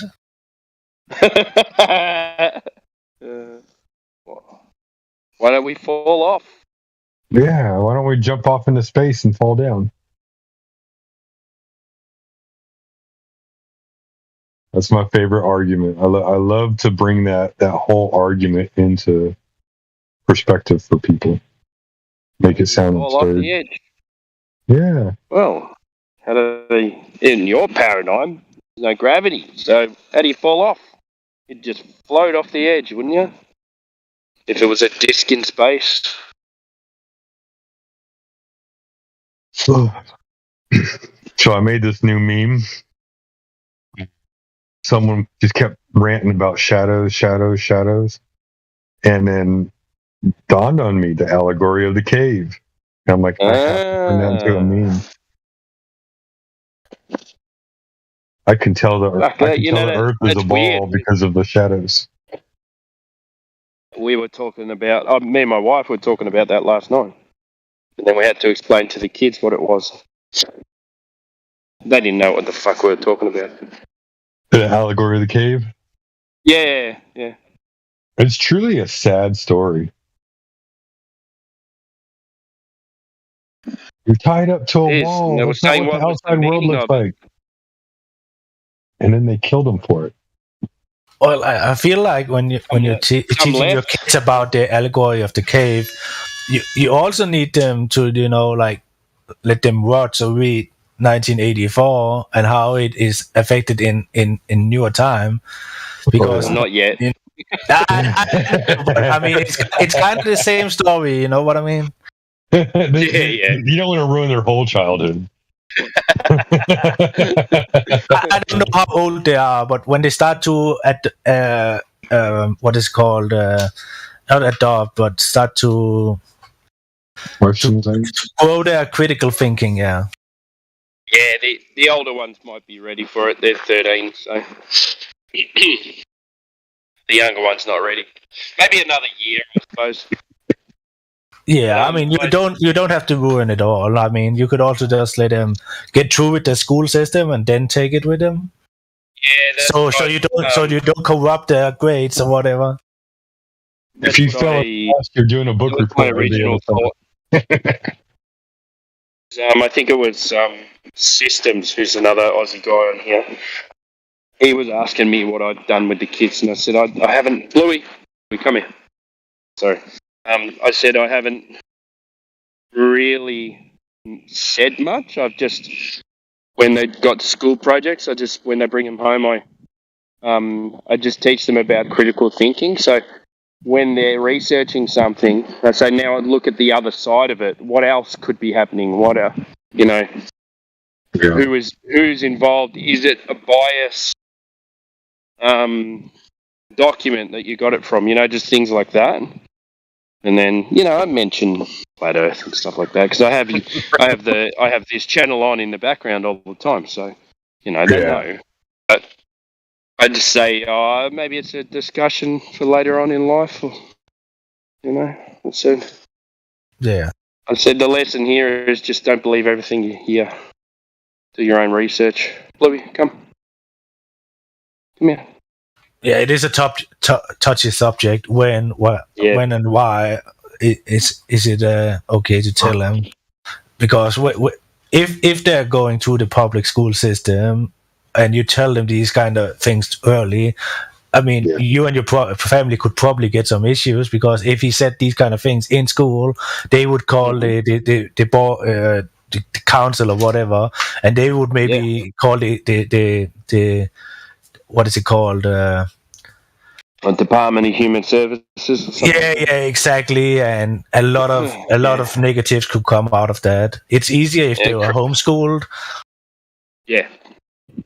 Crazy parents. There is always that factor to account for when we are talking about kids. And the other thing is, social problems. Kids have a hard enough time going through teenage years as it is. Imagine being a teenage flat earther. Like, fuck, man. Right. No, that would be like a lot of social anxiety with everybody constantly coming up and poking fun at you.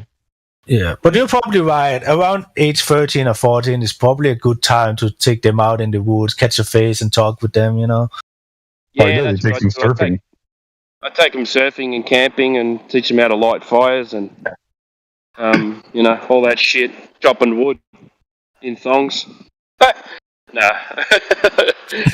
chopping wood with an axe, I get them using the chainsaw and stuff, and fucking responsibility, walking the dogs, feeding the dogs. That's the most important thing, teaching them how to do everything around the house.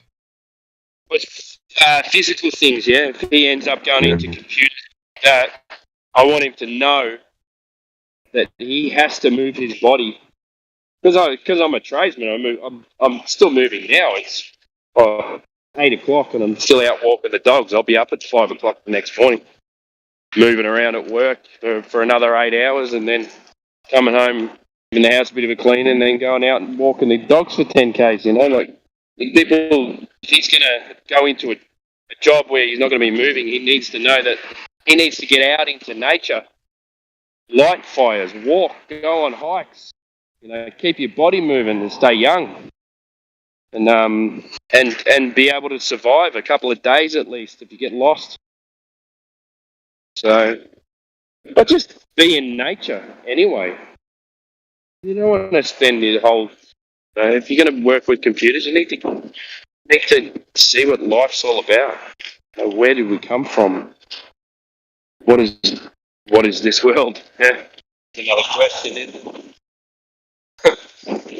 Where are we? One that I don't have answers for yet.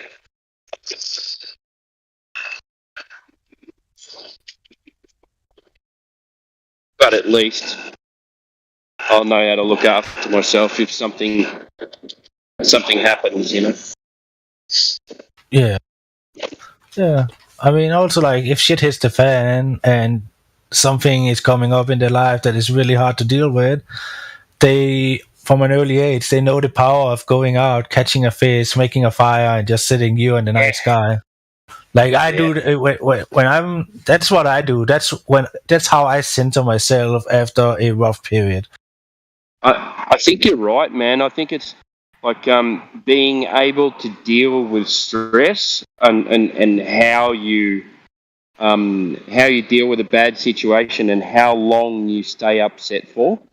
Yeah, I mean, I love can really change things in your life, I like the depiction that is in the Viking series where Ragnar is becoming Earl, but before he's becoming Earl and have to take that battle, he's going up on the cliff, and just sitting there for 7 days or something like that, just reflecting over what he is about to encounter. And the same he did when he was a king or became a king. He reflected all these kind of things, because what you're teaching him is that, well, out here there is no distractions, and you just have to deal with the thoughts coming up, and we all have the power to deal with whatever is coming our way.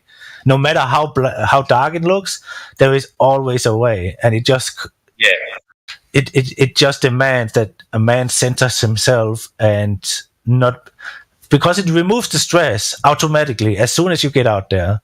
Because first of all, you have to make your little camp, you have to make your fire, make sure that you have wood for the entire night, you have to catch your fish, and it all takes time. It's not something you do, I throw out my string and I have a fish right away. No, it takes some time, and all this time is a form of meditation, where it's not this new age, let's try astral travel. No, that's not what meditation should be about. Meditation should be to come back to your level, Contemplation. Exactly.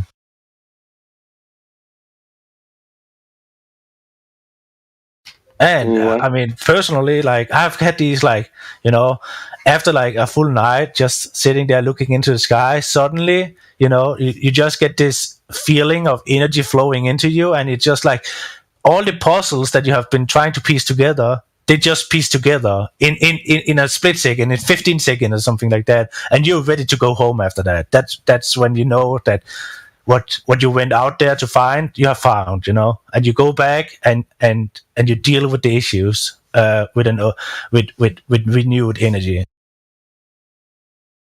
It's weird. It's hard to put words on it, but epiphany would probably be the best kind of word, after a long night of contemplation and reflecting. You get this epiphany feeling and things just click, You know exactly what you have to do to get on.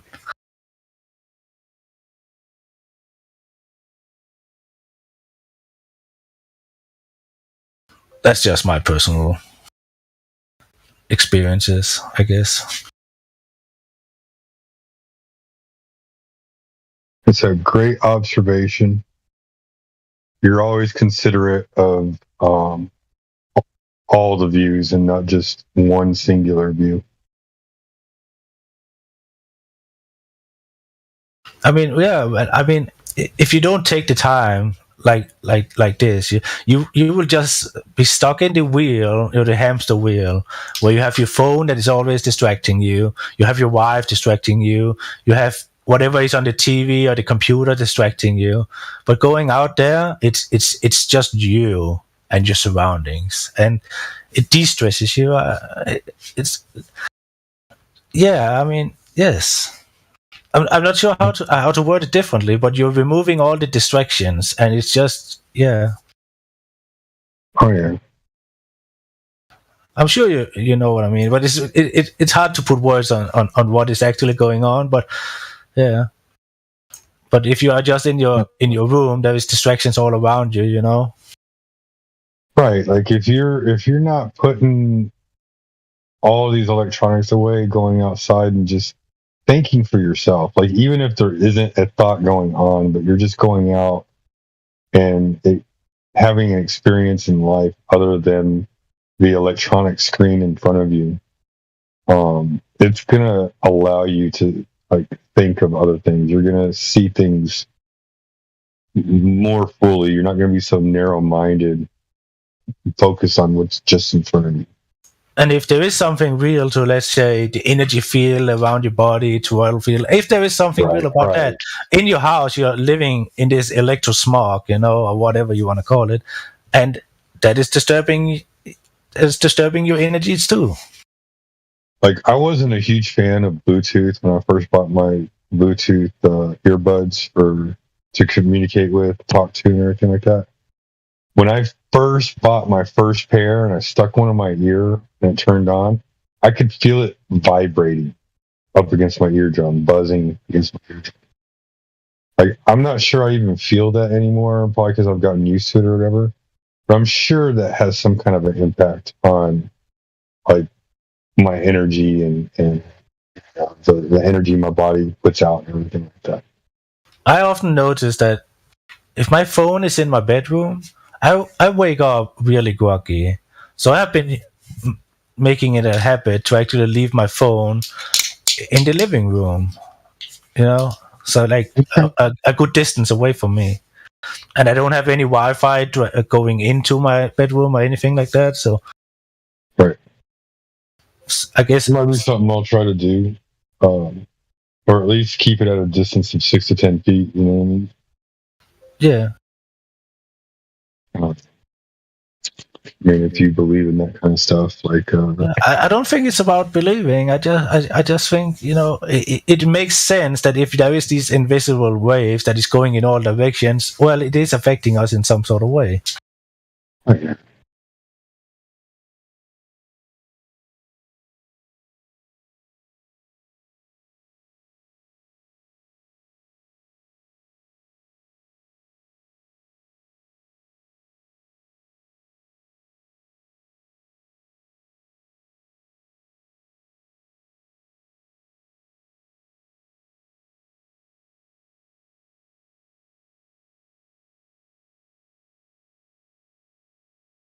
And we have entered the dead hours of the internet.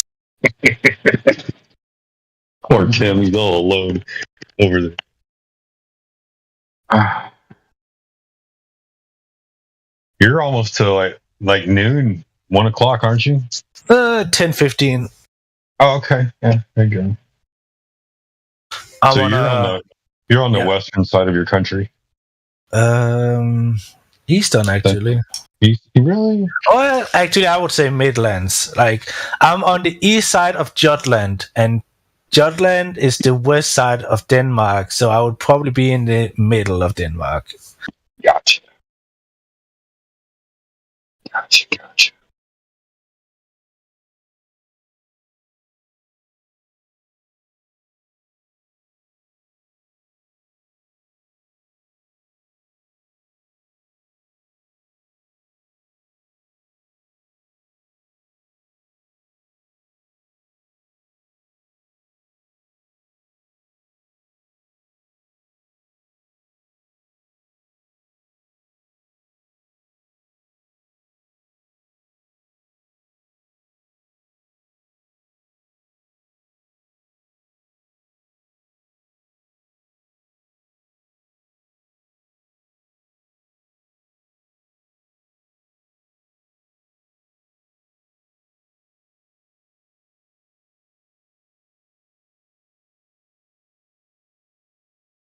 But yeah.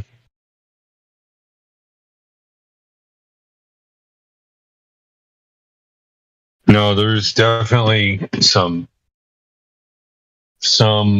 truth behind the whole energy, vibrational frequency, and all that stuff. Yeah. I know for me personally, people will call it, in general, they call it tinnitus, which is ringing of the ears. Oh yeah. But so I've been hearing this ringing probably since 2019, and it hasn't stopped. But the weirdest thing is, it doesn't obstruct any of my hearing. If anything, I'm more aware of what's going on around me. I don't sit there and say, "Huh? What'd you say? Huh? What'd you say?" Not unless you're muffled or something like that. But I hear everything going on around me. I'm constantly in tune with everything going on around me. So as far as oh well, that's just tinnitus and you're losing your hearing, I don't think so.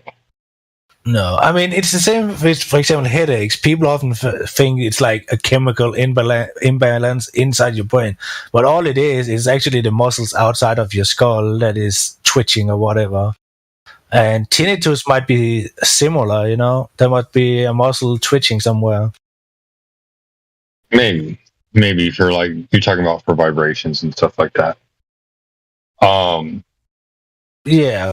As far as the headaches go, I believe in some of the spiritual stuff too. I think I've had some migraines because of spiritual attacks, personal, where people didn't like me, and so there was a constant burden placed on me that I wasn't aware of. I didn't know who it was that didn't like me. I knew who some people were that didn't like me, but you know how some people just get upset because you have a positive mentality and they want to break you.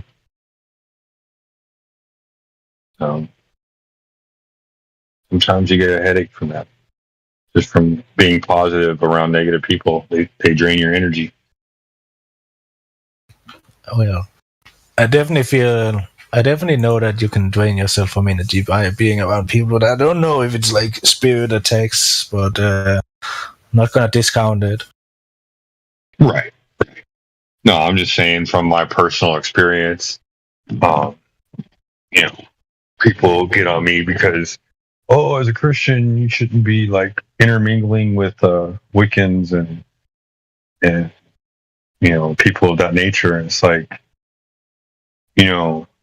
there was a time where everybody was awake, everybody had that knowledge, and some of that knowledge was lost over time. But having the knowledge of the world around you isn't a good thing or a bad thing. It's what you do with it that makes it good or bad. Yeah. The knowledge of the world is what it is. You know what I mean? If you have knowledge in roots and herbs and other medicinal things, and you know how to make things that remedy things in your life, that's not necessarily a bad thing. You can do a lot of good and be helpful with people for that, even though it might be frowned upon and whatnot. But it's not that it's good or bad. It's what you do with it that's good or bad. Yeah.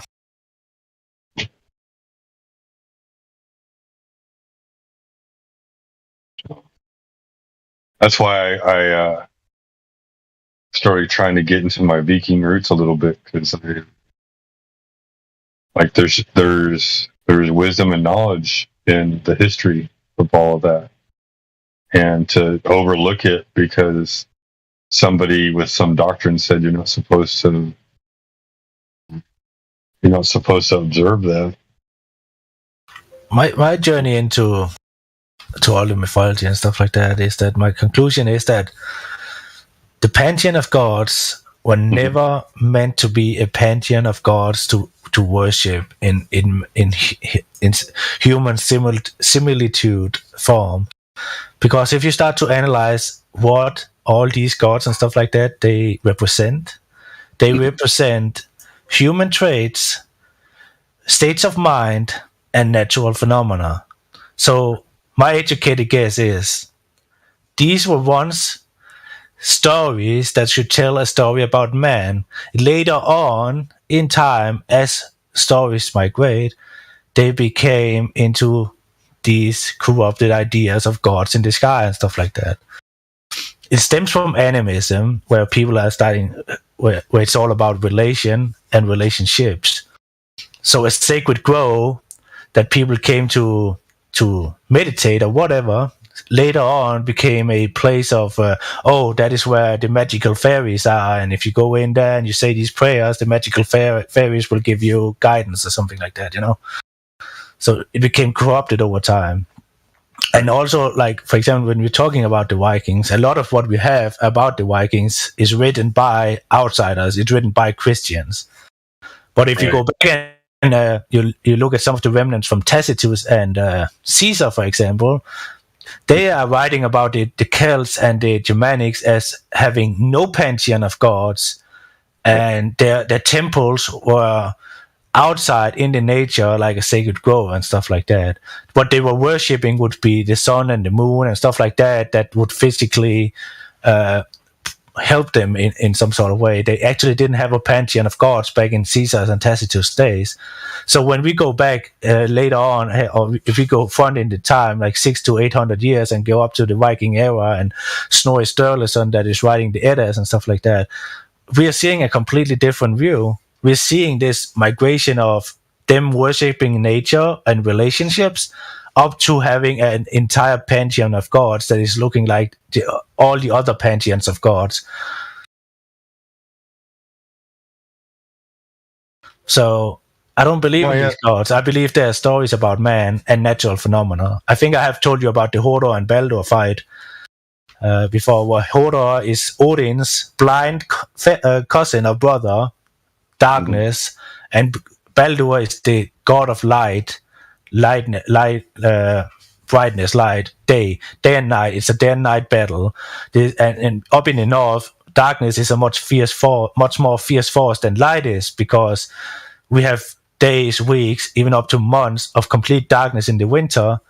So this is why Hodor kills Baldur, because of this seasonal change, because everything runs in cycles in the Nordic way, in the animistic way. And this is, if you go back to down to Egypt, they have Horus versus Set, which is a daily battle where every morning Horus is killing Seth, and every night Set is killing Horus. It's an evil battle, And this is like the same thing. They were also just talking about a natural phenomena back then, down in Egypt. It all stems from animism and has been corrupted later on. Mm-hmm. No, yeah, it's Well, that's just my journey. I know that. No, it actually confirms a piece of what I learned when I was doing my research, and I won't go into detail. I'm going to DM it to you right now so you understand. But it's like it's hard to explain. It's a touchy subject. People get upset whenever you hear it. But the bottom line is the truth is the truth, and whether or not we'll ever know it, I don't know. There are things written in the past that point us in the directions to learn, but then you just have to kind of rely on the spiritual side of things to guide you. I still need to go and look into that lady that you had mentioned for like the different mushrooms and things like that. Mushroom lady.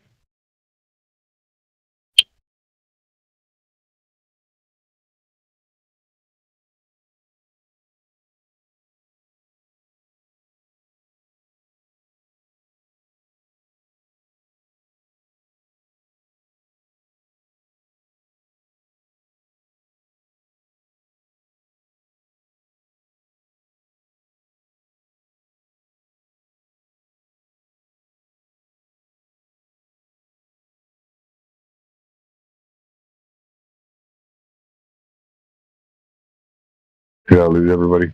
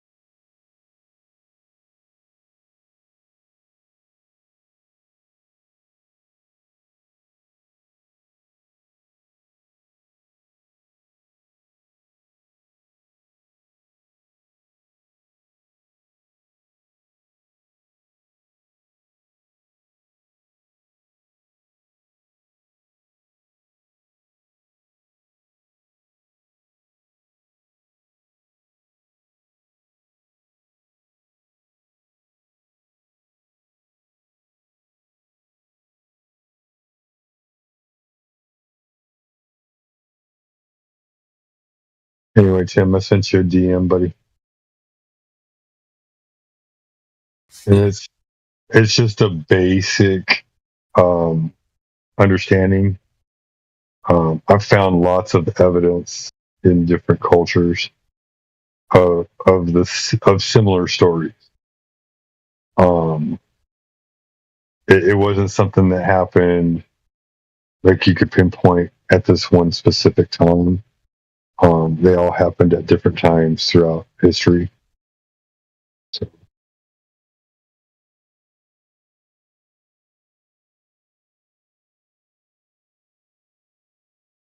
I'm not sure, and I'm not trying to sing like a bad person or anything like that. It's just what I've read about historical documents that were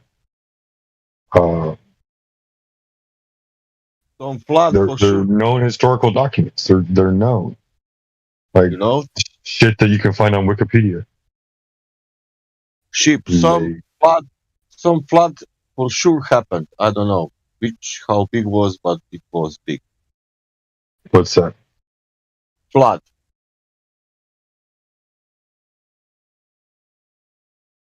Big The flood. Earth is flat?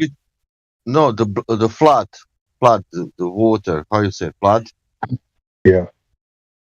That I think happened because it's written almost everywhere. Oh yeah. No, and then also the sun stopping or the day being extra long for one day, and then the night also being extra long, like the sun stopping over the heads of the enemies of Joshua. Well, that's just the story. There is no records of that outside of the story. There is in China. China records the history of the longest night. The story about flood you have everywhere almost. I'll find the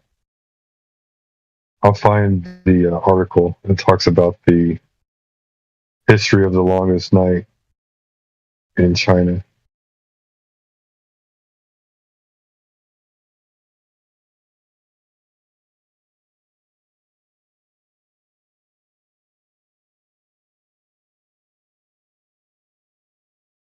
Aren't we just talking about winter solstice? It will not curb the water.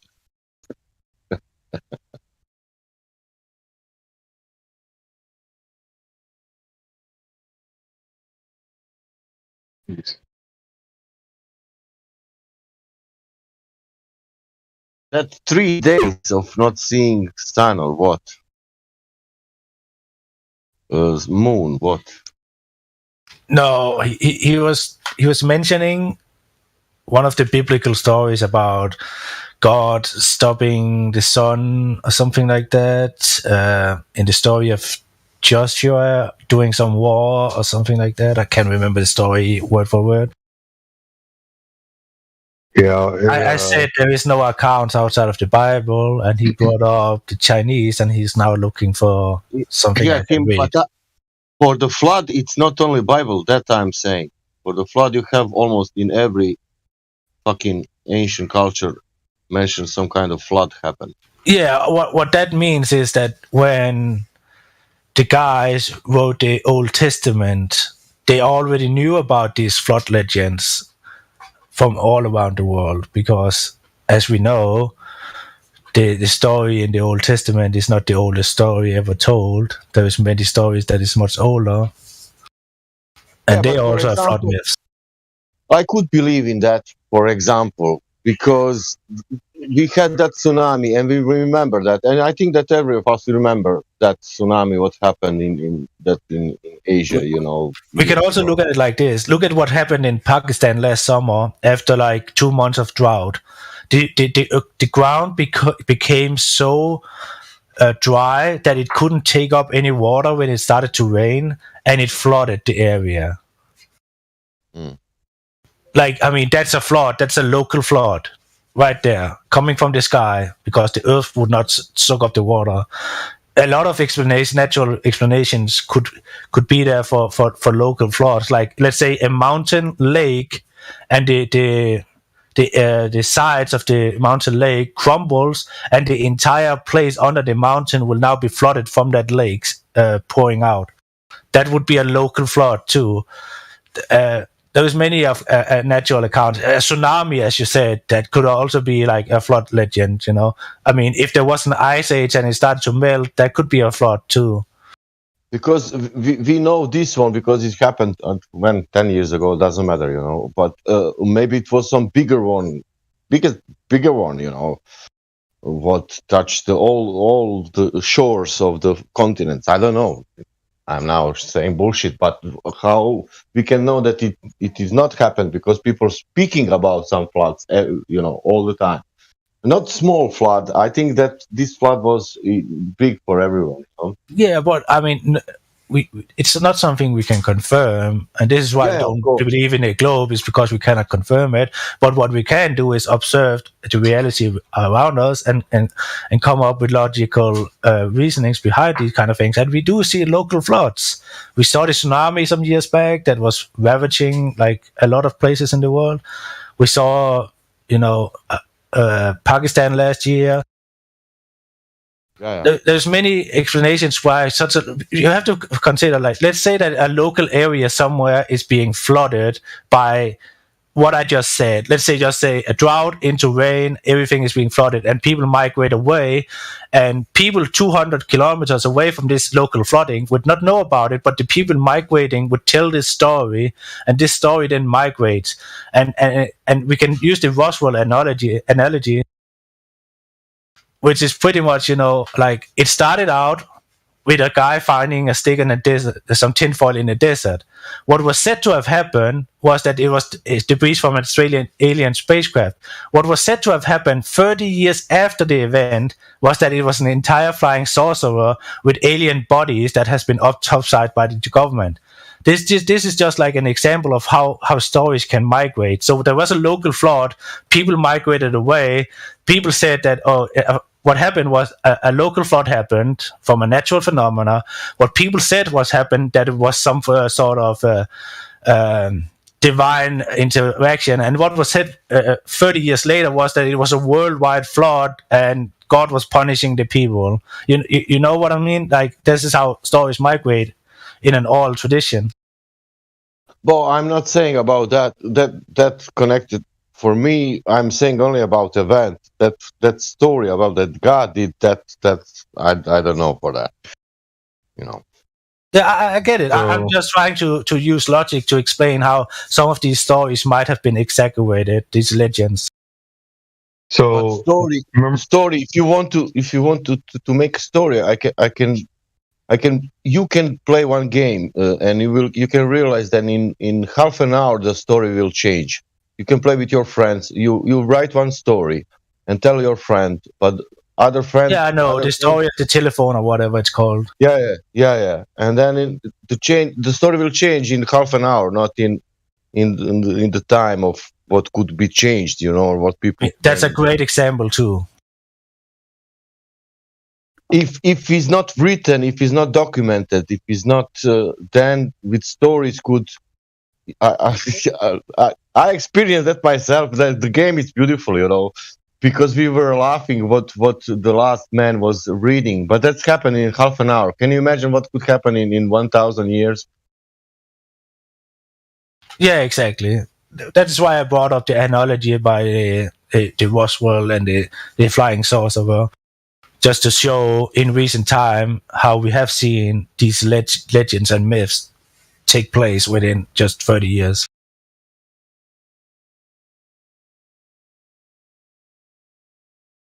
But anyway, like, I've also done a lot of research, and I've noted that like, a lot of the history in the Bible may very well be out of order. And so I have some issues with some of the things that have occurred in that. But I sent you a DM showing you that there is correlation of a long day event, just like the flood. Multiple cultures reporting the same event. Yeah, I'm just looking at the source where you're getting it from. It seems to be a very biased source. It's the same when I want answers, like many apologists, they would just link me to gotquestion.org, which have all the apologist questions or answers. I screenshot the excerpt. If you actually read it, it shows that it says even at the bottom, the record of the long day has been much debated. Parallels have been found in Chinese, Egyptian, and Mexican stories, but these will not coincide with the date or time of the day.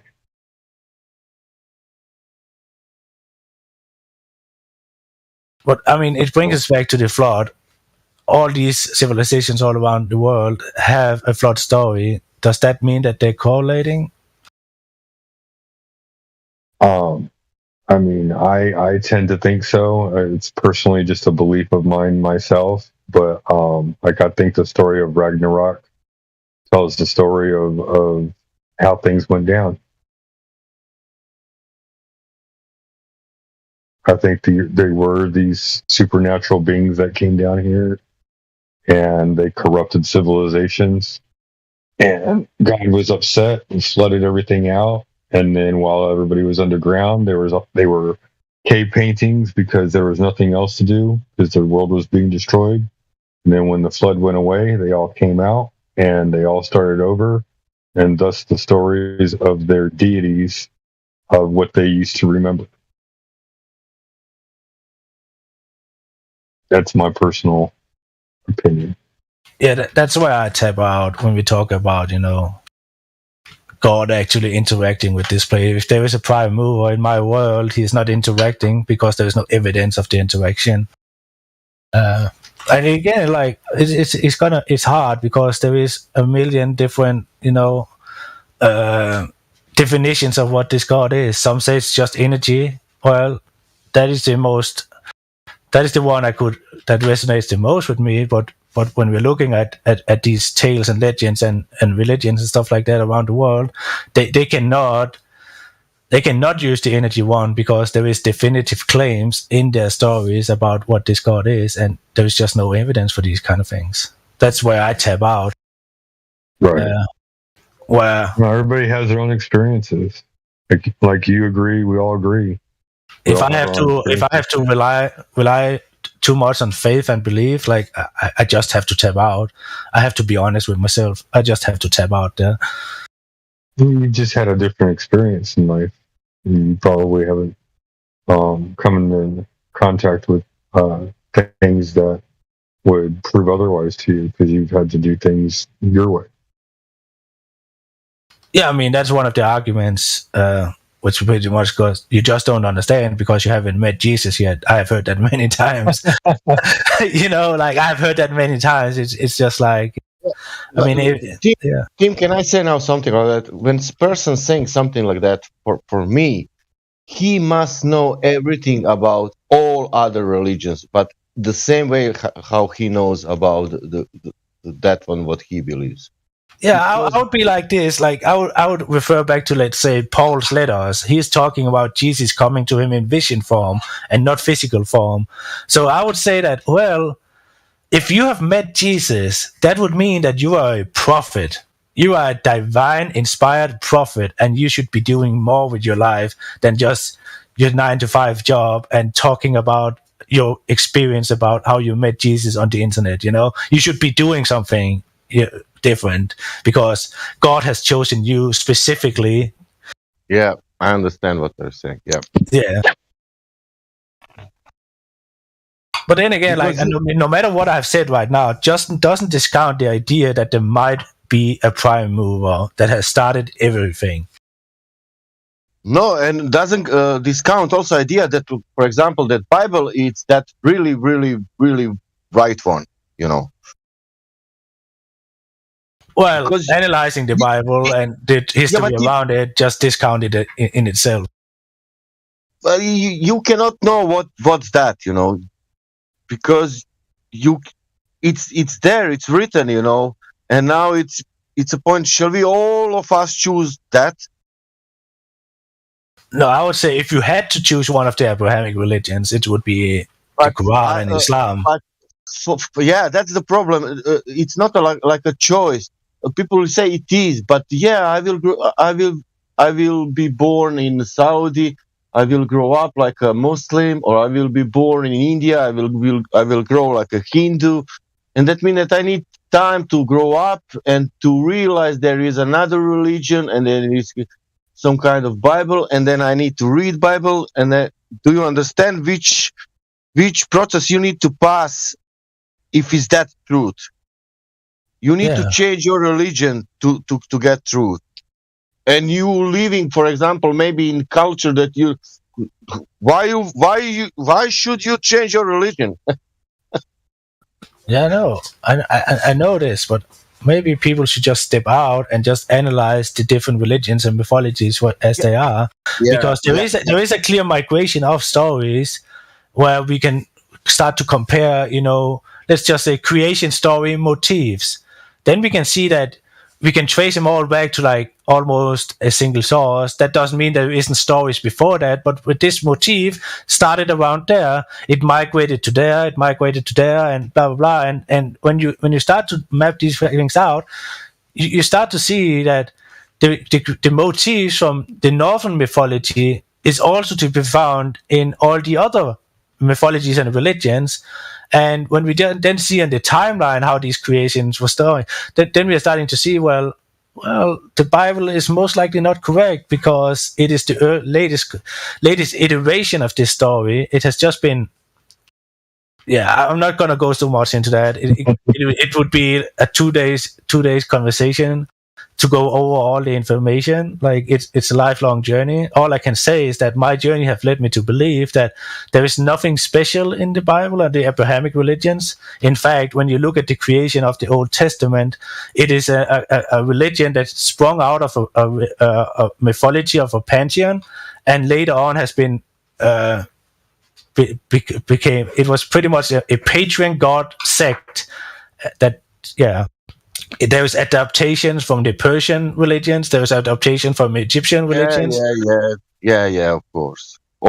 From all of ancient religions, we got this. What we got. That's how people did back in the nomadic days. They borrowed, and they borrowed from each other. If there was a strong tribe that took over a weaker tribe, the weaker tribe would adopt some of the stronger tribes' religion traits.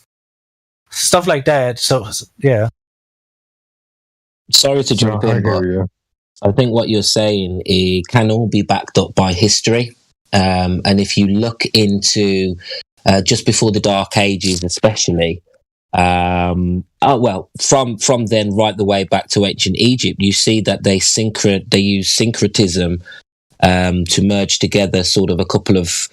Basically, the Amun-Ra sun worshipping with the original Christian belief, and this is actually documented in history. When Egypt was taken over by Greece, they created the Septuagint Bible, and they had the Christ deity was Cyperus, which is an amalgamation of two religions, paganism and Christianity, and that's the origins of the first Bible.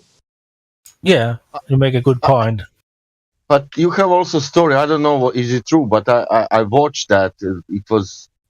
It's also a story that after the Jesus death, not that reincarnation, however you want to call it, that 100 years after nobody spoke about or even more time. Nobody knows for him. There's nobody called Jesus. There was a man called, I think, Yahushua, and he had a brother called James the Just, and they lived in Ethiopia, and they started the first Christian churches, but there was no claim of a divine birth. There was no claim of a resurrection story. This was a normal Ethiopian man with a brother called James, and he had a very big family, and he was the best, he was the best amongst the Jews in Ethiopia, but he was not divinely the divine story of the resurrection. It has more to do with Egypt and Amun-Ra than it has nothing to do with the original story of Yahushua. Now, when you're telling me this, I'm asking myself why it's the because also what I heard that we have the oldest Bible. It's coming from Ethiopia. Yes, yeah. The Eastern Orthodox Church is the oldest sect of Christianity, and that's Yep, the but- head of the church is in Ethiopia. Yeah. And you can. I also remember that you could find also hieroglyph in some old Orthodox church.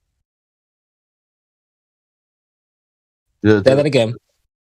That you can find Egyptian letters in some old Orthodox church in Egypt, I think. Yeah. Because the Hebrew, the Paleo Hebrew, the characters and stuff is just English in a deciphered form. English is actually still a hieroglyphic language. It's just been changed. So there's nothing, unique. The fact that they writ the original Septuagint Bible in Greek is only because Greece took over Egypt and made Greek the lingua franca of the day. So they created a Greek Bible, but they had this tradition of Christianity well before before the Greeks came to Egypt. So yeah, it was an Egyptian thing. And it's the same with Islam. I don't know if you know much about Islam, but Islam was not an Arab caliphate invention. It came from a rebellion. Once Greece had taken over Egypt, Islam came about from the people who basically, if you didn't accept this new Septuagint Bible, which they had basically created a religion through syncretism. If you didn't accept it in Egypt, you basically had to leave Egypt. And those who left Egypt went east, and they are the original. Islam was more of a rebellious act against what had happened in Egypt. This is all in the history. Well, this can be found in primary sources. Interesting. And isn't it funny how Islam arose and then very quickly took over most of that region. It was accepted immediately.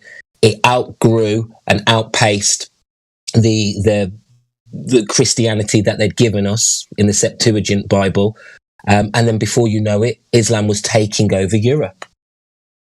And then we hit the Dark Ages. So I just think if you look in history, you can see the context of why we went so anti-Islam and why we're so anti-Islam now. Sorry for that. I probably went on a bit too deep there. No, I like the insight. No. And not just that, like, I think it's important for people to learn about what was written in history.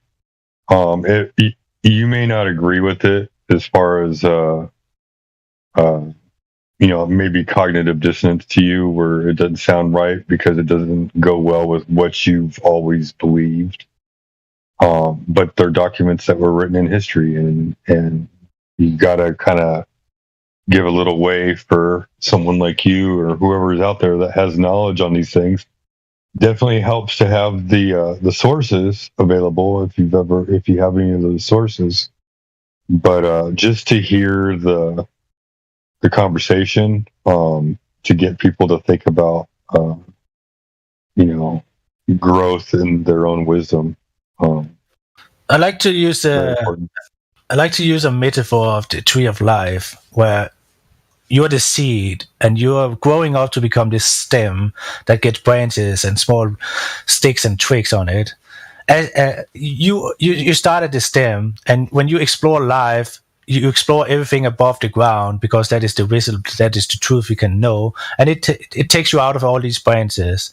And many people, they might get stuck when they're exploring life on one of these sticks or twigs, which I call dangerous dead ends.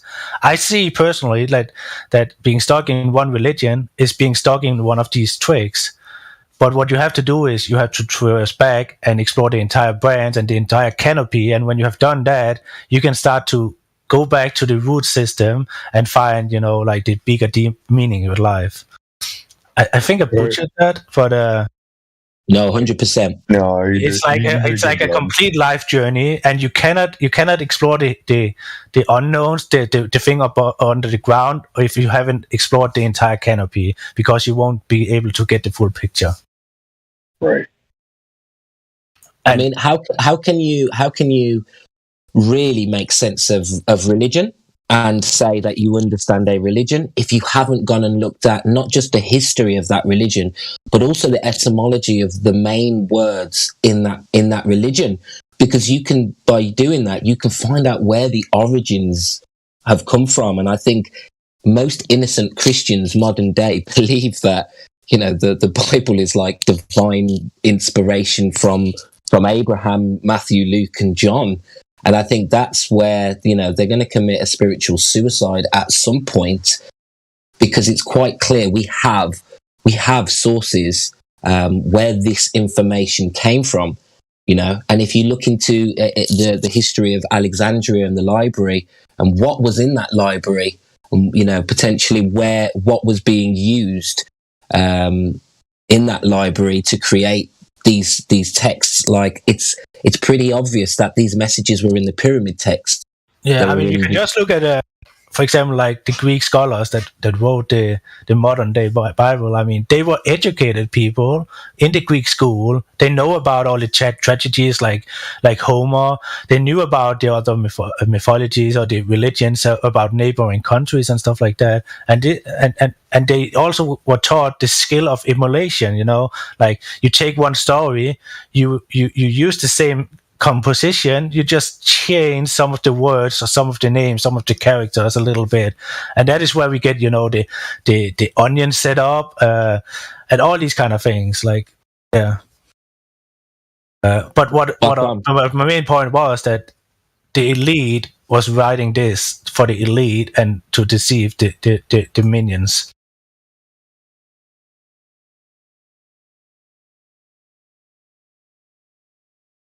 Yeah, they've basically hidden their sources. They don't want us to know where the sources have come from. You know, even in Islam, people are they think Islam is divinely inspired from Muhammad. Well, if you look at the early infancy texts, especially the Gospel of Thomas, you can see slabs of text word for word in the Quran. But he was illiterate, man. It must be divine. He wasn't illiterate. No, I'm just saying that's the argument, bro. That's the argument. He was illiterate and he could recite the entire Quran, so therefore it must be divine. He was the equivalent of a mason, a very rich mason in his day. He knew about a lot of esoteric knowledge. He knew a lot of Christians. He knew all the philosophers. It comes from that was my point. Like, I mean, all these sheets that has been put over the common people. This was what was highly educated scholars and the elite. The stories for the elite, you know, control tools. That was my point too, Tim. Was like everything before the Papal Dark Ages was everybody was well aware of what was going on. Everybody was enlightened and just aware of their environment that was going on. Very smart people. And then something happened at whatever happened in history around 9th, 10th, 11th century AD. And, you know, there was some dark ages that went on. And like, I don't know if you've ever read about the Domesday Book, but all that was a record keeping book of like what people owned or whatever. Yeah. And if you look at it, it's like, oh, they own this book, they own these items in their home, blah, blah, blah, blah, blah. Well, I mean, who's to say that they didn't go around taking account for everything so they could go and scoop it all up and burn it all, like the book burnings that occurred in history. I think we have to go further back before people were actually like in tune with nature and spirituality itself.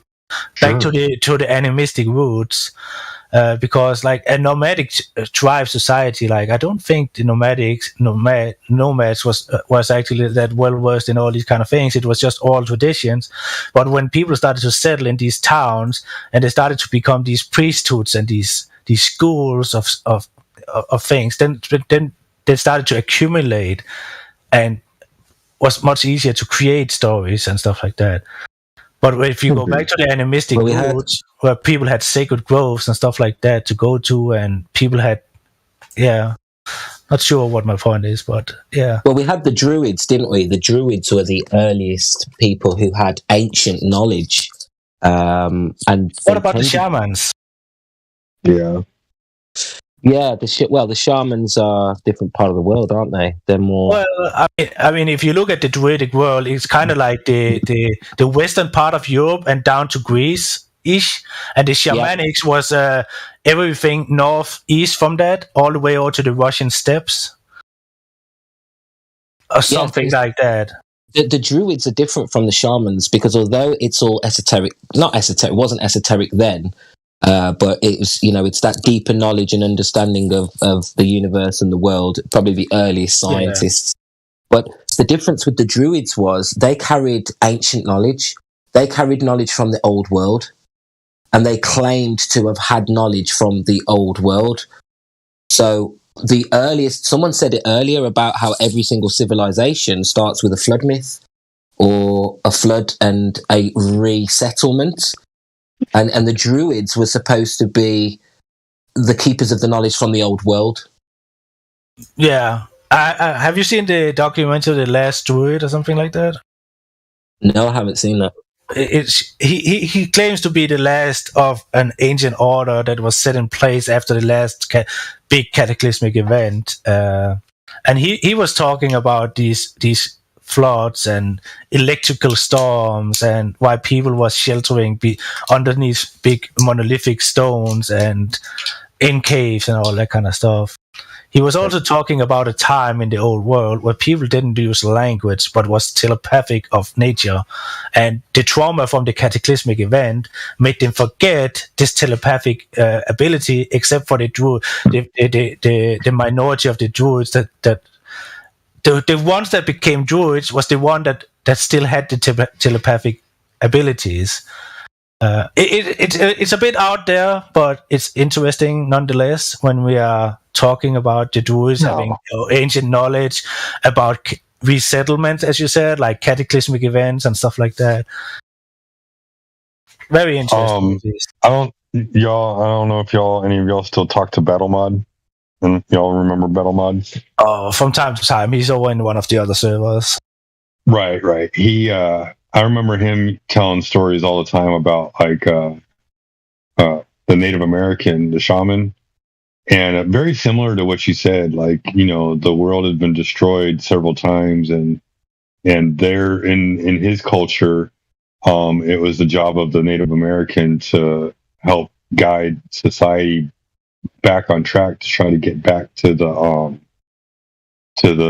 land that we were supposed to be promised to, and not be subverted back into repeating what history has always done to us. Yeah. Recently, I fell over this lad. He was talking about that the Empire of Rome actually didn't crumble because of corruption and they couldn't maintain the power. It actually crumbled because of a cataclysmic event in the region that pretty much flooded the entire region, and for the population in the region would fall with 80 to 90% or something like that. And the story goes that the Catholic Church, or the remnants of the Christian sects and stuff like that, they added 1,000 years to the timeline, because there is a lot of tell signs. There is a book about it's 400 years. 400 years. So years was definitely added, and the story goes that there is tell signs about this, because let's say in year 6 to 800 or something like that, Latin was a dead language, but they resurrected this language in the Renaissance. Why would they resurrect a dead language 700 years later and use it as a main language? There is also other tale signs that there is this book that is talking about weather, meteors, and other cataclysmic events that dates back to around the time the Roman Empire crumbled. And there is all these Renaissance pictures of or paintings of Rome being pretty much, covered in mud, in 10 to 12 feet mud and stuff like that.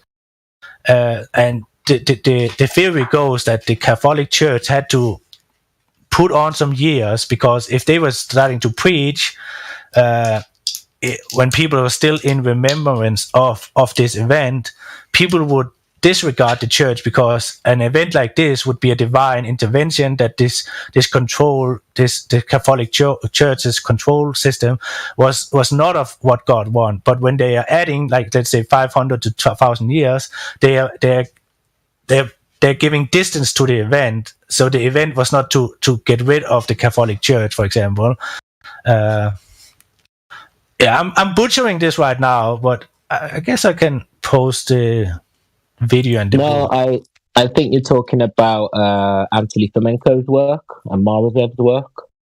I guess it ties into that later on with Scaliger and yeah. But yeah. Yeah. I think you bang on. There is 100% proof that the Dark Ages has fabricated stories. And the most interesting thing about the Dark Ages is a lot of the people who were given I don't know what the word is, but they're given the freedoms for, I don't know, building castles or creating sciences, for example. A lot of that is made up, and we already had this knowledge. And this was a time when Islam was sort of quite strong, and the Moors had Spain and Italy, and it was quite obvious that a lot of culture was coming from what they called Babylon and the mystery schools and Egypt. So what happened was a lot of, let's say, black people were in Europe, and at that point there was a change of power. There was a change of power and a reinvention of history. They didn't want anybody to know that, there was black people in the Europe. They didn't want anyone to know there was Indians in America, and they didn't want anyone to know that the medieval buildings were the Moors that they were building. So that's another alternative reason as to why they had to reset history, because basically they had to get rid of the legacy of Egypt. When you talk about Islam and Moors and this, that, they're just the Egyptian culture just sort of extended. Yeah. Oh, yeah. Another thing, when we're talking about buildings, and we talked about the Druids before, there is this ancient story about the Druids, that they had these sacred places where there was a natural spring and some caverns underneath the ground, like 10 to 30 feet under the ground. And if you start to analyze some of these early Gothic churches and cathedrals, they are built upon these sites. There is still these caverns. There is still these natural springs that is springing up there.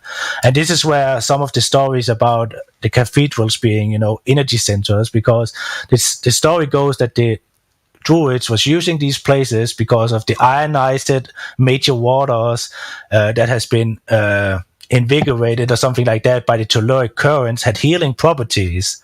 And the resonance when you were beating on these stones under pressure from all the ground above it gave this sound of the earth, this healing sound of the earth. But later on today, with the Tatari stuff and stuff like that, they're talking about the antennas and stuff like that instead. But that is not how the story goes. The story is actually underground. This is where the energy center was. This is where the healing center was. But the Gothic churches was built to hide some of this old knowledge, or old this old knowledge, and later on, some of these what we would call Masons today, that was doing a lot of into metallurgy and alchemy and stuff like that, they were actually using these caverns and stuff like that for a lot of their alchemy experiments under the church, under the cathedrals, under the churches. Today, when you go out, especially in England, and you visit these places, they have chlorinated the water, so you cannot drink them anymore, and they have also redirected these underwater springs. Just an additional 2 cents to some of the hiding of ancient knowledge. Yeah, you're talking about the buildings that have floors and floors and floors and floors underground. And there's, part of me believes that they were mud flooded. Yes. No, I'm talking specifically about the early Gothic churches and cathedrals that was built upon ancient sacred sites. Right, to hide what's underneath the ground. Yeah. Oh, I thought you meant. Because from my understanding, it was that a lot of the underground.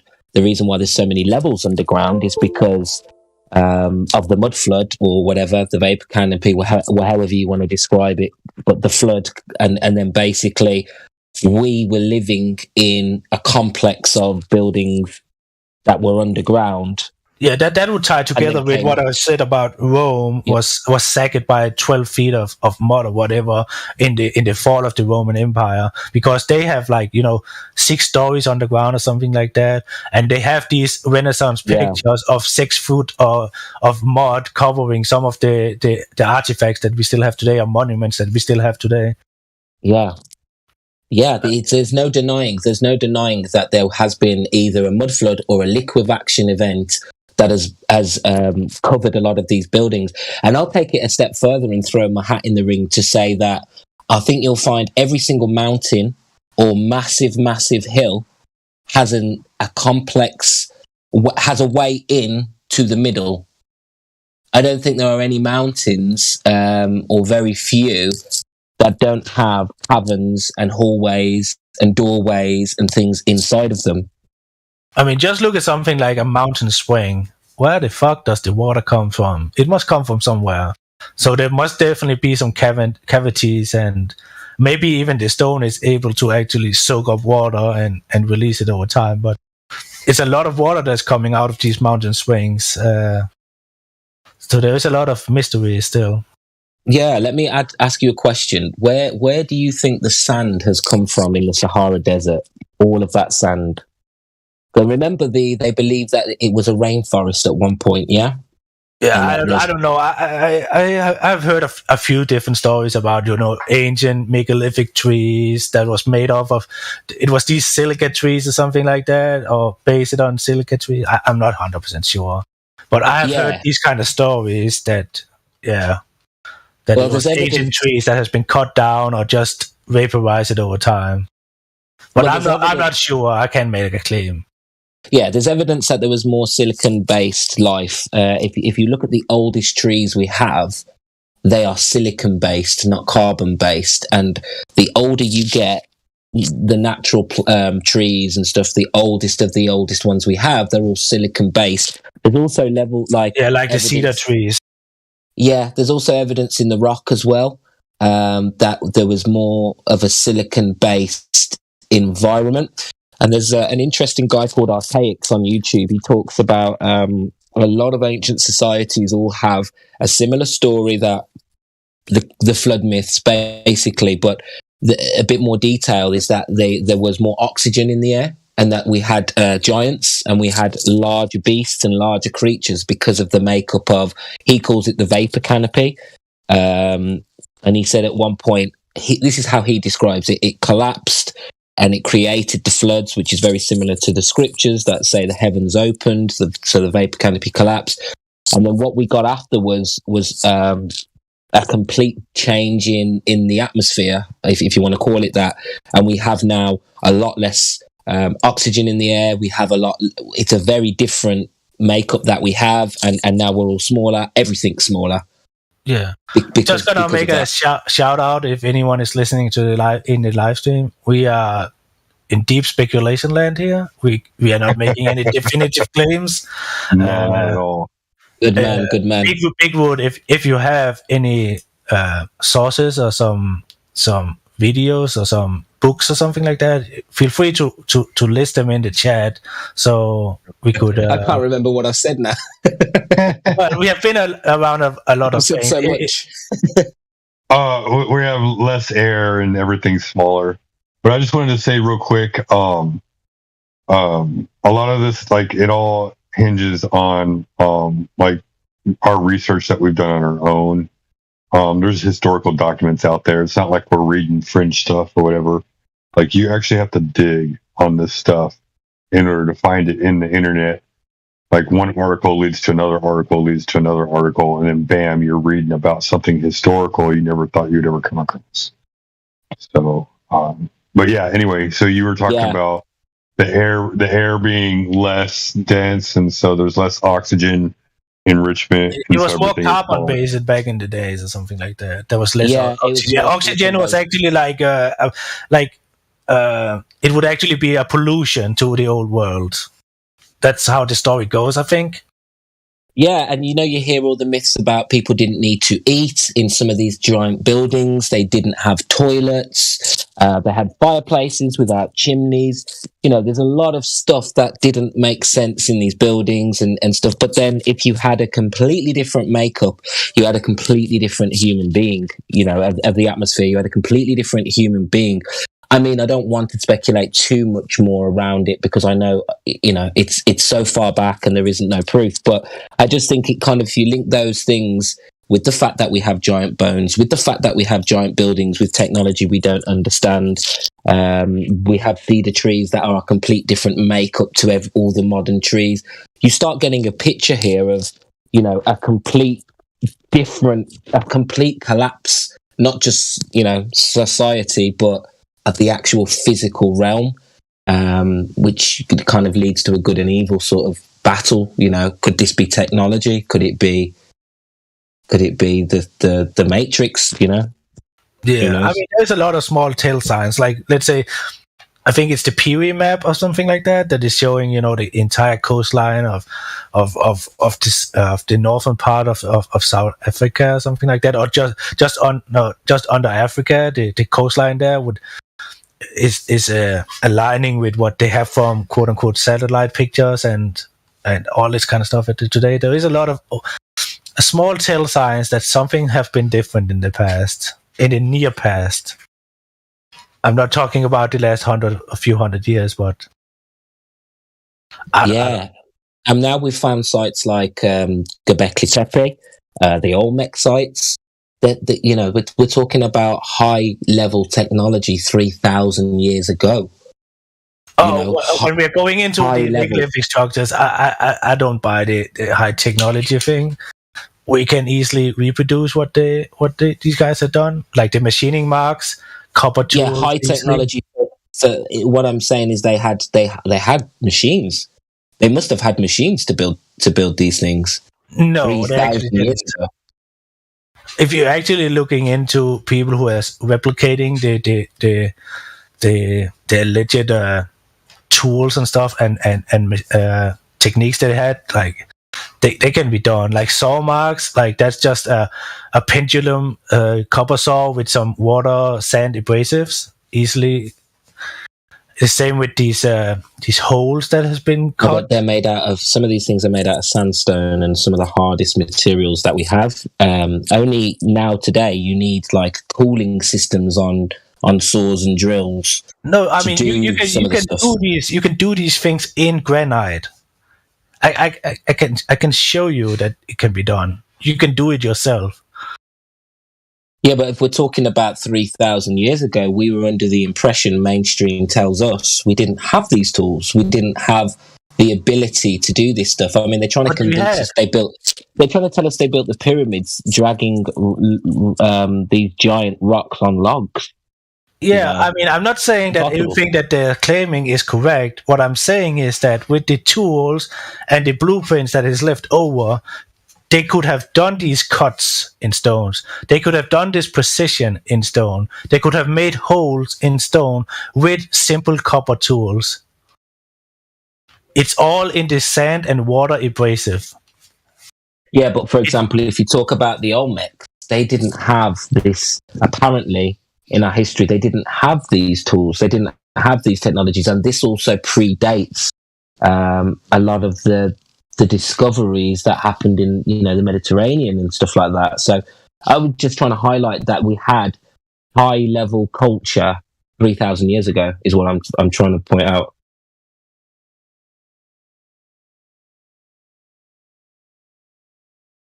And it's becoming more and more obvious. The more you go back, the more you read all the books on Atlantis. I don't know whether you guys read books on Atlantis, which eventually kind of comes back to a lot of them, the new not Egyptologists, because that's bollocks, but the new history revisionists are trying to say that Atlantis was just America.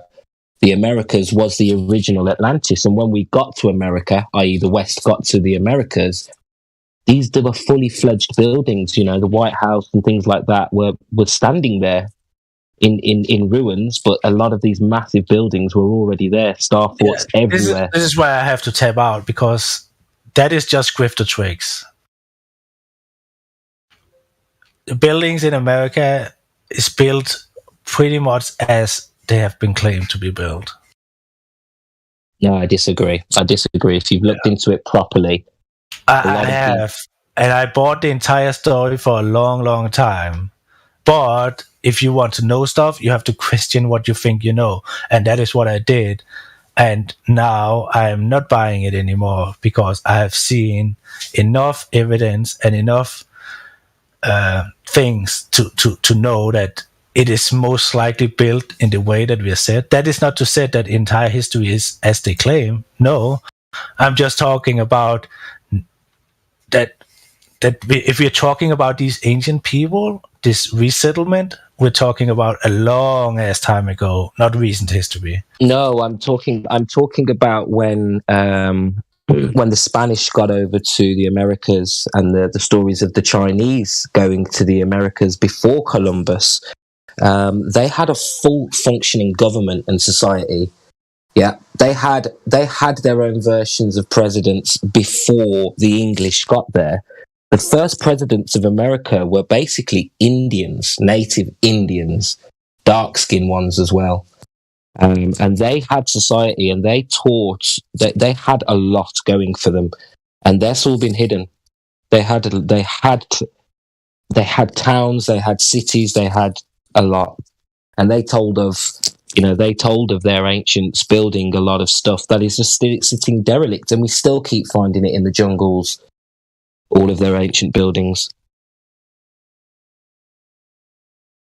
But this is a healthy debate. This is obviously completely speculation. We're using our own sources, but it is speculation. There is a good psyop has some truth in it, and a lot of deception. And this ancient high-tech people, it's a lot of deceptions and a little bit of truth. But when they say it is impossible, well, it's not impossible. We can replicate these kind of things today. I'm not saying that the entire story about the Americas is correct as we have been told in this school. We know that. We can look at the Pilgrims and all the other kind of stories. They most likely had Indian towns and stuff like that. But I don't think that saying that and jumping to the leap of the ancient high-tech, super advanced, impossible technology, it's a leap. If anything, we have to. Well, the reason why I take that leap is because if you've researched the Sea Peoples and what happened to Egypt, what happened was all of these people turned up out of nowhere. They turned up out of nowhere, and they're supposed to have come through the gates of Gibraltar. Not only that, if you go back further than that, and you look at the Phoenicians, the history of the Phoenicians, who eventually become the Carthaginians, these guys come with the modern alphabet. These guys come with druids. They pretty much started this whole esoteric shit off. The Phoenicians, and their stories and information is that they came from the old world, and all of the observations of where this society originally come from was that little bit between Europe and Africa. The gates of Gibraltar is where the Phoenicians were supposed to have come from, and they claim to have come from east. The only thing east from there is the Americas. and they claim these are the ones that used to speak of Atlantis. They didn't call it America; they called it Atlantis. And they rebuilt. You know, Egypt is a result of the Phoenicians, and they brought this knowledge from the old world to the African region. And this is what I'm discovering now. Yes, we're in the speculation realm, but there's a hell of a lot of evidence to show around the Phoenicians that they came from somewhere else, and it looks like the Americas. And yeah, you probably want me to sort of pull up some books, so let me find a link for you as well. Yeah, because I've been down this route too, and the evidence people claim there is, it's really very, very limited. It's very anecdotal in a sense, and it's a lot of made up stuff. Have you looked into the Phoenicians much? Yeah, I mean, when you look into Tartaria, that is pretty much what you have to do. No, not from the Tartarian perspective, from the African perspective, because the Phoenicians are an African thing, and they created eventually Carthage, which was the biggest trading settlement of of the whole area. I mean, they set up they got in, they started a new religion, they started a new language, they set up trading posts everywhere, and they took over. And before you know it, all of their ideas spread to Egypt, and then Egypt's just become this pyramid, you know, building imitation of the old world. What are we talking about now? Because when we talk about the pyramids of Egypt and the Sphinx and stuff like that, we're talking about something that is very much older than our recent history and Egypt and stuff like that. We're talking about, you know, much older than Egypt. We're talking about the Egyptians didn't build these kind of things because of water erosion and other things. I'm not saying they built the pyramids. I mean, I don't know, but what I'm saying is when it comes to their traditions and what they believed, this changed once the Phoenicians turned up. They brought the modern alphabet. They brought a lot of tradition and beliefs that spread to, you know, what we call Egypt today, has its origins in the Phoenicians, is what I'm trying to say. And yes, there was a world. What I believe is that this old world had pyramids, not just in Egypt and in Americas, but also in China. You'll find pyramids in Europe. You'll find them in the UK. You'll find them everywhere, but they've all been hidden, destroyed. They've had trees planted on them. China literally, like, you know, they've done the most what they can to hide every single pyramid. But it was a worldwide thing, pyramids. You know, so what I'm saying is, yeah, the pyramids weren't built at this time; they were built before. But what I'm saying is, the knowledge and the society came from the old world, and I believe the Phoenicians, and it seems to me the Phoenicians' mysterious origins, turning up in Ireland, turning up on basically the east side of, you know, Europe and Africa, with the same stories. You know, that's where we get the Druids from, with the same stories and the same traditions. They all seem to be coming from the East, which is the Americas, to the rest of us. So there's just correlations there, and I'm not trying to push this as truth. I'm just trying to get you to look into it, because I've found that there's a lot with the Phoenicians. There's a lot of connections to the old Atlantis world. Yeah, well, east from Phoenicia or Greece, that could easily be Spain or North Africa. No, but they came from, what I'm saying is, where they settled, Phoenicia, that was a bit more west, but they originally come through, they turned up from the sea, so they're considered the sea people, and they turned up from the sea between the gates of Gibraltar. Famously, that's where they sailed in. And they sailed from the east. So if you look at the gates of Gibraltar, that's between Spain and North Africa. And the only thing east of there is the sea and the Americas. Do you get why I believe they come they must have come from the Americas because of the Gibraltar Gate. There's nothing east of that. Yeah, I understand. I mean, it's very vague history. So if you have anything tangible, I would love to read it, even though I feel like I have been through it, but it's many years ago.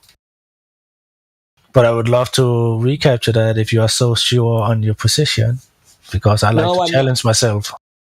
Yeah, I don't want to challenge too much either. I feel like you're very well read. You've looked into this as well. I just felt like I needed to get that point out in its entirety, just to see your point of view. Whether you'd heard that entire point. But I will definitely send you. I'll put some links in just to back it up a little bit. I like to challenge myself. Like that. This is how I am not, because as I said with the Tree of Life, I don't want to be stuck on one of these tricks. So yeah, you know what I mean. Yeah, 100%. And I think the only reason why I've stumbled upon this is because I've tried to find the etymology of some of these words, especially where did English come from. And the more you go back, you just end up at the Phoenicians. You will end up at the Phoenicians, and if you dig deep enough, you will see a connection between Hebrew and the language English. And Hebrew is just a dialect, really, of what the Phoenicians brought. Yeah, but it was a Semitic language or some of the they're all sort of dialects. But yeah, when you break it down and you come back to these mysterious Phoenicians who bought this. Where did they come from? Sounds like they came from Americas. You go and look into the Americas. What were they saying? It's very close. It's very obvious that they're the old world, and that they were left to their own devices long enough to repick the survivors of the cataclysm, sort of repick themselves back up. Those who still had the knowledge, went back out again. They never, they never got their society back to anything where they were previously, because they were just like us, survivors survivors or whatever. Well, who's to say we're the survivors? We could have been something new. But what I'm saying is, it all paints this picture that the old world was America, and when we got to America, it was completely different to what we've been described as. Yeah, I get it. I mean, the further we go back in time, the more awake it becomes. And I know that the mainstream, they're always trying to paint, like the out of Africa image in one chronological order, but more and more evidence is coming up showing that either they're just wrong in the timeline or something else happened, I think you've got to believe in evolution to believe in the out of Africa theory. And you've also got to believe that one person can turn into another. Kind of not, because if you look at, for example, the Christian perspective, everything happened, as you said, in Ethiopia all the way up to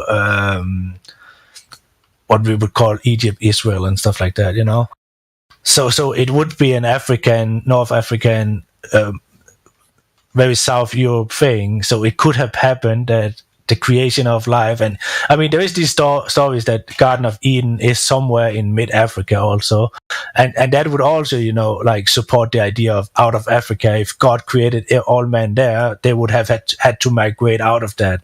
So not all stories have to rely on evolution in that kind of sense, but it is going out in magnificent tales about a lot of things we cannot confirm, What I'm saying is that no matter how we look at history, they try to pinpoint this out of Africa story, but more and more evidence show that this might not have been the case, or it has been, or if it was the case, the timeline that they're trying to propose is not right, Well, one thing I find interesting is if you know many Caribbean people who were from either African American, Caribbean, or South American, those black people are very different to Africans, not just in the way they look, the way that they they are, but there is a lot of genetic differences between those two people.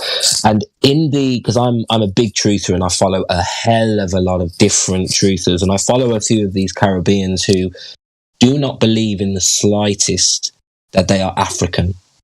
And if you go back into the African American, if you dive into that and you look at grandparents and what they were saying and their grandparents and what they said, you'll find that each island, for example, Jamaica, has a very long tradition of these people being always there. There is no stories of these people being brought there on boats from Africa. And in fact, there is a big connection to the original Aborigine. There's a more of a connection and a history of them being Aboriginal to those lands and not bought from Africa. So this out of Africa theory is not accepted by a hell of a lot of people. Not only does it hinge on evolution, but it also. Have you heard about something I stumbled over recently? It's something about cargo cults. It's about one of the American pioneers that was sailing to some of these islands where there was some indigenous people, and he made some connections with these people, and he made some predictions, and he sailed away and he came back and the predictions came true, and suddenly he was now a divine messenger. And they built an entire religion around him on these tribal islands, around this white dude pioneer. So where was that? I can send you the video. It's until you said white guy, I was going to say it sounds a bit like the story of Rastafari. Yeah, I mean it is similar. It's I think it's I mean. It's hard for me to recite it, but it's pretty much like this white guy from America explore these islands, find an islands, connect with the people, make a prediction, sails away. The prediction comes true. He comes back, and now he's a deity in this this society. What I'm trying to the point is that it's easy to forget where people come from if you only have a few, old traditions that can easily migrate and exaggerate, and people can, do you even know your grandparents, Do you even have tales about them? Or maybe even letters or pictures or anything? No. So, is that lost history? Or did you not have grandparents, It's kind of like in the same kind of sense, like if they have lived on this island for 200 years, they don't really know how they came to the island. They just know that they have always been there, Yeah, 100%, and it's really hard to figure out. But when there's such a big movement of people, there should be ways. You should be able to see, even in Africa. You should be able to see the west coast of Africa having stories of masses of slaves being taken, how that affected the community, how so many men disappearing from these countries affected them long term. But you don't get any of that. In fact, when you go and ask the African people, they tell you about the Moors. They tell you about the castles. They tell you about a medieval period battling against the so-called Crusaders, So there's a completely different story from their perspective, from both sides of the Atlantic. These guys are claiming to be Aboriginal. They're not the Caribbeans and the African Americans. They're claiming to be Aboriginal. They don't understand the connection, and they don't see the connection to Africa. I know this is going way out of the realm of Flat Earth, and please stop me, someone, if I'm out of order here on this channel. I enjoy it. It's a dead hour anyway, and unless someone new is in here, I think we can just continue as long as it's not getting into bannable topics. No, keep going. We have made the disclaimer that it's speculation land. So well, you've started. It started now. You might as well finish it. Well, I lost a few tags. I lost my Flat Earth tag. I lost a conversation starter tag by doing this previously, so I don't want to get banned from the channel. Yeah, I felt like I recognized your name, and then I looked at you're only VC verified, but you have been here since 2020. So I was just like, what happened in the meantime? Yeah, I keep taking it off topic. I need to respect. I need to respect the room I'm in, and that we're on YouTube. I mean, there is other Discords that love to dig into these kind of things, because this is 24/7 Flat Earth, where we're trying to share the message about Flat Earth and spark some flames of so people can research the stuff themselves, you know. Yeah, well, I come in this room because I spent 4 hours yesterday in the other debate Flat Earth room, Gem Panda's room. Bro, why are you doing that to yourself? Oh, I love it. I love it. I probably I mean, they say they like me over there, and I get asked so many questions, and you know, it's like a lot of focus on me or whatever when I'm in there. So it's easy for me to go in there and just hold my ground. It's a shame more of us don't go in there and just represent, because occasionally another flat earther will pipe up and say, "Oh, you're doing a fantastic job. Keep up the good work." You know what I mean? But I came in here today because they pissed me off when we were talking about GPS. You know, my answer was, look, you know, yeah, it's a working system, fully understand that, but why couldn't this be used with multiple technologies we already have, including balloons? And they kept really, this was my weakest area, I think, because I was really shutting them down and letting them know that you don't have any proof. All you have is speculation on the cause of all these arguments you have. You don't have proof of the cause. But when it comes to GPS, I struggled a little bit. Because apart from the balloon argument, you know, which they counter with, well, balloons couldn't deliver the service that we get. So I've actually come in here to see if anyone knows about GPS and can kind of help sharpen my axe a little bit, because this is where I was a little bit weaker. And they really drilled into sort of how GPS is live, you know, 100% live all the time. I think the balloon argument's just as weak as the satellite argument, because prove it. It's the same burden of proof. Yeah. I mean, the main global argument is that they can send signals to a satellite and they can measure that it is moving away from them or something like that.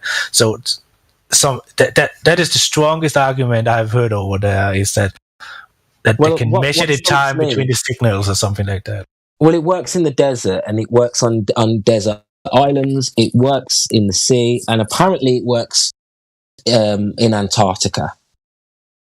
And I'm Googling and I'm reading up and I'm looking, and it looks like they are claiming it does work in all these places.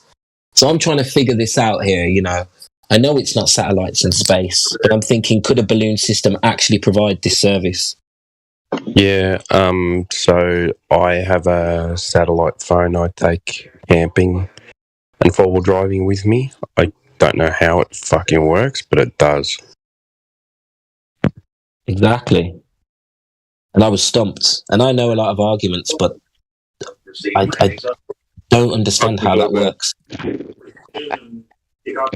Say that again. Welcome to Global. Really joking. Yeah, I mean,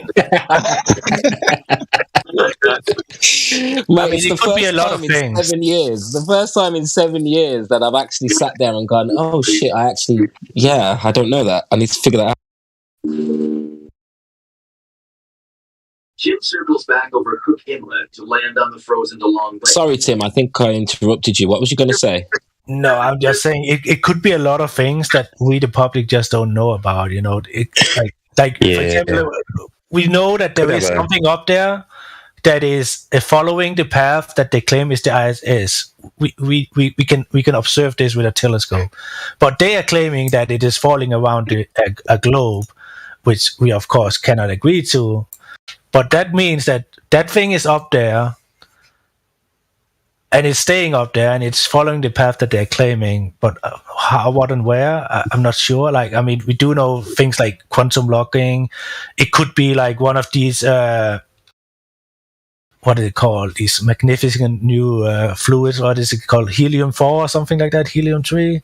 Helium-3, I think. Yeah, I mean, it could just be super drone technology. I don't know. But yeah, there is definitely something up there. Well, the thing that stumped me was that GPS was invented in the 60s. It looks like it was invented pretty much the exact same time the internet was invented. So could this be an internet-based service? And I know you don't need internet for GPS, but that doesn't explain overseas, like you said, like if it works on the islands, if it works, all these kind of places where there is no antennas, that can reach. I think that is what is in contention here. It works in places where we don't have, like wires and antennas. Or does it? Well, this is what I mean. We don't know. Does it work out at sea? I don't know whether it does. They claim it does. How far off land? People claim it works everywhere, almost everywhere. I think there is a talk that the more derelict you go, the less accurate it gets, and it depends where they say the so-called satellites are.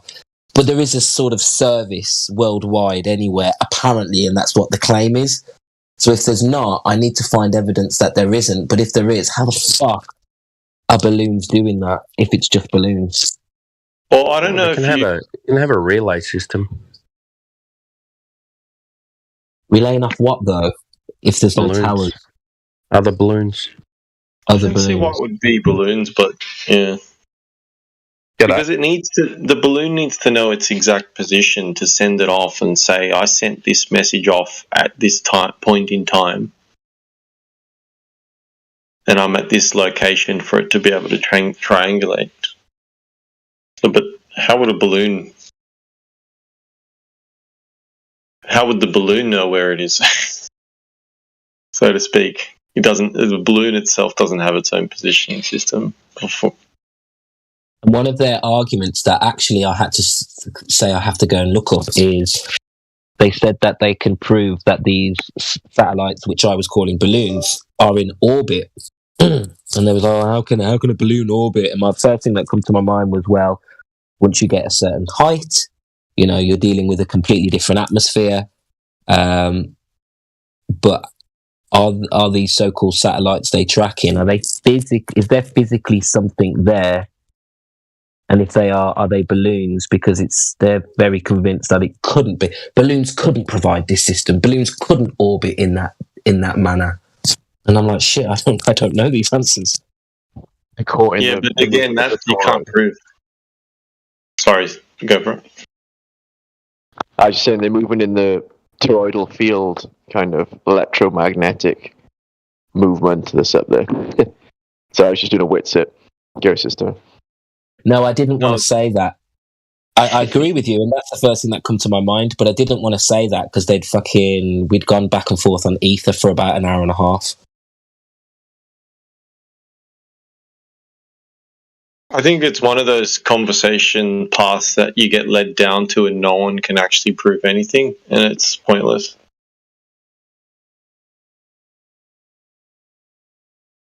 But I do remember before assisted GPS, AGPS, which our phones use, which is assisted with the cell towers. I do remember, this is going back a long time ago now. Maybe, I'm going to make myself feel old again. 18 years ago, basically, I used to have a GPS unit that you would plug into your phone, and I had an O2 phone at the time, which was like the size of our phones now, with just a full screen. And I had a GPS. It cost me over $1,000, and it would show you which satellites it was connecting to. It used to actually tell you which and name them, and it'll tell you all the ones that it's using. They don't do that anymore, but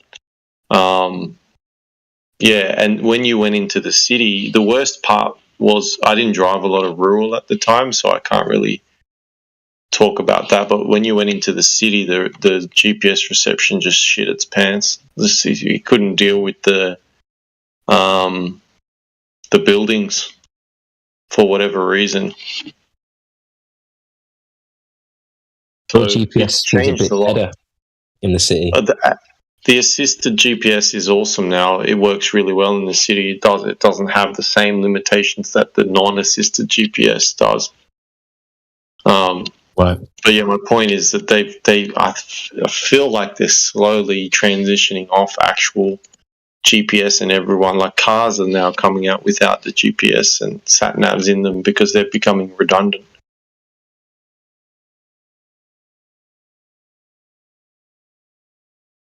But the weird thing is as well, GPS, people would say you can't get a GPS signal inside a house or it needs line of sight. But when I installed a GPS antenna on my car, I shoved it under my dash, and it was like there was metal and plastic in the way, so it doesn't need line of sight, obviously, like they're saying. But yeah, it sort of leads me more to believe that it's more just ground-based, a ground-based tower that just puts out a pulse, and it just picks up this pulse from, for lack of better words, from 3 or 4 towers and triangulates.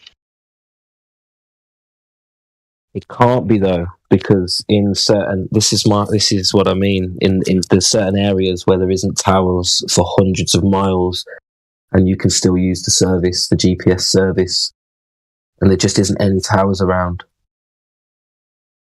Can you really though? Yeah, dude. Yeah, you can use GPS in deserts and stuff. Yeah, but deserts are. Would you not have a cell reception at that point in time? It would be without cell reception. Yeah. So you can't get cell reception in a lot of places. Basically, anywhere there isn't any towers. So in the places where you can't have towers, where there are no towers, you can have GPS and satellite connection, and that's the whole point. I'm going to not using towers. I'm just going to speculate here, but I would speculate that it's not a lot of information that needs to be sent out over this ping or whatever they want to call it. I don't know how they call it. This ping that whatever gets sending it out. It's not a lot of information, so I'm guessing you could probably go a lot further than a cell reception would, because it requires so much more like clarity.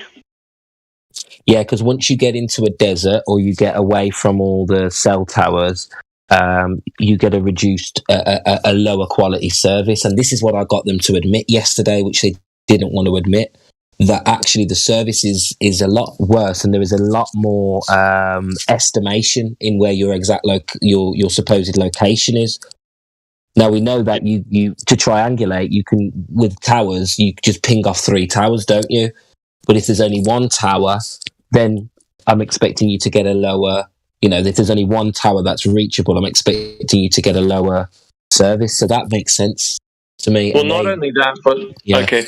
So just to add on to your comment before as well, back ages ago, the GPS was a lot dumber in that the one I'm talking about from 18 years ago, it used to be driving along a road and it would show you off the road,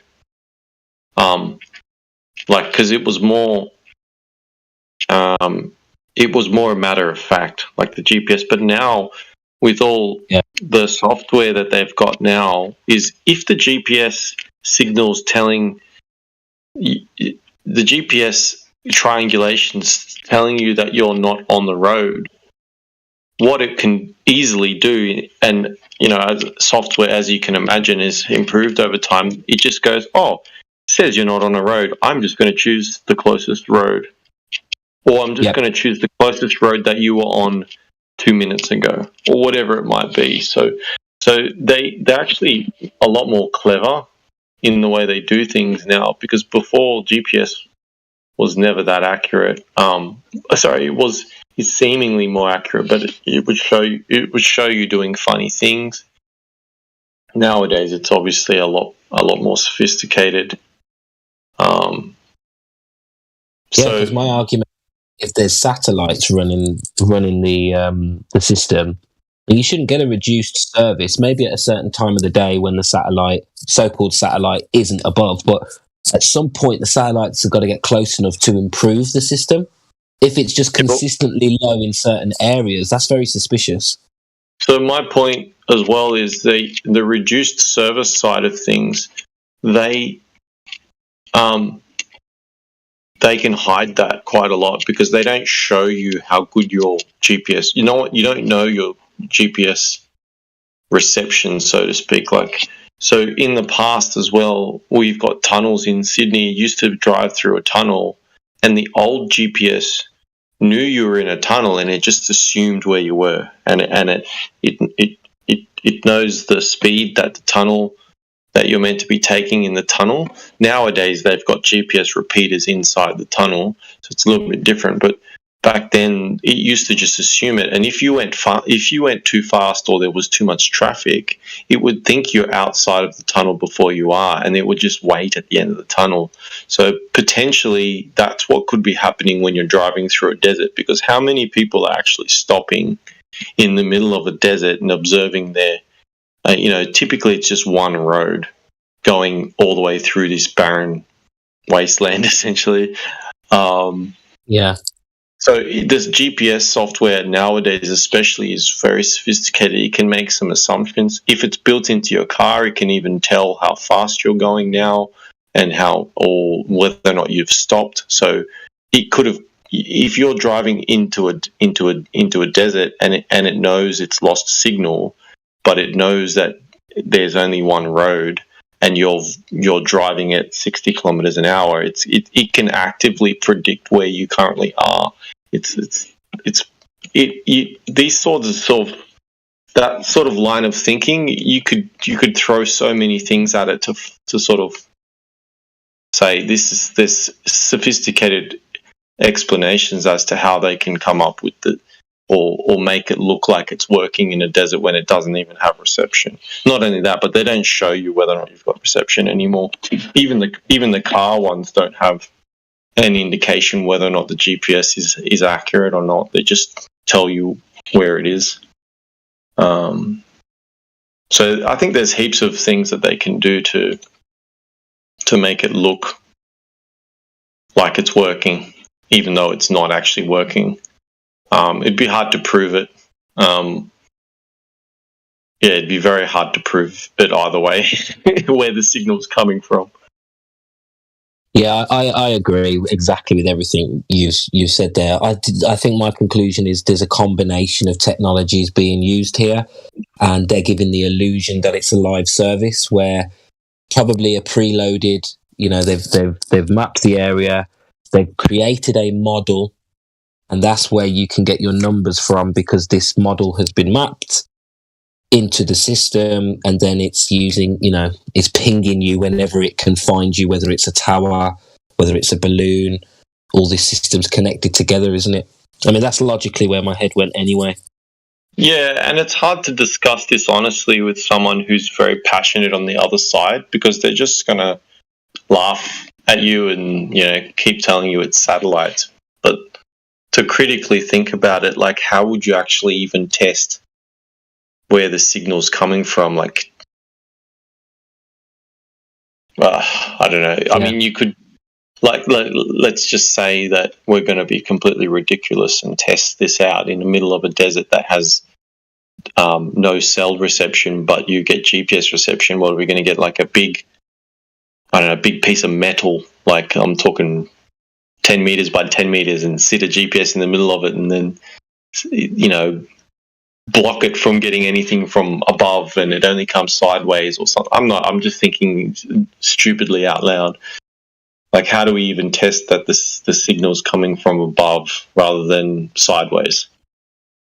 No, exactly. We don't know what we're looking for. How can you how can you figure out the deception if you don't even know what the you know what I mean? How you're being deceived. And I think that's the problem. Yeah. I mean, I can see the argument because I often drive out to rural areas now, and I can, like, on my way there, there's always bad reception in certain areas. But I can't, like, what does that give us? It just tells us the cell reception shit, but there's no indication on my phone as to whether or not the GPS. I mean, maybe there's an app actually. Google GPS status app or something like that. It's interesting. GPS status and toolbox.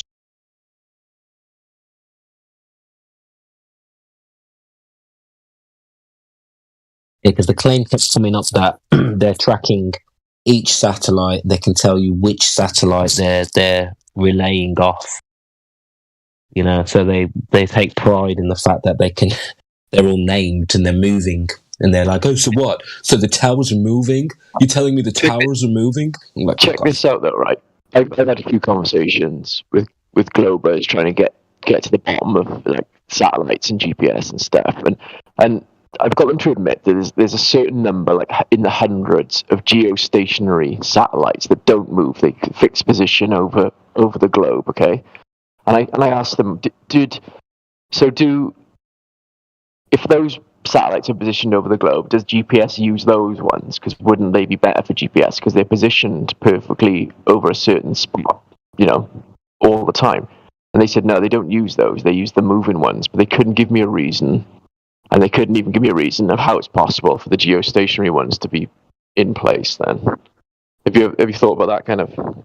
Oh, so they're admitting that they're moving? Yeah. They admit that they're... It makes sense, wouldn't it, for the geostationary ones to be the GPS ones? You know, if they're how would the moving ones know exactly where they are in relation to the Earth?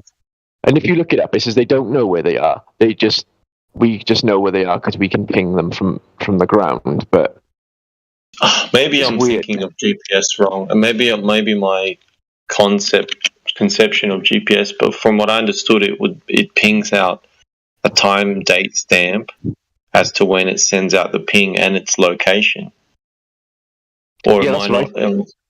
Yeah, but they say it does. They don't know where they are now. So how does it? If it can send out its location and you can triangulate off its location from when the ping was sent, but if they're up kilometers high that we can't even see them with the naked eye or see them traverse the moon, doesn't make sense, does it? Yeah, it's like that sounds like impossible math. I mean, like it just sounds so grand that someone else smarter than me must have figured it out, so I can't do it.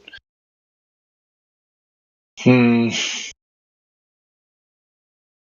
the geostationary ones are in a sweet spot. There's this perfect spot that they somehow get to let them lock to the Earth's movement. Like what?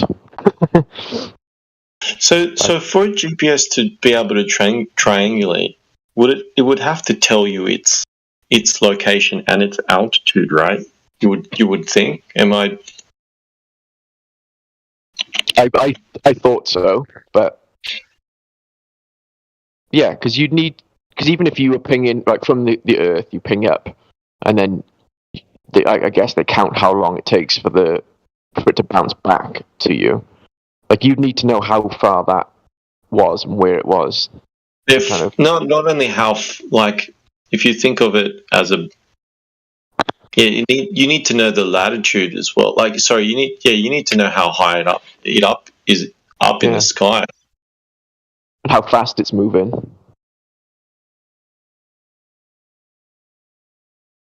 It's my problem. I'm so shit at maths that I can't even get my head around. I'm shit at maths too, but now I'm thinking I want to see the data that GPS satellites send out, because if the data doesn't include the height of the ping, then it seems like bullshit. Yeah, I'm going to look into this. Hey, good chatting with you guys. I'll catch you all later, right? Yeah, talk to you soon. Nice.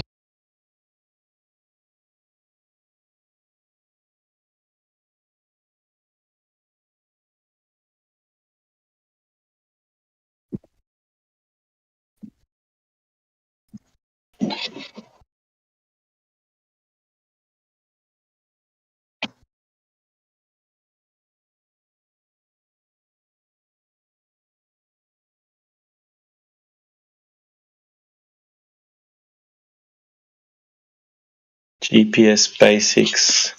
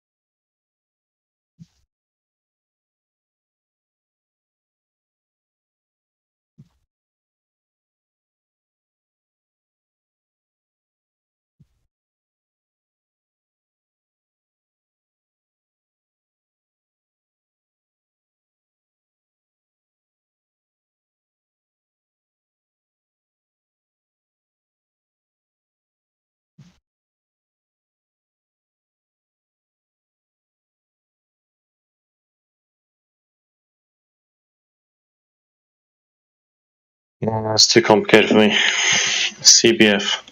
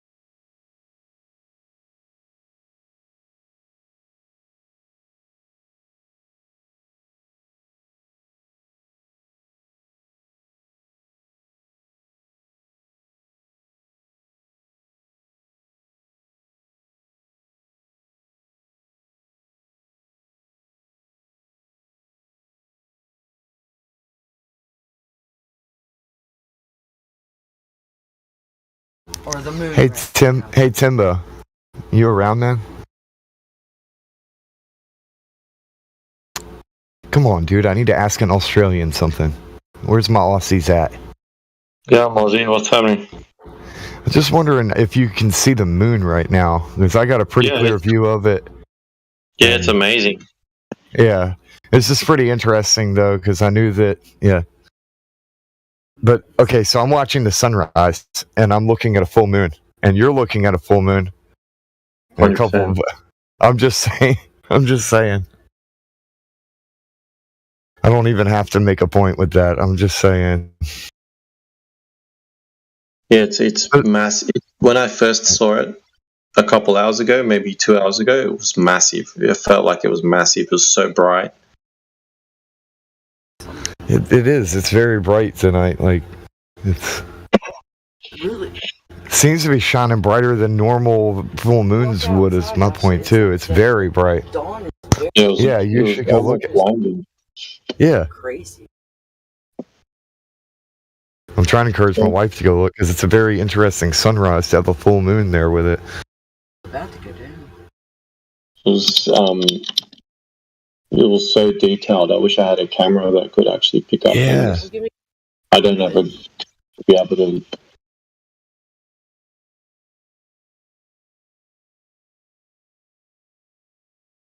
Do you just have a normal camera?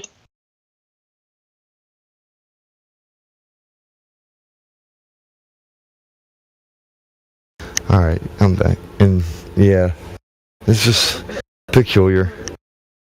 Hold on one second.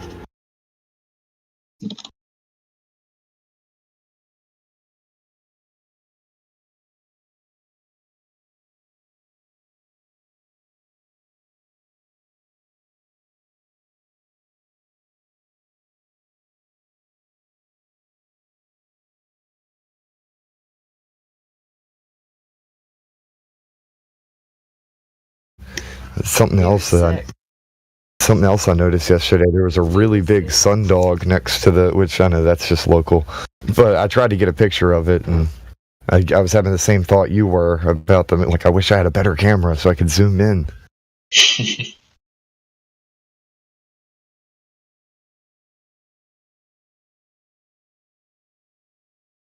What's cool is the one, like the sundog I was talking about. It looked like a perfect rainbow, kind of like with the, as far as the spectrum, but then it gradually turned like orange and red, like it was transitioning to this orange, red, purple. It was like a sunset sundog, and that's why I wish I could have taken some pictures of it, because it was very unique. It wasn't like the normal ones we see.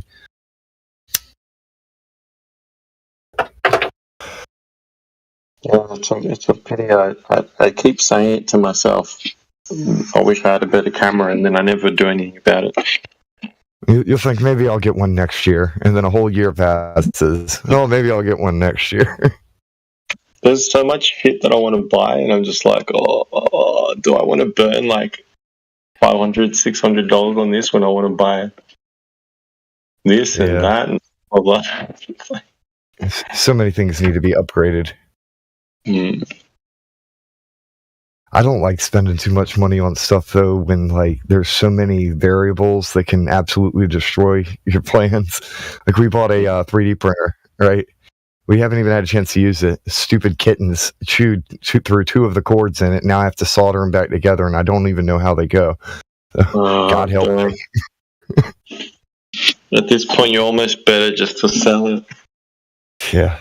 And it costs like over $300. So I'm like, but I have an idea of where the cords go.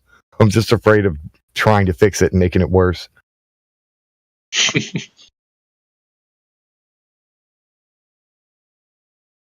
Knowing my luck, that's usually what happens. Like, I can fix it, and then it just breaks. Have the power of Wreck-It Ralph. Everything just falls apart when I touch it.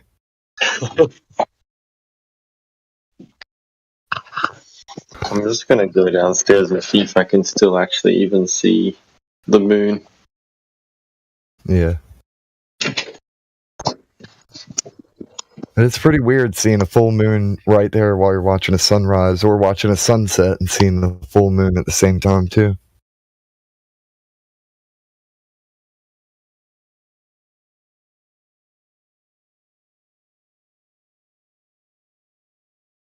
think it's interesting. We saw both, though. I watched the sunset, and then I wake up right there as the sunrise and still see full moon. Oh, it is weird. I think I'm facing the wrong way. Where's the bloody moon right now? Oh, yeah.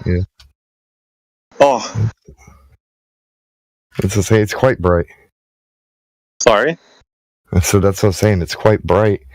Yeah, Especially with it's extremely bright. I've got clear sky as well. Like, for Sydney, there's barely any smog. It's very clear. Nice.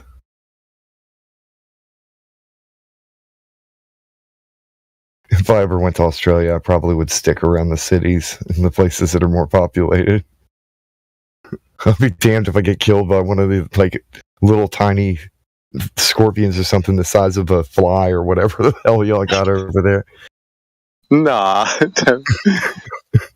You can go to a city near you. What's no point?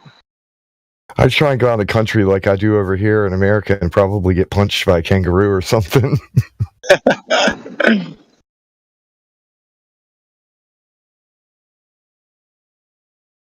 That's what somebody was making. My mom was making a comment on that, like how some of the kangaroos look jacked like Arnold Schwarzenegger. But I wasn't even thought. I was like, knowing my luck, I would die to something really puny and pathetic, like, oh, this little scorpion stung me, I'm dead. Yeah, just for putting my shoe on.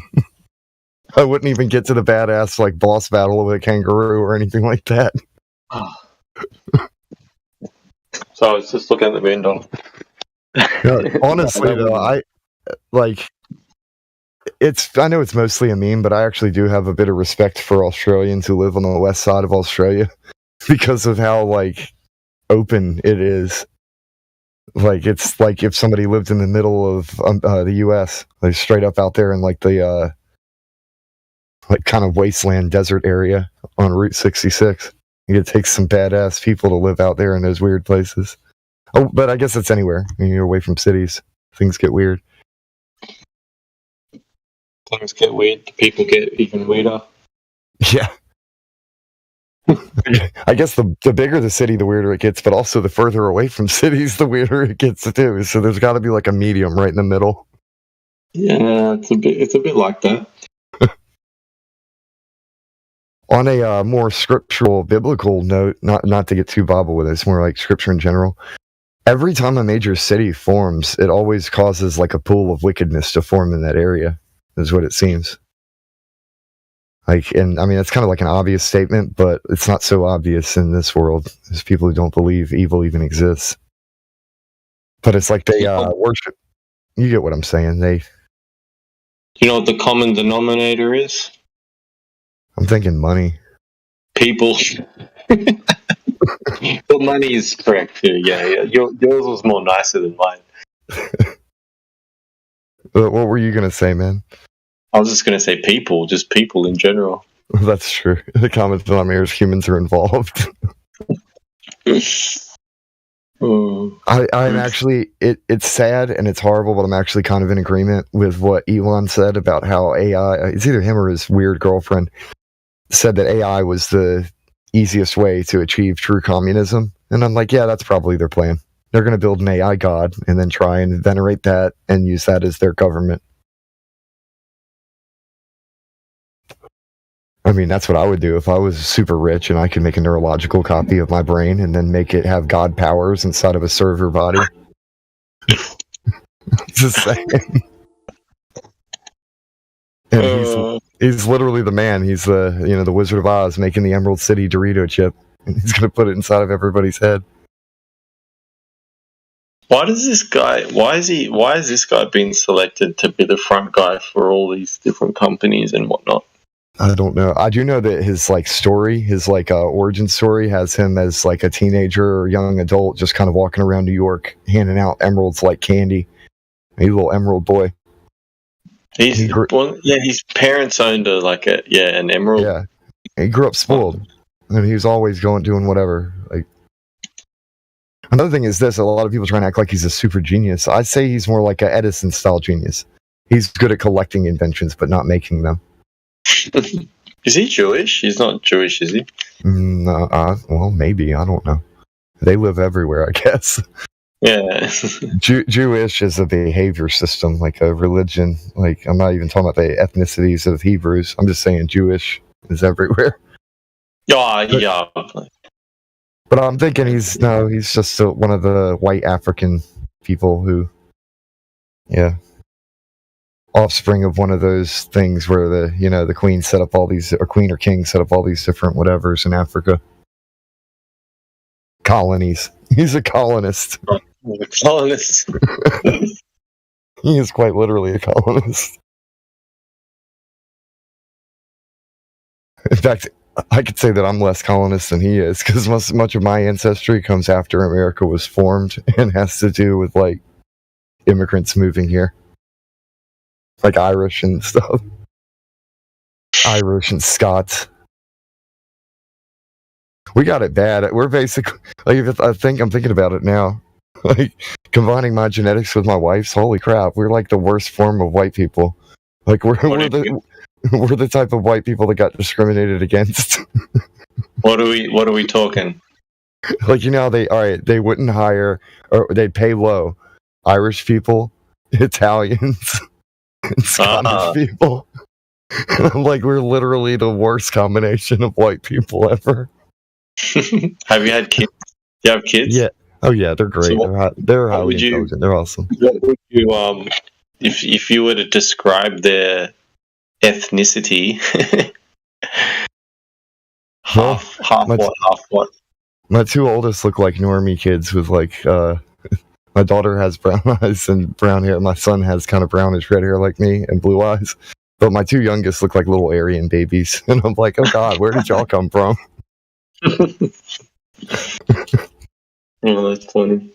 Interesting note about the word Aryan. It actually means all races. In the original lore of that word, it actually means that they, like, the quote unquote Aryans were brown, black, red, yellow, and white. Oh, okay. So it's literally every human is an Aryan. That makes a lot of sense in the sense that when they use a word that strongly, they subvert it. You know what I mean? Like, it's always wrong or the opposite. Yeah, they use it wrong. Yeah. But, like, I'm talking about some Rosicrucian stuff that ties into the Masonic order. They don't actually believe that these are different races. They believe that all of them are the same race, and it's of one of the epochs of the world, like an era. And, yeah. Apparently we're heading to which is interesting because there's a lot of beliefs with this that I already developed, and now I'm reading this, I'm like, holy crap. Like, this lines up perfectly with the stuff I've already been studying. That's weird. And I know that they're darksiders, but they do have some truth. Otherwise, they would be completely ignorant.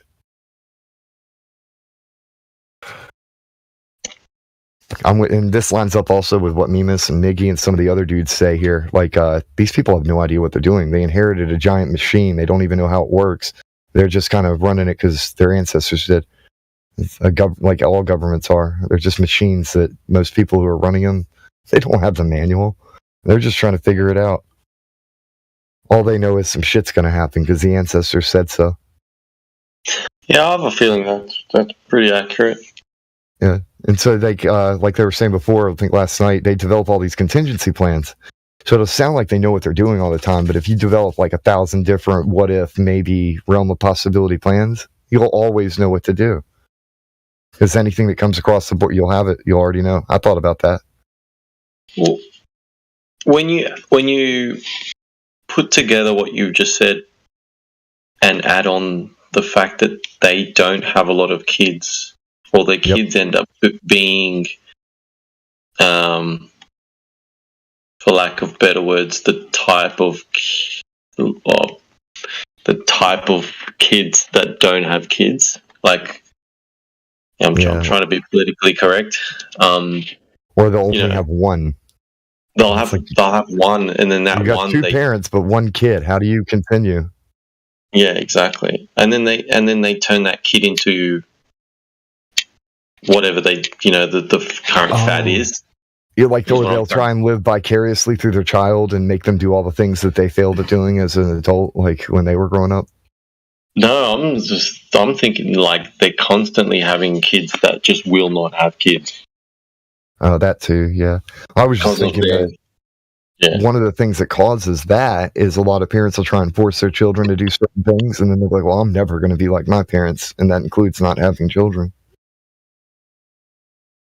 Yeah, potentially. I just don't. Just baffles me how they can be.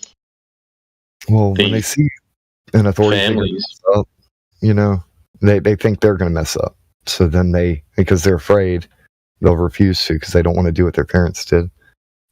I can understand that part.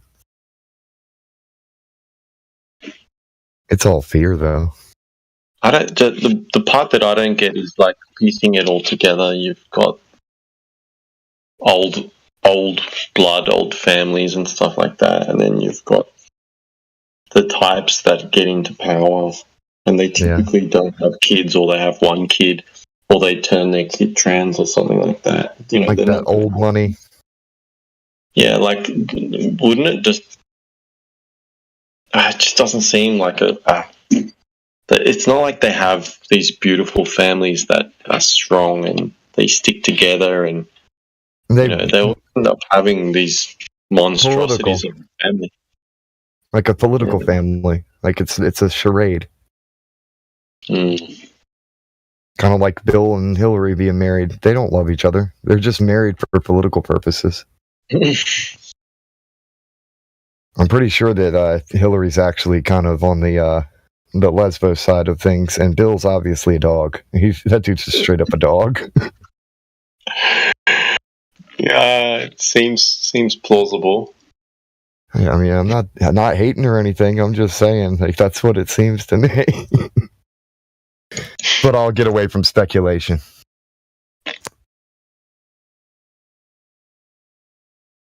How do you prove it? I can say that it's not speculation to say that they're absolute liars who will blatantly lie to your face right in front of everybody. But hey, show me a politician who won't lie.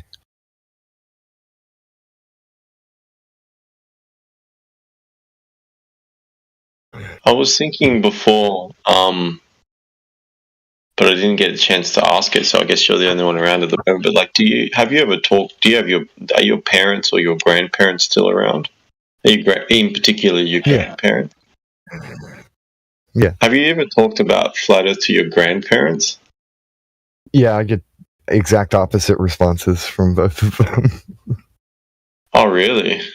Yeah, like Grandma will hear it out and listen as though it's just something weird and peculiar, but Granddad's just kind of like, you're stupid.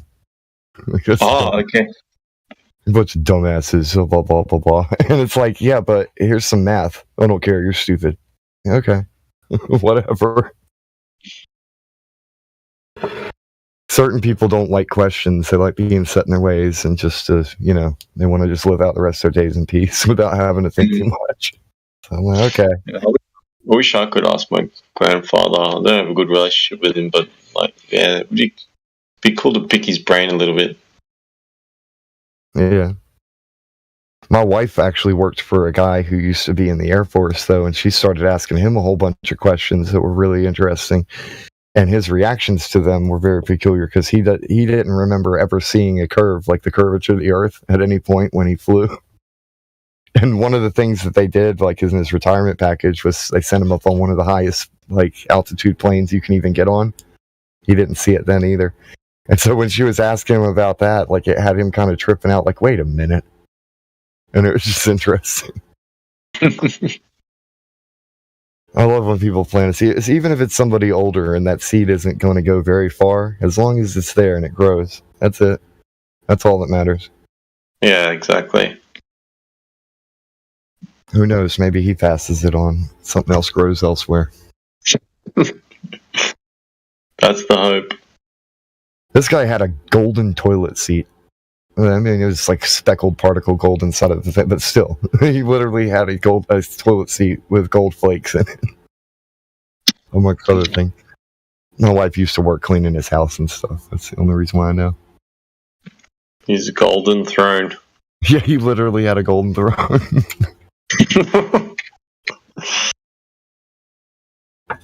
I'm just saying, there's certain things a man can respect when another man has. Like, okay, I get it. A king needs a place to sit. a bit weird. It is, but it's funny. Well, I mean, he was a traveler, because of his Air Force jet, so they collected a lot of things from all the places they went. Did he let other people shit on it? I don't know. Pretty sure if my wife took a break, she felt like a queen. But yeah, I don't know. It's just funny to me, the weird stuff people collect. Also, he had a whole bunch of random, they never packed clothes, apparently, so every time he went to a new place, he just bought a new wardrobe. That's funny. It's just about how, they had walk-in closets and both of, a dude normally doesn't have a walk-in closet, but they both had, huge amounts of stuff from their journey, from the travels. And that's kind of cool.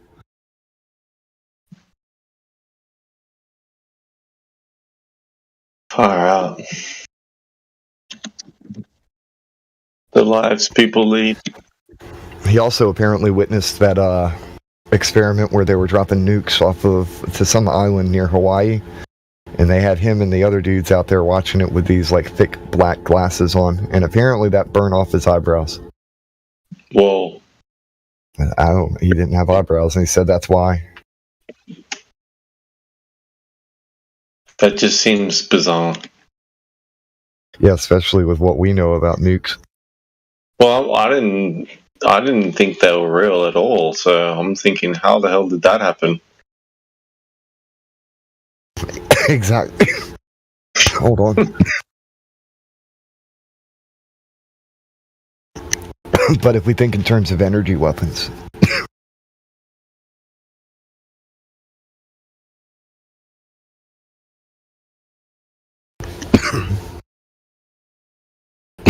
damn.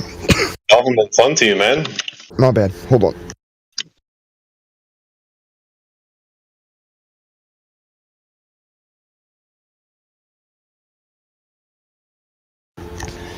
Oh, God. Okay. I think I'm alright. Maybe not.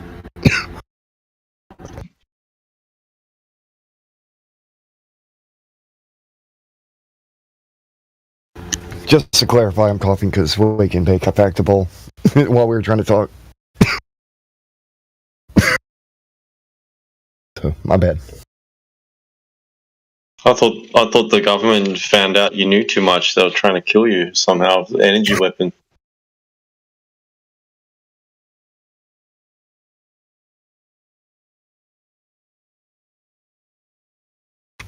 Nah, I don't think they waste that much energy on me. They'd probably just use the heart attack gun. Oh, exactly. Energy weapons are to drop an entire city. Or 2 buildings. Speaking of 2 buildings, how'd they get to the moon when they couldn't talk between 2 or 3 buildings? What does that mean exactly? I've heard people say that, but I don't quite get. Is it because back then they didn't have? Well, it's Gus Grissom's last words before the pod that him and his 2 friends were in exploded into flames, and they all 3 died. Yeah, but so is it because back then they didn't have phone systems? Is that what he meant? Well, they had radio communication type stuff, I reckon, but they weren't able to actually talk between a couple buildings just for the pod. And that had him yo, how are we going to get to the moon if we're having trouble just talking between 2 or 3 buildings? What that was an honest question. And then they killed him. Yeah, I heard about that. They say it's an accident, but I believe they killed him for asking that question. Because this is the same dude who hung a lemon on a hanger and put it on the whatever, the Apollo lander, the moon lander. Oh, right, that dude. Yeah, he was calling them out on their shit over and over, and they couldn't have that, so they got rid of him. And he became one of the martyrs of America, where people just, oh yeah, lives were lost when we tried to go to the moon. Oh well. They made an example of him. Yeah.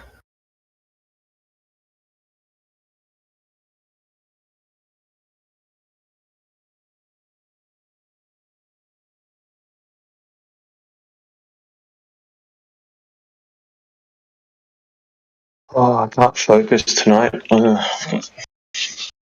want to bother.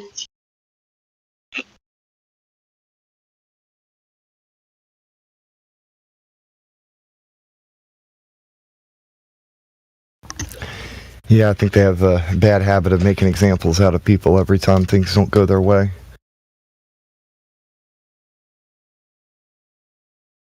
I think earlier people were talking about, why do they let us talk about this stuff? Put videos out there and all that sort of stuff.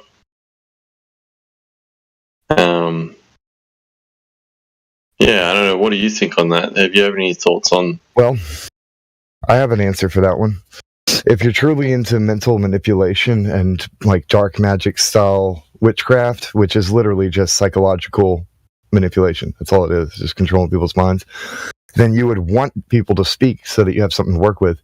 They're not able to create these like plays on words and quote unquote spells until they frame a narrative. So whenever something happens, they're actively framing the narrative around what happened so that they can control how that news is being spread, like to align it with their agendas. So they don't always cause stuff. They usually just kind of grab onto whatever's happening and then they make a spin out of it. Yeah, I agree with that. There's a lot of people saying, oh, all these Illuminati people, they must be conspiring. No, they don't. Like, why the hell would they? They just wait until people do dumb crap and then they spread out a narrative about it and make a spin. Yeah, it's so much easier. Yeah. Never let a good tragedy go to waste. There's the Captain Hook one that I think that was a big experiment on how to do a false flag really obvious and then wipe the internet clear of it and sue a bunch of people to see what happens. That's a different side of things. I had to think for a second because you were okay. Yeah, I know what you're saying. Yeah, I don't want to. That one's like really bad to talk about. Like you could. Oh, people got so mad. Like Ashley's uncle got really pissed at her. Yeah. Thing. Well, there was a slip. I'm not trying to talk about real names, but oh well. Yeah. But anyway, yeah. My wife's uncle got really, really upset just because she was questioning things, and yeah, that's a lot of people are very sensitive about stuff like that. Mm-hmm. They're afraid of being seen as a monster just for questioning something, and my thought is, wouldn't the monster be the one who doesn't question anything? Yeah, but from a flat Earth perspective, you can see how they can. Yeah, they can shut things down. They can silence things, and they can make things taboo to talk about, either legally or socially. And that's another thing, though. Like with the traumatic events that happen, they don't have to program some patsy to do it. They just wait, and once some idiot does something stupid, boom, they've got a narrative already prepared. They adjust little pieces, and there you go. There's the script.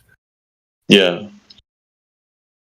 Because it's like a realms of possibility contingency plan thing, and they don't have to plan for anything. They just plan. They think about the possibilities of anything.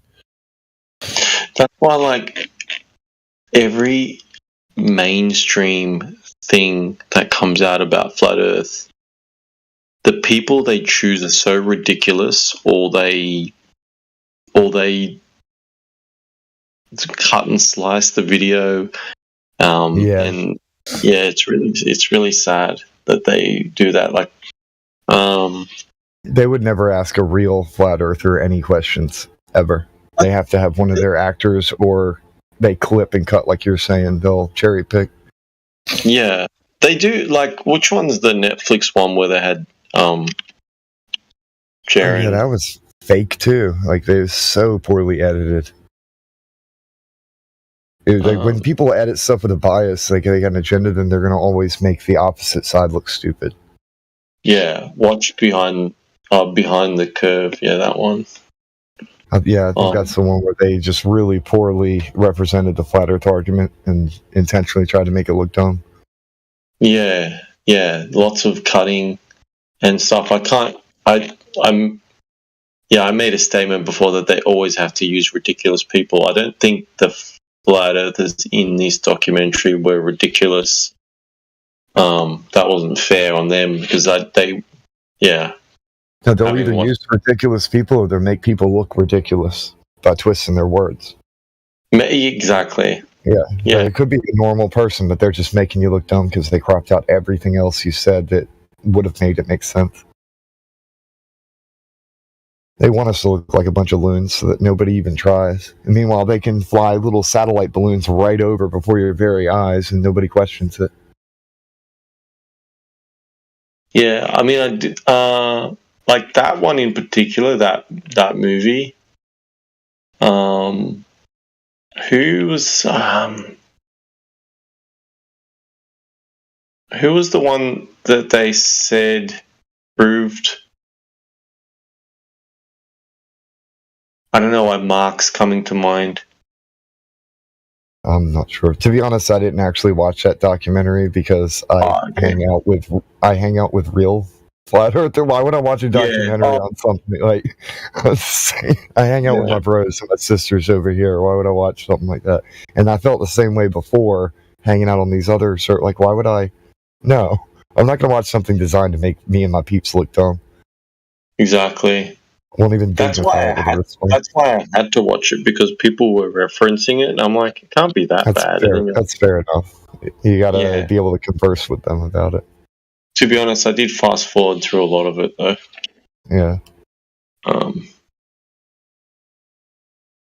Like to me though, it's like, all right, imagine you're literally there watching like the towers fall at 9/11, and then 20 years later, somebody wants to show you a documentary on it, and you're like, I was there. Like, why would I need to watch a documentary on this?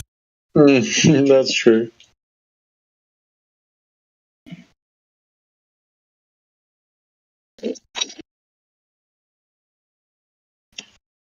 A lot of these are logical fallacy generators, so that when people do see them, they come in here acting like the idiots that they are, and they start spouting that flat Earth Society disc and space bullcrap. Yeah, that's true. And they think they're smart too when they do it, but it only makes them look more dumb and ignorant, like they are completely woefully unprepared. There was a guy, was it yesterday morning or this morning? Morning for me, that did the same sort of stuff. He came in sort of half-cocked and he just didn't have any arguments, talked about boats, Chris scared him away.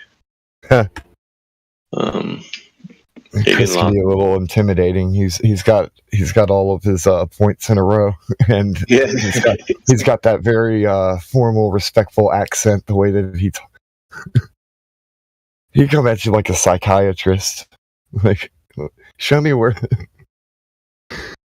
the globe Earth hurt you.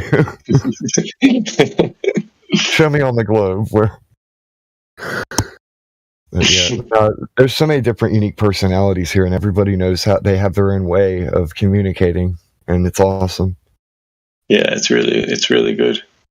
Like it's another thing is like we'll recognize what other people's strong points are, so we like, okay, this person would be better talking to him, and we just kind of step back and listen as like the bros do their thing. So it's kind of like information can only be received when the person that's telling you is somebody you're willing to receive the information from. But if it's coming from the wrong source, you're going to put up your walls. And because there's so many different, perspectives here, right? People have a chance to actually talk to somebody who might be able to explain it to them better. Yeah, exactly right.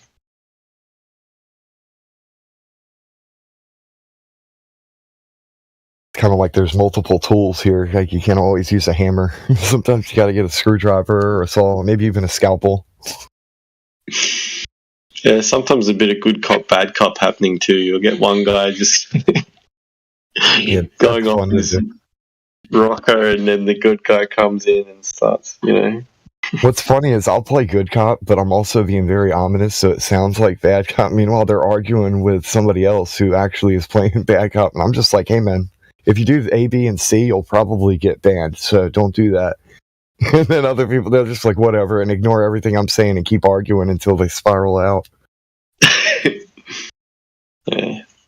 Which I don't actually usually say. I'll just kind of be like pointing out, hey man, calm down. But there's so many. I see why too, because it's so easy to just push a button and cause these idiots to spiral. Like you literally just have to hit enter, and they'll start spiraling out. There was a guy yesterday.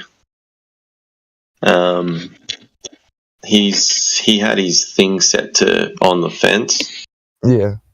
And the guys were giving him, just talking to him, and the first thing he said is, like, I think Timbo might have asked him, why are you still on the fence? And he said, oh, I just don't have the time to look into it. And I just thought, from there, I'm like, it'd take an hour. It doesn't take long, and he just when he said that, it rubbed me the wrong way. Yeah. And then they were talking to him for a good maybe 40 minutes, just asking questions, and they were asking really good questions, and he was very passive, so he wouldn't directly answer the question. He'd kind of ask a question, answer the question with a question, and then in the background, you're constantly hearing this clicking noise. And then I looked at his thing, and he's playing League of Legends or something. Oh, he just rubbed me the wrong way. And I just asked him, how important is it to you? And he danced around the subject for a good, 30 seconds or something. And I told him, because if it's really that important to you, you could, you've got all these people here trying to help you, and these people are trying to help you and, work through it. And the least you could do is put your sensitivity down so he can't hear you playing games in the background. And he just went off. He flipped the script so much. He was so calm before, and he's like, what are you talking about? Like, got angry and stuff. And I just told him he was being rude. There's a lot of people that don't understand that when you divide your attention, you're actually only allotting a certain amount of your processing power to a conversation, and it really is rude. But they think, oh, I'm smart enough, I can multitask. That's not the point, man. It's like, because he was actually quite good at multitasking, but he couldn't. And he was very well spoken when he was talking, but he wasn't addressing the questions properly. Yeah. It was just like stringing it along, like he'd just become an expert at stringing along conversations. Well, see, that's what I was trying to say. You can be good at multitasking, but you'll still miss data because you're not giving your full attention to what's going on. I have this conversation with my wife and with my kids all the time. Like, if you're not paying your full attention to something, then your attention is divided. If your attention is divided, what does that mean? Because they'll make mistakes and wonder why. And I'm like, well, is your attention divided when you're trying to do something? Yeah, I get it. It's like someone looking at their phone and then try to talk to them. Or worse, looking at the phone while driving.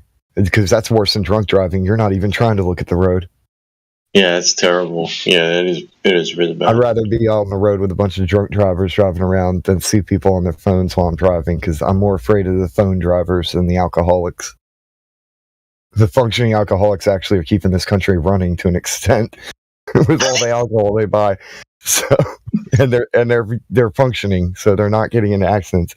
Meanwhile, you've got a bunch of idiots who are just learning how to drive and can't put their phone down. Yeah, it's pretty. It's got me not wanting to even leave the house anymore because of the idiocracy we live in. The one thing they're doing really good in new cars is the wireless chargers being underneath the dash, so it is kind of forcing them to have to put their phone down on this wireless charger. But it's not the same as just not using it at all. I think that people are so addicted to using it that they'd rather get to the point where vehicles have all that AI stuff to drive, and so they can sit back and be on their devices and entertain themselves while they ride.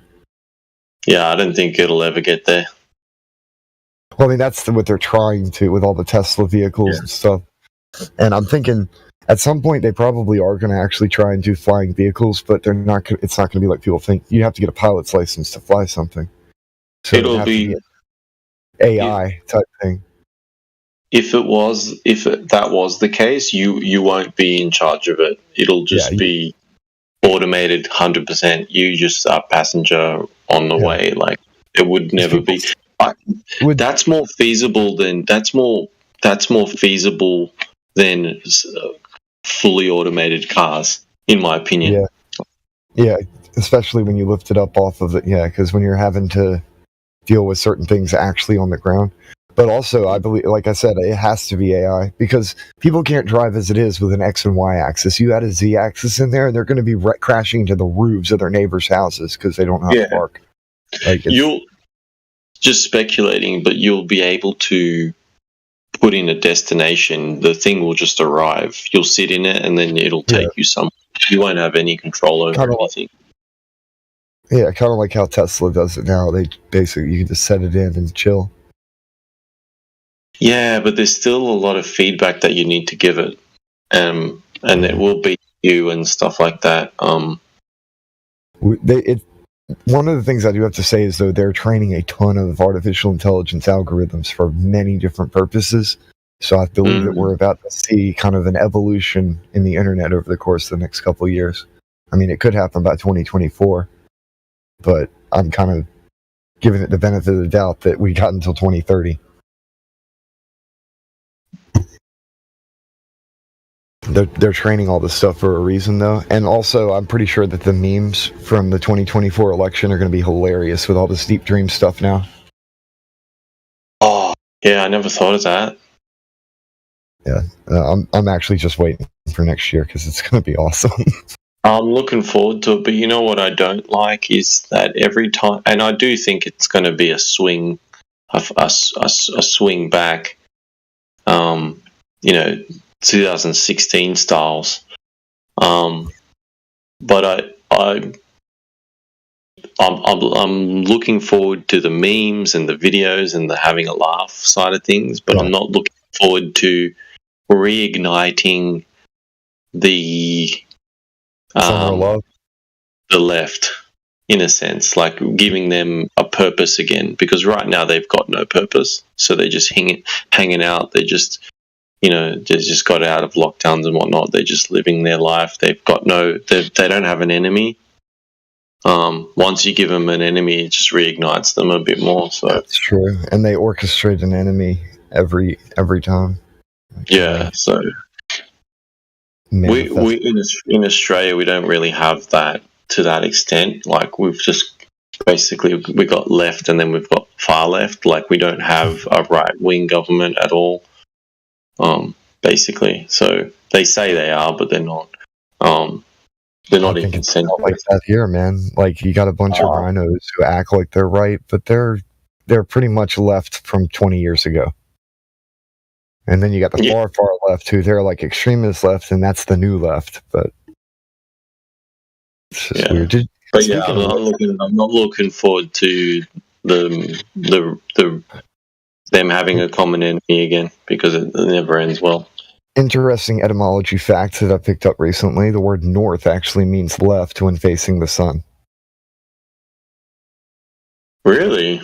Yeah, I'm like, wait, what? So north means left.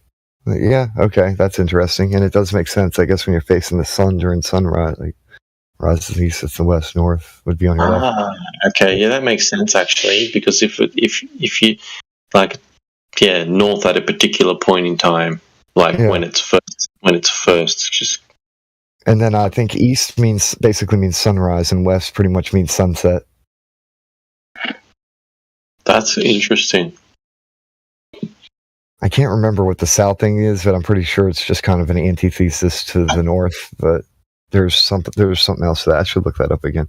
A lot of the stuff I do, keep in mind, I'll look it up at 3:00 in the morning. And I'm like super tired of researching it, so I'll like remember bits and pieces. But that one north thing stuck with me. Like north means left. What? Like that's. I mean, I guess it makes sense on our map. Yeah, at first it didn't make sense when you said it, but then when you said at sunrise, when facing sunrise, that's perfect, basically. It's just a really weird tidbit of information I found with the etymology thing. I'm like, I've never heard that before. That is very strange, but it's technically true. So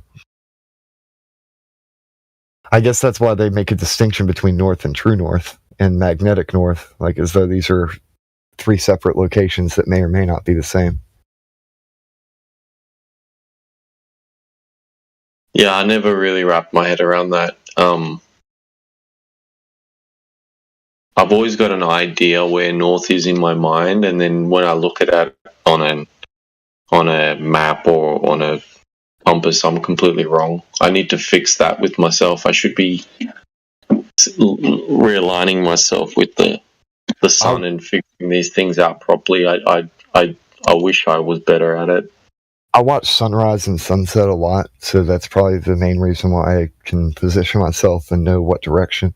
But at the same time, I'm also directionally challenged. I can know what direction a direction is, but not know how to get to places, and that's retarded as hell. I use GPS everywhere I go. Even if I've been to this customer's or client's place like 10 times, I'll chuck it in the GPS and still do it. Terrible. Well, then for some reason I'll have like an instinctual thing where I can get back to places I've been multiple times, even if I don't quite remember. I'll just end up back home or whatever. You take a back road and it's like, I've never been down here before, but I know that somewhere over there is where I need to be, and you just kind of end up back home. I'm remembering that from when I was learning how to drive. I'm terrible with that, and terrible at remembering landmarks and street names. I don't remember street names. I didn't start remembering until I started paying attention to every road and trying to read all the signs. Because, like, as a child, as a kid, I'm not like, whatever, we're going somewhere, I'm going to pay attention to Game Boy or whatever. So you don't even know where you're going. Your senses are cut off from your perspective of direction. And I think that contributes to it. Yeah. I should try to fix it about myself. I'm just... One of the easiest things, you just keep track of random, obvious landmarks and read a lot of signs. And to me, that's what helped me anyway. Start attributing memory to the map. I've got a place like 3 hours from here, and I've only, after maybe going there like 12 times now, I don't use the GPS anymore. But like, at first, it sounds so stupid. Oh. It's like that's the thing too, is after being there 3 or 4 times, you already know how to get there, but you'll second guess yourself, so I better put it in GPS just in case. But the muscle memory already has it.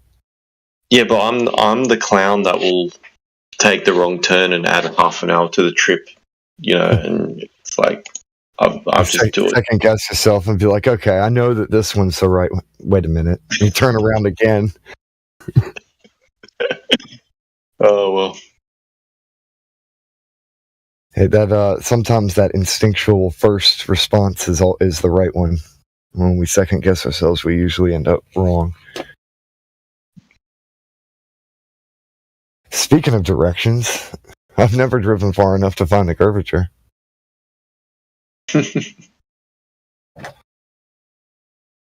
there's plenty of flat places on Earth where you would think that you would see something. Like, I don't know, Solar Dea Uni?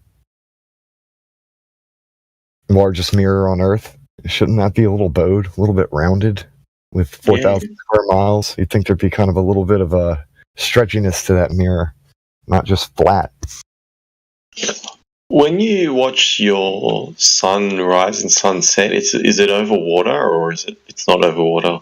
No, we're kind of surrounded by forest and field type areas of the country. Yeah, because I always love those pictures of the sunset or the sunrise, and you could see the reflection all the way. Yeah. But like, I had someone explain a little while ago, if the surface was curved,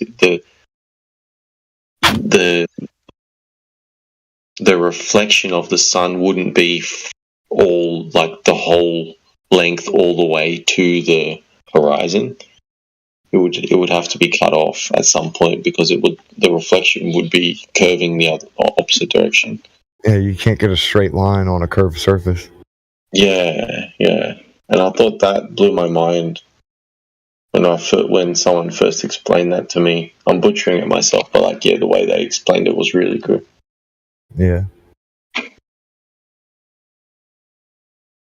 Yeah, that's another one of the interesting proofs for the flat Earth is you simply cannot have a straight line on a curved surface. So if there's a curved mirror, it would bow the line. It would make a distorted image. It wouldn't just be straight. It's impossible. One of the things that I found to be useful and interesting here is to kind of talk about artistic perspective, because a lot of people don't know what vanishing points are. They don't know how the eye even works. So you have to talk about a bunch of those things. And a lot of them don't even know they're in models. So you pretty much have to globe smack them with their own little globe sitting on the desk, bonk them in the head with that first, before you can even flat smack them. That's so true. Like now that that's out of the way, bonk, and then like roll out the map. This is the closest thing that we have to some kind of diagram or cartoon, since you guys love cartoons so much. Another interesting note, cartoons and cartography have a lot in common. The production of maps, for those who don't know what cartography is. It always baffled me how they actually created them, and then, like, it makes sense that they would use the stars to be able to map that. It never made sense to me a long time ago, but yeah. Even then, it's all general guesstimations because they don't actually get an accurate measurement. How do you measure distance over water? Why you lying, bro? It is accurate. It's just math. Well, I'm talking about like absolutely perfect, like the perfect type thing where everybody has this mentality like, oh, this map must be absolutely perfect because so-and-so did it from this hierarchy of academia. It's like they're all a little bit different. Oh, because that comment was off the back of navigating using the stars and very accurate. Yeah, no, I didn't mean the star thing. I meant the cartoons people draw. Yeah, like the stars are always going to be accurate. For sure, yeah, for sure. The maps I mean, there's 1,000 of them. It's not like one or another belongs to flat Earth. The bottom line is they're just maps for the land, whatever shape it is, which it is flat. But it's like they're all used for different purposes. It's not like it's a snapshot of here you go, and this is going to tell you that this is this many feet, and no map does that for the entire world.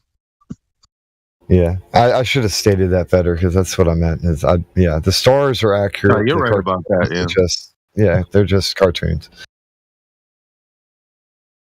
But a lot of those cartoons, some of them do get pretty close. It's just they're so close, but no cigar, I guess. Well, they'd have to make some assumptions too. You can't measure every single point. Like you could imagine, like old maps, for example, and they're measuring the mapping out a shoreline. They're going to stop every 10 meters and map it out. They're going to. Well, that's also what I'm saying is even when you're measuring like the speed of a boat, like in knots, how can you actually measure the distance of the land beneath it when there's certain variables as far as like the water itself, the wind that's pushing the boat, the currents, like all this? Like you can't really tell how much land you're crossing until you get to where you're at. Like you get to the destination. Unless GPS is obviously going to be better. But even then, that's like, do they distort do they fudge the numbers in certain areas just so that they can keep portraying models? Yeah, who knows? Who knows? And what are they going to? Huge amount of ocean, man, that nobody really, there's no islands or continents or anything there. It's just they can fudge the numbers all they want to out there. GPS wouldn't be very accurate off when you're on a large body of water like the ocean, for example, because you've got no landmarks to be able to confirm whether or not it's true or not. So the GPS could be kilometers off for all you know. You wouldn't even know. At best, your landmarks would be underwater mountains and stuff. Yeah, I mean, unless they're using the stars to navigate, they can do something, I guess. But still, it's wouldn't be easy. Thinking about navigating by the stars, though, like and not really having any other tech, that would be such a exciting yet scary, I guess, not frightening, but intimidating experience. Imagine the amount of knowledge that needs to be passed on as well. Yeah, and like I'm just saying, like all right, you got these people on the boat. Some of them they don't even know how the people who are actually navigating do it. They're just learning, and so they're investing their trust and faith into somebody who's looking at stars to get to some destination they've never heard of. I'm just saying that sounds. It almost sounds crazy and like fantastical, like an adventure type thing. Are you talking about like days upon days or weeks upon weeks of trips and stuff? Yeah, and you're loaded Even the amount of faith you have to have in that they've got enough rations and that the ship's like sturdy enough, and everything seems like a huge leap of faith. You're having faith the ship's going to make it. It won't be shattered over the waves. You're having faith that the navigators know what they're doing, that the captain's going to keep everything in order. Like, there's so many layers of faith to just hop on that boat to even go and hop across the pond. Well, that's how my family on both my sides came to Australia. They came by boat, like a big boat. I'm not talking small boat, like a big cruise liner style boat.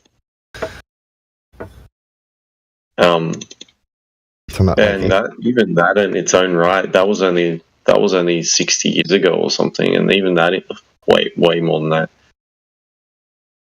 Yeah, all the technology, and even with all the technology, you can't stop the storm from capsizing a ship. It's like man can flip a coin, but it's God who decides the outcome. We've got a glober here called Lino Tomo. Are you there, Lino Tomo? Lino Tomo? Welcome to the chat, man. Or whoa, man. You up for a discussion? You've been on the server since 2019, Shoy. A long time.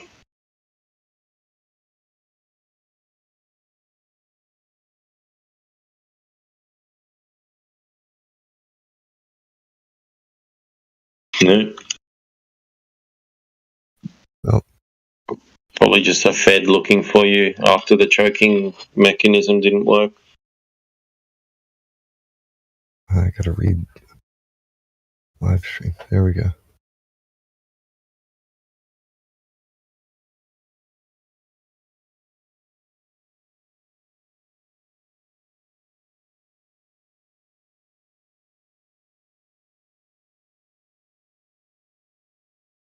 What? Oh gosh, I'm reading about this jellyfish. Yeah, there's these tiny. I'll let you read it. Yeah, no. You can have that. They inhabit the northern marine waters of Australia. Nope. And there's 16 species of them? Oh god. Yeah, I'm good on jumping in the water and dying. I'm going to make the assumption that when people go swimming up there, they put on, like, wetsuits or something to avoid being stung. No, nothing at all. Just jump in. Yeah. Straight up gangster. I ain't afraid of no little jellyfish. It's not like it's not like that. It does say they're rare, so I'm assuming that, like, the odds of actually coming in contact with one are low. Yeah, otherwise you'd hear about it all the time. There would be no Aussies left. Yeah. No, we just go to the beach, we take our clothes off and run into the water. So there's no one really thinks about it. Yeah, there's equally dangerous stuff over here too. There's lionfish now out there on the coast of Florida, and lionfish. The spines of those are toxic. Oh wow! Venomous or... Full on. You got your own taste of Australia now, babe. Florida's gone crazy now due to all of the random things. Idiots collecting stupid animals that they don't need in a ton of hurricanes. Now you've got like freaking pythons, monkeys with HIV, like lionfish, a bunch of other weird crap that shouldn't be out there, and like it's all been brought in artificially by humans, which I don't think is a bad thing necessarily, but it kind of is. But they're literally turning Florida into a jungle.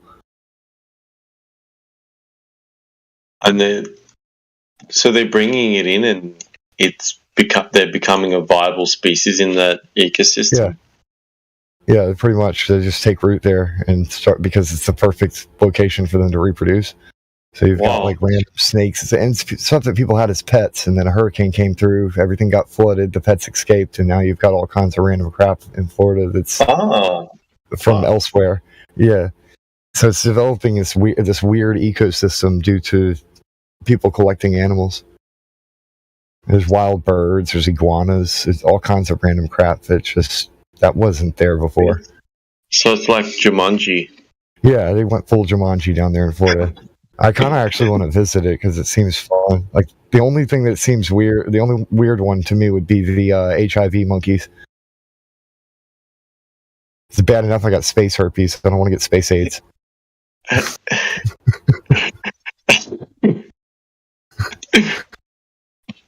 Well, they say that koalas have chlamydia. Oh god! Oh yeah, that's right. A very large percentage of them do. That's really disturbing. Sounds so weird. Yeah.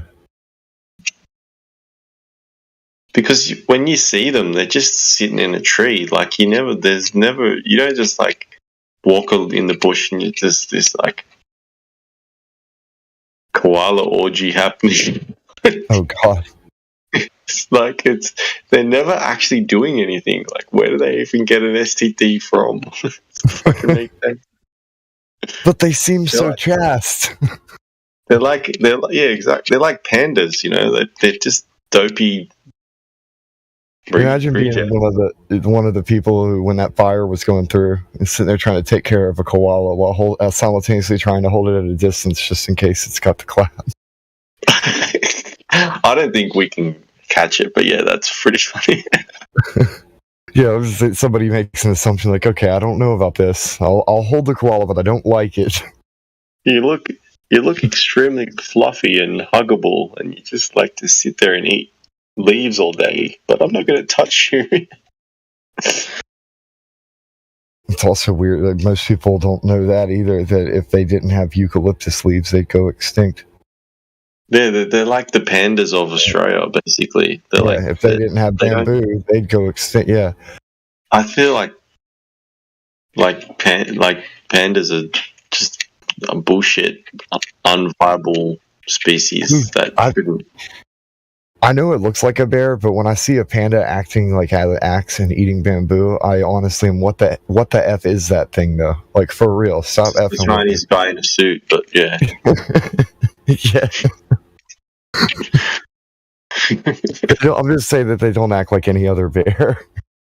Exactly. And the way they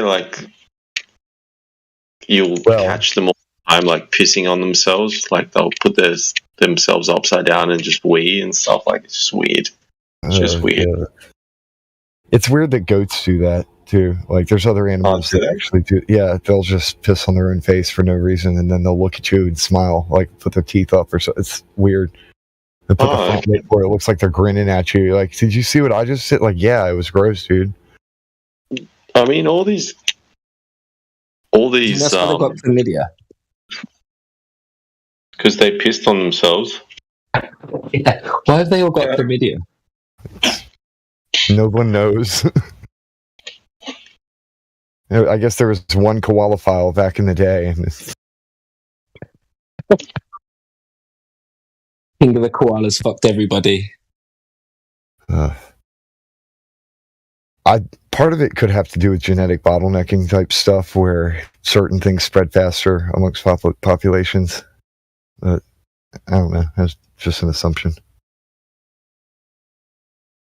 I think pissing on your face has got to have something to do with it. It can't help.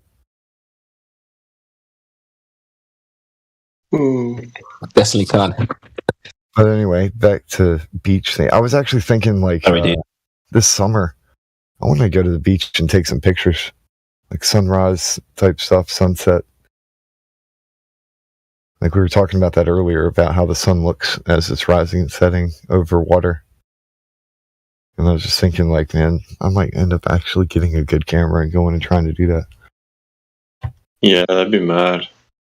I've been really every time I see a full moon and you can see such detail on it, I'm like, I wish I could take a picture, and then I'll try and use my phone and it's garbage. Yeah, that was me today. I literally tried to take a picture even with this night mode, and it still looked like absolute shit. Yeah. Terrible. Aether, I bought a drone so I could take some real sort of high altitude footage. And I don't think I bought a good enough one because I sent it up and it just went disappeared in the wind. It broke. Oh god! I sent it up into a jet stream and it just kind of went.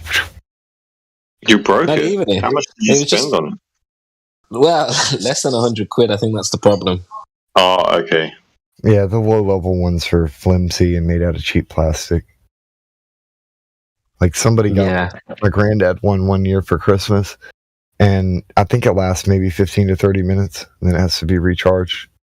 And it's like really tiny, like it's very lightweight. The battery's quite good on this, but if I fly against the wind, it's literally like, imagine a person who has to like step slowly, one step at a time against the wind. That's how I have to fly it sometimes. I uploaded a picture. I uploaded the picture I took just to show you how crap it was.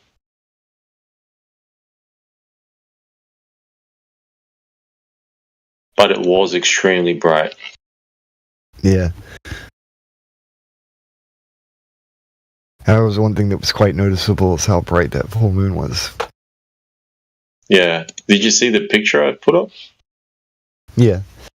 Yeah. Oh my god, there is 2 moons.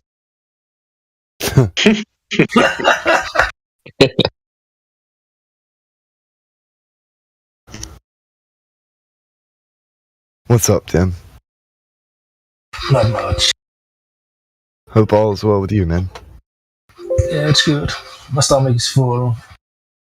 Roof on my head still. Staying blessed and never stressed. Yeah, something like that. If you stay high, you never die. Works.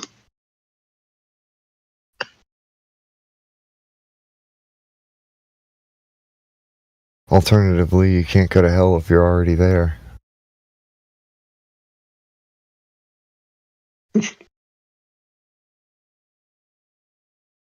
That's an interesting statement leading to another one. This is the closest thing that believers will ever come to being going to hell, and it's the closest thing to anti-believers they'll ever come to heaven. Welcome to Earth. Yeah, I agree. I mean, a lot of these religious motifs, they don't seem to make sense. Let's play a logical game. God loves everyone.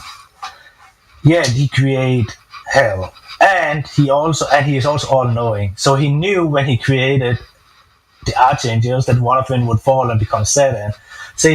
He knew these kind of things.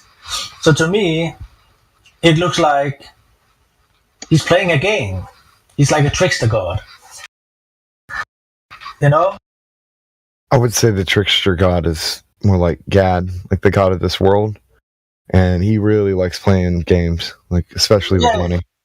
Yeah, but that was the fallen angel that we just talked about, that is creation of God. And since God is all-knowing and can see in the future and in the past and all that kind of stuff, he knew that the angel would fall, but didn't do anything about it. And he also created a place for people to go to get punished. So it seems like, hell's like, all right, they were, how they replaced Sheol and these other words for underworld realms with just hell, and they kind of broad stroked hell across the Bible, right? Yeah, I know how. I know that when the Persian Empire took over the lands, a lot of the Persian mythology was adapted into the early Jewish sects. What I mean is they literally erased all references to any of the four chambers and just called all of it hell. And so people don't even know what it's talking about. Like, there's also references to the grave where it's literally just talking about a hole in the ground that somebody's put. And they put hell on that too. And it's like, okay, so which one's hell now? Because we're not talking about the same underworld. We're not talking about the lake of fire here. You're just broad stroking all of it. And that's how they mess with people's minds, man. They don't even know what the underworld is.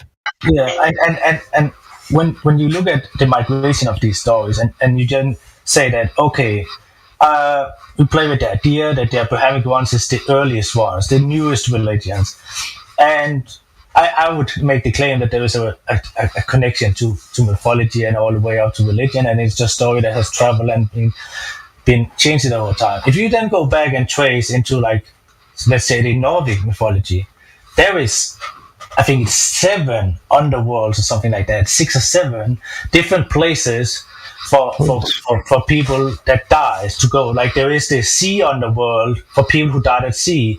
There is the underworld which is governed by Freya. There is the hell, which is not hell with 2 L's, that is governed by hell. And there is, Valhalla, like, there is so many underworlds. And I'm pretty sure you can do the same in the overworld.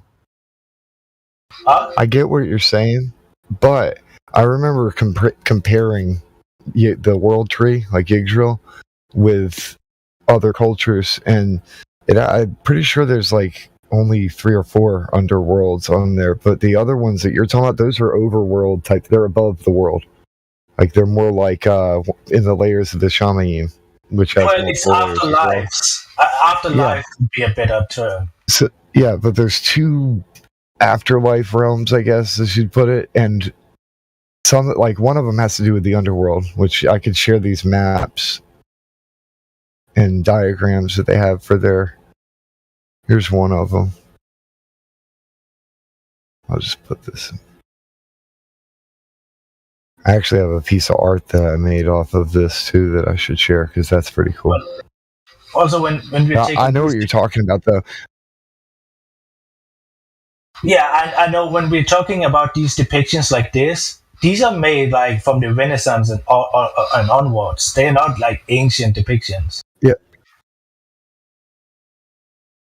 Like, if you look at the ancient runic leftovers, overworld, like the Valhalla. Yeah, but this is still like a later their diagrams, like this is still a later rendition of it. This is 100% not how it is described. And the second one that I shared, it's just a piece of artwork that I made based off of that, and it's kind of got like this Matrix digital card looking thing to it. Yeah, but these are later renditions. Yeah. Because when you look at some of the runic stones where it's depicting the Yggdrasil, let me find one of them, then I can post.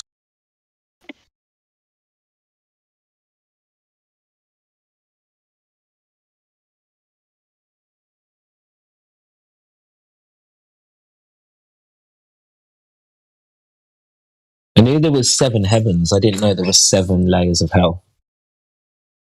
I guess it's not layers of hell directly. It was more like afterlives. There was different places, different ways of dying brings you.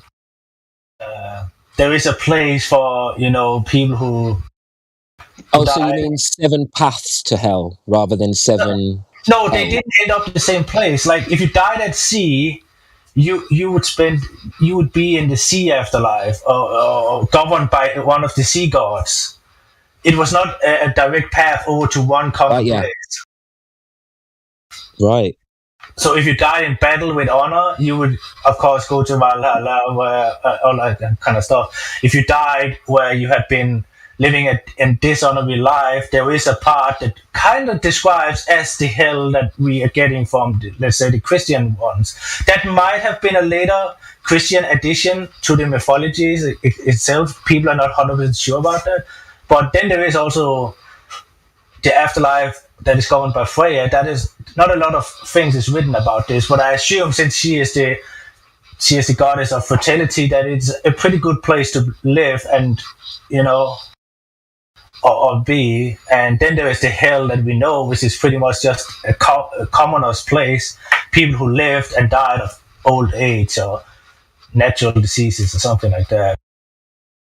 Yeah, there's a lot of afterlives. It's not like hells in that sense. It's afterlife. No. Yeah, no, there was actually a computer game that was really, really deep and philosophical, and it involved all these different planes of afterlife, and it just reminds me of that.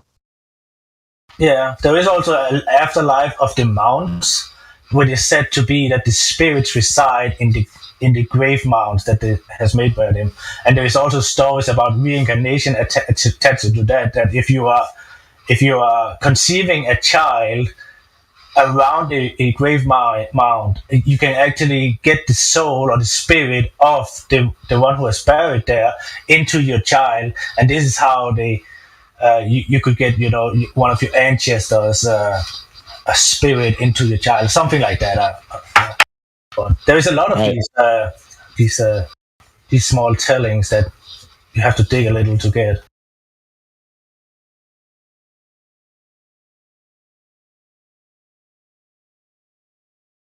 Yeah, it's so fascinating, ancient mythology. It really is. From my perspective, it's all the same story, and it's been distorted as things got passed down, but it's the same exact story from the beginning. The parts that are wrong are the little misunderstandings, misinformation, and lies that were passed down along the way. But the world's always been the world.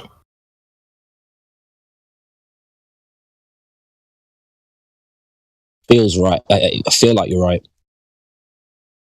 This image right here, the one right above what Tim posted, that has these 4 realms, I think that this one's interesting because of the fact that it aligns so well with the ancient Hebrew and Phoenician worldview, where the underworld is a realm with multiple areas.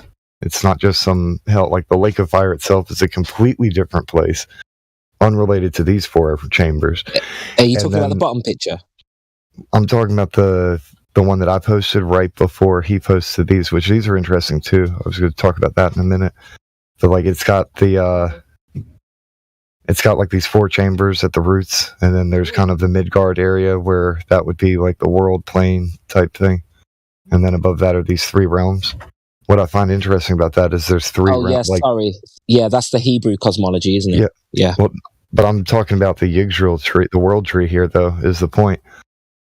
And the overlap between that. The one above. Yeah, sorry. Yeah. So this looks pretty much the same as what the Hebrew depicts in the Phoenician, is that there's 4 underworld chambers. There's a middle area where human beings live. And then there's 3 Shamayim realms. Like layers, like first heaven, second heaven, and third heaven type thing.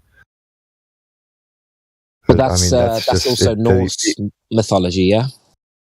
Exactly. That was my point. The overlap, though, that it's pretty much identical from my perspective, and that's interesting. That confirms what I've been saying about how there's only one worldview originally, and then there's just a bunch of lies that created multiple variants that are all false. Yeah, I mean, if you look at if you really trace it all back, we start to have a place where there is no gods that is being worshipped. It's all animistic beliefs, like relation and relationships. But later on, like these stories, if you look at Odin, one second, let me pull out one of my helping tools. If you look at Odin and you trace him back etymology-wise, it is Ord and In. That is, the prefix is Or and In is suffix. And Or in Old Norse means frenzy, fury, mind, spirit, inspiration, ecstasy, and poetry.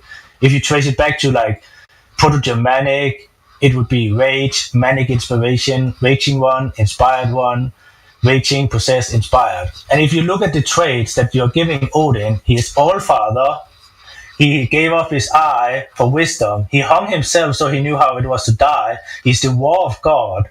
So, and when you look at these traits and how he was been used, so we are telling about a story about human traits, states of mind, and that's pretty much how you can analyze all these old gods.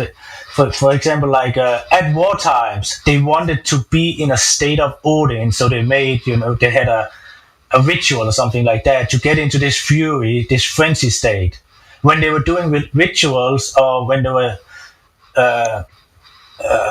or when they were drinking or doing other kind of rituals that wasn't about war, they also wanted to get into a state of Odin where they would find, spirituality, inspiration, poetry, wisdom, stuff like that. So it's pretty much just a story about a man, but later on, I would call it a corruption. It was made into a god worship, to be worshipped. If you go back and you look at like Tacitus and Caesar, what he wrote about the Germanics and the Celts, they didn't have a pantheon of gods.